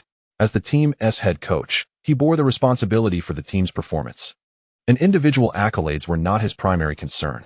Meli had little to say in response, understanding that the imminent Champions League match against the Madrid Pirates was of utmost importance. Thus, he maintained a composed demeanor as he exited the field. One goal, albeit modest, was certainly better than none. Meli's substitution did not hinder the performance of the Madrid Kings. His goal had already broken the deadlock, allowing the team to control the rhythm of the game. In the 76th minute, the substituted midfielder, Carlos Reguilón, scored from long range, further extending their lead and nearly securing victory. Following this goal, Roivy also replaced Salados, who had initially started the match. Although Salados relinquished his scoring duties, he remained a pivotal player for the team. With the upcoming clash against the Madrid Pirates, Salados' presence would be all the more essential, as he is the king of the Madrid derby, particularly at Pirate Park Stadium. He has scored a total of 15 goals in Madrid derbies, with 9 of those goals coming in away matches, surpassing half of his total tally. This illustrates the welcoming ambience that Pirate Park Stadium provides for Salados. Roivy hopes to leverage Salados' special influence against the Madrid Pirates to help the team overcome their city rivals away from home, seizing the initiative. In the 34th round of the league, the Madrid Kings triumphed 2-0 over Royal Steel in an away match, with Meli netting a goal, marking his 26th league goal of the season. Shortly thereafter, the Madrid Pirates secured a 1-0 victory at home against Eel, maintaining a 2-point lead at the top of the standings. In this match, substitute Futile failed to score, having come on in the final 10 minutes, leaving him with insufficient time. Due to Futile's lack of goals, Meli's strike before his substitution has become exceedingly precious. There now exists a 5-goal gap between the two, with 4 rounds remaining in the league, raising the prospect of Meli potentially overtaking Futile. Pirati is also preparing for the Champions League semi-final next Tuesday, allowing several key players, including Futile, to rest. While it is entirely reasonable for Futile to be rested, the decision to also rest the impressive Maxi Kelly from the previous weekend's league match raises eyebrows regarding Pirati's intentions. During the match, the broadcast frequently focused on Kelly seated on the bench, attempting to discern his inner thoughts through his expressions. It is well known that Kelly is not adept at concealing his emotions. If he is displeased, it becomes immediately apparent. Thus, if Kelly exhibited any signs of discontent, such as disdain, irritation, or anger, everyone would recognize his dissatisfaction with being benched. Even a neutral expression could be interpreted as indifference. However, to to the disappointment of those eager for drama. Kelly appeared in good spirits on the bench, engaging in light-hearted banter with fellow substitute left-back Iwan Martinez. Since Kelly did not seem troubled by being benched in the league, the only conclusion must be that Pirati intends to grant him more playing time in the upcoming Champions League semi-final against the Madrid Kings. Otherwise, how else could he placate the temperamental Kelly?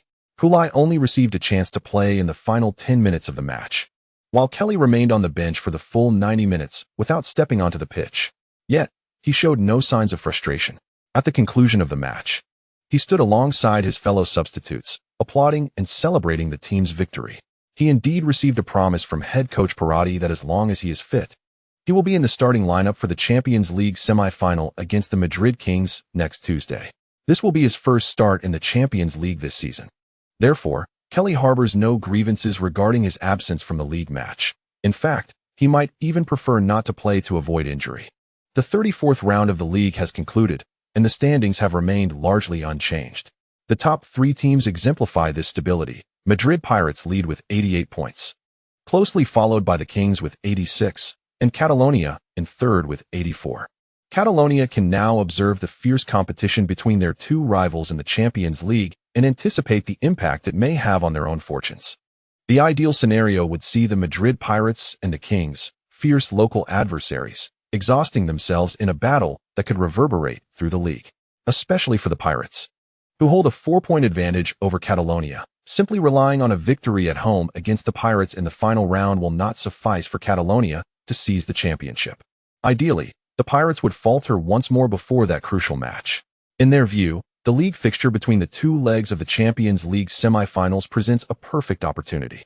The Pirates will face Valencia away, a team recently eliminated from the Champions League by the Pirates, which might be eager for retribution.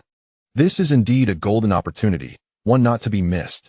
During a practice match, Meli feigned an inward cut, executing a few light steps to deceive the defending fullback, Gabriel Ngosa, who fell to the ground. Meli then surged past Ngosa, penetrating the penalty area. As he faced the approaching center-back, Nuno Siqueiros, who attempted to block him, Meli executed a deceptive upper body movement, directing the ball towards the tight angle at the sideline. Despite Valencia's goalkeeper, Rodriguez Backwell, diving to make a save, he could not prevent the ball from entering the net. A whistle echoed through the training ground. "Oh, how splendid!" on the sidelines. Assistant coach Gonzalez applauded while inquiring of head coach Roivy how he had convinced Meli to comply with his request, given Meli's excellent form. In the forthcoming match against the Pirates, Roivy plans to implement some changes. Should the Pirates focus their defensive efforts on Meli, he intends for Meli to pass the ball to Ceballos, creating scoring opportunities for him. This strategy draws inspiration from the previous Madrid derby in the league, where Roivy had instructed Meli to receive more passes, aiming to leverage his remarkable form for scoring. Ironically, this led to tighter marking on Meli, making it difficult for him to find the net. At that moment, Ceballos opted to shoot instead of passing to Meli, resulting in a more favorable outcome. Roivy contemplates adopting this strategy in the Champions League semi-final against the Pirates. Given Meli's recent scoring streak, the Pirates will likely concentrate their defense on him, thus providing Roivy with additional opportunities. With a touch of serendipity, Roivy prepares to catch the Pirates off guard. However, the challenge lies in persuading Meli, who is competitive with Futile, to sacrifice his own ambitions for the benefit of Ceballos. Last time, Meli proactively approached Roivy, expressing his desire to start in the match against Royal Steel. This incident illustrates that Meli is no longer the passive individual who silently accepted everything. His self-awareness has grown increasingly robust. Unexpectedly, the discussion proceeded remarkably smoothly. Upon presenting his plans, Roivy found Meli readily agreeing without hesitation. I hardly had to persuade him. Perhaps it was due to the match against Royal Steel, where Ceballos had assisted him with a goal, Roivy speculated. Gonzalez conjectured. So he doesn't want to owe Ceballos a favor? Roivy shook his head, stating, "No, he has likely gained a deeper understanding of sacrifice and responsibility from me." The on-field confrontation continued, and Meli made a swift comeback, scoring a goal from a narrow angle on the flank. Having just executed a similar maneuver to score, the defensive side committed more resources to contain him, effectively shutting down nearly all his shooting angles and options. Yet, with remarkable subtlety, Meli used the outside of his left foot to redirect the ball towards the center. Ceballos followed up with a shot, and the ball once again found its way into the net guarded by Backer. Chapter 207, Special Bonus Meli. Meli returns. Be cautious. Both the Spanish commentator Sanchez and the Chinese commentator Hifeng exclaimed in astonishment upon witnessing this scene. At this moment, Meli Banega was cutting in from the right flank. Despite the efforts of Iwan Martinez and Tanini to double-team him, Meli seized the opportunity to slip between the two, leaning his body to the left. He pushed the ball diagonally with his right foot past Iwan's body into the penalty area, maneuvering through the gap between Tanini and Iwan. Though Tanini and Iwan had developed a commendable synergy, they still failed to close the door. Meli was first nudged by Tanini, then collided with Iwan, bouncing off them like a pinball, and miraculously broke free from their grasp. This was perilous. The jeers from the crowd at Pirate Park were nearing a tempestuous crescendo. For Meli had entered the penalty area. Just 5 minutes prior, he had attempted this, and had it not been for Havel's superb performance in blocking Meli's angled shot, Madrid Pirates might have found themselves a goal down within the first 20 minutes. Now, Meli was employing the same tactic, chasing the ball in the box. Amantegui rushed in to defend him. Meli lifted his right leg, feigning a cross. Amantegui quickly extended his leg to intercept. However, this was merely a feint. Meli's right foot descended, pulling the ball toward his left foot, before raising it again. Amantegui abruptly halted, then turned to block, but he missed entirely. Another feint. Meli's left foot drew the ball back, evading Amantegui and sidestepping Juan Ramirez's outstretched leg. He then gently nudged the ball with the outside of his right foot along the baseline towards the near post. At this moment, chaos reigned in the penalty area of the Madrid Pirates, as players were in disarray. All eyes were fixated on Meli, with the Madrid Pirates players converging towards the baseline, while goalkeeper Havel steadfastly guarded the near post, attempting to obstruct Meli's shooting angle. Observing this scene from the sidelines, Roy's heart raced with intensity. Beside him, Gonzalez could no longer contain his excitement, shouting, "Pass the ball." Meli complied, deftly using the tip of his right foot to nudge the ball towards the center. "Salados!"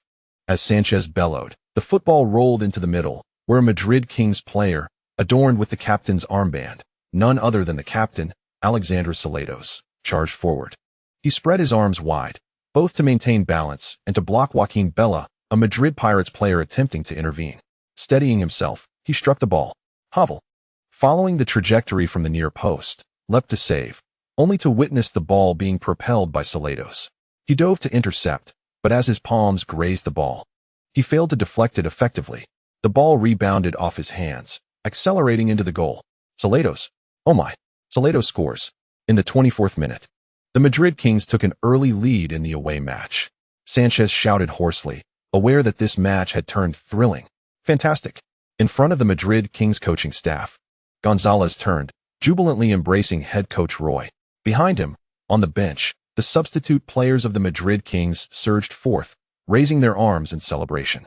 The uproar from the 8,000 Kings fans rivaled that of the more numerous Madrid Pirates supporters, as the cheers erupted within Pirate Park at the moment of the goal. It was likely that the Pirates fans were momentarily rendered speechless by the blow of conceding. The same could be said for the coach and players of the Madrid Pirates. In front of the coaching staff, the Pirates coaches stood in stunned silence, gazing at their goal. Prior to the match, Perotti had specifically cautioned his players not only to focus on Meli, but also to remain vigilant against other Madrid Kings players. This was not an unknown tactic, as the Madrid Pirates had employed a similar strategy, allowing Hulai to draw defensive attention while relying on other players to score. However, Hulai utilized off-the-ball movement to draw defenders away, creating space. In contrast, Meli leveraged his incisive dribbling to attract all the Pirates' defenders towards him, subsequently passing the ball to an unmarked teammate. Perotti could not have overlooked this, yet, even if he had, it would have been futile. For when the Pirates players observed Meli's vibrant activity and palpable threat on the wing, how could they possibly remain indifferent to his breakthroughs? On the field, the most threatening presence will always be the player in possession of the ball. As long as Meli can drive the ball towards the goal, the players of the Madrid Pirates cannot remain indifferent. If one person cannot stop him, then two must try. If two fail, then a third must come to assist. For a single defender is easily bypassed by Meli. With the goalkeeper, Hiver, involved, 5 players from the Madrid Pirates are now occupied by Meli. Taking advantage of the distraction that Amantegui provided, Juan Ramirez attempted to intercept the ball from Meli's diagonal rear, a defensive effort pushed to its limits. Yet, Meli evaded him effortlessly, demonstrating his extraordinary prowess. His touch and ball control are nearly unparalleled. Even at his peak, Maxi Kyrie could not match Meli's agility due to his height. The fluidity of Meli's movements seems devoid of inertia. In truth, the Madrid Pirates executed their defense reasonably well. Strictly speaking, they made no significant errors. When Cerrados shot, he was indeed distracted by Joaquin Bella, although Bella arrived slightly late, allowing Cerrados to bypass him. This was not a major issue, as it is unreasonable to expect every player to perform flawlessly in the fast-paced nature of football. Perotti paused for a moment before shaking his head and sighing, left speechless by the conceded goal. Essentially, this was Meli's solo performance. Not yet 25. Meli Banega already exudes the aura of a superstar. His form today is exceptional. He found his rhythm from the very first minute, drawing even more defensive attention from the Madrid Pirates. Consequently, he feigned a shot and passed the ball to Cerrados. This marks Cerrados' 10th derby goal at Pirate Park and his 16th overall in derbies. While the reason is unclear, Cerrados consistently shines whenever he plays at Pirate Park. He and Foam share a sense of helplessness. Although Meli is in remarkable form, it is Cerrados who reigns as the king of the Madrid derby. It's no wonder that the Madrid Pirates fans despise Cerrados more than Meli. Following his goal, Cerrados gestured for silence towards the emotionally conflicted Pirates fans in the stands to celebrate. Instantly, the mood among the Pirates fans unified. They cast aside their chaotic thoughts and focused solely on one task: to raise their middle fingers at Cerrados and hurl insults. The atmosphere did not quiet, but rather erupted with boos and noise. However, Cerrados remained unfazed. Perhaps the true purpose of his celebration was to provoke the Madrid Pirates supporters. The players of the Madrid Pirates on the field appeared momentarily bewildered. In the two league encounters of this season's Madrid derby, the Pirates had triumphed over the Kings in both home and away matches, instilling them with confidence to defeat the Kings again at home. Who would have thought that after the match commenced, the Kings would dominate proceedings and score first? Whose home ground is this, after all? Yet what left them utterly bewildered was yet to come. As the players of the Madrid Pirates exuberantly celebrated their goal, goalkeeper Haywell suddenly noticed that center back Ementegui, after turning to feign a block against Meli's shot, had collapsed to the ground. Losing one's balance and falling is quite common. However, remaining on the ground for an extended period, clutching one's knee with both hands, signifies a far more alarming situation. Realizing the gravity of the situation, Haywell rushed over to Ementegui, inquiring, "What's wrong, Kepa?" Ementegui, gritting his teeth and wearing a pained expression, weakly replied, "My knee, damn it." Haywell immediately recognized the severity of the matter, springing to his feet and gesturing towards the sidelines for the medical team to enter the field. Medical team. Medical team. The previously frustrated and disheartened Pirates players now turned their attention to the commotion caused by Haywell and the fallen Ementegui, staring in disbelief. Chapter 208. Arrogant Spirit, damn it. Curse it. After witnessing the substitution signal from Chief Medic Nick Kitt, even the usually good-natured Perotti could not restrain himself from unleashing a torrent of expletives in his native tongue. The obscenities were so profane that they had to be auto-censored with asterisks, coupled with the unique and expressive gestures of the Italians. It was clear just how dismal Perotti's mood had become. This was the epitome of misfortune, to concede a goal while simultaneously losing a key center back to injury. For the past 8 seasons, Kepa Ementegui had been the stalwart center back for the Madrid Pirates.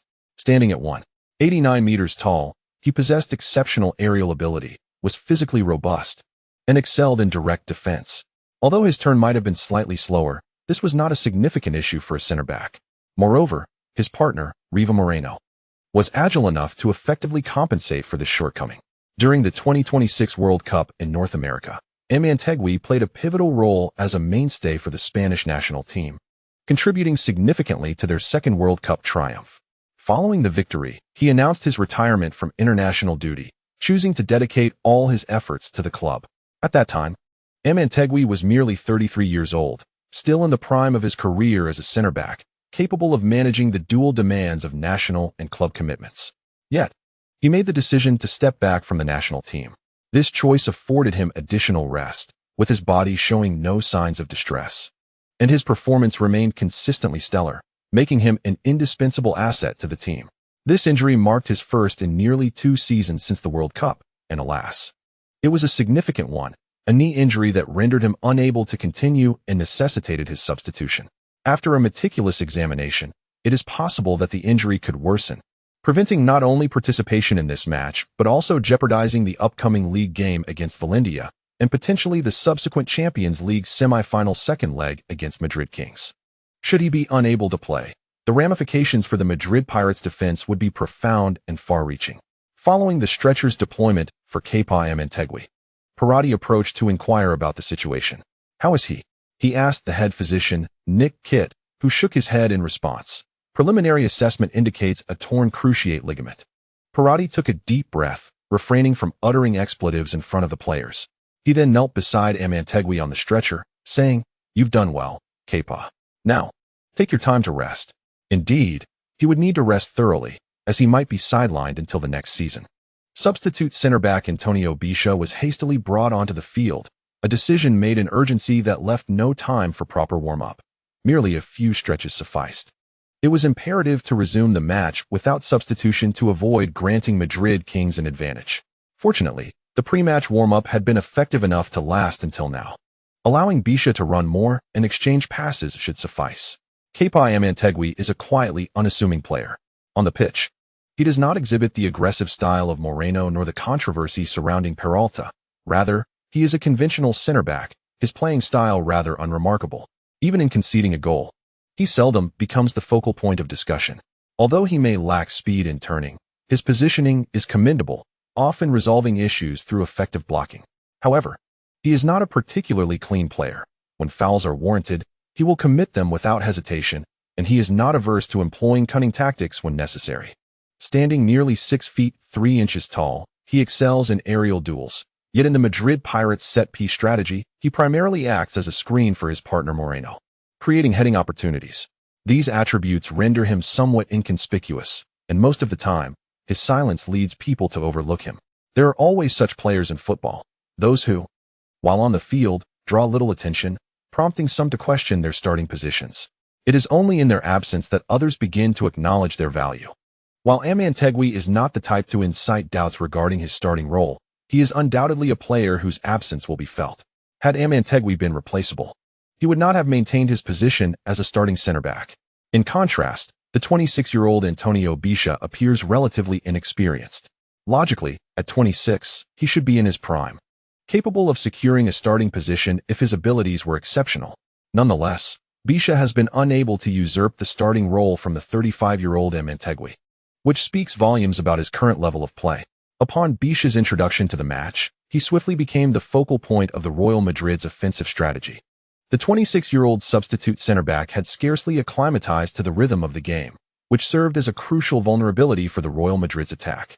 In a bid to support Bisha, defensive midfielder Ramirez nearly transformed into a central defender, retreating into the penalty area to bolster the defense. Meanwhile, Joaquin Vela took on the task of intercepting in the midfield. However, facing the dual threat of Dudu Carlos and Alba Nestrom, both attacking midfielders for the Royals, proved to be a formidable challenge for him alone. Consequently, the entire Pirate team retreated, essentially relinquishing their offensive efforts. Even Kyrie withdrew to the back line to participate in defense. He attempted to intercept a pass from Meli, only to be skillfully evaded by the latter, who then dribbled laterally before unleashing a shot. Had it not been for Ramirez's timely intervention, extending his leg to block the attempt, the ball would have sailed straight into the net. A collective sigh of relief erupted from the stands of Pirate Park. Meli, with his hands clasped atop his head, appeared profoundly disappointed. Salados, standing nearby, gave him a thumbs up, signaling that Meli had executed well. Meli's form is commendable, remarked assistant coach Valentin, his brow furrowed. If this continues, Bisha is in jeopardy. Ramirez cannot perpetually assist him, and even a moment's negligence could prove catastrophic. Parati, equally concerned, lamented, "There's no alternative. The Royals are currently riding a wave of momentum. They seem capable of playing however they please. We must endure this phase." Kyrie cast his gaze toward Meli. Although the goal had been scored by Salados, it was the diminutive Argentine who emerged as the most impressive and captivating player on the field. Each time he touched the ball, gasps of astonishment resonated from the Pirate supporters, quickening the pulse of the players on the pitch. Take, for instance, the recently substituted Bisha. Observe his tense expression and somewhat rigid movements. if given a choice. He would likely prefer not to have been called upon during the UEFA Champions League semi-final against Real Madrid. Competing against Meli invariably entails bearing immense pressure. This situation might prove excessively harsh for Bisha. Yet, he has no choice but to step up. Should he falter, any breach in the defensive line could lead to a total collapse. Kyrie, a forward, found himself unable to contribute defensively, as evidenced by his earlier attempt to intercept Meli's ball, which resulted in his being outmaneuvered. But who says that a lack of defensive prowess renders one powerless? Kyrie resolved to assist his team in turning the tide, at the very least, to quell the Royals' arrogance. Show off your skills in front of me. Not on my watch. Maxim Kyrie retreated to the flank to receive the ball. Although he is a forward, his positioning on the field is remarkably versatile. At times he resembles a playmaking midfielder. At others a shadow striker, and now he appeared akin to a wide midfielder. Upon receiving the ball, Kyrie immediately confronted the defensive challenge posed by Real Madrid's midfielder Dudu Carlos. The latter did not rush in to intercept the ball immediately, fully aware of Kyrie's exquisite technique. A hasty challenge could risk being deftly evaded. Thus, Dudu Carlos positioned himself approximately 2 meters in front of Kyrie, refraining from extending his foot or closing the distance. Instead, he awaited the return of his teammates to reorganize the defensive line. In response to Dudu Carlos's vigilant stance, Kyrie leaned slightly outward, simultaneously turning his head, leading Dudu Carlos to believe that Kyrie intended to force his way along the sideline. Consequently, Dudu Carlos turned to follow suit, preparing to close in. However, at that moment, Kyrie deftly nudged the ball inward with his right foot, entirely opposite to the direction in which he had turned. A no-look pass. Dudu Carlos was taken aback by Kyrie's unexpected maneuver. He hesitated, recalling that he had just confirmed there were no players from the Madrid Pirates in that direction. So to whom was Kyrie passing? Or had Kyrie made an error? Before Dudu Carlos could process this, Kyrie, who had feigned a sideline breakthrough, suddenly pivoted back, accelerating towards the ball he had merely nudged away moments before, which was now within close reach. It was not a sideline run nor a no-look pass, but an incisive cut inside. Dudu Carlos found himself caught off guard. By the time he turned back, Meli had already positioned himself in front of him, effectively blocking him off. Unless he committed a foul, there was no way he could intercept Kyrie. A tremendous gasp erupted from the stands at Pirate Park. Kyrie! Oh, what an exquisite feint. What was this? 2 consecutive deceptions. Dudu Carlos was left dazed and confused. The astonishment from the crowd swiftly transformed into cheers. Upon catching up with the ball, Kyrie chose not to engage further with Dudu Carlos, concerned that the latter might resort to fouling to disrupt the team's counterattack. Thus, he swiftly passed the ball diagonally to Tonini, who awaited in the center and continued his forward run. The cheers from the stands crescendoed, unwavering, until Kyrie received the ball again just outside the penalty area of the Madrid Kings. As he unleashed a powerful shot, the roar of applause reached its zenith. The ball skimmed along the grass towards the near corner of the goal, prompting goalkeeper Rodriguez Backer to dive swiftly and valiantly, managing to secure the shot directly into his grasp. Just as he had clutched the ball, a figure suddenly appeared before him. Backer reacted swiftly, pulling the ball into his embrace and pressing it down beneath him. Futile, sprinting towards Backer, lifted his foot, only to halt abruptly upon seeing the situation. The cheers eventually gave way to a collective sigh of disappointment. Yet, this sigh soon dissipated, replaced by resounding applause, an enthusiastic ovation. Since conceding a goal, this had been the most threatening attack by the Madrid Pirates. Although they did not score, they at least instilled a sense of apprehension in the Madrid Kings, whose previously dominating presence had noticeably diminished. In recognition of this splendid offensive display, the fans of the Madrid Pirates extended their heartfelt applause as encouragement. P.S. I apologize for forgetting to enable automatic updates. The chapter concludes here. Chapter 209, The Crucial Puzzle. Seizing the opportunity presented by the end of this offensive play, the television broadcast replayed the mesmerizing slow-motion footage of Kyrie deftly maneuvering past Dudu Carlos along the sidelines. Instead of choosing to replay a goal attempt, the focus was on this remarkable dribbling, a testament to the sheer brilliance of Kyrie's recent display. In the slow-motion replay, the fans of the Madrid Pirates in the stands initially appeared calm, but as they witnessed Kyrie preparing for a no-look pass, their expressions shifted dramatically, eyes widening in anticipation. They soon realized that he was not making a pass, but executing a feint, causing many to gasp in astonishment. Although this offensive play did not culminate in a goal, Kyrie's performance was undeniably impressive. This is the essence of Max Kyrie. While many argue that Meli's play is visually captivating, if we are to discuss true spectacle, Kyrie reigns supreme. Watching him play is akin to appreciating a breathtaking work of art. He consistently employs his prodigious imagination and mastery over the ball to create dramatically compelling moments. Hefong lavished praise upon Kyrie, unperturbed by the potential ire of Meli's fans, for he spoke nothing but the truth. Meli's breakthroughs are indeed sharp, often showcasing remarkable runs past multiple defenders. However, his dribbling maneuvers are relatively conventional, relying primarily on rhythm changes and a swifter pace to outmaneuver opponents. In terms of flair and visual appeal, they pale in comparison to Kyrie's flamboyant artistry. Yet, Kyrie's flamboyance is not mere showmanship. It is intricately linked to practical necessity, seamlessly blending aesthetic beauty with functionality. Why else would Max Kyrie garner such acclaim? Being hailed as a superstar comparable to the four greats? If his style were akin to indoor soccer, how could he ascend to such heights? The recent dribble exemplified Kyrie's distinctive attributes perfectly. What appeared to be a display of skill was, in fact, the optimal choice to bypass Dedukalos. Had he opted for a direct cut inside, he would almost certainly have been thwarted by the well-prepared Duduk, resulting in a loss of possession. It was precisely because he feigned a breakthrough along the sideline, tricking Duduk into turning, that he created space for his subsequent inward cut. Moreover, that subtle push during his feigned pass allowed him to maximize his acceleration without the burden of precise ball control, enabling him to swiftly outpace Dedukalos and gain a favorable position. Kyrie is not one to engage in unnecessary theatrics merely to please the spectators. Hence, he is often regarded as the master of finesse. Kyrie's skill ignited jubilant cheers from the fans in the stands, who relished the moment with great enthusiasm. Although he did not score, his actions subtly transformed the atmosphere and dynamics of the match. For instance, the coach of the Madrid Kings, Roy, sensed danger from this offensive maneuver by the Pirates. Consequently, he swiftly made adjustments, signaling his team to decelerate and refrain from the previous relentless bombardment of the Madrid Pirates' penalty area. He was apprehensive that, despite their failure to score, the Pirates might equalize. As the Madrid Kings retreated and slowed their pace, the Pirates seized the initiative.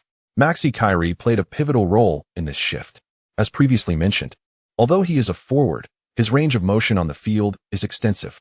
He is tasked with linking the midfield and forward lines of the Pirates, orchestrating attacks to ensure the smooth and efficient operation of their possession-based system.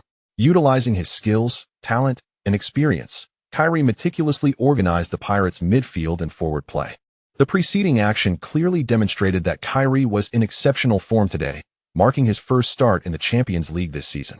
It is indeed poignant, for Kyrie was once the key architect of the Pirates' triumph in the Europa League. However, 2 consecutive years of severe injuries had kept him away from the Champions League. Nevertheless, it is a relief that he has returned. As Hefong remarked, Kyrie was being closely marked by the Kings' main defensive midfielder, Mohamed Osei, seemingly unable to turn. Rather than contesting with Osei, Kyrie opted to pass the ball, recognizing that turning was not an option. He subsequently delivered a lateral pass to his teammate, DiQuinzo, who was positioned on the right flank. Following this, he sprinted to reposition himself. DiQuinzo had replaced the originally starting Silvillo on this side. With Kyrie starting, Parati deemed it unnecessary for Silvillo to experience the uncertainty of being benched. Thus, he positioned Silvillo on the substitutes bench, moving DiQuinzo from the forward line to the left midfield. DiQuinzo, while not particularly fast, possessed decent dribbling skills, making him somewhat suitable for this role. Upon receiving the ball, DiQuinzo did not directly advance into the Kings' 30-meter zone. Instead, he controlled the ball. Kyrie approached to support him, and DiQuinzo returned the ball before accelerating along the sideline, drawing the Kings' right back, Peyton Garcia, away. Kyrie seemed to have anticipated that DiQuinzo would struggle to evade Garcia, thus promptly transferring the ball to the opposite side. The Kings players quickly adjusted to the Pirates' lateral movement, denying them any gaps in their defensive line. As the ball transitioned from the center to the left flank, Tony and I received it, only to face the well-prepared Kings defense. Central defenders Sergi Peralta and Nuno Sequeiros stood resolutely near the penalty spot, with right back Peyton Garcia retreating into the penalty area, positioned at the flank. Meanwhile, left back Rafael Fonseca positioned himself in front of Tony and I, guarding him closely at the edge of the penalty area, beyond the defensive line. The Madrid Kings midfield has also contracted to the front of the penalty area. Duja Carlos, Mohamed Osei, and Albin Estrom positioned themselves in a line at the edge of the penalty box, with Osei at the center and Duja Carlos slightly to the right, filling the gap between Siqueiros and Fonseca. Salados and Meli also returned to aid in defense, with Salados particularly vigorous, tirelessly running in the back line to disrupt the Madrid Pirates players. Despite his lack of defensive prowess, upon receiving the ball, Tanini's partner on the left, Ion Martinez, surged forward from behind him, a well-established routine for the duo. Thus, Tanini swiftly passed the ball to Ion, who was making the overlapping run. Fonseca, predictably, abandoned his post to mark Ion. Simultaneously, Tanini moved laterally, creating angles and space for support. Observing Fonseca's tight marking on Ion, the latter refrained from continuing his dribble and executed a back pass to Tanini. Tanini then cut inward. Duja Carlos, previously positioned in the gap, approached to defend against his compatriot from the Brazilian national team. At this juncture, the left-footed Tanini could directly deliver a cross with his left foot, targeting Hulai, who was standing in the space behind Peralta. However, Peralta was highly vigilant of Hulai, frequently glancing back to confirm his position, ensuring he remained out of his line of sight. Therefore, a direct cross from Tanini was not the optimal choice, as the ball was likely to be deflected by Peralta, even if Hulai managed to reach the ball. Under Peralta's stringent defense and interference, he would struggle to pose a genuine threat to the Madrid Kings' goal. Suddenly, Carey, who had been outside the penalty area, accelerated and made a diagonal run into the box, heading straight for the penalty spot between Siqueiros and Peralta. He gestured to Tanini, signaling for a pass. Noticing Carey's forward movement, Tanini decisively delivered the ball. Although he was uncertain about Carey's subsequent actions upon receiving the ball in the penalty area, his faith in Carey remained steadfast, for Carey was the most technically gifted and creative player on the Pirates team. Tanini's diagonal pass was sent in, and Peralta glanced at Hulai, observing that he remained stationary, which somewhat eased his concerns. When he returned his gaze, he was startled to see Carey charging toward him. Caution! He instinctively warned Siqueiros beside him, as Carey's run appeared aimed at the gap between them. Peralta, wary of Hulai, hesitated to act, relying solely on verbal caution to alert Siqueiros. Yet, Siqueiros had already noticed Carey's sudden diagonal incursion. Both Madrid Kings center-backs focused intently on Carey, watching as he halted in front of them, turning to receive the ball. But where was the ball? Neither Siqueiros nor Peralta saw Carey actually catch it. Peralta suddenly came to his senses, an alarm ringing in his mind. He swiftly turned around, and indeed saw Hulai lifting his foot as the football rolled towards him. A slip from Kelly. Oh, splendid. Peralta dashed forward, attempting to thwart Hulai, but alas, it was too late. With a swift swing of his right foot, Hulai struck without pausing the ball. Hoo! Accompanied by Sanchez's elongated roar and the jubilant cheers of the Pirate fans in attendance. The football soared into the net, crashing against it. Without a doubt, Hulai had equalized for the Madrid Pirates. Chapter 210. Neck and neck. When Kelly suddenly darted into the penalty area, everyone's attention was naturally drawn to him. Just as Meli had been the standout player for the Madrid Kings thus far, Kelly was the most dynamic player for the Madrid Pirates during this period. Even without the ball at his feet, no one dared to overlook Kelly as he stormed into the box. Prior to Hulai, Kelly had been the team leader and the primary scorer. Regardless of how much the Madrid Kings focused on Hulai, they could not afford to ignore Maxi Kelly entering the danger zone. Therefore, both Peralta and Siqueiros shifted their gazes towards Kelly. Even the Kings' defensive midfielder, Osei, turned to rush over. This scenario resembled a constellation of stars surrounding a singular moon. Consequently, no one anticipated that Kelly would let the ball slip through his legs, passing perfectly to Hulai behind him. The players closest to Kelly, due to their line of sight, completely missed this moment. However, both the fans in the stands and the viewers at home witnessed it clearly. As Kelly allowed the ball to pass, a tremendous cheer erupted. The commentators were equally astounded. Beautiful. What a splendid slip. Great play, Kelly. With the attention of the Madrid Kings defense diverted towards Kelly, the subsequent actions became significantly simpler for Hulai. All he needed to do was receive the ball, adjust, and take the shot, just as he would in training. After scoring, Hulai excitedly turned and sprinted towards the corner flag, performing his signature celebration as his teammates rushed to embrace him. The Madrid Pirates fans erupted in cheers, leaving their seats to crowd the first few rows, striving to get closer to the players. Pirate Park Stadium is a standard football field without a running track. A single row of advertising boards separates the playing area from the stands, allowing direct interaction between players and fans. Those in the front rows could even stretch their hands to touch the Madrid Pirates players. They expressed their excitement by tapping the players, who, at that moment, were indifferent to any potential safety concerns. At this moment, individuals of varying identities gathered together, cheering and embracing, all for a singular purpose, celebration. After Futile scored, Tonini first widened his eyes and glanced at Maxi Kelly, who shrugged in response. Tonini then lunged at him, exclaiming, "You let that one slip beautifully." Kelly, with a smile, replied, "I anticipated that they would be drawn to my movement, which is why I positioned myself for you to pass the ball to me. But how did you know that the ball you let go would land perfectly at whose feet?" Kelly shrugged. "Of course, it was all meticulously calculated.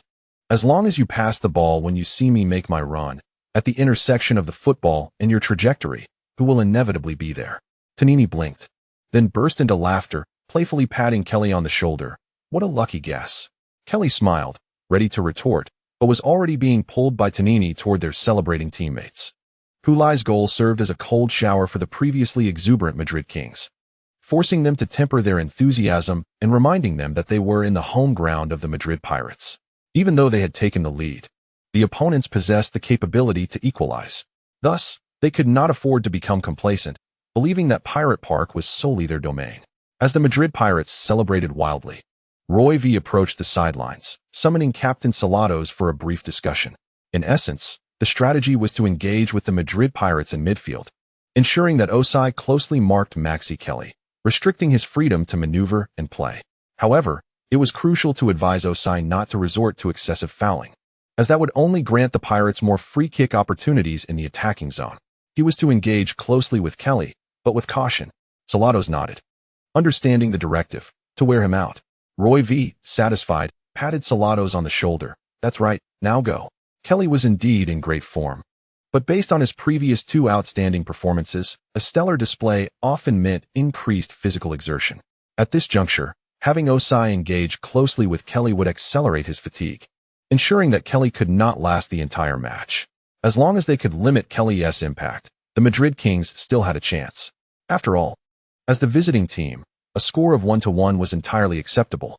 If they could avoid defeat in the first leg and return home for the second leg, everything would be negotiable.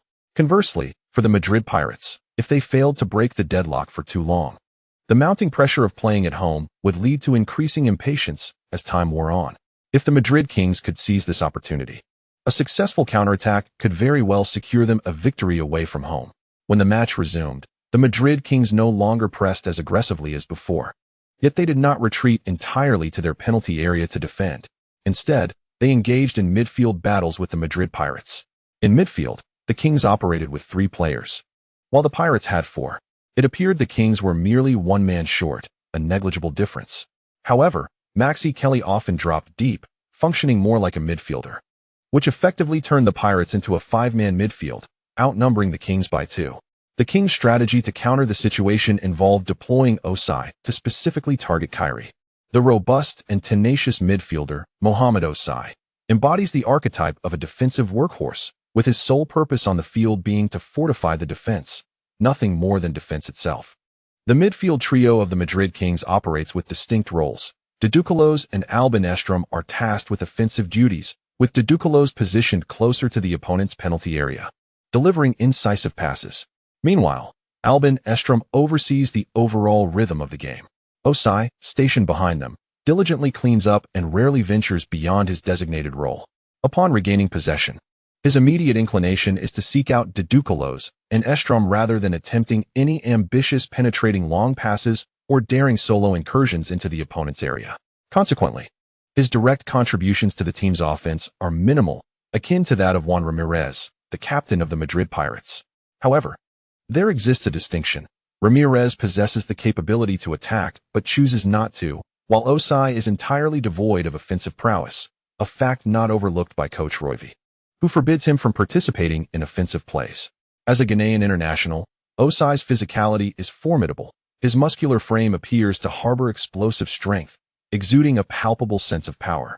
Yet, his technical skills are notably lacking, his shots lack precision, and he frequently falters on passes exceeding 15 meters. Nevertheless, his physical dominance is undeniable, standing at 188 meters and weighing nearly 90 kilograms. He resembles an imposing black tower on the pitch, instilling considerable pressure. When matched against Kyrie, even without committing fouls, merely engaging in normal physical contests subjects Kyrie to immense strain, compelling him to expend additional energy to evade Osai. This struggle significantly hampers Kyrie's ability to create substantial scoring opportunities. Consequently, despite the Madrid Pirates equalizing in the 36th minute, Kyrie's performance waned for the remainder of the first half, and the Pirates' offensive momentum did not escalate accordingly. Nonetheless, although they did not score, the Pirates' offensive efforts were sufficient to subdue the Madrid Kings, preventing them from threatening the goal defended by Havel. The last 10 minutes of the first half unfolded in this manner, culminating in the referee's whistle signaling its conclusion. Both teams exited the field promptly, heading into the tunnel. During halftime, the coaches of both teams took the opportunity to encourage and commend their players. Indeed, both teams had performed commendably in the first half, each showcasing their share of quality play. Yet, the ultimate outcome would be determined in the second half. With a serious expression, Parati addressed his players. The second half will undoubtedly present challenges beyond our expectations. While we are in possession, we must remain vigilant, ever cautious of their sudden counterattacks upon regaining the ball. Therefore, if we lose possession in the midfield, we must exert all efforts to press and suffocate them, denying them a smooth transition. In the Madrid Kings locker room, Coach Roivy clapped emphatically, urging his players to focus and heed his words. The transition from defense to attack is crucial. Parati's team will undoubtedly apply high pressing in our half. We are all acutely aware that they will act in this manner. Therefore, we must swiftly transition the ball. Each player must understand their role before passing. If uncertain, move forward. Roy waved his arms, urging a forward thrust. Let us elevate our pace and quicken the tempo of the match. We shall relentlessly pursue them, as we possess a physical advantage. Thus, there is no cause for concern, for they will soon falter before us. How shall we mount our offense? Aside from Kyrie, we must fully exploit our advantages on both flanks. This will not only allow us to repel their advances, but also enable us to capitalize on the chaos Kyrie creates. It is evident that they will intensify their defense against Kyrie in the second half. Parati interjected, I recognize your exceptional abilities, but there is no need to grapple with Osei. This is a football match, not wrestling. Therefore, if he closes in on you, swiftly transfer the ball. I have faith in your capabilities. You possess numerous methods to pass the ball under pressure. Parati understood Kyrie's temperament well. Dealing with such a character necessitated a gentle approach. Even if it required some flattery to instigate change, Kyrie would be more receptive to it. Otherwise, appealing to his emotions or reasoning would prove futile, for Kyrie seldom heeds logic. After all, why is Kyrie not universally regarded among the elite? His personality significantly impacts his career. When interacting with Kyrie, a head coach sometimes must adopt a more humble stance, appearing somewhat obsequious.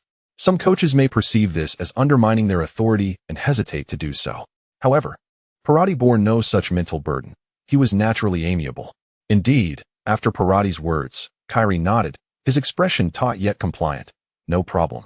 Parati clapped his hands together, exclaiming, excellent. In the visiting team's locker room, Roy declared, defensively, we must continue to apply Osei's close marking on Kyrie, as we did in the first half. Others should seize any opportunity to surround him, intercept his passes, or create difficulties. We must not allow him to receive the ball easily or comfortably. He must be made to engage in constant sprints and physical confrontations, exhausting his stamina. Chapter conclusion. Chapter 2:11. The trap. The coaches of both teams had little to adjust during halftime, as they were well acquainted with one another. Even if there were any tactical shifts, they could easily anticipate them. For instance, the Madrid Pirates would likely intensify their high pressing to stifle the Kings' offense, while simultaneously creating more attacking opportunities. This is one of the common strategies employed by the Madrid Pirates. Given their emphasis on possession, it is inconceivable that they would forego high pressing. The combination of possession advantages and high pressing is extraordinarily potent. Similarly, the Madrid Kings, boasting exceptional individual players like Meli and the physically robust playmaking center forward Ryan van den Berg, could hardly contend with the Madrid Pirates in midfield. Rather, the focus is on advancing the football forward. swiftly traversing the midfield to deliver the ball to Meli's feet. Hence, in contrast to their city rivals, Madrid's Kings place greater emphasis on forward momentum and speed. Not only Meli, but other players also strive to elevate the pace of the game, minimizing lateral or backward passes. While this approach may increase the likelihood of errors, once successful, it has the potential to penetrate the Pirates' defense and create highly lethal opportunities. The characteristics of both teams are strikingly distinct, and they are well acquainted with each other. One could say that the slightest movement from the opponent reveals their intentions. In such a familiar rivalry, the contest fundamentally hinges on raw strength and fortuity, making clever tactics a challenging endeavor. Neither team made substitutions during the halftime break, merely exchanging sides for the second half. Mohamed Osei continued to apply pressure on Maxi Kelly, who swiftly redirected the ball to evade Osei's grasp. However, accelerating the release of the ball inevitably hinders a meticulous midfield orchestration, leading Kelly to predominantly shift the ball toward the flanks, exploiting the wing's crossing ability to threaten the Madrid Kings' goal. Conversely, when the Madrid Kings gain possession, they send long balls forward in search of their tall striker, Van den Berg, while Salados and Meli remain vigilant in contesting the second ball. Additionally, the rapid transition through midfield allows De Carlos to advance, augmenting the attacking options. As the second half commenced, both teams engaged in a lively exchange. Alas, what a shame. During the television broadcast, the football sailed diagonally past the Madrid Kings goal, and Hulai, positioned at the back post, lunged for the ball but narrowly missed. This miss cannot be attributed to Hulai, as when Di Quinzo struck the ball, it was unclear whether he intended a cross or a shot, thus deceiving both the Kings defenders and goalkeeper, leaving them unable to make contact. However, it also bewildered Hulai's teammates. Only Hulai reacted swiftly. Yet he could do nothing but watch as the ball glided past his toes, ultimately rolling out of play. The Madrid Pirates supporters were stirred by Hulai's effort, only to be further unsettled by Meli and Salados. Meli, Meli, Meli. Amid the continuous shouts from commentator Sanchez, Meli executed a lateral dribble, evading one Pirates player, then another. And just as everyone anticipated a powerful shot, he deftly pushed the ball into the vacant space at the far end of the Pirates' penalty area. Salados received the pass and shot directly. Although the angle was narrow, the quality of the strike was exceptional. Hull dove and managed to deflect the ball out for a corner. Hull, what a spectacular save. Such exchanges were plentiful. The two well-acquainted rival teams produced an exhilarating spectacle. The pace of the match was rapid, and naturally, the frequency of mistakes increased. However, this was inconsequential. In such a fierce derby, the technical and tactical nuances hold less importance than the intensity and spirit of competition. Fans can readily accept two teams playing roughly with simple tactics, yet they cannot tolerate a lackadaisical stroll on the field. The more exuberant the match, the better. However, this enthusiasm comes with a caveat, a swifter depletion of physical stamina. Suddenly, Perotti at the sidelines gasped, drawing the attention of assistant coach Valentin. "What is the matter? We've fallen into the rhythm of the Kings," Perotti remarked, furrowing his brow as he observed the fervent contest unfolding on the field. "During our offensive plays, we ought to slow down, utilizing precise passes to seek opportunities in gaps. Yet, their pressing on Kyrie compels us to hasten our pace, leading to an increase in our errors. Although they too make mistakes, they are still more adept at adapting to this fast-paced style of play." Valentin, upon hearing this, comprehended the implications, and this means Kyrie's stamina, indeed. Kyrie's energy is being expended more rapidly than usual. As they spoke, Kyrie was ambulating slowly on the field. It was currently the Kings' offensive period. Yet Kyrie did not exhibit the same eagerness to defend and chase as he did in the first half. He was meandering back at a sluggish pace. This was certainly not a case of Kyrie flaunting his status to take it easy. Rather, it was a manifestation of his fatigue. Perotti glanced at his watch, noting it was the 59th minute of the match. Hadn't even an hour passed, and Kyrie was already nearing exhaustion? Although he had not played a single minute in the weekend match, it was evident that that brief respite was insufficient to restore his stamina to optimal levels. If we substitute Kyrie, our offense will undoubtedly lack the fluidity of the first half, Valentin remarked. Perotti remained silent. He neither advocated for Kyrie to remain on the field nor proposed his substitution. He found himself caught in indecision and conflict. Both choices, keeping Kyrie or replacing him, were valid, each with its own rationale. The crux lay in the potential consequences following his decision. Replacing Kyrie would render the Pirates' offense less incisive. With the score at 1-1, would this imply that we might accept a draw at home? Yet, retaining Kyrie meant the Pirates would effectively be a man down, making defense increasingly arduous. Even Futile was actively returning to defense, while Kyrie had become the lone player at the forefront of the Pirates' attack. This indeed presented a rather tricky situation. Pirati, previously inspired by the derby atmosphere, had inadvertently overlooked the implications of the opponent's accelerated pace on stamina. For if Kyrie were a player who had participated normally throughout the season, even the swift tempo of the opposing team would not deplete his energy so quickly. Alas, Kyrie was a sideline player this season, unable to engage in systematic training. He had assumed that Roy's directive for Osei to engage Kyrie closely was a defensive strategy aimed at him. In hindsight, perhaps this rapid exhaustion was the true exploitation of Kyrie's vulnerabilities. Although Pirati did not hastily summon the assistant coach Valentin to call upon the substitute center Ruiz from the bench, Carey on the field was acutely aware that his time in the match was limited. He was well aware of his own condition. Despite a 15-minute halftime respite, Osei relentlessly harassed him, draining his energy significantly. To prevent conceding a goal, he had to summon all his concentration and exert every ounce of strength to contend with the pressure. This intensity caused his stamina to diminish rapidly, akin to a faucet left wide open. Carey had never imagined that he would be able to complete a full match in a UEFA Champions League semi-final after returning from injury. Yet he was unwilling to be substituted after just an hour of play. He shifted his gaze towards the coaching staff. Head coach Pirati and first assistant coach Valentin stood close together, whispering, their heads huddled in conversation, likely discussing matters pertaining to him. Carey speculated that they were deliberating whether or not to substitute him. Roy, glancing back from the adjacent coaching area, noticed the quiet exchange between Pirati and Valentin, as well as Carey's performance during his time on the field. A subtle smile crept across his face. From the moment he learned that Pirati had decided to start Carey, he suspected that the tactics and training of the Madrid Pirates had been tailored around Carey's presence on the pitch. Thus, if they could manage to substitute Carey early, the offensive threat posed by the Pirates would undoubtedly diminish. It seemed that success was within reach. Once Pirati decided to replace Carey, he would prompt the team to launch an unexpected surge, catching the Pirates off guard. He raised his wrist to check the time, noting that the match had just ticked past 60 minutes. It was about time. Pirati appeared to be hesitating. Roy approached the sidelines, first blowing his whistle, then gesturing for his players to close in on Carey as he received the ball. Even if it meant committing a foul, it was of little consequence. The objective was to make the Madrid Pirates realize that Carey had become their most significant weakness on the field, necessitating his substitution. Chapter 212.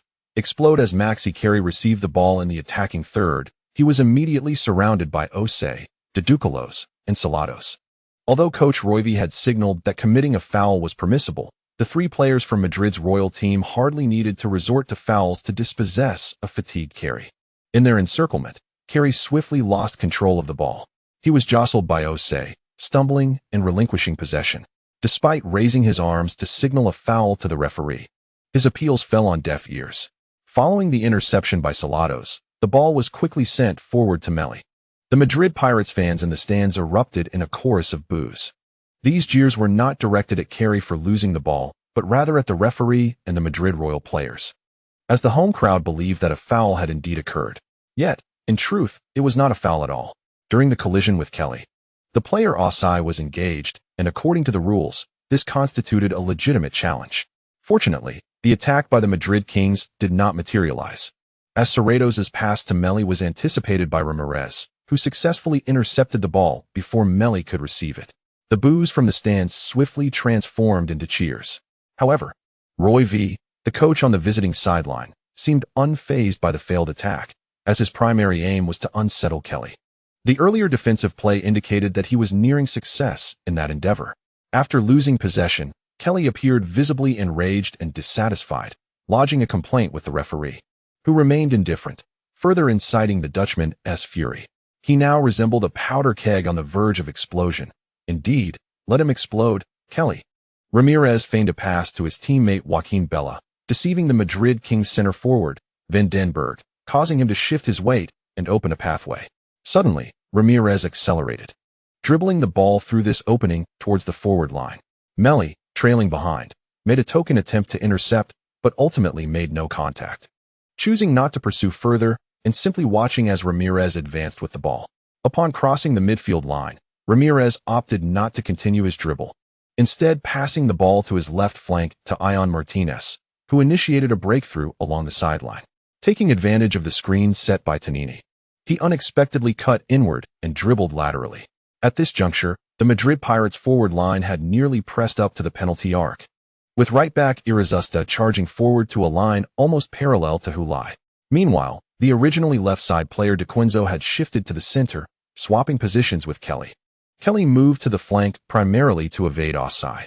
If Osai followed him there, the central defense would be left vulnerable. Osai, indeed, opted not to pursue, instead maintaining his position at the flank, closely aligned with Irazusta. This positioning allowed him to effectively guard against any incursions from the side. If Kelly attempted to cut in from the wing, Osai could swiftly close him down. However, as the Madrid Pirates were controlling the ball on the left side, the Kings players remained focused on that area, with Osai only occasionally glancing back to monitor Kelly's position. Seeing an opening on the right, Ion executed a long diagonal pass toward the right, targeting the inward-cutting Irazusta. Both Irazusta and Osai leapt to contest the aerial ball, with Osai standing at 6 feet 2 inches, possessing the advantage in height. Nevertheless, the ball he headed away did not land at the feet of a Madrid Kings player, but was intercepted by the proactive Pirates captain, Juan Ramirez, who had surged forward from his defensive midfield position nearly 30 meters up the pitch. Catching the previously positioned Albin Estrom off guard as he watched Ramirez seize the ball right before him. Ramirez then deftly lifted the ball and directed it into the Madrid Kings penalty area. As he deftly executed a pass, Hulai, who had originally been positioned centrally, made a diagonal run into the penalty area, aiming for the anticipated landing spot of the ball. Peralta followed closely behind, always positioning himself on the inner side of Hulai, ensuring that even if Hulai managed to receive the ball, he would find it nearly impossible to evade him. Furthermore, judging by the trajectory of the ball, even if Hulai were to gain possession, the angle would be exceedingly narrow for a direct shot. With just a slight disruption from Peralta, it would be challenging for Hulai to strike within the confines of the goalposts. Should he succeed in doing so, the goalkeeper, Bucker, would likely thwart the attempt. Thus, Peralta remained unperturbed, merely shadowing Hulai without any intention of making unnecessary movements. Indeed, guarding against Hulai's potential dive seemed more crucial. Under the pressure exerted by Peralta, Hulai was gradually forced towards the byline, increasingly drifting away from the goal. If he aimed for a direct shot, the angle would grow ever more acute. The most favorable outcome would be for him to maintain possession of the ball and shift play towards the flank, subsequently delivering a cross back into the penalty area. However, this would allow the Madrid Kings defense to reorganize within the box, effectively nullifying the offensive effort by the Madrid Pirates. Ramirez acted swiftly, whether intercepting the ball with a sudden advance or executing an immediate lofted pass, connecting seamlessly, perhaps within a span of 2 seconds. Yet, despite this rapid sequence, the power and accuracy of the pass fell slightly short. It was not drastically off, at least avoiding a direct out-of-bounds situation. However, in the penalty area, where every inch is invaluable, even a half-meter overshoot could yield vastly different outcomes. The penalty area indeed demands an almost obsessive level of precision. Ramirez had performed admirably within his capabilities, yet it still proved insufficient. As Hulai pursued the ball, he caught a glimpse of a figure from the corner of his right eye, seemingly a player from the Madrid Kings, making a run from the outside towards the center. Why was he moving inward? Although Hulai could not see anyone else, he surmised that a teammate must be cutting into the center, otherwise, the opposing player would not venture inwards as well. Thus, what appeared to be a dead end for him had transformed into an escape route. As he advanced, he lifted his right foot. Observing Hulai raise his leg, the Madrid Kings goalkeeper, Bucker, slightly lowered his center of gravity, preparing for a save. Yet, Hulai did not shoot. Instead, he lifted his right foot and gently nudged the airborne ball backwards. Caught off guard, Peralta instinctively raised his own right leg, attempting to disrupt Hulai's shot. However, as he did so, the ball slipped through the gap between his legs. Hulai, upon completing the pass, turned to assess the situation and saw Maxi Kyrie extending his leg to guide the slightly behind ball forward. Indeed, there was someone. Maxi Kyrie. Amidst Sanchez's elongated shout, Kyrie seized the ball and unleashed a curling shot with his left foot. Baker's reaction was remarkably swift. Upon witnessing Hulai strike the football, he had already prepared himself for a save, but as Hulai executed a backheel flick, he quickly pivoted in an attempt to intercept the ball. Such rapid reflexes distinguish him among goalkeepers, undoubtedly placing him among the elite. However, even his exceptional agility proved futile against Hulai's unexpected maneuver. The ball was sent soaring by Kelly, tracing a distinct arc as it aimed for the far corner of the net. Baker launched himself, extending his hands. Yet the football seemed leagues away. Goal! Sanchez let out a triumphant roar. The ball found its way into the net of Madrid's Royal team, rustling the side netting before being ensnared. Still airborne, Baker followed the trajectory of the ball, nearly twisting his neck in disbelief at the scene unfolding before him. Maxi Kelly mirrored his actions, turning his head, and upon confirming his goal, he spread his arms wide and sprinted towards the distant corner flag. Following the path he had just carved, the stands of Pirate Park erupted with thunderous applause, akin to a volcanic eruption. Kelly, a veritable powder keg, had ignited a monumental explosion, setting ablaze everything that could be ignited and unleashing a cataclysmic force that left every spectator breathless. A shockwave swept through the arena. Under such overwhelming energy, no one could remain seated. They all leapt up, arms raised in exuberance. Following the initial explosive eruption, searing magma shot into the sky. Thick smoke billowed upwards, soaring high before being dispersed by the wind, drifting towards the brilliantly illuminated center of Madrid. Chapter conclusion, Chapter 213. Max Kelly. Kelly. Oh, Kelly. He has scored. This marks his first goal in the Champions League this season. It is also his first goal in the Champions League since his injury before the World Cup. A brilliant assist from who? Magnificent. Breathtaking. Unbelievable. An impressive display. Kelly has done it. Splendid. Splendid. An assist from Hulai. I recall in the previous match between the Pirates and Carter Hong, Kelly had executed a stunning backheel assist to Hulai, and now Hulai has reciprocated with an exquisite backheel assist to Kelly. Who dares claim their relationship is strained? Ha! Amidst the deafening cheers, commentators both present and remote raised their voices, passionately exclaiming. It was not merely a fear of being overshadowed by the crowd. The sheer thrill of witnessing such a goal made it nearly impossible to temper their volume and emotions. No one could remain indifferent in the face of this goal. Every observer of Hulai's backheel flick should clasp their heads in awe, eyes wide and mouths agape, exclaiming, WTF, just when it seemed he was cornered by Peralta. How did the situation suddenly brighten? The act of using the heel to strike the ball may not be regarded as a particularly challenging technique for professional players. However, the choice to execute such a maneuver at this moment tests not the player's technical prowess, but rather their imagination and creativity. The heel kick by who reminds me of Kyrie's similar strike against Carter Hong, evoking a sense of temporal distortion as if the two moments converged, overlapping in my mind, rendering it difficult to discern the exact timing.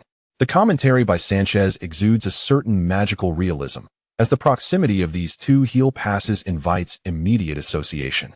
The television broadcast replayed Kyrie's goal from various angles. At the moment Ramirez delivered the pass into the penalty area, Kyrie was still outside the box on the right flank. It was only when he lunged toward the ball that he suddenly accelerated inward, making a horizontal run toward the penalty area. Near him, Madrid Kings left back, Rafael Fonseca, also ran back toward the box, but as a passive defender, his reaction was tardy, allowing Kyrie to seize a crucial positional advantage. Then came Hu's heel flick. The timing was impeccable, though the precision faltered slightly, nearly placing the ball behind Kyrie. Nevertheless, Kyrie effortlessly redirected the ball and completed the shot with his left foot. From another angle, it appeared that Kyrie anticipated the return pass from Hu, instinctively cutting inside to receive it. After all, apart from him, there were no other players from the Madrid Pirates in the penalty area. Had he not made the move, Hu would have found himself in a cul-de-sac.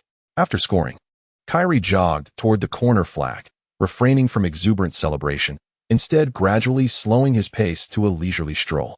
With his head held high and an air of pride akin to that of a lion surveying its territory, he awaited his teammates' embrace, which finally coaxed a smile from him, a sight we have rarely witnessed in Kyrie over the past 2 years, as Sanchez remarked. For Kyrie, the last 2 seasons have been fraught with difficulty. Yet, it seems he has finally emerged from the quagmire, albeit not yet in peak form. It is evident that he seldom utilizes his explosive speed to charge down the pitch anymore, and his stamina is considerably diminished. Nonetheless, the darkness has ultimately receded, and the dawn is now visible on the distant horizon. Despite the skepticism surrounding the necessity of Maxi Kyrie in light of whose outstanding performance this season, this match illustrated that possessing a healthy Kyrie would undeniably benefit the Pirates. Meanwhile, Madrid Kings coach, Roy V, stood silently on the sidelines, a stark contrast to the vibrant atmosphere of the match. He indeed hoped for Kyrie's explosive potential to be unleashed, but not within the confines of his own penalty area. Beside him, in stark contrast to the desolate Madrid Kings coaching bench, Perotti and his coaching staff were huddled together, exuberantly celebrating. "Thank goodness I hesitated," Perotti exclaimed with exuberant laughter. "If we had substituted him right away, how could we have witnessed that goal? This is the magic of a super genius. When tactics falter, one must rely on the individual brilliance of the players. A super genius invariably exerts a more significant and pivotal influence than an ordinary player." Was that goal a product of their tactical plan?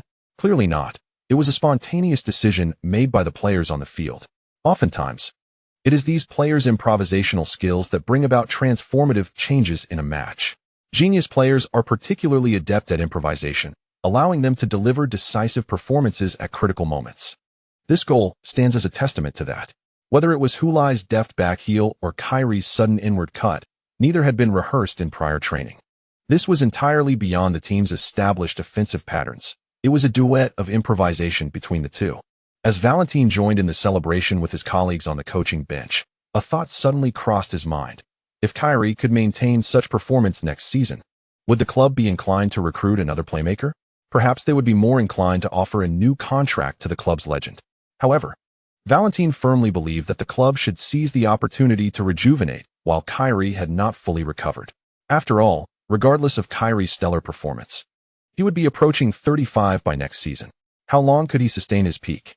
Rather than extending a contract with a seasoned player who had endured 2 serious injuries, it would be wiser to bring in fresh talent as a precaution. Of course, such musings were fleeting in Valentin's mind. He did not voice them to anyone, especially not at that moment. He simply celebrated alongside everyone. No matter what the future held, the current triumph of Maxi Kyrie's goal had restored their lead. To contemplate the removal of the goal's architect at this juncture would indeed be cruel.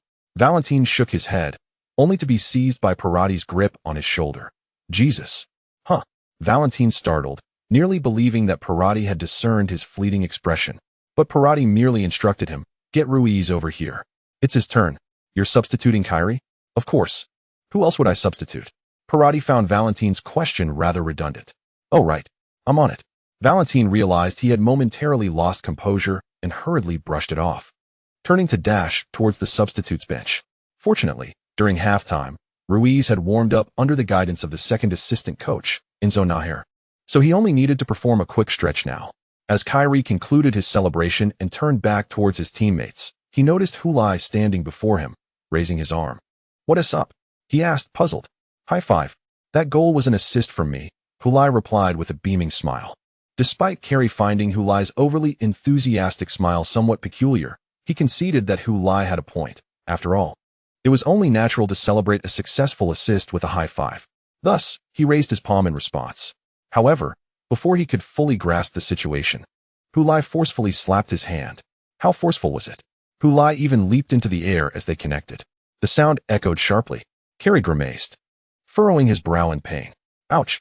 Almost immediately, he felt a tingling numbness in the palm that Hulai had struck, which visibly reddened.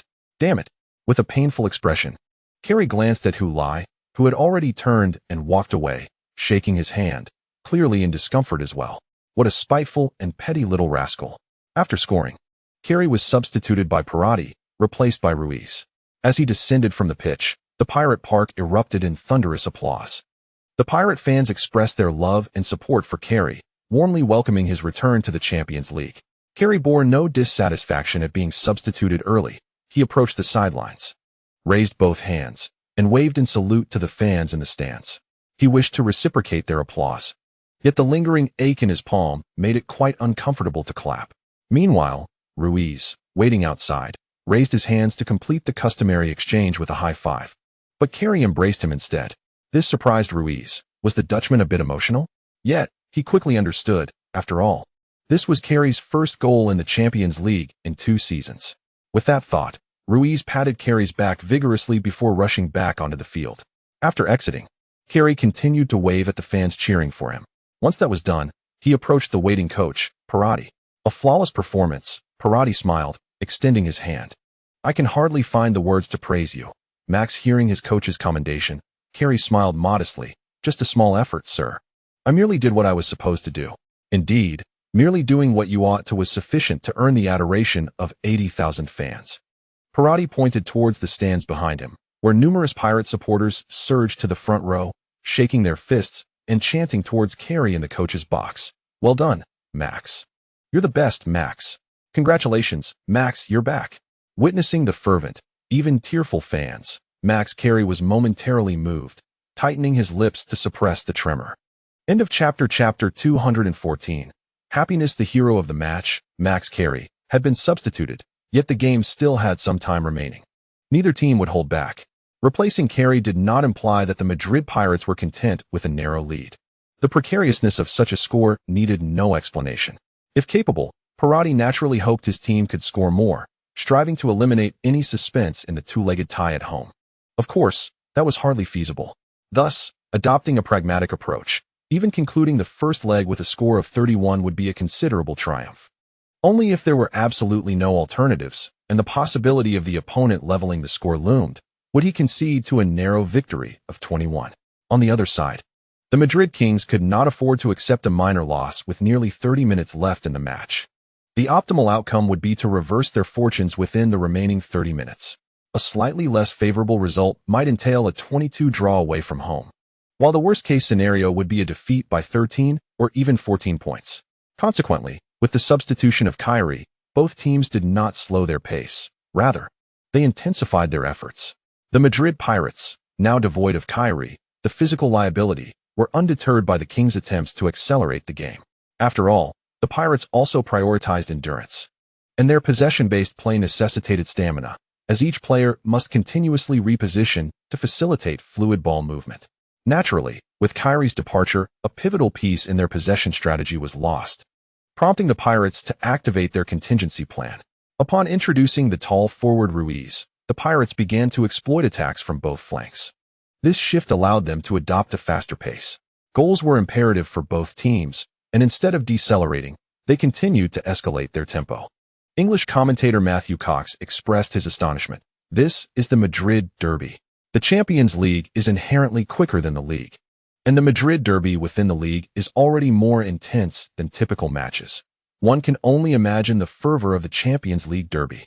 As he continued his reflection, he abruptly interrupted himself with another exclamation as Meli struck a curling shot from outside the box, heading straight for the upper left corner of the goal. Although Haywell attempted a save, he failed to make contact. However, Meli's effort went astray. Despite facing staunch defense from the Pirates, Meli managed to leverage his extraordinary individual skills to evade his opponents and take a shot. It must be said that as the four great kings gradually fade, Meli has ascended to the center stage of world football, becoming the most dazzling superstar. Despite having previously secured 2 Champions League titles with the Madrid Kings this season, Meli has emerged as the pivotal force leading the Kings through the treacherous path of the Champions League. It is unequivocally through Meli's exceptional performances that the Madrid Kings have advanced from the knockout stages to the Champions League semifinals. Although they currently trail the Madrid Pirates in score, he remains a critical reason the Pirates dare not underestimate their opponents. After extolling Meli, Matthew Cox seamlessly shifted the topic to futile. The Pirates' ability to lead against Meli's Kings in this match is attributable not only to the substituted Maxi Carey, but also to another indispensable player, the forward futile, who was brought in from Leeds City for a transfer fee exceeding €100 million, whether in the league or the Champions League, who has propelled his team forward with his consecutive goals. This Chinese forward remained relatively unknown until the age of 21, despite already being a household name in his homeland. To the global football community, particularly in Europe, he was merely an obscure player. Interestingly, his emergence onto the world stage came through a direct confrontation with Messi during the 2024 Olympics, where whose Chinese team triumphed over Messi's Argentina. From that match onward, who garnered the attention of several European clubs, including the Royal Madrid, ultimately signing with Leeds United, a team fighting for relegation in the Premier League. Although Real Madrid was the first to express interest, they failed to secure his signature. Upon arriving in Europe, who swiftly ascended the ranks.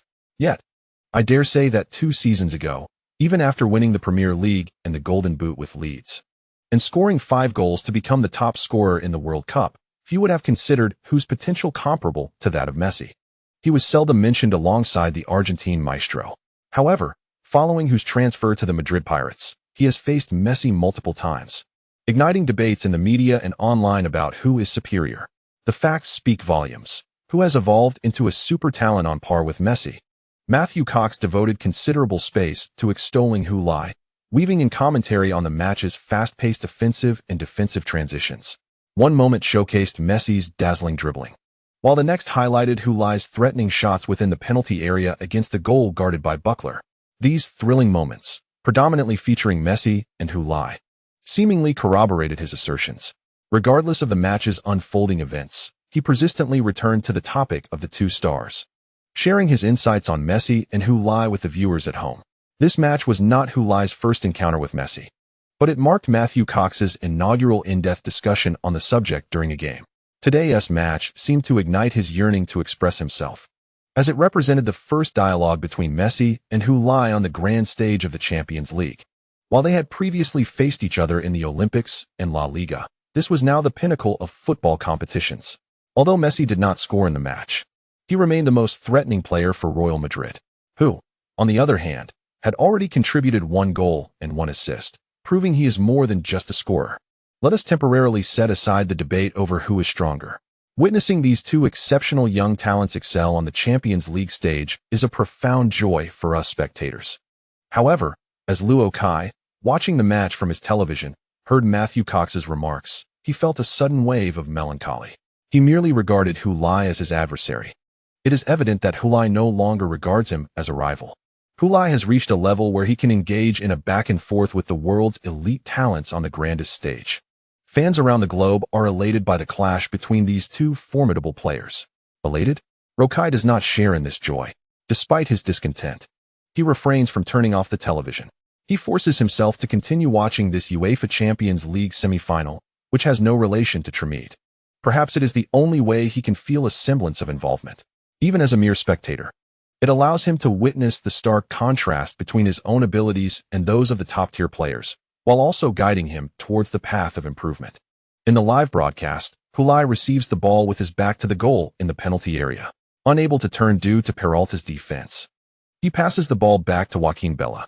After making the pass, he immediately turns and rushes towards the goal. As Hulai pivots, Joaquin Bella attempts a long-range shot, which fails to find the target and drifts out of bounds. Rokai understands that Hulai is seeking an opportunity for a follow-up shot. Unfortunately, his teammates miss, results in a wasted run. Nevertheless, Hulai turns around and gives Joaquin Bella a thumbs up, vocally encouraging his teammate, though Rokai, watching from across the screen, cannot hear the words but can easily guess that he is likely flattering his partner. Merely observing their match, where's the joy in that? Jose Jean scoffs at the commentator Matthew Cox's words. Unless I am on the field, what happiness can there be in being a spectator? Upon hearing Jose Jean's remark, Sun Chuan Junping does not dismiss it as nonsense. Rather, he nods in agreement, stating, indeed, competing against formidable opponents is the very reason we came to Europe. Jose Jean, feeling validated, responds with enthusiasm, right? What makes anyone think they can compare to me? Jose Jean. Sun Chuan Junping gives him a sidelong glance, hesitating momentarily before earnestly adding, except for that. Huh. Jose Jean fails to grasp the implication. Aside from the comparison with Meli, everything else you said is correct, Jose Jean. The pace of the match between the fierce rivals from Madrid is rapid. By the time many realize it, the game has reached the 85th minute. With only 5 minutes remaining until the end of regulation time, and considering stoppage time, there could be around 10 minutes left in the second half. Although the tempo of attack and defense has been swift, it has not been devoid of interruptions due to fouls, indicating that stoppage time could very well extend to 5 minutes. The score remains unchanged, with the Madrid Pirates leading 1-0 against the Kings. As the match draws to a close, the mindset of both teams begins to shift.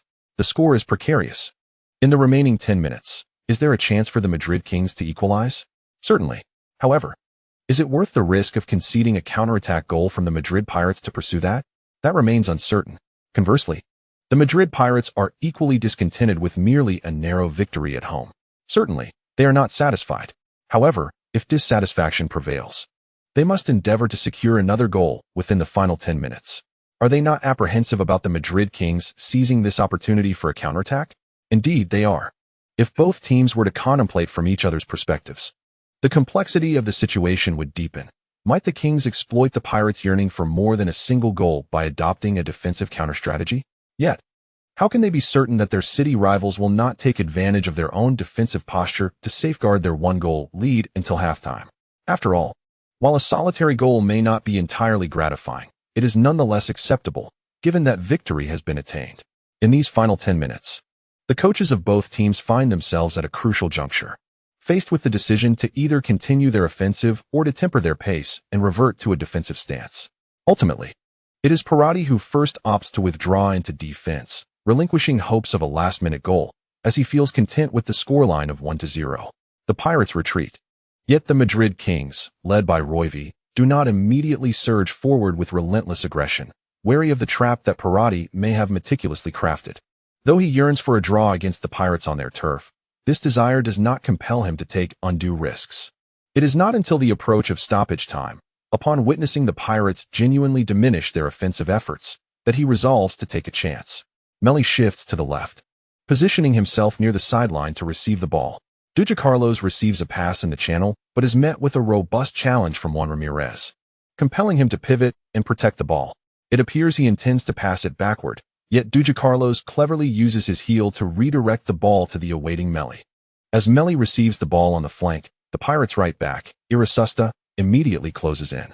Subsequently, the substitute Silverio joins Irasusta in defending against Meli.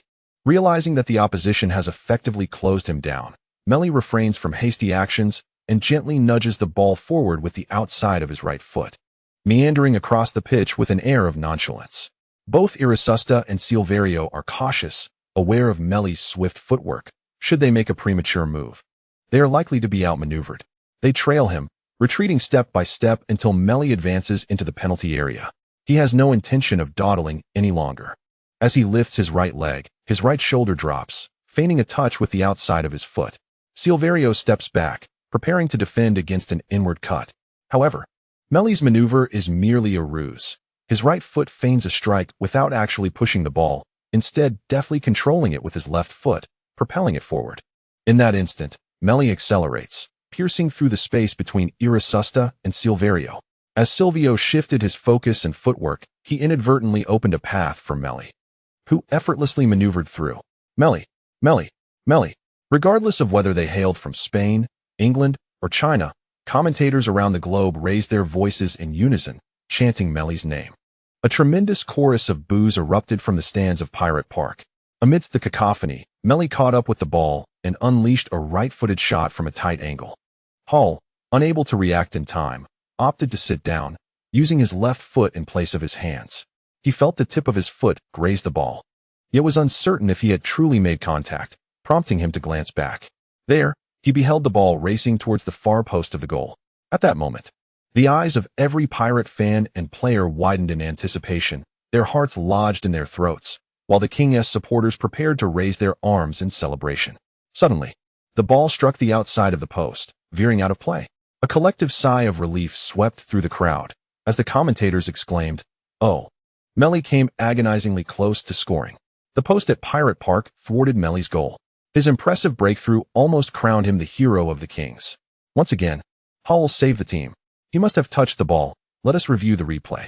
Seeing the ball deflect out of play, Meli's body lost all strength, and he instinctively knelt down, clutching his head in disbelief as he stared in the direction the ball had flown. Not far from him, Hull remained seated, still in the position he had taken to make the save, glancing back to confirm the outcome of his efforts. Observing the ball sail past the goal, he struggled to rise, raising his arms in triumph. The nearest defender from Madrid Pirates, Bisha, rushed towards him, wrapping him in a tight embrace. Salados clapped his hands vigorously, shouting, "Corner kick. We still have a corner." After shouting, he dashed over to Meli, still on his knees, pulling him up. "Get ready for the corner, Meli."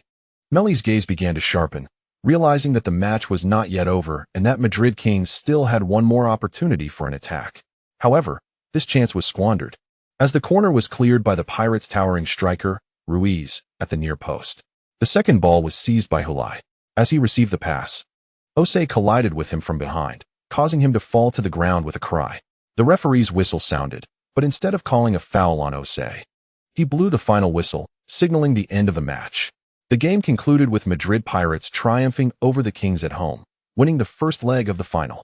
Meli appeared disheartened, having missed the chance to equalize against the Pirates, yet there was little reason for despair. A score of 1-0 was still a commendable result for the Kings. In the upcoming match back at home, the hopes of Madrid Kings advancing to the finals remain significantly high. Sanchez comforts Meli, while Hefeng reassures the Chinese fans who may not be entirely satisfied with the result. It is not a score that would please all parties involved with the Madrid Pirates. However, competing against the Kings often means that even with utmost effort, victory is not guaranteed. Therefore, securing a win is commendable. At the very least, the Pirates lead in aggregate score, albeit by a slim margin, which aids in maintaining a cautious mindset among the Pirates players as they prepare for the next match. As the commentators have analyzed, this score represents a result that both teams find acceptable yet unsatisfactory. Nonetheless, for the neutral fans, it is a delightful score, as it injects suspense into the second leg. Indeed, beyond the scoreline, the flow of the match makes it difficult to ascertain who will advance to the finals. Neither the Madrid Pirates nor the Madrid Kings demonstrated the ability to completely dominate the other, considering that this season the Pirates triumphed over the Kings at the Crown Stadium. One cannot simply assert that the Kings' home advantage is substantial. On the other hand, it is often said that the Madrid Kings possess the DNA of Champions League success, which complicates predictions based solely on their league performance. Their home loss to the Pirates in the league does not necessarily imply they would succumb to the Pirates at home in the Champions League. Moreover, while the Pirates celebrated their home victory, they incurred the cost of losing their key central defender, Kepa Amintegui, to injury. It remains uncertain whether he will recover in time for the second leg against the Madrid Kings. If he cannot, it could severely impact the defensive stability of the Pirates. Finding a way to mitigate this effect poses a significant challenge for Perotti and his coaching staff. To be continued. Chapter 216, Contract Renewal. Tonini delivered a diagonal pass into the penalty area, seemingly targeting Kyrie, who had slipped through. Kyrie slipped. Oh, goal! Amidst the commentators' exuberant cheers, the footage shows Futile striking the ball into the net of the Madrid Kings. The scene shifts as Ramirez lofts a pass into the box, with Futile and Peralta racing towards the ball. Ramirez swiftly delivers the ball into the penalty area. Oh, my goodness, what an exquisite backheel pass. Futile ingeniously assisted Kyrie with such finesse. Splendid. The ball is in. Magnificent. This marks the Dutchman's first Champions League goal in the last 2 seasons. On the day following the Champions League match, or more precisely, while the match was still ongoing, the 2 goals by Kyrie and Futile flooded social media. Some journalists even remarked that had it not been for Futile's extraordinary 34-meter bicycle kick against Rouen in the group stage, his assist to Kyrie and Kyrie's goal that he set up would have stood a genuine chance of contending for the season's best goal in the Champions League. Although they may miss out on that accolade, these 2 goals continue to be a topic of lively discussion. Futile's goal in the match marks his 14th strike in this season's UEFA Champions League. Historically, the record for the most goals in a single season of the Champions League stands at 17. A feat accomplished by the great Emperor Seleucus Caesar 7 years ago during the 0001 season, which also aided Torino in securing the Champions League title. Futile is merely 3 goals shy of this record, should he find the back of the net in the Champions League final, given his current form. He might very well equal or even surpass this remarkable achievement. Moreover, if we consider Futile's 5 Champions League goals from the previous season at Leeds City, he has now amassed a total of 19 goals in the competition. If he manages to score again in the upcoming semi-final, he will shatter the record for the fastest 20 goals in the Champions League, previously set by Mark Becher of Blau-Weiß Munich, who achieved this milestone in 25 matches during his tenure at Rouen. Futile, on the other hand, has accomplished 19 goals in just 16 appearances. Despite differing in style from the likes of Meli, Futile has earned the right to be mentioned in the same breath as him, thanks to his astonishing goal-scoring efficiency. When a player consistently finds the net, their style of play becomes secondary. Furthermore, in terms of aesthetics, Hulai does not disappoint. Many of his goals are captivating, akin to works of art. Take, for instance, his acrobatic goal against Ruhrrhein from 34 meters out. Who could argue that such a spectacular effort lacks appeal? While Meli dazzles fans with his dribbling, Hulai delights them with his goals. The two are indeed inseparable in talent. In this match, Maxi Kelly's goal not only marks his first in the Champions League over the past 2 seasons, but it also signifies his 52nd career goal in the competition. He currently ranks 9th on the all-time Champions League scorers list. At the pinnacle of this list stands the everlasting legend, Emperor Seleucus Caesar, who has netted a total of 118 goals in this tournament. Still active, he continues to add to his legacy and records this season. Following him is another of the 4 greats, Salados of Madrid Kings, who has also surpassed the century mark in Champions League goals, with his 103rd goal coming from his match against Madrid Pirates. Although Kelly's tally pales in comparison to theirs, he remains the all-time leading scorer for Madrid Pirates in the Champions League, having netted 41 of his 52 goals while playing for the club. Dear listeners, did you witness the UEFA Champions League semi-final that took place last night? Do not tell me you missed it. I find it hard to believe that anyone in Madrid would have skipped that match, whether in the stadium or watching the live broadcast from home. If you were among the viewers, congratulations. You witnessed Maxi Kelly's triumphant return to the Champions League. As he listened to the radio broadcast, a slight smile crept across Kelly's lips. He was eager to hear how this acerbic host would commend him, and indeed, the host did not disappoint with his praise. In last night's match, Kyrie scored a goal, marking his first UEFA Champions League goal in 2 seasons. Furthermore, while whose goal was not assisted by him, I personally believe that Kyrie's contribution was far more significant than that of the passer, Tanini. His diagonal run and the clever feint were truly remarkable.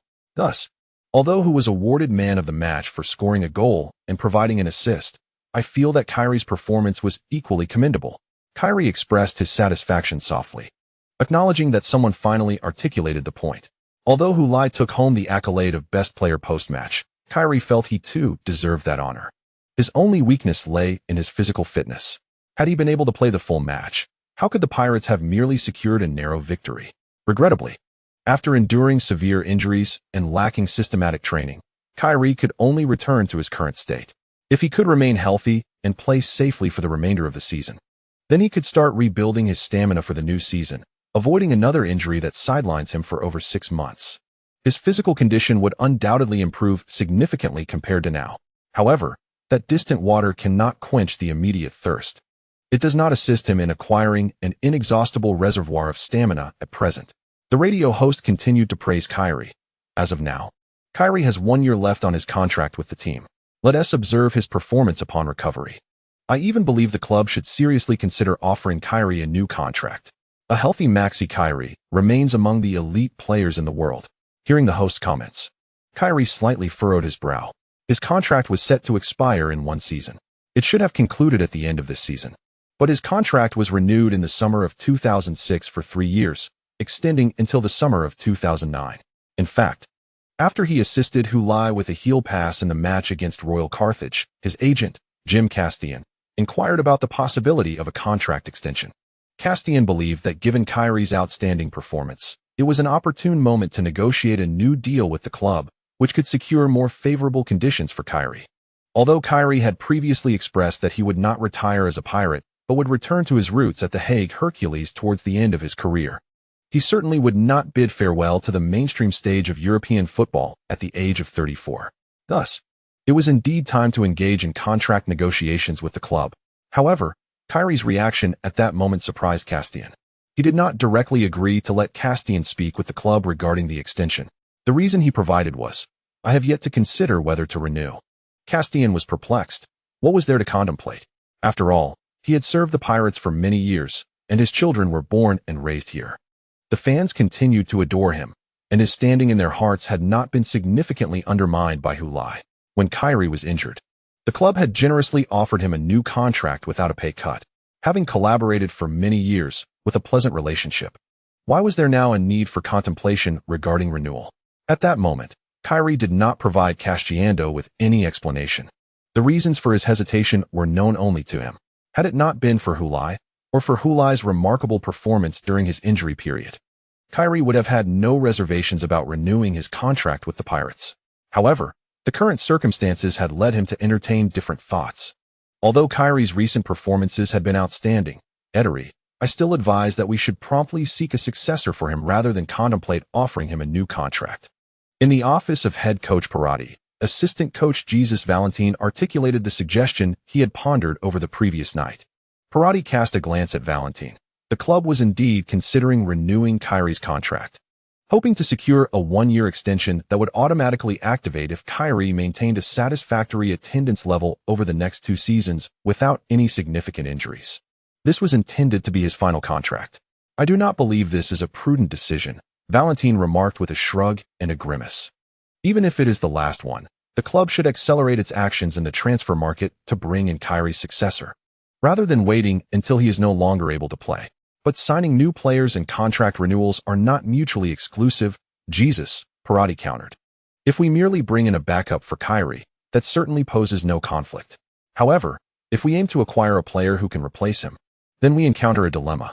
How many players capable of replacing Kyrie would be willing to endure being his understudy for the next 2 seasons?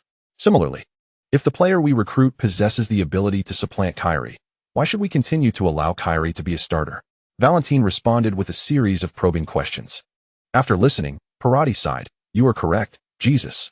Yet the issue is that this summer, we are preparing to recruit for the right flank, and the targets we have in mind are demanding substantial fees. Moreover, Amantigi's injury has also served as a wake-up call that we need to reinforce our center-back position. Valentin inquired, what is the status of Amantigi? He has suffered a torn anterior cruciate ligament and requires surgery. He will miss the entire season, Perotti briefly explained. He need not elaborate further. The mere mention of the first keyword plunged Valentin into silence.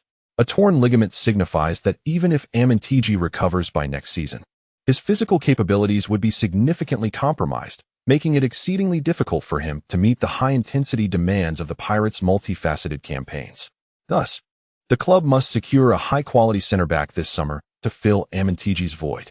High-caliber center-backs are always in high demand in the transfer market. Without sufficient commitment, it is challenging to acquire one. Furthermore, even if the financial offer is substantial, the player may not be inclined to join us, given the plethora of options available. This realization led Valentin to comprehend why Perotti was inclined to support the club's decision to renew Kyrie's contract. At the very least, it would be prudent to defer the acquisition of Kyrie's successor until next summer, alleviating the financial pressure significantly.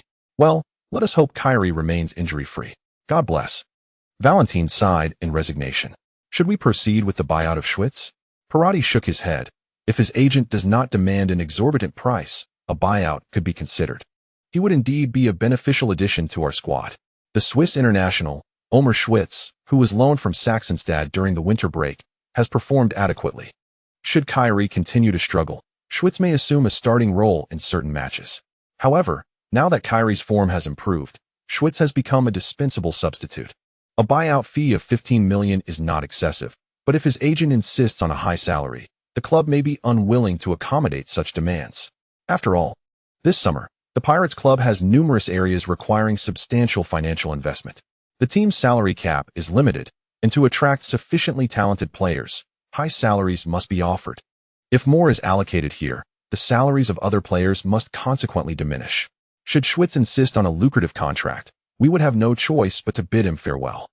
Schwitz's annual salary at Saxonstad is €7 million before tax, with the Pirates covering 40% of his wages during the loan. If the Pirates wish to secure his buyout, an acceptable annual salary should not exceed 50% of €7 million, equating to €3.5 million. As for whether Schwitz and his agent would find this figure acceptable, Perotti honestly believes it would be difficult for them to accept. After all, a reduction from €7 million to €3.5 million is more than halving, which is indeed rather meager for a 28-year-old international in the prime of his career. If Schwitz is unwilling to accept, I believe we should consider a promising young midfielder, investing 2 seasons in his development to prepare for the future. Valentin has not abandoned his quest for a replacement for Kyrie. This time, Perotti did not voice any opposition. To be continued. Chapter 217. The Championship Dilemma. Meli takes a shot. Meli, having dribbled laterally, strikes with his left foot. The center back of Pamplona, Gailier Plasueno, steps forward to block, instinctively opening his arms to maintain balance. However, this subconscious action brings disaster to the team. His outstretched arms inadvertently make contact with the ball. Or rather, the ball struck Plisweno's arm after being propelled by Meli. Oh, Plisweno has committed a handball. Meli, having completed his shot, immediately raises his arm to appeal to the referee. The other players of Madrid Kings also raise their arms high, using one hand to slap the other, signaling that Plisweno has committed a handball infraction. The referee's whistle decisively pierces the air as he points to the penalty spot. A penalty. A penalty has been awarded. In the 84th minute, the Madrid Kings have secured a penalty. In truth, whether this penalty was warranted does not alter the outcome of the match, as the Madrid Kings are already leading Pamplona 3-0 at home. Commentator Sanchez voiced this, yet he evidently lacks insight into the internal dynamics of the Madrid Kings team. For instance, why was Meli allowed to come off the bench in the match against Pamplona, despite Futile not being included in the squad for the game against Valencia? This was because Meli aspired to chase Futile on the league's scoring chart, prompting Roivy to grant him 25 minutes of playing time. Consequently, the penalty kick held significant importance for Meli. After coming off the bench, he finally had a chance to score. Ultimately, Meli stood before the penalty spot, ready to take the penalty he had earned himself. Without any suspense, as the whistle blew, Meli struck decisively, sending the ball into the net. 40. The Madrid Kings led Pamplona 40 at home. Before the Pirates match had even commenced, they temporarily surpassed their city rivals in the standings, claiming the top position. Following the goal, Meli was exhilarated, celebrating with the Kings fans in the northern stands of the Crown Stadium, pumping his fists 3 times. This marked Meli's 27th league goal of the season. For him, this has been a season of remarkable emergence. Last season, he netted only 13 goals in the league, yet with the current season still ongoing, his tally has already doubled that of the previous year. While this surge can be attributed to Roivy's tactical adjustments, Meli's performance has certainly lived up to Roivy's expectations. Is that not why he is hailed as a top-tier talent? Last season, predominantly playing as a winger, Meli managed only 13 league goals. However, this season, after gaining the right to fire from a tactical standpoint, he has undergone a transformation in less than a season. Through relentless training, his shooting skills have improved rapidly, enabling him to score so prolifically. One must be proficient in their craft. Without solid shooting abilities, even the most favorable tactics would not facilitate such a high goal count. Yet he has achieved it, just 4 goals shy. In front of the Madrid Kings bench, assistant coach Gonzalez erupted in cheers. Given that the Madrid Pirates had already announced their squad for tomorrow's away match against Valencia, and Futile was absent, Meli had indeed narrowed the gap to Futile from 6 goals to 4. With 3 rounds remaining in the league, who knows what might be possible? He felt a surge of confidence as Coach Roivy nodded in approval. Although they did not win the Champions League semifinals, he sensed that they had become more formidable. If they harness this momentum, a comeback at home is certainly within reach. After the celebration concluded, Meli and his teammates sprinted back to their half, his face adorned with a joyful smile, clearly in high spirits, coming off the bench and seizing the opportunity to score in just over 20 minutes. He felt his efforts were not in vain. Although his goal came from a penalty, it was one he had earned himself, so he did not feel it was an unfair advantage. Limited playing time, yet a commendable performance. Meli continued to uphold his form from the Champions League. However, if anyone were to commend him for this, he would likely not accept it, as he felt his performance in the Champions League semifinals was subpar. Had circumstances been favorable, the Royal Madrid would not have succumbed to defeat. At the very least, they ought to have secured a draw. That final shot should have been capitalized on. Furthermore, the second goal scored by the Pirates was instigated by Ramirez intercepting a pass intended for him. At that moment, his defensive efforts were merely superficial. Had he exerted himself further, or even brought Ramirez down, even at the cost of a yellow card, the subsequent goal by Kelly would have been averted. Thus, while post-match accolades for Meli's performance were abundant, he himself remained dissatisfied, harboring a relentless drive within. In the upcoming Champions League semi-final second leg on Wednesday, he vowed to leave no room for regret. Since the Olympics, he and Futile have faced each other 4 times, and he has lost each encounter. This string of defeats renders the online debates about who is superior between him and Futile utterly ludicrous. If I were indeed stronger than Futile, why have I yet to secure a victory? Regardless of my performance in those matches, the results speak for themselves. A loss is a loss, and no amount of justification can alter that fact. The world may herald Meli as a top-tier superstar following the Four Kings, yet if I cannot conquer Hulai, I am unworthy of such praise. I simply do not deserve it. Some fans attempt to rationalize Meli's failures, asserting that football is a collective sport and that the Real Madrid's defeat does not reflect on Meli's individual performance. Meli rejects this notion. As a pivotal player for the Royals, the team's failure is indeed a personal shortcoming. Moreover, the overall strength of the Royals is not lacking, arguably even slightly superior to the Pirates. So why, then, can the Royals not emerge victorious? If Hulai can lead the Pirates to triumph, why cannot I guide the Royals to victory? Is it that I am inferior to him? Meli refuses to accept this conclusion. He is determined to lead the Real Madrid to triumph over Hulai. Meli scored a penalty in the 86th minute, with only a few moments remaining in the match. After the game resumed, the already goal-scoring Meli remained highly active, eager for another goal. If he were to settle for merely one goal in this match, he would find it impossible to catch up with Hulai by the season's end. Thus, he was intent on seizing the opportunity to score again. However, this time, Pamplona did not fulfill Meli's aspirations. When the referee signaled the end of the match, the score remained unchanged at 4-0. The Real Madrid triumphed over Pamplona with a resounding 4-goal victory. They employed a rotational lineup for this match. But given Pamplona's lackluster strength and the Royals competing on home turf, the outcome was predictable. In the league match nestled between two Champions League semifinals, they navigated their challenge with ease. Conversely, the Madrid Pirates faced a more arduous path, meeting a formidable foe, Valencia. The rivalry deepened, as Valencia had just been eliminated by the Pirates in the quarterfinals of the Champions League. Indeed, vengeance is best served cold, and this time, neither Hulai nor Kelly accompanied the team on the road, resulting in a significant rotation for the Madrid Pirates. It is increasingly questionable whether Perotti is contemplating a withdrawal from the domestic league. Faced with the relentless Valencia, Perotti opted for a defensive counterattack strategy. Apart from the defensive line, nearly all other positions have seen significant rotation. In the previous match, Bisha, who came on as a substitute for the injured Amantegui, was granted a starting position in this game. Perotti hopes that increased playing time will help him regain his competitive edge. Bisha's stamina is not a concern for Perotti, who does not worry that participating in this match will leave him fatigued for the Champions League semi-final against Madrid Kings. Following Amantegui's season-ending injury, Perotti's solution was to elevate Bisha to the starting lineup. Antonio Bisha is a regular part of the team's rotation, having been nurtured by the Madrid Pirates Youth Academy alongside Joaquin Vela. Although his abilities may be slightly inferior, his unwavering loyalty to the team is commendable. He accepts his role as a substitute without complaint or resentment. He possesses a clear understanding of his position, recognizing that he cannot compete with the primary duo of Moreno and Amantegui, yet he continues to relish the opportunity to serve the team he has supported since childhood. The modest salary and lack of starting opportunities do not deter him, as he has fulfilled his childhood dream. It is fair to say that unless the Pirates no longer require his services, he would not voluntarily seek a transfer. Such players are indispensable to any team and are favored by every coach. For substitutes, ability is not the paramount consideration. Otherwise, who would willingly accept a secondary role? From the outset of the match, Valencia launched a fierce assault on the Pirates' goal, driven by a desire for vengeance.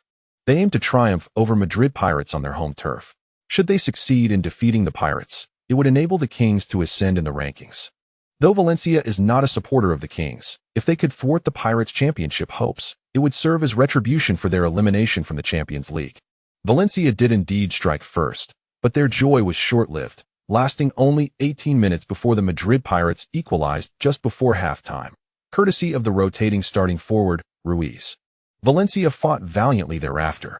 However, despite incurring a red card, they could not alter the scoreline. The match concluded with a 1-1 draw, allowing Madrid Pirates to secure a point on the road. Consequently, Madrid Pirates amassed 89 points, tying with the Kings. Yet, due to the advantage in their head-to-head record, the Pirates maintained their position at the top. However, this lead is precarious, and the suspense surrounding the championship intensifies. In this round of the league, devoid of Champions League distractions, Catalan managed to defeat Royal Carthage 3-2 away, assuming all three teams maintained their winning streaks before the final round. The standings would likely reflect Madrid Pirates at 95 points in first place, Madrid Kings also at 95 points in second, and Catalan at 93 points in third. If Catalonia United aspires to seize the championship, they must triumph over the Madrid Pirates at home, while simultaneously relying on their city rivals to vanquish the Madrid Kings away. Thus, the prospects of Catalonia United clinching the title appear exceedingly bleak. The Kings, on the other hand, have a relatively straightforward path. They merely need to defeat the less formidable Serie at home.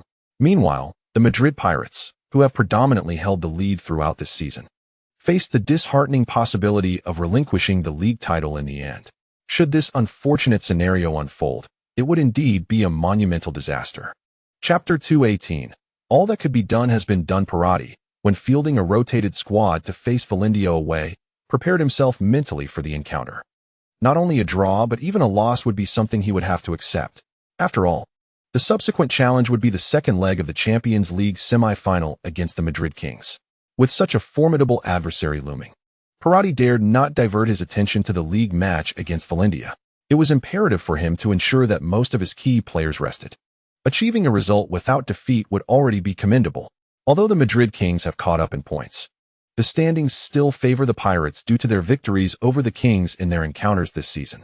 Consequently, as long as the Madrid Pirates secure victory in their remaining 3 league matches, they could still claim the league title, at least not having to rely on others. This situation is quite favorable. Now, his focus must shift to the Champions League semi-final against the Kings. The decisive clash at the Crown Stadium awaits. Biche's performance in the match against Valencia was rather average, not particularly good nor bad.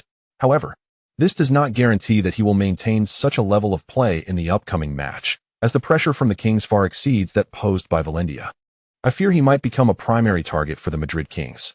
Prior to the match against the Kings, the Pirates coaching staff engaged in final preparations, meticulously analyzing the current condition and stamina of the players to determine who would start.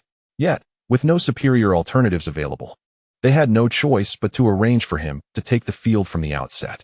Perotti decisively selected a partner for Moreno. I have seen rumors online suggesting that the club is interested in Danny Drew from Amsterdam Athletic. The second assistant coach, Nahal, suddenly inquired. Perotti shook his head, stating that the focus of their discussion would remain on the upcoming matches, leaving transfer matters aside for another day. Valentin then began reporting on Kelly's stamina. Kelly is still struggling to endure the full match. If he starts, I estimate he will need to be substituted before the 60-minute mark. Although Kelly did not travel with the team for the weekend match against Valencia, his exertion in the previous week's match against the Madrid Kings had taken its toll. His stamina had not yet returned to optimal levels, and following such expenditure, he found himself in a precarious state. If we were to represent full stamina as 100, Kelly's condition before the home match against the Madrid Kings might have been around 75. When substituted during the match, he was left with only 5. After a week of rest, he has now recovered to a maximum of 65 stamina. The away match against the Madrid Kings will undoubtedly prove to be more challenging than the first leg at home, demanding greater physical exertion. Consequently, Kyrie will likely have less playing time than in the previous game. This situation necessitates Perotti's deliberation on whether to start Kyrie or to have him come off the bench. Perotti has made his decision. Kyrie will be a substitute, with Ruiz taking his place in the starting lineup. In the game against Valencia, Ruiz also started but was substituted after just 60 minutes, ensuring his stamina remains intact. Moreover, in this UEFA Champions League semi-final against the Madrid Kings, it is certain that Ruiz cannot play the entire match, alleviating concerns regarding his physical condition.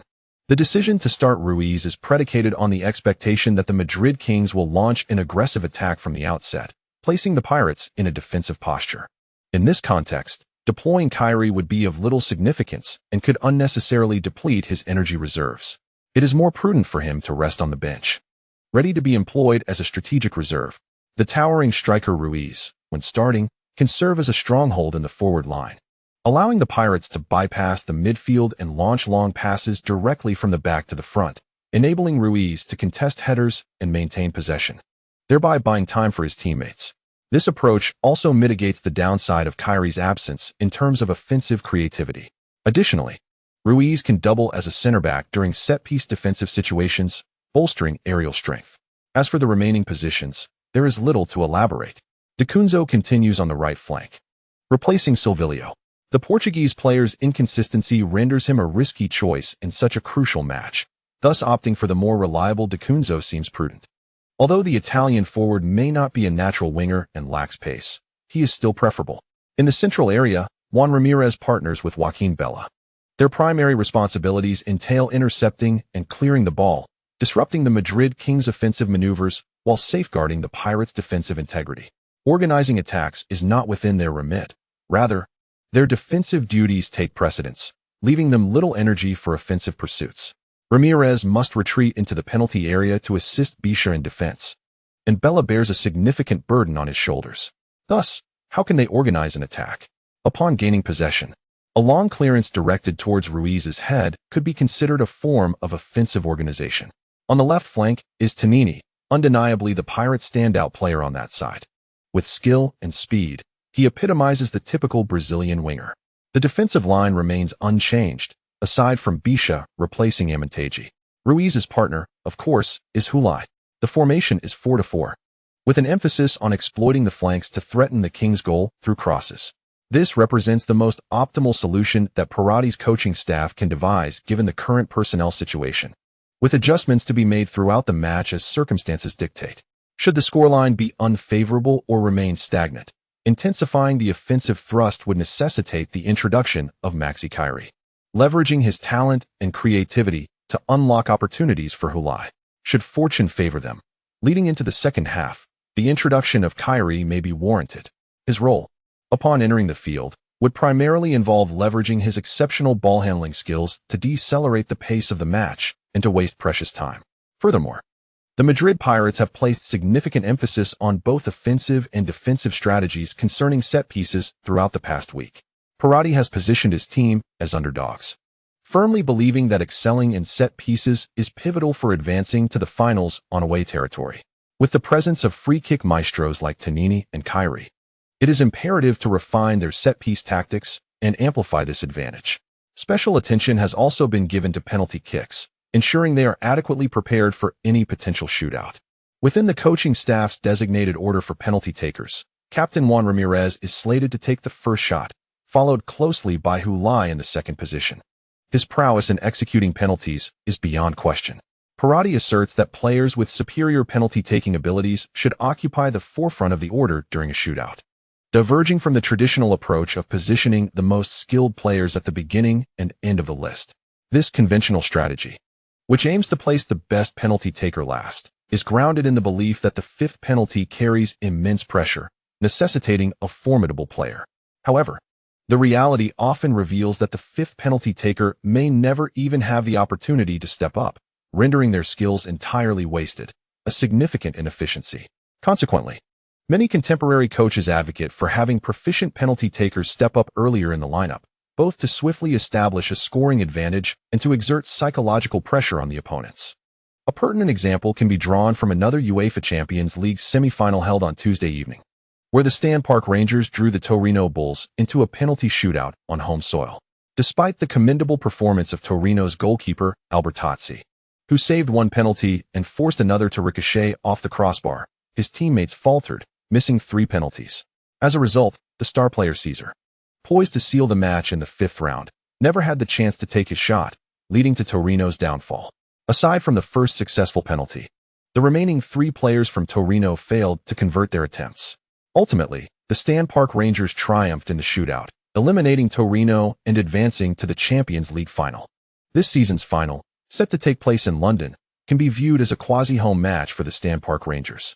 Post-match, Italian media criticized Torino's coach, Matteo Zaccaroni, for relegating Caesar to the final position for penalty execution. As a superstar, Caesar should have been brought in earlier, even if not first. He should have been placed in the middle of the lineup. This would have allowed him to restore confidence to the team after the second penalty miss, thus preventing a cascade of failures from 3 consecutive players. As I observed the 5th appearance of Caesar, he was initially consumed by anxiety, ultimately resorting to covering his face and sighing. The match between the Stan Park Rangers and the Turin Bulls served as a wake-up call for Pirati. Although he was reluctant to engage in a penalty shootout, he must nonetheless be prepared for such an eventuality, should the moment arise. It would be lamentable to suffer due to tactical miscalculations, which would likely be more disheartening than mere elimination from the competition. Chapter 219. A new record in the away team's locker room at Crown Stadium. The facilities were quite rudimentary, while they possessed the essentials. They were barely adequate. The stark contrast to the luxurious ambience of the home team's locker room was palpable. Both the decor and furnishings exuded a chilling atmosphere, perhaps intentionally designed by the stadium's proprietors to serve as a cold shower for every visiting team, forcing them to cool down both physically and mentally. Moreover, the soundproofing of this locker room was rather subpar, particularly near the door. Even when closed, the cacophony from the stands could be distinctly heard. One might speculate that the arena's designers had crafted a system to immerse visiting players in the away game atmosphere, allowing them to feel as though they were on the field, subjected to the jeers and taunts of the home crowd, even while seated in the locker room. This is a subtle strategy that most home teams employ, while other teams might be swayed by such an environment. The players of the Madrid Pirates were already accustomed to it. This was not their first visit to this stadium, and they were entirely aware of the home fans' sentiments towards them. The treatment from the Madrid Kings was, in fact, quite customary and worthy of little concern. Should they ever arrive here to find the stadium staff warmly inquiring about their well-being and the away locker room newly renovated, they would likely be taken aback, perhaps even unnerved by such an anomaly. In the locker room, Parati remained impervious to the surrounding clamor, concentrating instead on addressing his teammates. It is foreseeable that once the match commences, we will launch an all-out offensive to equalize the aggregate score. Therefore, we must brace ourselves for considerable pressure during this period. Everyone must grit their teeth and endure. Additionally, we must be prepared for the possibility of conceding an early goal. If that occurs, we must remain composed and not rush. First, stabilize the situation, then engage them gradually. Simultaneously, in the locker room, the head coach of the Madrid Kings, Royvi, was fervently rallying his players. From the very first minute of the match, we must attack with full force. Do not dwell on the possibility of being countered while we push forward. Such thoughts are irrelevant. Our sole focus should be on offense. For the Madrid Kings, this match was quite straightforward, as Coach Royvi articulated. They needed only to engage in relentless attack. With their aggregate deficit, they had little to lose. The situation of the Madrid Pirates is indeed more intricate. They cannot merely defend from the outset until the final whistle. Such a defensive stance is challenging to maintain, and the Madrid Pirates are not inherently a team adept at parking the bus. Consequently, aside from defense, the Pirates must also engage in offensive maneuvers. The timing of their attacks, whether to launch a full-scale offensive or to hold back, depends on the flow of the match rather than premeditated strategies. As anticipated, the Madrid Kings unleashed a relentless assault from the very beginning, throwing themselves wholeheartedly into the attack. Coupled with the exhilarating cacophony of the crowd, it was enough to unsettle players with weaker mental fortitude. However, Futile is not one to be easily rattled. He found no disturbance from the surrounding din. Instead, he relished it. In fact, as he entered the field alongside his teammates, he took a deep breath, fully immersing himself in the atmosphere of the local derby. As if the air itself carried the scent of gunpowder, he mused that this gesture might be captured by the television cameras.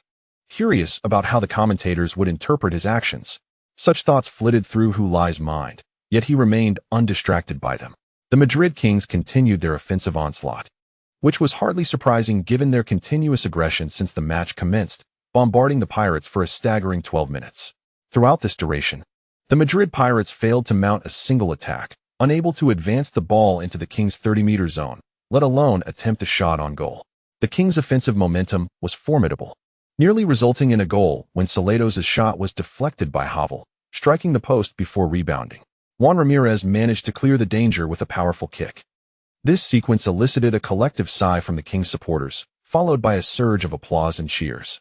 Despite the lack of a goal, the fans generously offered their applause and encouragement, hoping for their team to break through the Pirates' defenses soon. In a two-legged tie, the sooner the trailing team equalizes the aggregate score, the more favorable the situation becomes for them. A prolonged inability to level the score would only bolster the confidence of their opponents. Seizing the initiative is indeed crucial.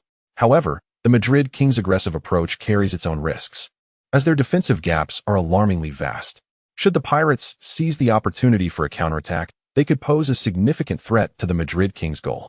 While there have been no indications thus far that the Pirates could achieve this, such possibilities remain unpredictable. The Kings had just concluded another offensive attempt. Although Van den Berg's header was comfortably caught by Havel, the Kings players largely remained in position, with their attacking trio stationed just outside the Pirates' penalty area, seeking to regain possession in the midfield. Observing this, Havel launched a long clearance towards the front, aimed precisely at the towering striker, Ruiz. Ruiz, standing at a height of 1.9 meters, possesses remarkable heading ability, serving as the cornerstone of the Madrid Pirates' offensive maneuvers. Naturally, this has drawn significant attention from the defenders of the Madrid Kings. In aerial duels, Ruiz poses an even greater threat than Hulai. As the young center-back Nuno Sequeiros leaps to contest the ball with Ruiz, they collide mid-air, resulting in Sequeiros directing the ball back. Hulai, positioned nearby to seize the second ball, initially prepares to retreat, but upon glancing back, he swiftly pivots forward without hesitation. In pursuit of the ball, Dequenzo races ahead, unencumbered by any opposing players in close proximity. This realization sparks Hulai's awareness that this could potentially be an opportunity for a counterattack. He hopes Dequenzo will notice his run. Indeed, Dequenzo does see him, even before receiving the pass. Thus he is already mentally prepared for his next move. Instead of stopping the ball, he lifts his right leg, meeting the incoming pass with a swift, sweeping motion. The ball is sent gliding low and diagonally across the field, just above the grass. Dequenzo's powerful pass is exquisite. A chance. As the commentator's voice rises in excitement, the camera follows the trajectory of the ball. Everyone witnesses a blue figure sprinting behind the defensive line of the Madrid Kings, racing towards the ball. It is Hulai. This should not be an offside. Indeed, it is not, confirms Huffing. Peralta trails closely behind, but his slow start leaves him trailing Hulai. He exerts himself to catch up, gradually decreasing the distance between them. However, Hulai is simultaneously closing in on the Madrid Kings' goal. For Peralta, there remains one opportunity: to wait for Hulai to receive the ball. Once Hulai collects it, he will slow down, presenting Peralta with the perfect chance to close in without committing a foul. Given Hulai's dribbling prowess, escaping his grasp would be quite challenging. As Hulai runs, he glances at the ball soaring towards him from a lateral position. The ball moves swiftly, making it difficult to control, especially with the pursuer hot on his heels. Hulai raises his gaze towards the goal, noticing that goalkeeper Bakker has not immediately retreated to the goal line. Instead, he stands near the penalty spot, seemingly assessing the evolving situation, contemplating whether to advance to block Hulai's shooting angle or to fall back to safeguard against a lob. Hulai has made up his mind. As the rolling ball approaches, he lifts his right leg. Peralta fixates on this moment, yet he refrains from intervening, fearing a foul. If he commits a foul now, he risks being shown a red card. Thus, he intends to wait until Hulai has settled the ball before charging in, applying just enough pressure to necessitate a few adjustments from Hulai to secure possession. Peralta has been calculating this in his mind. But just as he is halfway through his plan, his eyes widen with realization.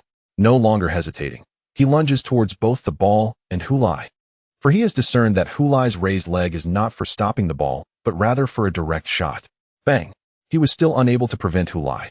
With a dull thud, the football was struck towards the goal by Hulai's right foot. Realizing Hulai was shooting, Bakker could not rush forward in time to block the angle. He could only hastily attempt to save, propelling his body backward in a desperate attempt to increase the distance between himself and the ball, buying precious moments for his intervention. However, the ball launched by Hulai did not soar low. Instead, it ascended majestically, akin to an aircraft, lifting above Bakker before soaring into the sky. Bakker could only watch helplessly as the ball flew past his face, powerless to intervene. Sanchez's voice rang out, hoarse from the effort. The football had already entered the net behind Bakker, pulling taut the mesh that ensconced the goal. Merely 14 minutes into the match, the visiting team, the Madrid Pirates, unexpectedly took the lead. The goal was scored by their main striker, Hulai, marking his 15th goal in this season's Champions League, and the 20th of his career in the competition, achieved in just 17 matches, surpassing the legendary German striker Mark Beckenbauer, and setting a new Champions League record uniquely his own. Chapter 220. Fierce enough, Dequenzo executed a diagonal pass. Exquisite. Hulai. Opportunity.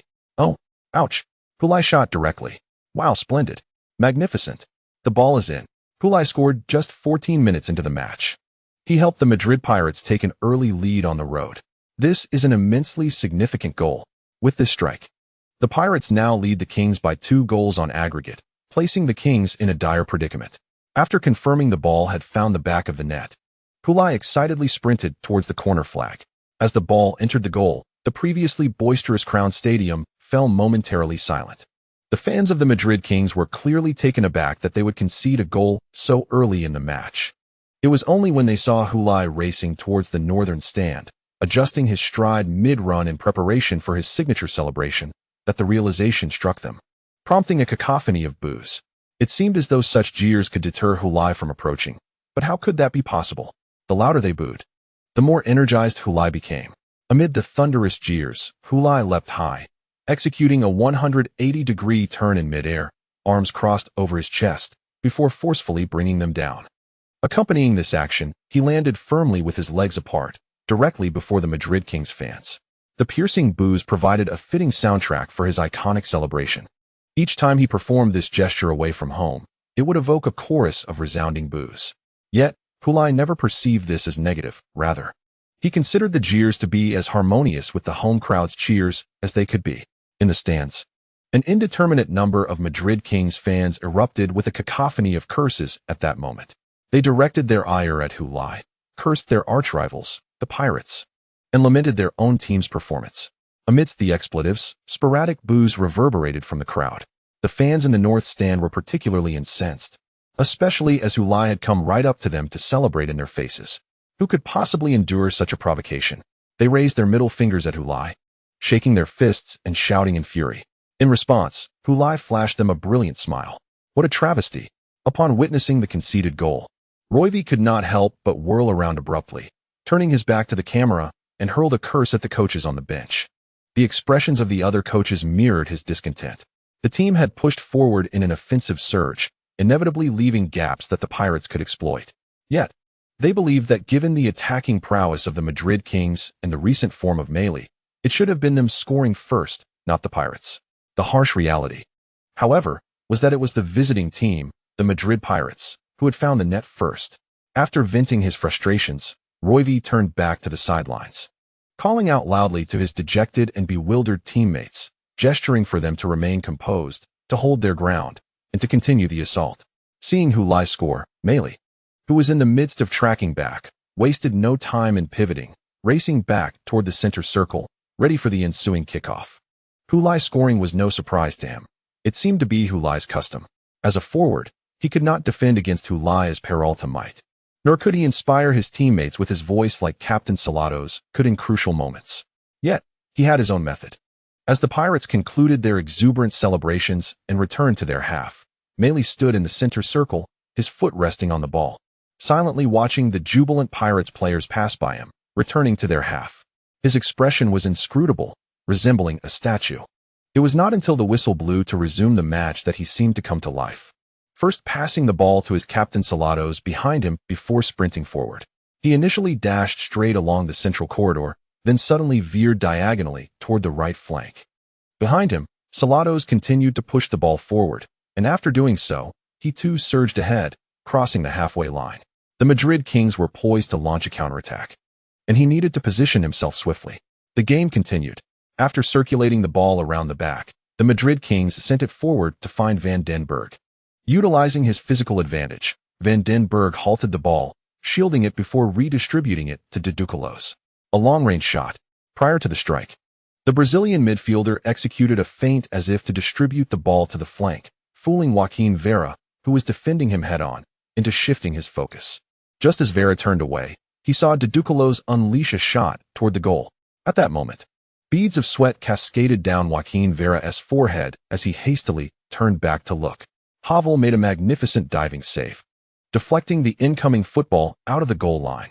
Joaquin Vera finally exhaled in relief. Havel executed a remarkable save just after the kickoff. The Madrid Kings crafted a highly threatening attack. Dudu nearly equalized for the Kings immediately after conceding a goal. Havel once again delivered a crucial save.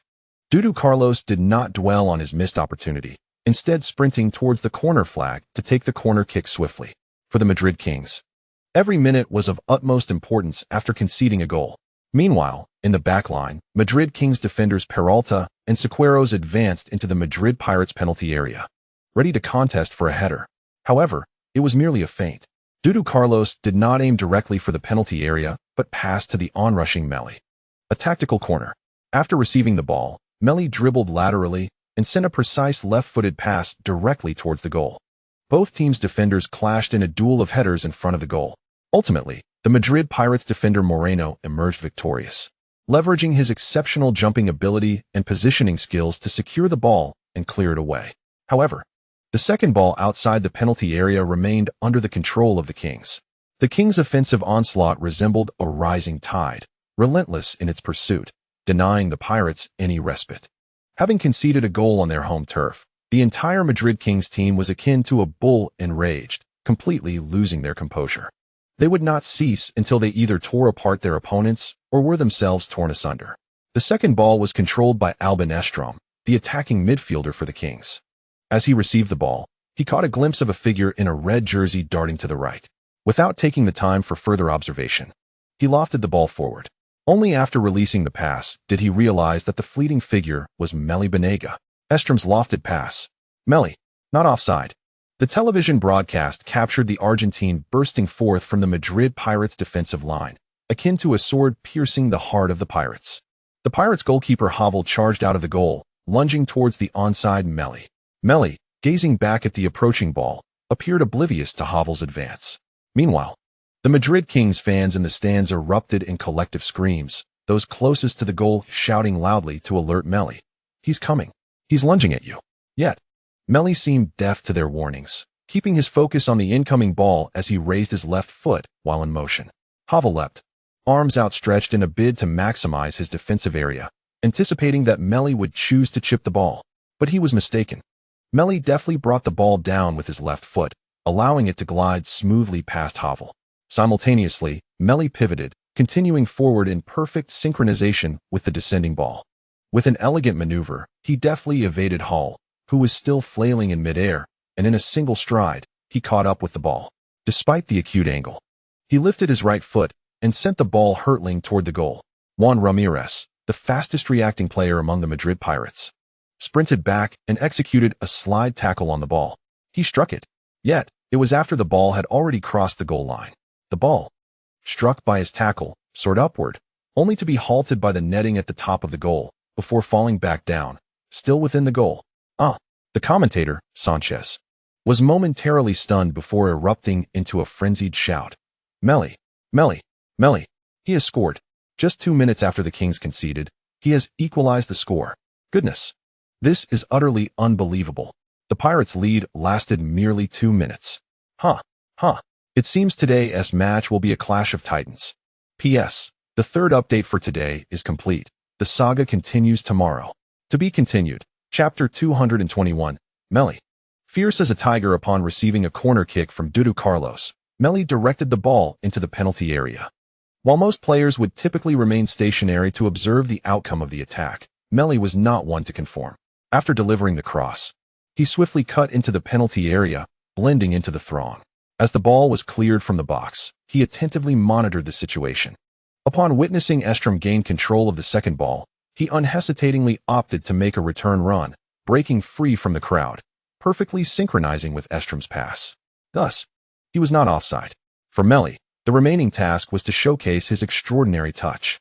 He lifted his left foot, feigning a lob, successfully deceiving the Pirates' goalkeeper, Hall, who leapt, revealing the space below. However, as the ball descended onto his foot, he abruptly withdrew his force, allowing the ball to drop gently. With most of the impact absorbed, it barely bounced upon hitting the ground, facilitating Meli's next move. Of course, these intricate details transpired in the blink of an eye, and viewers watching the live broadcast were unlikely to grasp the complexity of the moment. Nevertheless, this goal would undoubtedly leave analysts and video bloggers praising Meli's performance, providing ample material for their content. As for the present, the spectators were not solely captivated by the beauty of Meli's goal or the sophistication of his ball control. They were preoccupied with the astonishment that the Madrid Kings had equalized so swiftly after conceding. Meli, what a goal! Wow! The Kings of Madrid have equalized in no time. Emerging from the crowd in the penalty area, Meli made a sudden advance, slipping past the collective push of the Pirates' defensive line, scoring without a single defender marking him. This goal was pivotal for the Kings. Meli's strike not only salvaged the team, but also invigorated his teammates' morale and determination. This season, Meli can truly be described as a divine presence on the pitch. He has maintained his exceptional skills while becoming increasingly efficient in front of goal, resulting in a surge of scoring. As the season commenced, the doubts regarding Meli's capability to serve as the primary attacker for the Kings have dissipated completely. It is truly astonishing. The Pirates rejoiced for merely 2 minutes. Commentators from around the globe, whether present at the venue or broadcasting from their studios, erupted in exclamations. This goal was utterly unexpected and caught them off guard. Upon witnessing the Kings of Madrid concede a goal, many envisioned a tragic narrative of the team being cornered into despair. Yet, merely 2 minutes later, the anguish vanished. In front of the Madrid Kings coaching bench, Roivy embraced his assistant coach, Gonzalez, as they both raised their arms in triumph. The substitute players on the bench also leaped from their seats, with several rushing towards the corner flag in the Pirates' half to join their teammates in celebration. They cheered exuberantly as they dashed past their head coach. Some mischievous players even changed course mid-run, opting instead to leap onto their head coach. The area in front of the Kings bench transformed into a jubilant sea of joy. In stark contrast, the Pirates substitutes were seen cradling their heads in despair, unable to accept the harsh reality of having conceded an equalizer just 2 minutes after taking the lead. Parati, upon witnessing the goal, appeared utterly speechless. Letting out a deep sigh, he had anticipated that his team would concede while playing away against the Kings. Yet he never imagined they would do so in this manner, allowing the opposition to equalize just 2 minutes after taking the lead. It felt like a fleeting moment of joy turned into disappointment. This isn't the era of away goals advantage. It feels as though scoring has become futile. This tumult has thoroughly unsettled the players' emotional state. The initial fervor has been doused with a bucket of cold water, delivering a blow to their morale far greater than failing to score. This is akin to life itself. If one has never experienced happiness, enduring hardship becomes merely mundane. However, once one has savored a beautiful life and then faces deprivation, that pain far exceeds the anguish of previous hardships. Nevertheless, Parati understood that he could not allow such negative sentiments to fester among his players. Otherwise, they would be swept away by the Kings' momentum. Thus, he promptly adjusted his mindset, signaling to the Pirates on the field to remain calm and not to be swept away by the rhythm of the game. Since the goal had already been conceded, it was unavoidable and unchangeable. Wallowing in self-pity would serve no purpose. It was imperative to contemplate how to approach the remainder of the match. A favorable aspect for the Madrid Pirates was that even with Meli's equalizer, they still maintained an advantage in the overall score. Thus, there was no need for panic due to a single goal conceded. No tactical adjustments were necessary. They simply needed to maintain their defensive posture. This underscores the significance of a stable mindset.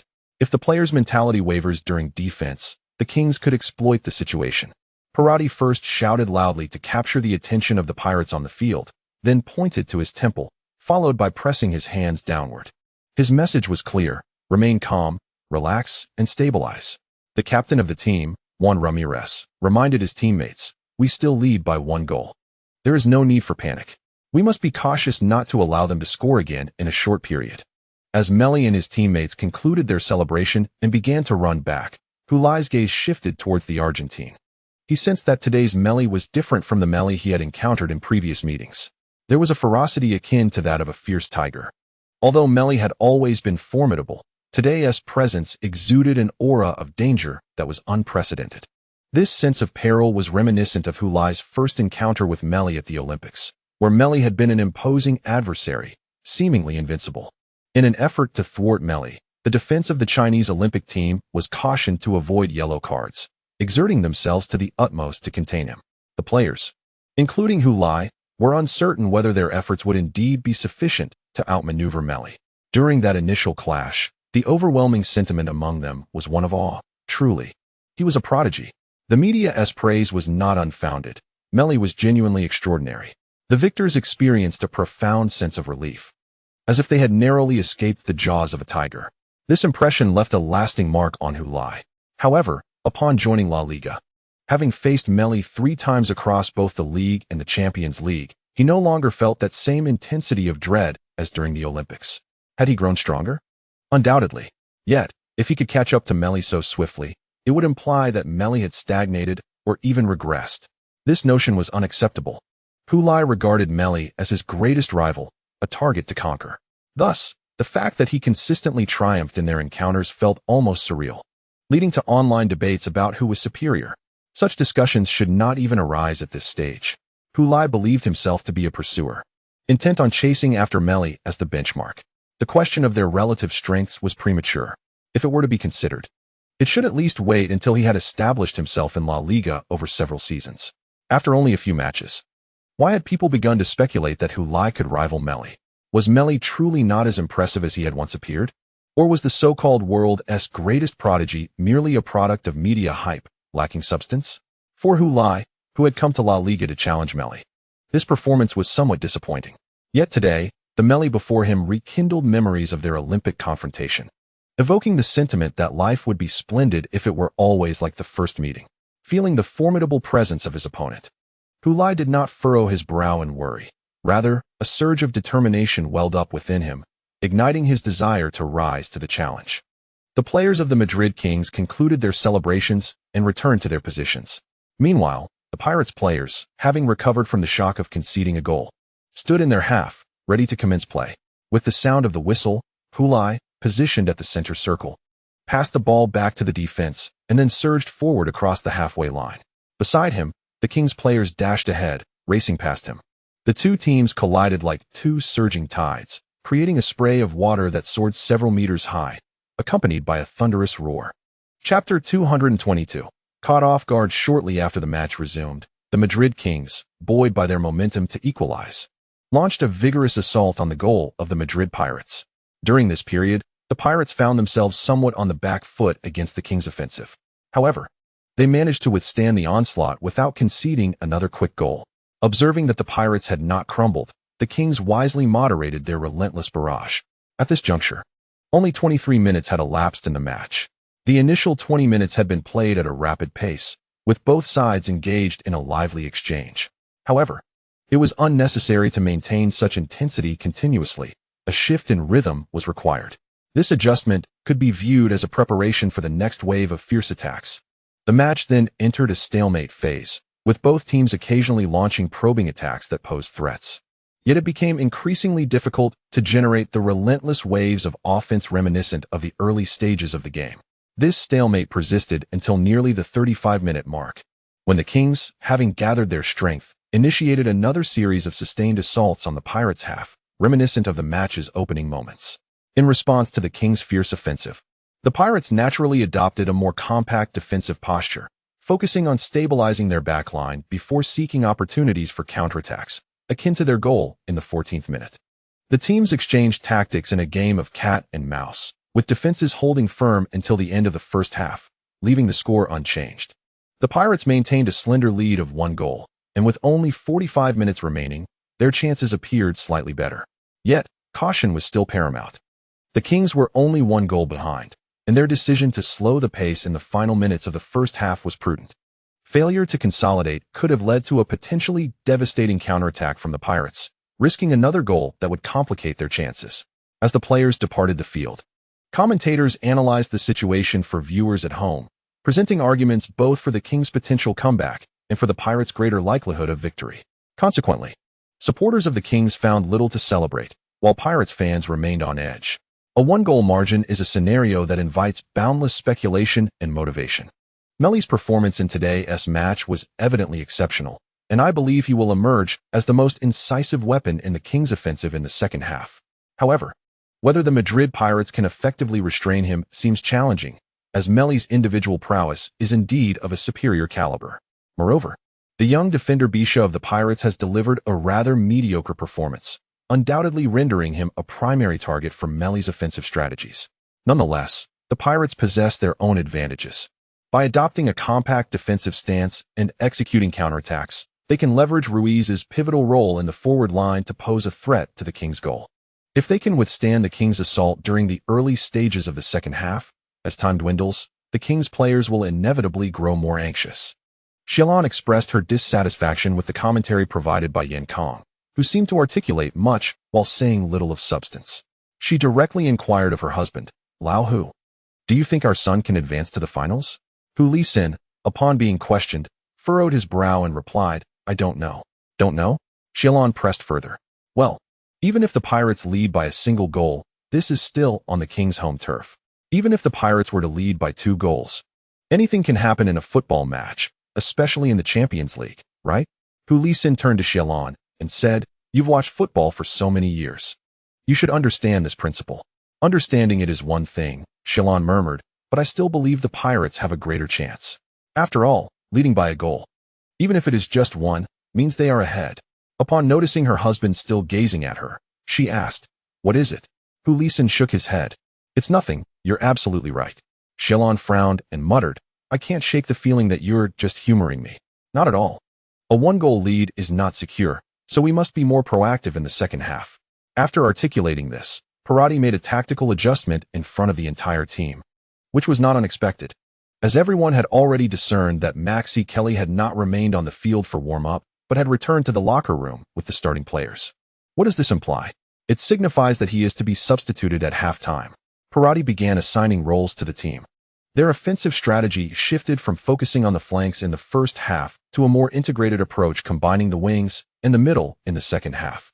With Kelly's presence, the defensive strategy would also need to adapt. It would no longer be merely about compact defense, but would become more assertive. Parati instructed the team to push the defensive line higher and engage in high pressing. Once they regained possession, they would launch immediate counterattacks.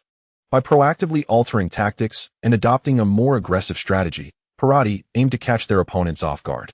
He surmised that at that moment, Roivy was likely in the home team's locker room, vociferously rallying his players to launch an all-out offensive from the very beginning of the second half. Given the current circumstances, the Madrid Kings had no other option but to do so. Thus, as they committed fully to their offensive strategy, the Pirates would seize the opportunity to execute a high press, taking advantage of the gaps in the Kings' defense. This would not only disrupt their plans, but could also create scoring opportunities.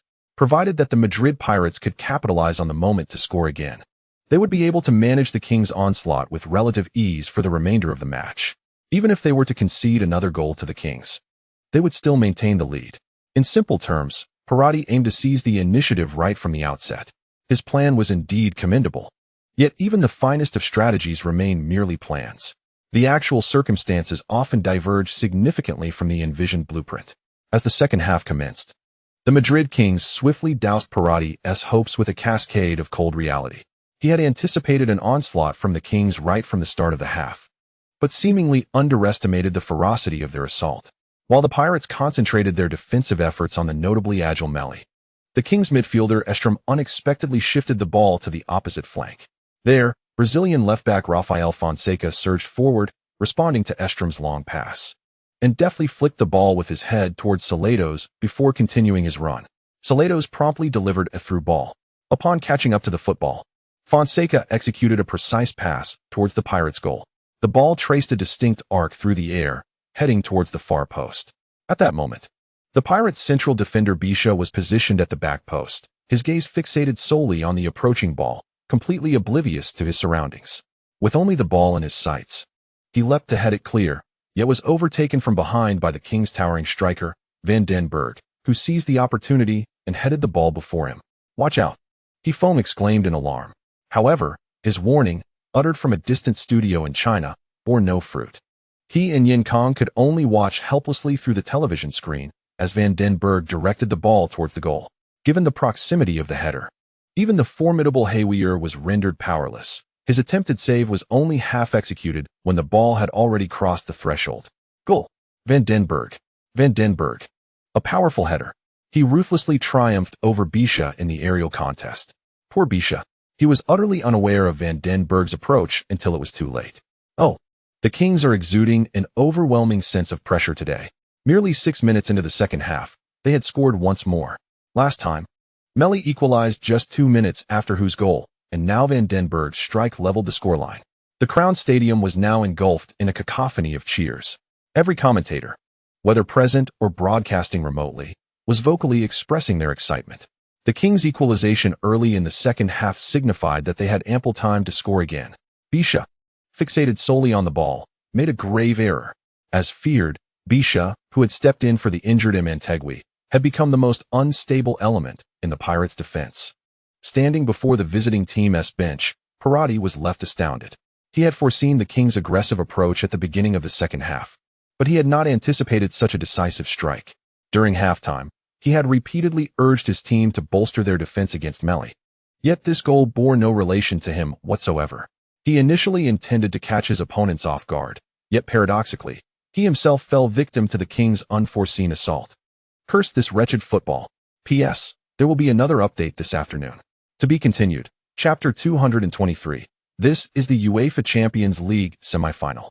In truth, Parati overlooked a crucial detail. When his players noticed Kyrie accompanying them back to the locker room, they naturally anticipated his substitution during the halftime break.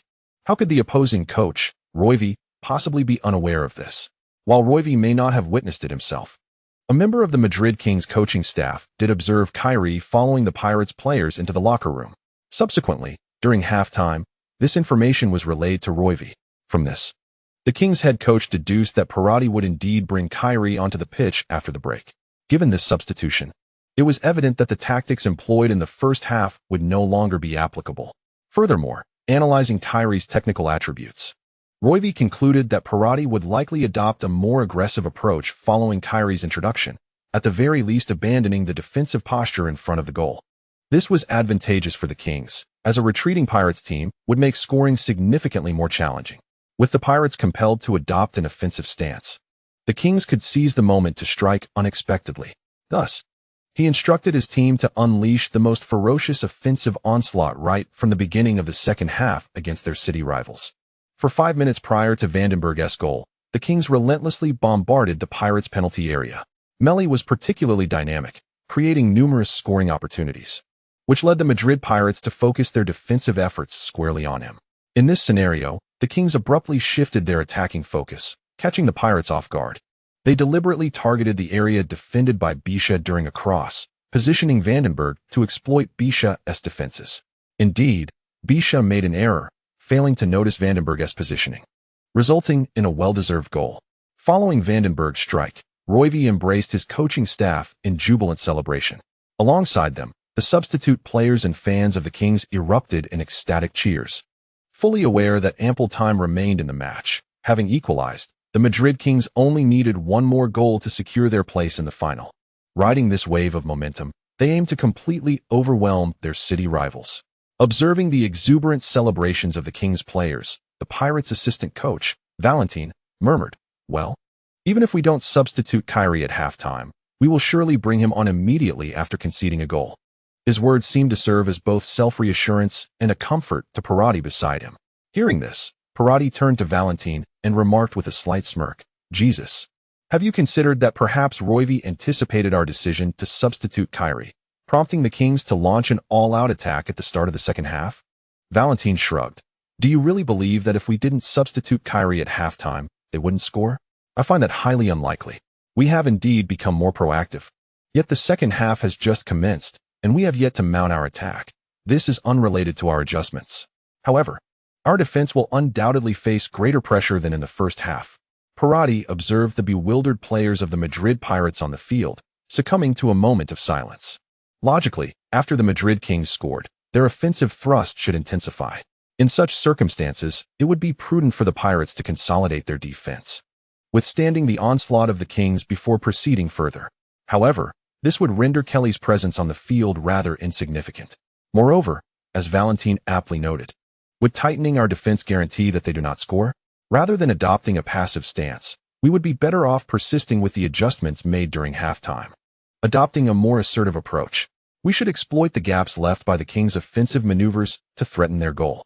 Furthermore, having equalized the aggregate score, the Kings should now fear conceding. They understand all too well the morale-crushing impact of relinquishing a lead after having just scored. Therefore, if the Madrid Pirates can exhibit a fighting spirit, the Kings will likely slow their pace and temper their offensive intensity. This is the essence of the adage that the best defense is a formidable offense. Having made the decision, Parati approached the sidelines, gesturing to his players with simple instructions, urging them to remain composed and to play in accordance with the halftime strategy. With Kelly as the focal point of their offensive efforts, they were to maintain high pressing, compelling the Kings to retreat. What if the Kings refuse to withdraw? If they do not, we will breach their goal. Captain Juan Ramirez of the Madrid Pirates continually reminded his teammates, "This is the Champions League. This is the semifinals. Gentlemen, Not a single minute is easy. Anything can happen. Let us rally and push them back. As the match resumed, seizing the opportunity from the kickoff, the Madrid Pirates advanced their assault into the 30-meter zone of the Madrid Kings. With his back to the goal, Kelly feigned a move that deceived Osei. But as he attempted to maintain possession, he was unceremoniously brought down by Albin Estrom from the side. The referee blew the whistle, ruling Estrom's action as a foul, awarding the Pirates a free kick approximately 33 meters from the goal, slightly to the left. Tony and Kelly positioned themselves behind the ball. Tony cupped his hands to his mouth and said to Kelly, "Maxi, it's your turn, I'll provide cover." Kelly remained silent, merely nodding in acknowledgement. Amidst the cacophony of jeers, the clarity of the referee's whistle diminished. Tony, tasked with feigning an attack, sprinted towards the ball, only to suddenly veer off to the side just before reaching it. Following closely behind, Kelly took 2 steps and unleashed a shot. The ball successfully evaded the wall but soared over the crossbar. The Pirates' offensive effort did not yield a goal. However, instead of retreating to their half, they maintained their high pressing as the Kings prepared to take a goal kick. Baker propelled the football forward with a powerful kick. Although Moreno lacked the height of Vandenberg, his positioning was more precise, and he leaped towards the ball to head it, while Vandenberg was retreating. Moreno had the advantage and successfully directed the ball back. Ramirez triumphed in a tussle for the second ball against Dujicarlos, quickly passing it to the retreating Kelly. Without pausing, Kelly, pressed closely by Osei and unable to turn, deftly nudged the ball with the outside of his left foot towards the diagonal run of D'Cunzo, seizing the opportunity that Kelly had created by drawing Osei out. D'Cunzo made a diagonal run, receiving the ball and charging towards the vacant space behind Osei. Meanwhile, Futile stretched laterally, keeping the Kings' center-back Peralta occupied, pinning the Madrid Kings' defensive line in place, thereby creating a space for D'Cunzo to maneuver. D'Cunzo continued his advance, nearing the Kings' penalty area. As Sequeiros approached to block him, he cleverly angled the ball into the space left by Sequeiros' advance. There, Joaquin Bella surged in from the back. D'Cunzo delivered a splendid through ball. Bella, racing to the ball, Joaquin Bella unleashed a powerful shot, sending the ball rolling towards the far post. Goalkeeper Baker dove and stretched, but failed to make contact. In that moment, the hearts of countless Kings fans leaped into their throats. Only when they saw the ball soar beyond the goal line did they exhale in relief. Phew, what a pity. Bella skewed the shot. If it had been Futile taking that chance, it might have found the net. Unfortunately, Peralta was glued to Futile, leaving him with few opportunities, Yinkong remarked. Although this attack did not result in a goal, Parati on the sidelines applauded the team's performance. Setting aside the outcome, the process of this attack was commendable. The Pirates players truly exhibited the offensive patterns they practiced regularly. Most importantly, it was fluid. With Kelly's inclusion, the Pirates' offensive maneuvers in the final third flowed much more smoothly than before. His sudden retreat to near the halfway line, followed by a seamless pass to D'Cunzo, was a stroke of genius. It can be said that this was the most pivotal touch in the Madrid Pirates' offensive play. Even Valentin, who firmly believed the club should expedite a generational shift, had to concede that if Kelly could maintain his health and manage his emotions, he remained a world-class player. It would indeed be a challenge for the club to part ways with such a top-tier talent. Following a threatening attack executed through high pressing, the Madrid Kings swiftly retaliated. Meli advanced down the right flank, initially engaging in a wall pass with the center forward Vandenberg in the penalty area. With his back to the goal, Vandenberg relayed the ball from Meli back out. Instead of receiving it, Meli used the tip of his left foot to deftly poke the ball to the side for Dujicarlos, while he himself made a diagonal run into the box. Dujicarlos, without pausing, sent a direct pass forward to Meli. The Argentine prodigy initially raised his left foot as if to strike the ball, deceiving Bisha, who lunged forward to intercept. With a deft flick of his left foot's outside edge, he gently nudged the ball aside, successfully eluding Bisha while simultaneously creating space to shoot. However, after a series of intricate dribbles, Meli had expended considerable energy, and at this juncture, maintaining his balance proved to be a daunting task. Consequently, the shot he launched lacked the necessary power and precision, being deflected out of bounds by Havel. In completing his attempt, Meli lost all sense of balance and fell to the ground. Yet, he did not simply collapse. Instead, he executed a graceful backward roll, using his hands to propel himself upright once more. Upon rising, he noticed the ball being cleared off the line by Havel, and in frustration, He shook his fist before letting out a deep sigh. Behind him, Captain Salados applauded and gave him a thumbs up, exclaiming, "Well done, Meli. Keep it up. And they will inevitably falter." Meli turned to acknowledge the captain with a firm nod. The chants and cheers of the fans from both sides reverberated throughout the Crown Stadium, seemingly elevating the temperature within the arena by a few degrees. In such an electrifying atmosphere, everyone was stirred, feeling their blood racing. This was the UEFA Champions League semi-final, a decisive battle determining who would advance to the final. P.S. More to come tomorrow. To be continued.